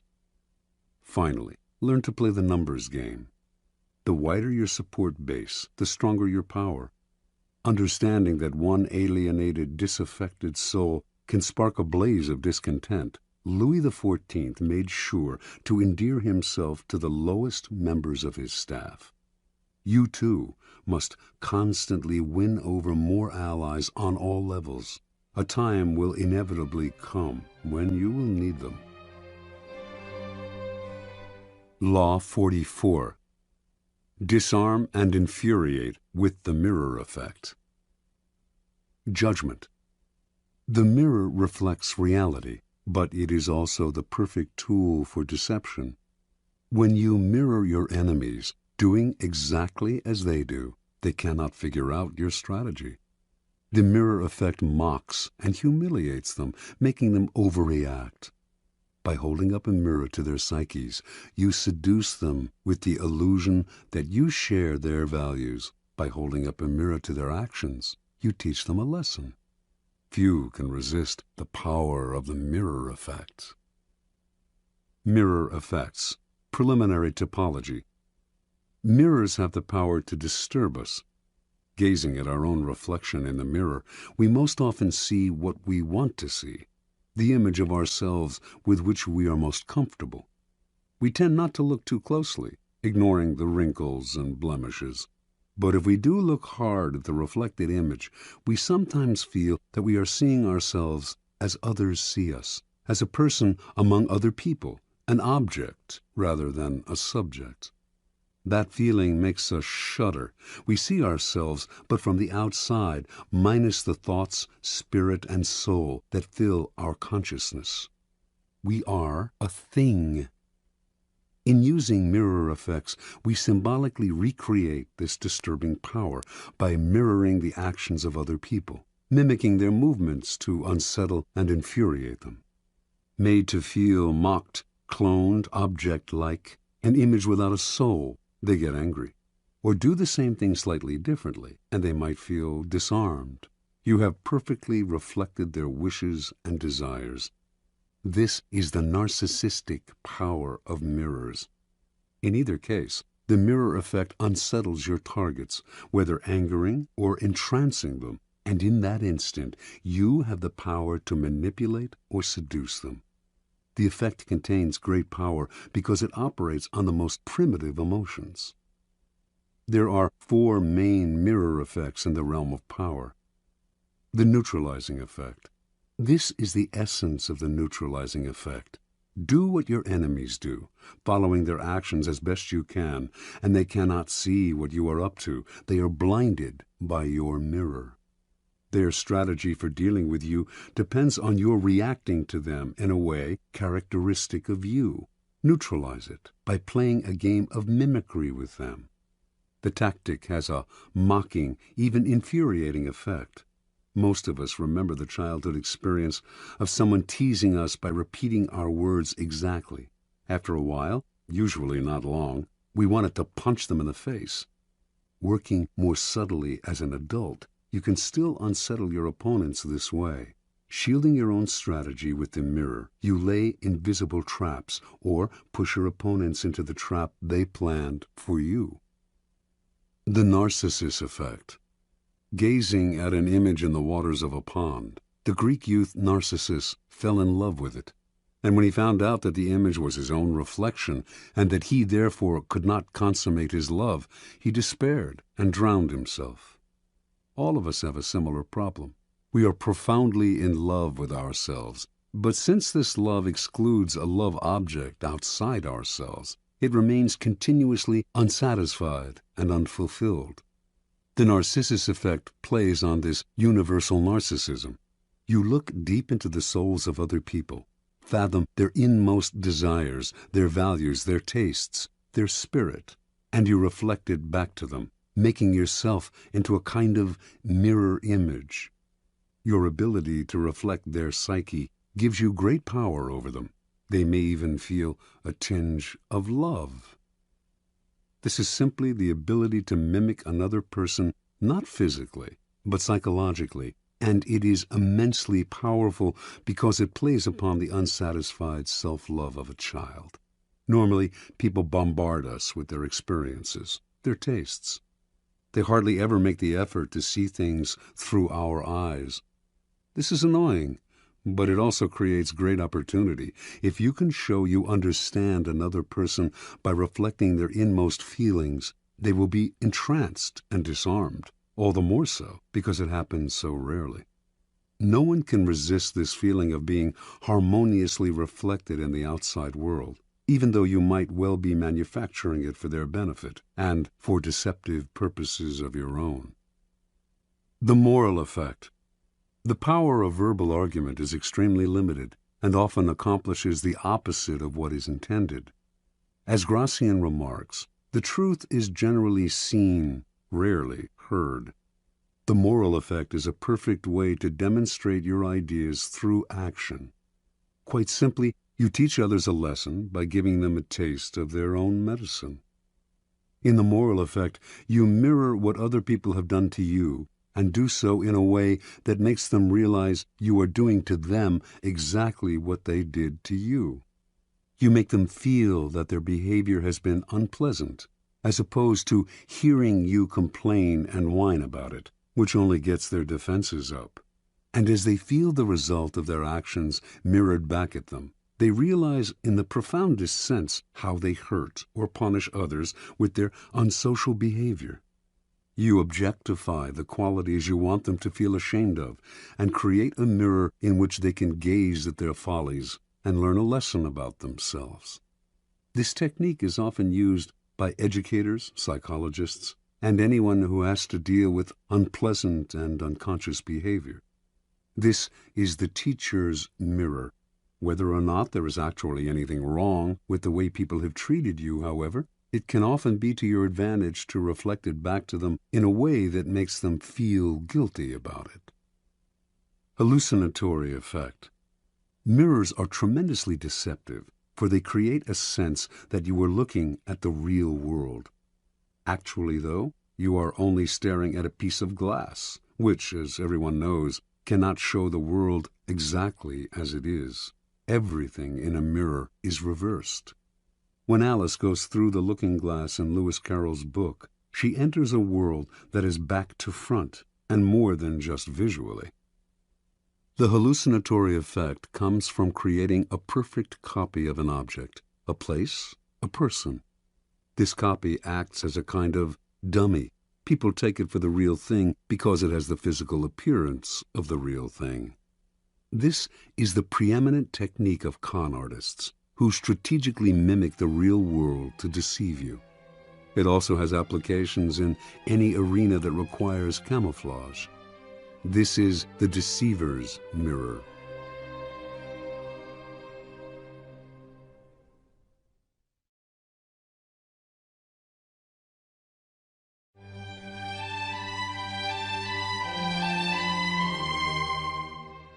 Observance of the mirror effect.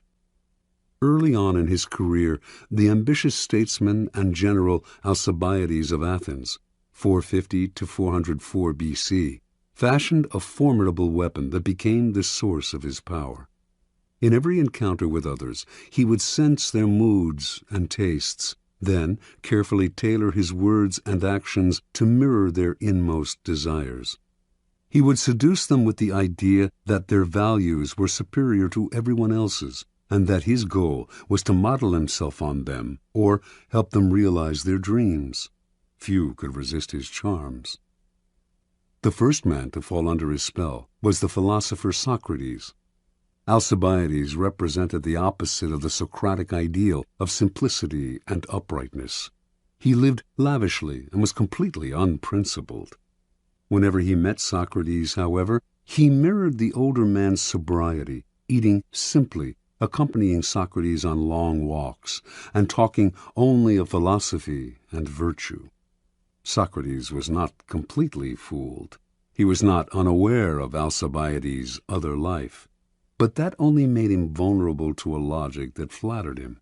Only in my presence, he felt, does this man submit to a virtuous influence. Only I have such power over him. This feeling intoxicated Socrates, who became Alcibiades' fervent admirer and supporter, one day even risking his own life to rescue the young man in battle. The Athenians considered Alcibiades their greatest orator, for he had an uncanny ability to tune into his audience's aspirations and mirror their desires. He made his greatest speeches in support of the invasion of Sicily, which he thought would bring great wealth to Athens and limitless glory to himself. The speeches gave expression to young Athenians' thirst to conquer lands for themselves, rather than living off the victories of their ancestors. But he also tailored his words to reflect older men's nostalgia for the glory years, when Athens led the Greeks against Persia, and then went on to create an empire. All Athens now dreamed of conquering Sicily. Alcibiades' plan was approved, and he was made the expedition's commander. While Alcibiades was leading the invasion of Sicily, however, certain Athenians fabricated charges against him of profaning sacred statues. He knew his enemies would have him executed if he returned home, so at the last minute he deserted the Athenian fleet and defected to Athens' bitter enemy, Sparta. The Spartans welcomed this great man to their side, but they knew his reputation and were wary of him. Alcibiades loved luxury. The Spartans were a warrior people who worshipped austerity, and they were afraid he would corrupt their youth. But much to their relief, the Alcibiades who arrived in Sparta was not at all what they expected. He wore his hair untrimmed, as they did, took cold baths, ate coarse bread and black broth, and wore simple clothes. To the Spartans this signified that he had come to see their way of life as superior to the Athenian. He had chosen to be a Spartan rather than being born one, and should thus be honored above all others. They fell under his spell and gave him great powers. Unfortunately, Alcibiades rarely knew how to rein in his charm. He managed to seduce the king of Sparta's wife and make her pregnant. When this became public, he once more had to flee for his life. This time Alcibiades defected to Persia, where he suddenly went from Spartan simplicity to embracing the lavish Persian lifestyle down to the last detail. It was, of course, immensely flattering to the Persians to see a Greek of Alcibiades' stature prefer their culture over his own, and they showered him with honors, land, and power. Once seduced by the mirror, they failed to notice that behind this shield Alcibiades was playing a double game, secretly helping the Athenians in their war with Sparta, and thus re-ingratiating himself with the city to which he desperately wanted to return, and which welcomed him back with open arms in 408 B.C. Interpretation. Early in his political career, Alcibiades made a discovery that changed his whole approach to power. He had a colorful and forceful personality, but when he argued his ideas strongly with other people, he would win over a few, while at the same time alienating many more. The secret to gaining ascendancy over large numbers, he came to believe, was not to impose his colors, but to absorb the colors of those around him, like a chameleon. Once people fell for the trick, the deceptions he went on to practice would be invisible to them. Understand, everyone is wrapped up in their own narcissistic shell. When you try to impose your own ego on them, a wall goes up, resistance is increased. By mirroring them, however, you seduce them into a kind of narcissistic rapture. They are gazing at a double of their own soul. This double is actually manufactured in its entirety by you. Once you have used the mirror to seduce them, you have great power over them. It is worth noting, however, the dangers and the promiscuous use of the mirror. In Alcibiades' presence, people felt larger, as if their egos had been doubled, but once he left, they felt empty and diminished, and when they saw him mirroring completely different people as totally as he had mirrored them, they felt not just diminished, but betrayed. Alcibiades' overuse of the mirror effect made whole peoples feel used, so that he constantly had to flee from one place to another. Indeed, Alcibiades so angered the Spartans that they finally had him murdered. He had gone too far. The seducer's mirror must be used with caution and discrimination. Law 45. Preach the need for change, but never reform too much at once. Judgment. Everyone understands the need for change in the abstract. But on the day-to-day level, people are creatures of habit. Too much innovation is traumatic and will lead to revolt.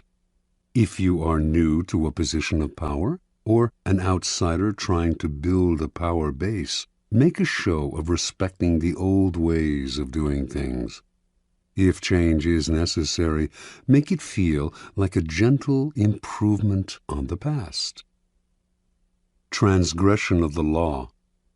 Sometime in the early 1520s, King Henry VIII of England decided to divorce his wife, Catherine of Aragon, because she had failed to bear him a son, and because he had fallen in love with the young and comely Anne Boleyn.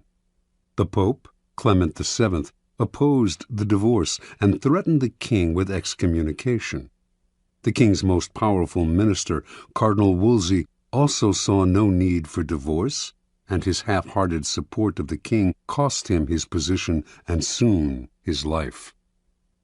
One man in Henry's cabinet, Thomas Cromwell, not only supported him in his desire for a divorce, but had an idea for realizing it, a complete break with the past. He convinced the king that by severing ties with Rome and making himself the head of a newly formed English church, he could divorce Catherine and marry Anne. By 1531, Henry saw this as the only solution. To reward Cromwell for his simple but brilliant idea, he elevated this son of a blacksmith to the post of royal counselor. By 1534, Cromwell had been named the king's secretary, and as the power behind the throne, he had become the most powerful man in England. But for him, the break with Rome went beyond the satisfaction of the king's carnal desires. He envisioned a new Protestant order in England, with the power of the Catholic Church smashed and its vast wealth in the hands of the king and the government. In that same year, he initiated a complete survey of the churches and monasteries of England, and as it turned out, the treasures and monies that the churches had accumulated over the centuries were far more than he had imagined. His spies and agents came back with astonishing figures. To justify his schemes, Cromwell circulated stories about the corruption in the English monasteries, their abuse of power, their exploitation of the people they supposedly served.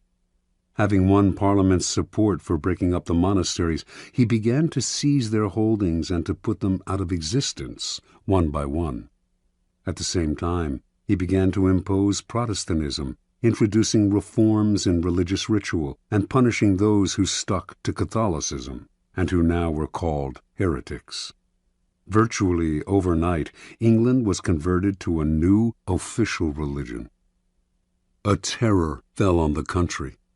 Some people had suffered under the Catholic Church, which, before the reforms, had been immensely powerful, but most Britons had strong ties to Catholicism and to its comforting rituals. They watched in horror as churches were demolished, images of the Madonna and saints were broken in pieces, stained glass windows were smashed, and the church's treasures were confiscated. With monasteries that had succored the poor suddenly gone, the poor now flooded the streets. The growing ranks of the beggar class were further swelled by former monks. On top of all this, Cromwell levied high taxes to pay for his ecclesiastical reforms. In 1535, powerful revolts in the north of England threatened to topple Henry from his throne. By the following year, he had suppressed the rebellions, but he had also begun to see the costs of Cromwell's reforms. The king himself had never wanted to go this far. He had only wanted a divorce. It was now Cromwell's turn to watch uneasily as the king began slowly to undo his reforms, reinstating Catholic sacraments and other rituals that Cromwell had outlawed. Sensing his fall from grace, in 1540 Cromwell decided to regain Henry's favor with one throw of the dice. He would find the king a new wife. Henry's third wife, Jane Seymour, had died a few years before, and he had been pining for a new, young queen. It was Cromwell who found him one, Anne of Cleves, a German princess and, most important to Cromwell, a Protestant. On Cromwell's commission, the painter Holbein produced a flattering portrait of Anne. When Henry saw it, he fell in love and agreed to marry her. Cromwell seemed back in favor. Unfortunately, however, Holbein's painting was highly idealized, and when the king finally met the princess, she did not please him in the least. His anger against Cromwell, first for the ill-conceived reforms, now for saddling him with an unattractive and Protestant wife, could no longer be contained. In June of that year, Cromwell was arrested, charged as a Protestant extremist and a heretic, and sent to the Tower. 6 weeks later, before a large and enthusiastic crowd, the public executioner cut off his head. Interpretation. Thomas Cromwell had a simple idea. He would break up the power and wealth of the Church and lay the foundation for Protestantism in England. And he would do this in a mercilessly short time. He knew his speedy reforms would cause pain and resentment, but he thought these feelings would fade in a few years. More important, by identifying himself with change, he would become the leader of the new order, making the king dependent on him. But there was a problem in this strategy. Like a billiard ball hit too hard against the cushion, his reforms had reactions and caroms he did not envision and could not control. The man who initiates strong reforms often becomes the scapegoat for any kind of dissatisfaction, and eventually the reaction to his reforms may consume him, for change is upsetting to the human animal, even when it is for the good. Because the world is, and always has been, full of insecurity and threat, we latch on to familiar faces and create habits and rituals to make the world more comfortable.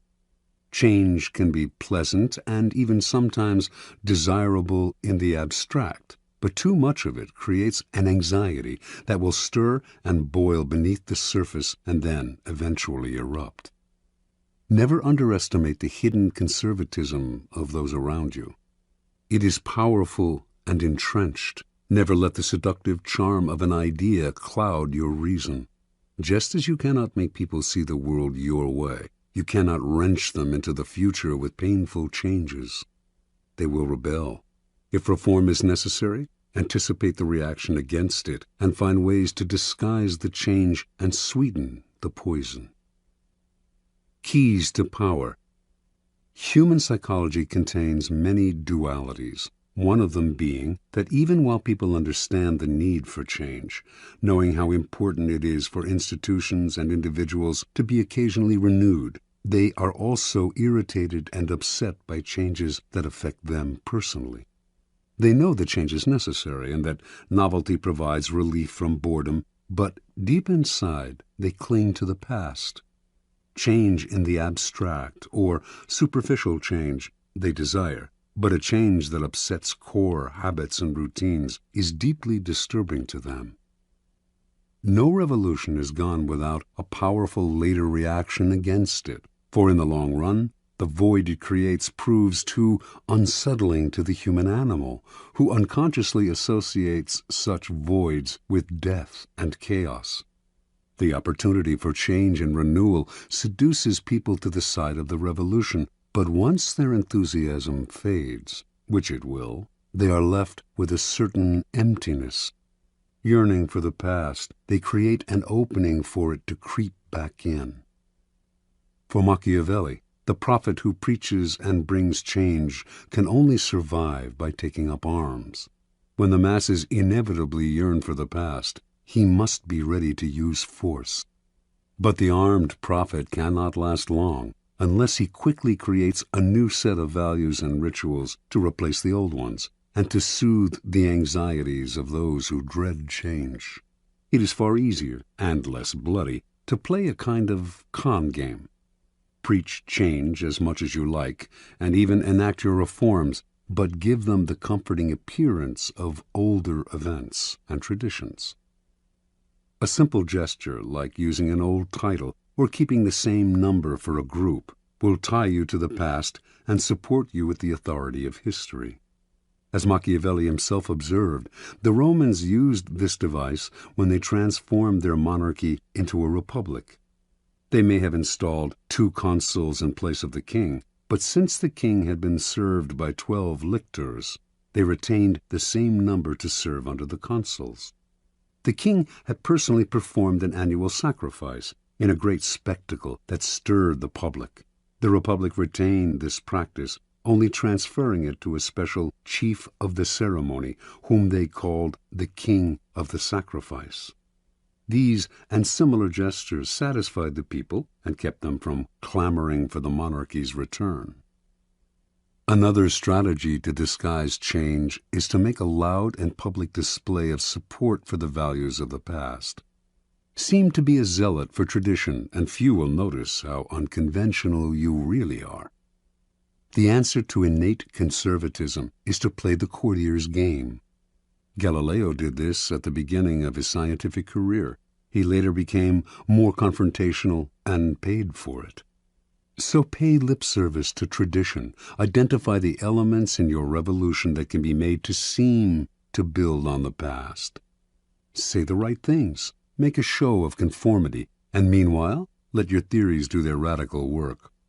Play with appearances and respect past protocol. Finally, powerful people pay attention to the zeitgeist.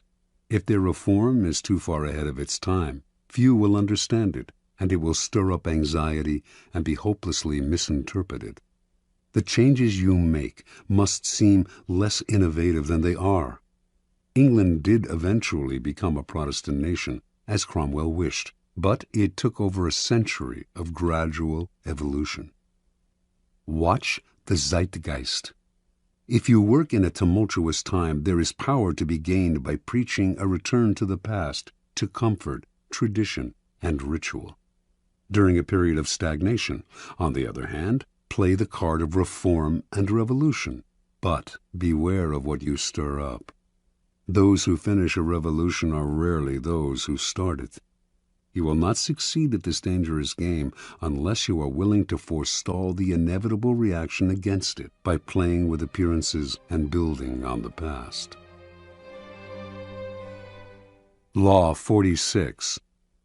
Never appear too perfect. Judgment. Appearing better than others is always dangerous, but most dangerous of all is to appear to have no faults or weaknesses.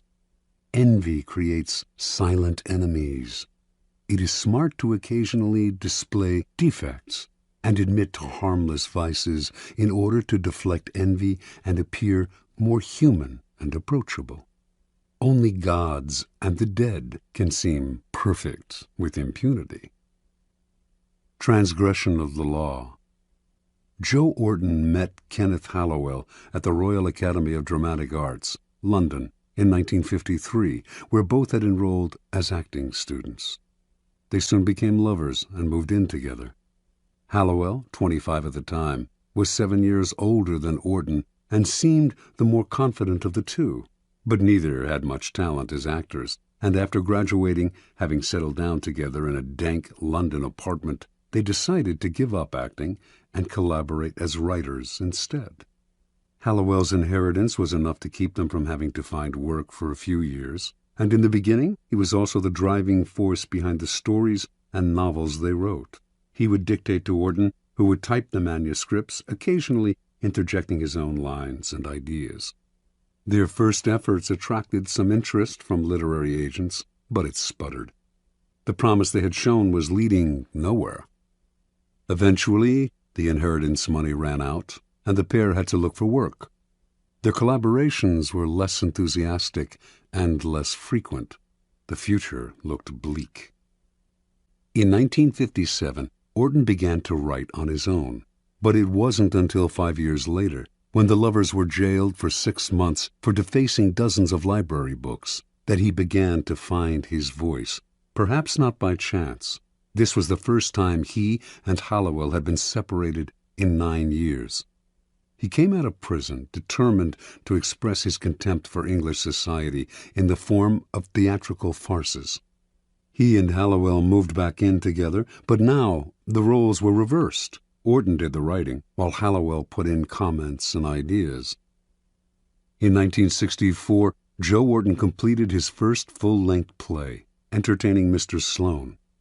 The play made it to London's West End, where it received brilliant reviews. A great new writer had emerged from nowhere. Now success followed success at a dizzying pace. In 1966, Auden had a hit with his play Loot, and his popularity soared. Soon commissions came in from all sides, including from the Beatles, who paid Auden handsomely to write them a film script. Everything was pointing upwards, everything except Auden's relationship with Kenneth Hallowell. The pair still lived together, but as Auden grew successful, Hallowell began to deteriorate. Watching his lover become the center of attention, he suffered the humiliation of becoming a kind of personal assistant to the playwright, his role in what had once been a collaboration growing smaller and smaller. In the 1950s, he had supported Auden with his inheritance. Now Auden supported him. At a party or among friends, people would naturally gravitate towards Auden. He was charming, and his mood was almost always buoyant. Unlike the handsome Auden, Hallowell was bald and awkward. His defensiveness made people want to avoid him. With Auden's success, the couple's problems only worsened. Hallowell's moods made their life together impossible. Auden claimed to want to leave him and had numerous affairs, but would always end up returning to his old friend and lover. He tried to help Hallowell launch a career as an artist, even arranging for a gallery to show his work, but the show was a flop, and this only heightened Hallowell's sense of inferiority. In May of 1967, the pair went on a brief holiday together in Tangiers, Morocco. During the trip, Auden wrote in his diary, "We sat talking of how happy we felt, and how it couldn't surely last. We'd have to pay for it, or we'd be struck down from afar by disaster because we were, perhaps, too happy. To be young, good-looking, healthy, famous, comparatively rich and happy is surely going against nature." Hallowell outwardly seemed as happy as Auden. Inwardly, though, he was seething.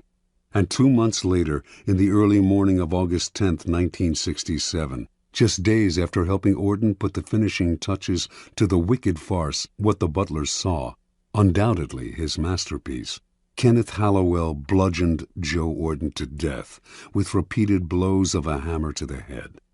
He then took 21 sleeping pills and died himself, leaving behind a note that read, "If you read Auden's diary, all will be explained." Interpretation. Kenneth Hallowell had tried to cast his deterioration as mental illness, but what Joe Auden's diaries revealed to him was the truth. It was envy, pure and simple, that lay at the heart of his sickness. The diaries, which Hallowell read on the sly, recounted the couple's days as equals and their struggle for recognition. After Auden found success, the diaries began to describe Hallowell's brooding, his rude comments at parties, his growing sense of inferiority. All of this Auden narrated with a distance that bordered on contempt. The diaries made clear Hallowell's bitterness over Auden's success. Eventually, the only thing that would have satisfied him would have been for Auden to have a failure of his own, an unsuccessful play perhaps, so that they could have commiserated in their failure as they had done years before. When the opposite happened, as Auden grew only more successful and popular, Hallowell did the only thing that would make them equals again. He made them equals in death. With Auden's murder, he became almost as famous as his friend, posthumously. Joe Auden only partly understood his lover's deterioration. His attempt to help Hallowell launch a career in art registered for what it was, charity and guilt. Auden basically had two possible solutions to the problem. He could have downplayed his own success, displaying some faults, deflecting Hallowell's envy, or, once he realized the nature of the problem, he could have fled as if Hallowell were a viper, as in fact he was, a viper of envy. Once envy eats away at someone, everything you do only makes it grow, and day by day it festers inside them. Eventually they will attack. Only a minority can succeed at the game of life, and that minority inevitably arouses the envy of those around them.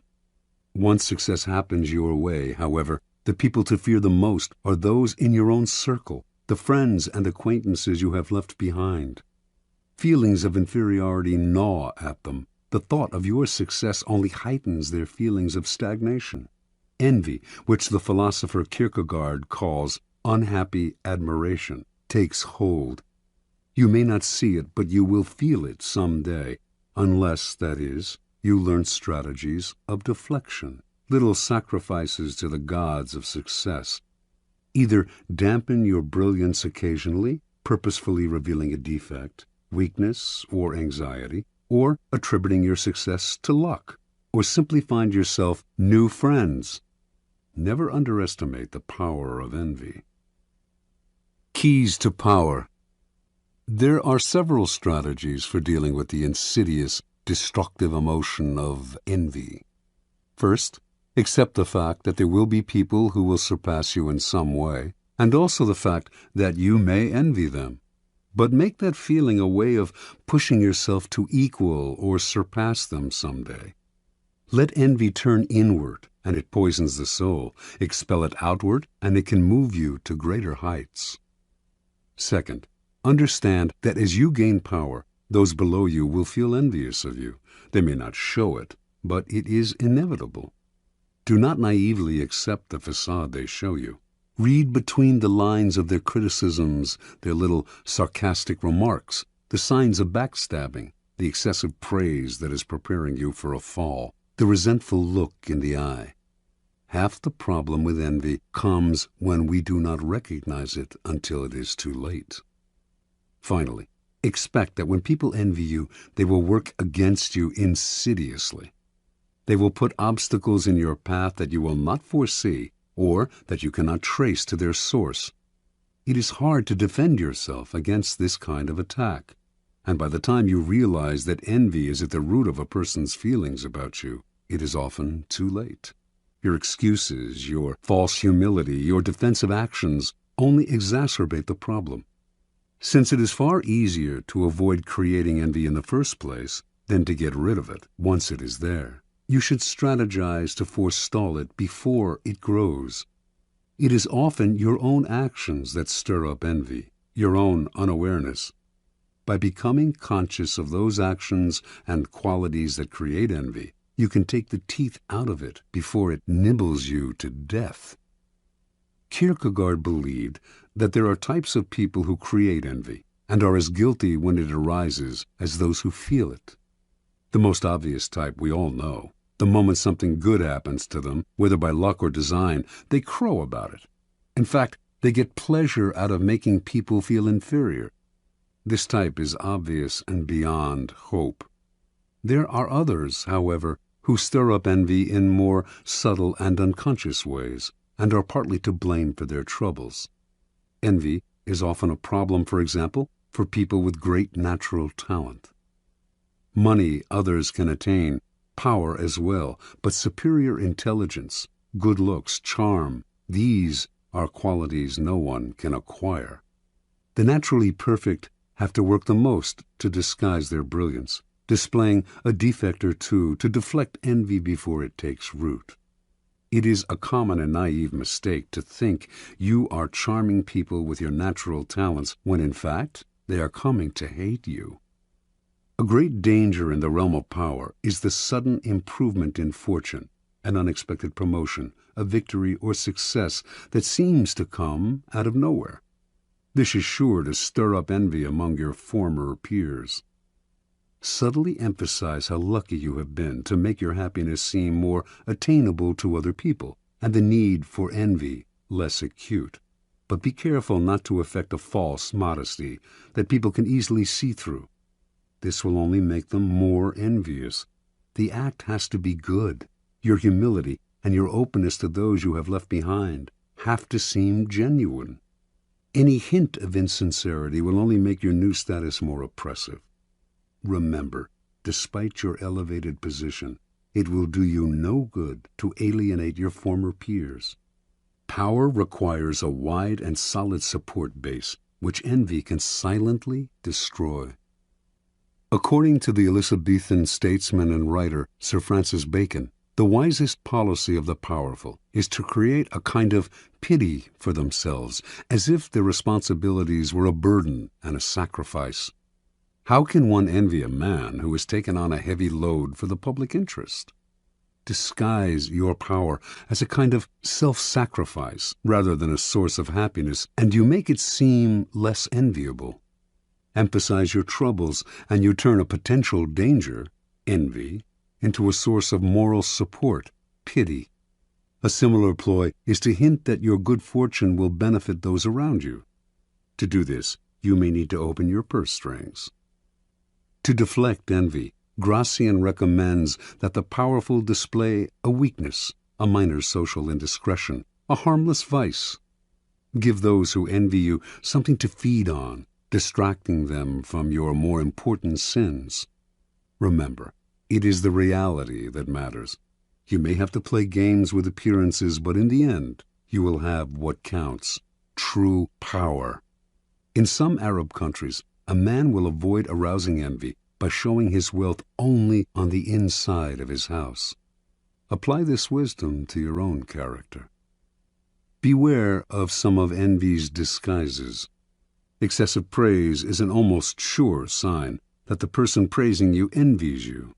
They are either setting you up for a fall, it will be impossible for you to live up to their praise, or they are sharpening their blades behind your back.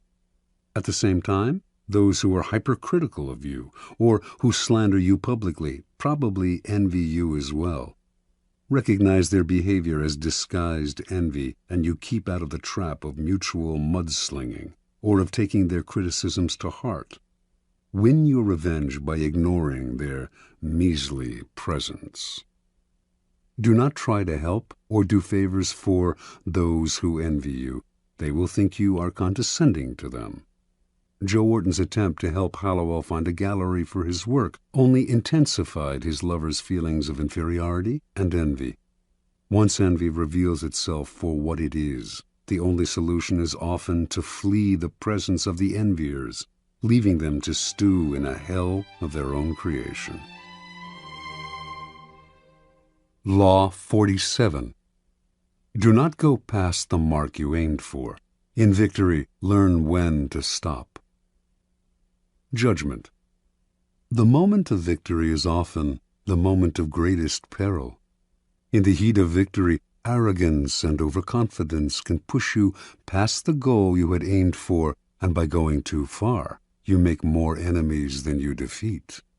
Do not allow success to go to your head. There is no substitute for strategy and careful planning. Set a goal, and when you reach it, stop. Transgression of the law. In 559 B.C., a young man named Cyrus gathered an immense army from the scattered tribes of Persia and marched against his grandfather, Astyages, king of the Medes. He defeated Astyages with ease, had himself crowned king of Media and Persia, and began to forge the Persian Empire. Victory followed victory in quick succession. Cyrus defeated Croesus, ruler of Lydia, then conquered the Ionian islands and other smaller kingdoms. He marched on Babylon and crushed it. Now he was known as Cyrus the Great, king of the world. After capturing the riches of Babylon, Cyrus set his sights on the east, on the half-barbaric tribes of the Massigetai, a vast realm on the Caspian Sea. A fierce warrior race led by Queen Tomyris, the Massigetai lacked the riches of Babylon, but Cyrus attacked them anyway, believing himself superhuman and incapable of defeat.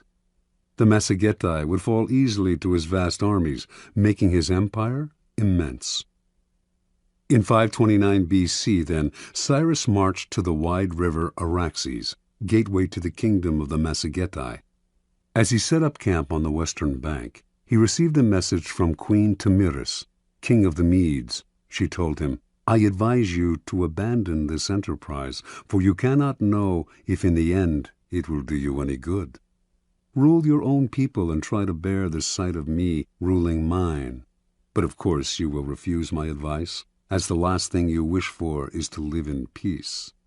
Tomyris, confident of her army's strength and not wishing to delay the inevitable battle, offered to withdraw the troops on her side of the river, allowing Cyrus to cross its waters safely and fight her army on the eastern side, if that was his desire.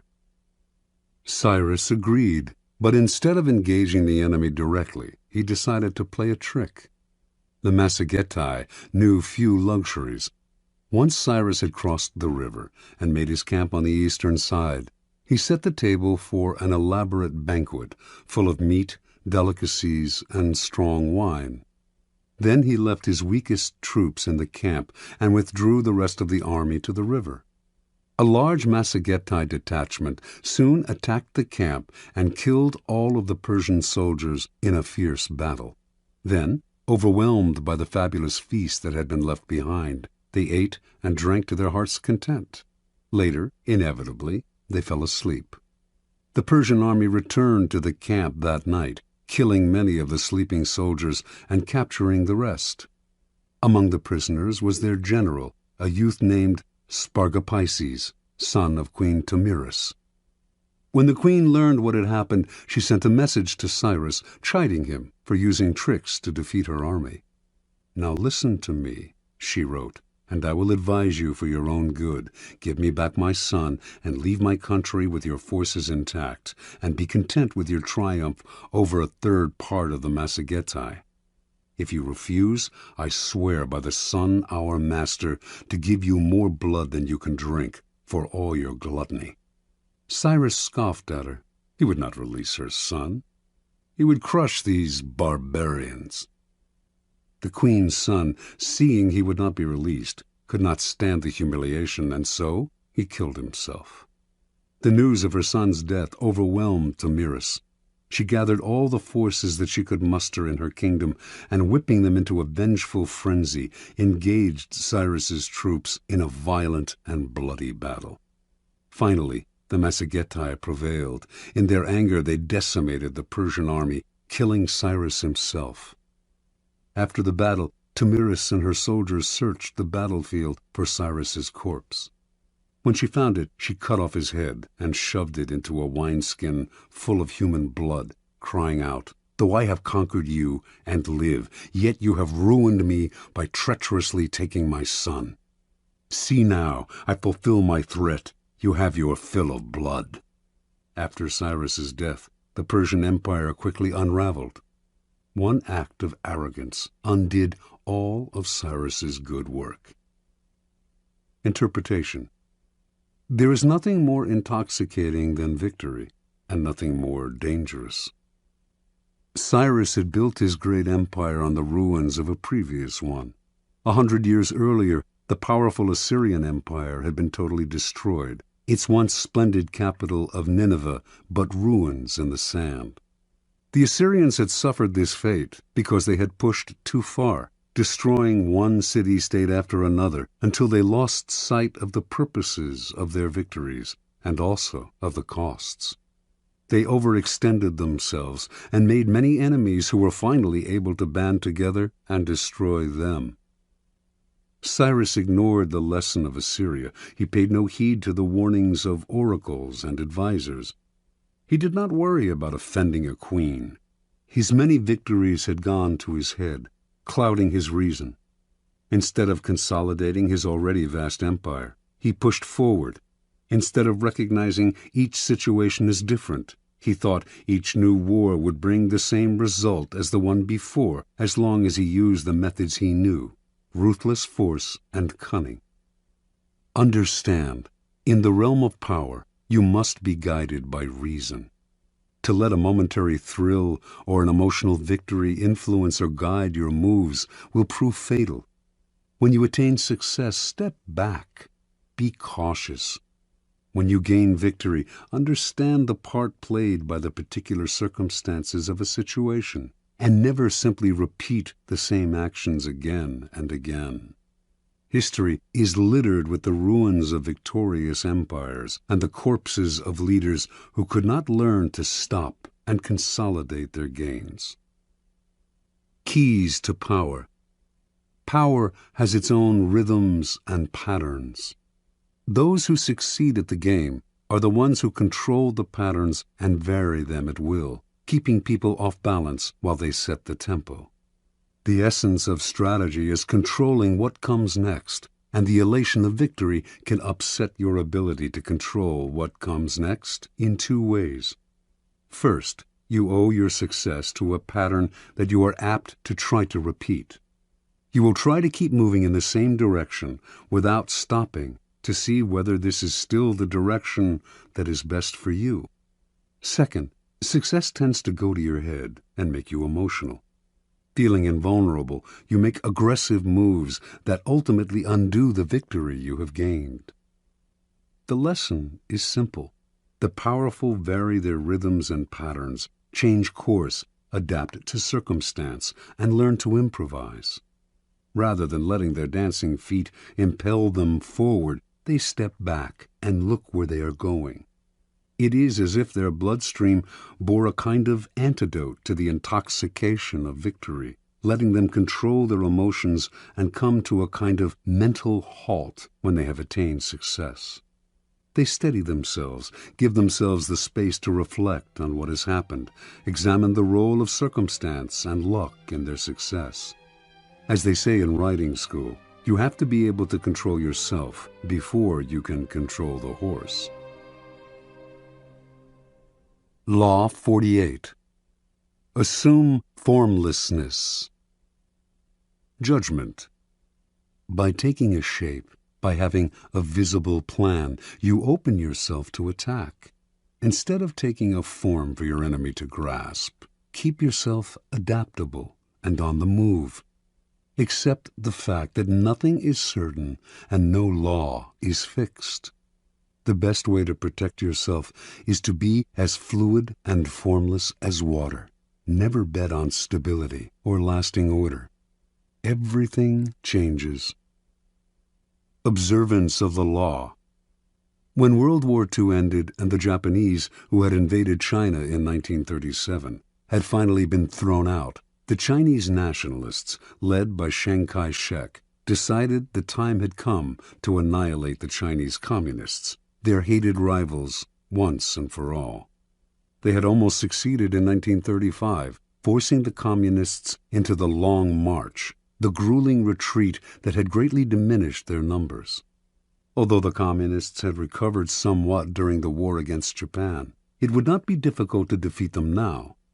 They controlled only isolated areas in the countryside, had unsophisticated weaponry, lacked any military experience or training beyond mountain fighting, and controlled no important parts of China, except areas of Manchuria, which they had managed to take after the Japanese retreat. Chiang decided to commit his best forces in Manchuria.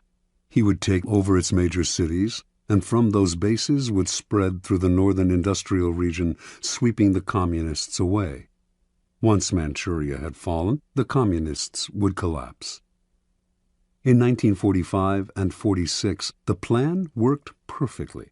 The nationalists easily took the major Manchurian cities. Puzzlingly, though, in the face of this critical campaign, the communist strategy made no sense. When the nationalists began their push, the communists dispersed to Manchuria's most out-of-the-way corners. Their small units harassed the nationalist armies, ambushing them here, retreating unexpectedly there. But these dispersed units never linked up, making them hard to attack. They would seize a town, only to give it up a few weeks later. Forming neither rear guards nor vanguards, they moved like mercury, never staying in one place, elusive and formless. The nationalists ascribed this to two things: cowardice in the face of superior forces, and inexperience in strategy. Mao Zedong, the communist leader, was more a poet and philosopher than a general, whereas Chiang had studied warfare in the West and was a follower of the German military writer Carl Von Clausewitz, among others. Yet a pattern did eventually emerge in Mao's attacks. After the nationalists had taken the cities, leaving the communists to occupy what was generally considered Manchuria's useless space, the communists started using that large space to surround the cities. If Chiang sent an army from one city to reinforce another, the communists would encircle the rescuing army. Chiang's forces were slowly broken into smaller and smaller units, isolated from one another, their lines of supply and communication cut. The nationalists still had superior firepower, but if they could not move, what good was it? A kind of terror overcame the nationalist soldiers. Commanders comfortably remote from the front lines might laugh at Mao, but the soldiers had fought the communists in the mountains and had come to fear their elusiveness. Now these soldiers sat in their cities and watched as their fast-moving enemies, as fluid as water, poured in on them from all sides. There seemed to be millions of them. The communists also encircled the soldiers' spirits, bombarding them with propaganda to lower their morale and pressure them to desert. The nationalists began to surrender in their minds. Their encircled and isolated cities started collapsing even before directly attacked. One after another fell in a quick succession. In November of 1948, the nationalists surrendered Manchuria to the communists, a humiliating blow to the technically superior nationalist army, and one that proved decisive in the war. By the following year, the communists controlled all of China. Interpretation. The two board games that best approximate the strategies of war are chess and the Asian game of Go. In chess, the board is small. In comparison to Go, the attack comes relatively quickly, forcing a decisive battle. It rarely pays to withdraw or to sacrifice your pieces, which must be concentrated at key areas. Go is much less formal. It is played on a large grid with 361 intersections, nearly 6 times as many positions as in chess. Black and white stones, one color for each side, are placed on the board's intersections, one at a time, wherever you like. Once all your stones, 52 for each side, are on the board, the object is to isolate the stones of your opponent by encircling them. A game of Go, called Wei Qi in China, can last up to 300 moves. The strategy is more subtle and fluid than chess, developing slowly. The more complex the pattern your stones initially create on the board, the harder it is for your opponent to understand your strategy. Fighting to control a particular area is not worth the trouble. You have to think in larger terms, to be prepared to sacrifice an area in order eventually to dominate the board. What you are after is not an entrenched position, but mobility. With mobility, you can isolate the opponent in small areas and then encircle them. The aim is not to kill off the opponent's pieces directly, as in chess, but to induce a kind of paralysis and collapse. Chess is linear, position-oriented, and aggressive. Go is nonlinear and fluid. Aggression is indirect until the end of the game, when the winner can surround the opponent's stones at an accelerated pace. Chinese military strategists have been influenced by Go for centuries. Its proverbs have been applied to war time and again. Mao Zedong was an addict of Wei Qi, and its precepts were ingrained in his strategies. A key Wei Qi concept, for example, is to use the size of the board to your advantage, spreading out in every direction so that your opponent cannot fathom your movements in a simple, linear way. Every Chinese, Mao once wrote, should consciously throw himself into this war of a jigsaw pattern against the nationalists. Place your men in a jigsaw pattern in Go, and your opponent loses himself trying to figure out what you are up to. Either he wastes time pursuing you, or, like Chiang Kai-shek, he assumes you are incompetent and fails to protect himself. And if he concentrates on single areas, as Western strategy advises, he becomes a sitting duck for encirclement. In the Wei Qi way of war, you encircle the enemy's brain, using mind games, propaganda, and irritation tactics to confuse and dishearten. This was the strategy of the communists. an apparent formlessness that disoriented and terrified their enemy. Where chess is linear and direct, the ancient game of Go is closer to the kind of strategy that will prove relevant in a world where battles are fought indirectly, in vast, loosely connected areas. Its strategies are abstract and multidimensional, inhabiting a plane beyond time and space, the strategist's mind. In this fluid form of warfare, you value movement over position. Your speed and mobility make it impossible to predict your moves. Unable to understand you, your enemy can form no strategy to defeat you. Instead of fixing on particular spots, this indirect form of warfare spreads out just as you can use the large and disconnected nature of the real world to your advantage. Be like a vapor. Do not give your opponents anything solid to attack. Watch as they exhaust themselves pursuing you, trying to cope with your elusiveness. Only formlessness allows you to truly surprise your enemies. By the time they figure out where you are and what you are up to, it is too late. Keys to power. The human animal is distinguished by its constant creation of forms. Rarely expressing its emotions directly, it gives them form through language, or through socially acceptable rituals. We cannot communicate our emotions without a form.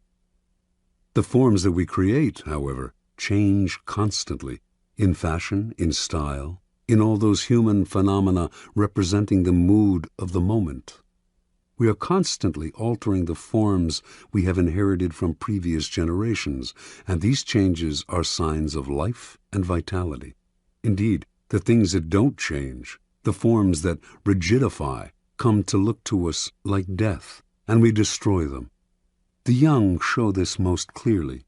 Uncomfortable with the forms that society imposes upon them, having no set identity, they play with their own characters, trying on a variety of masks and poses to express themselves. This is the vitality that drives the motor of form, creating constant changes in style.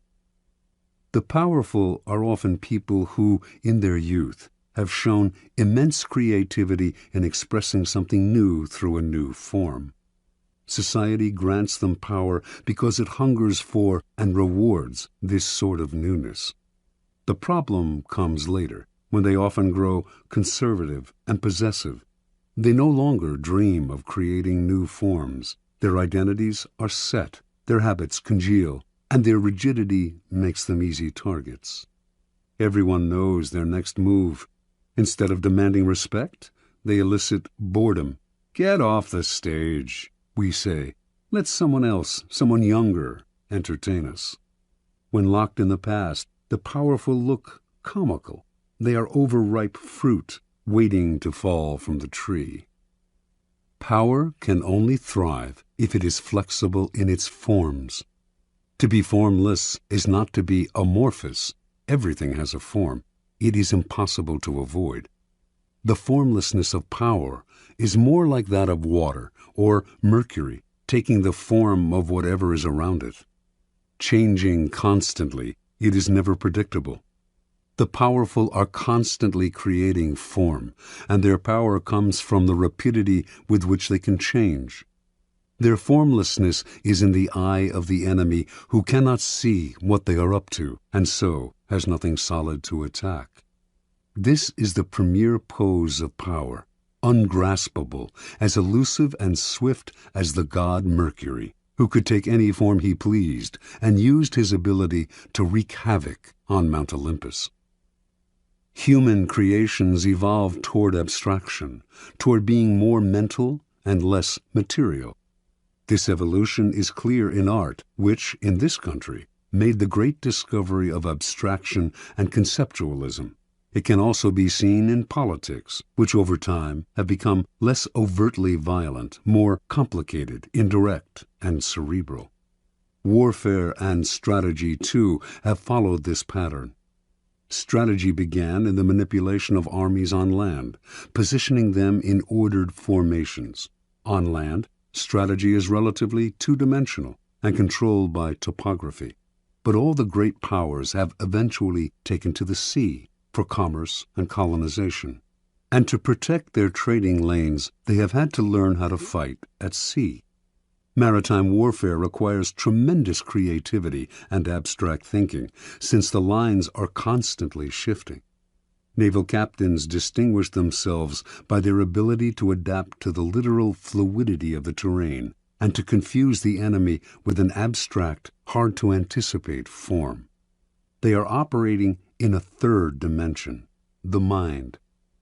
Back on land, guerrilla warfare too demonstrates this evolution toward abstraction. T.E. Lawrence was perhaps the first modern strategist to develop the theory behind this kind of warfare and to put it into practice. His ideas influenced Mao, who found in his writings an uncanny Western equivalent to Wei Qi. Lawrence was working with Arabs, fighting for their territory against the Turks. His idea was to make the Arabs blend into the vast desert, never providing a target, never collecting together in one place. As the Turks scrambled to fight this vaporous army, they spread themselves thin, wasting energy in moving from place to place. They had the superior firepower, but the Arabs kept the initiative by playing cat and mouse, giving the Turks nothing to hold on to, destroying their morale. Most wars were wars of contact. Ours should be a war of detachment, Lawrence wrote. We were to contain the enemy by the silent threat of a vast, unknown desert, not disclosing ourselves till we attacked. This is the ultimate form of strategy. The war of engagement has become far too dangerous and costly. Indirection and elusiveness yield far better results at a much lower cost. The main cost, in fact, is mental, the thinking it takes to align your forces in scattered patterns and to undermine the minds and psychology of your opponents. And nothing will infuriate and disorient them more than formlessness. In a world where wars of detachment are the order of the day, formlessness is crucial. The first psychological requirement of formlessness is to train yourself to take nothing personally. Never show any defensiveness. When you act defensive, you show your emotions, revealing a clear form. Your opponents will realize they have hit a nerve, an Achilles heel, and they will hit it again and again. So train yourself to take nothing personally. Never let anyone get your back up. Be like a slippery ball that cannot be held. Let no one know what gets you or where your weaknesses lie. Make your face a formless mask, and you will infuriate and disorient your scheming colleagues and opponents. One man who used this technique was Baron James Rothschild. A German Jew in Paris, in a culture decidedly unfriendly to foreigners, Rothschild never took any attack on him personally or showed he had been hurt in any way. He furthermore adapted himself to the political climate, whatever it was. The stiffly formal Restoration monarchy of Louis XVIII, the bourgeois reign of Louis Philippe, the Democratic Revolution of 1848, the upstart Louis Napoleon crowned emperor in 1852. Rothschild accepted them one and all and blended in. He could afford to appear hypocritical or opportunistic because he was valued for his money, not his politics. His money was the currency of power. While he adapted and thrived, never showing a form, all the other great families that had begun the century immensely wealthy were ruined in the period's complicated shifts and turns of fortune. Attaching themselves to the past, they revealed their embrace of a form. Throughout history, the formless style of ruling has been most adeptly practiced by the queen who reigns alone. A queen is in a radically different position from a king. Because she is a woman, her subjects and courtiers are likely to doubt her ability to rule, her strength of character. If she favors one side in some ideological struggle, she is said to be acting out of emotional attachment. Yet, if she represses her emotions and plays the authoritarian in the male fashion, she arouses worse criticism still. Either by nature or by experience, then, queens tend to adopt a flexible style of governing that in the end often proves more powerful than the more direct male form. This feminine, formless style of ruling may have emerged as a way of prospering under difficult circumstances, but it has proved immensely seductive to those who have served under it. Being fluid, it is relatively easy for its subjects to obey, for they feel less coerced, less bent to their ruler's ideology. It also opens up options where an adherence to a doctrine closes them off. Without committing to one side, it allows the ruler to play one enemy off another. Rigid rulers may seem strong, but with time, their inflexibility wears on the nerves, and their subjects find ways to push them from the stage. Flexible, formless rulers will be much criticized, but they will endure, and people will eventually come to identify with them, since they are as their subjects are, changing with the wind, open to circumstance. Despite upsets and delays, the permeable style of power generally triumphs in the end. When you find yourself in conflict with someone stronger and more rigid, allow them a momentary victory. Seem to bow to their superiority. Then, by being formless and adaptable, slowly insinuate yourself into their soul. This way you will catch them off guard, for rigid people are always ready to ward off direct blows, but are helpless against the subtle and insinuating. To succeed at such a strategy, you must play the chameleon, conform on the surface, while breaking down your enemy from the inside. In evolution, largeness is often the first step toward extinction. What is immense and bloated has no mobility, but must constantly feed itself.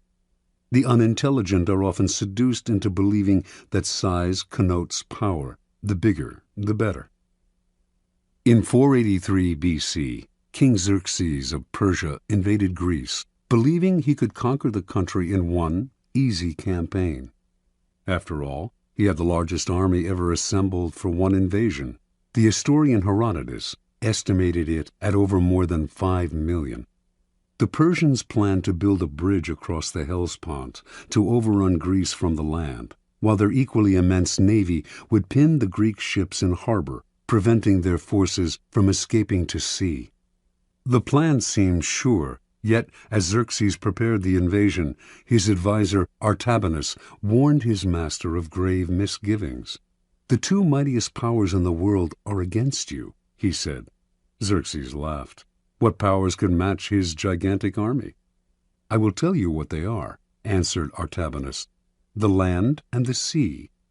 There are no safe harbors large enough to receive Xerxes' fleet, and the more land the Persians conquered, the longer their supply lines stretched, the more ruinous the cost of feeding this immense army would prove." Thinking his adviser a coward, Xerxes proceeded with his invasion. Yet, as Artabanus predicted, bad weather at sea decimated the Persian fleet, which was too large to take shelter in any harbor.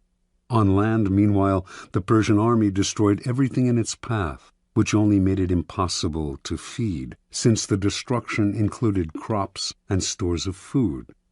It was also an easy and slow-moving target. The Greeks practiced all kinds of deceptive maneuvers to disorient the Persians. Xerxes' eventual defeat at the hands of the Greek allies was an immense disaster. The story is emblematic of all those who sacrifice mobility for size. The flexible and fleet of foot will almost always win, for they have more strategic options. The more gigantic the enemy, the easier it is to induce collapse. The need for formlessness becomes greater the older we get, as we grow more likely to become set in our ways and assume too rigid a form.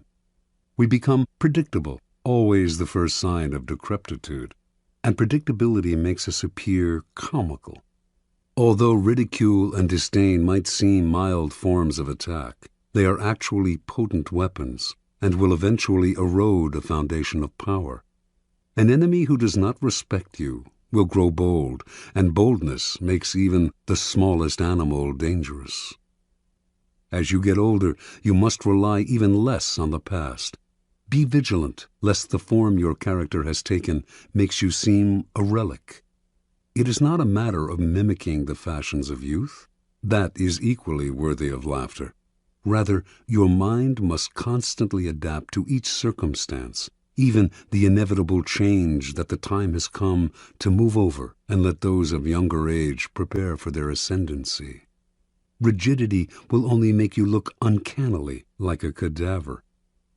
Never forget, though, that formlessness is a strategic pose.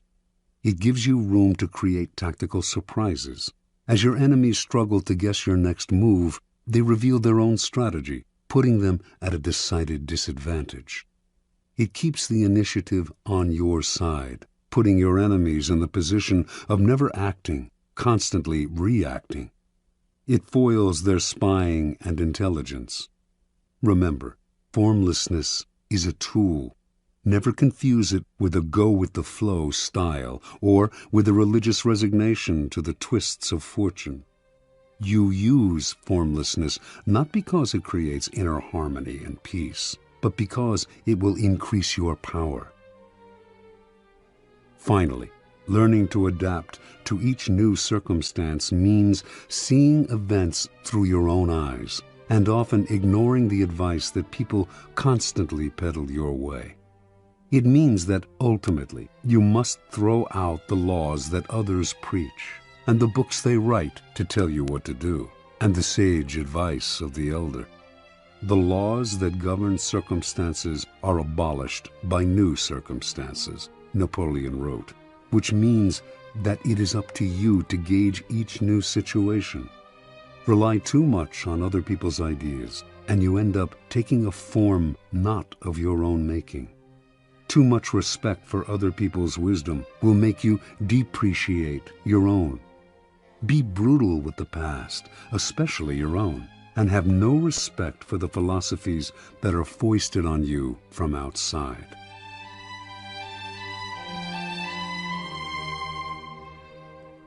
This has been a Highbridge audio production.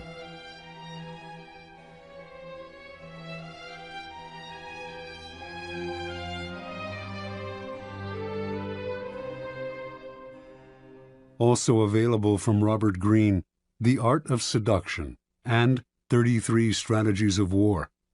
On the web at www.highbridgeaudio.com. Here is an excerpt from Greene's ruthless guide to psychological warfare, The 33 Strategies of War. Do not fight the last war. The guerrilla war of the mind strategy. What most often weighs you down and brings you misery is the past, in the form of unnecessary attachments, repetitions of tired formulas, and the memory of old victories and defeats. You must consciously wage war against the past and force yourself to react to the present moment. Be ruthless on yourself. Do not repeat the same tired methods.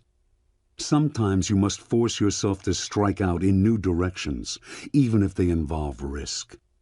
What you may lose in comfort and security, you will gain in surprise, making it harder for your enemies to tell what you will do. Wage guerrilla war on your mind, allowing no static lines of defense, no exposed citadels. Make everything fluid and mobile. The Last War. No one has risen to power faster than Napoleon Bonaparte, 1769-1821. In 1793, he went from captain in the French Revolutionary Army to brigadier general. In 1796, he became the leader of the French forces in Italy, fighting the Austrians, whom he crushed that year and again 3 years later. He became first consul of France in 1801, emperor in 1804. In 1805, he humiliated the Austrian and Russian armies at the Battle of Austerlitz. For many, Napoleon was more than a great general. He was a genius, a god of war. Not everyone was impressed, though. There were Prussian generals who thought he had merely been lucky. If he ever faced the Prussians, he would be revealed as a great fake. Among these Prussian generals was Friedrich Ludwig, Prince of Hohenlohe-Ingelfingen. Hohenlohe came from one of Germany's oldest aristocratic families, one with an illustrious military record. To Hohenlohe, success in war depended on organization, discipline, and the use of superior strategies developed by trained military minds. The Prussians exemplified all of these virtues. Prussian soldiers drilled relentlessly until they could perform elaborate maneuvers as precisely as a machine. Prussian generals intensely studied the victories of Frederick the Great. War for them was a mathematical affair, the application of timeless principles. To the generals, Napoleon was a Corsican hothead, leading an unruly citizens' army. Superior in knowledge and skill, they would out-strategize him. The Napoleonic myth would lie in ruins, and Europe could return to its old ways. In August 1806, Hohenlohe and his fellow generals finally got what they wanted. King Friedrich Wilhelm III of Prussia, tired of Napoleon's broken promises, decided to declare war on him in 6 weeks. In the meantime, he asked his generals to come up with a plan to crush the French. Hohenlohe was ecstatic. The campaign would be the climax of his career. He had been thinking for years about how to beat Napoleon, and he presented his plan to the generals' first strategy session. Precise marches would place the army at the perfect angle from which to attack the French as they advanced through southern Prussia. An attack in oblique formation, Frederick the Great's favorite tactic, would deliver a devastating blow. The other generals, all in their 60s and 70s, presented their own plans, but these too were merely variants on the tactics of Frederick the Great. Discussion turned into argument. Several weeks went by. Finally, the king had to step in and create a compromise strategy that would satisfy all of his generals. A feeling of exuberance swept the country, which would soon relive the glory years of Frederick the Great. On October 5th, a few days before the king was to declare war, disturbing news reached the generals. A reconnaissance mission revealed that divisions of Napoleon's army, which they had believed was dispersed, had marched east, merged, and was massing deep in southern Prussia. The captain who had led the scouting mission reported that the French soldiers were marching with packs on their backs. Where the Prussians used slow-moving wagons to provision their troops, the French carried their own supplies and moved with astonishing speed and mobility. Before the generals had time to adjust their plans, Napoleon's army suddenly wheeled north, heading straight for Berlin, the heart of Prussia. The generals argued and dithered, moving their troops here and there, trying to decide where to attack. A mood of panic set in. Finally, the king ordered a retreat.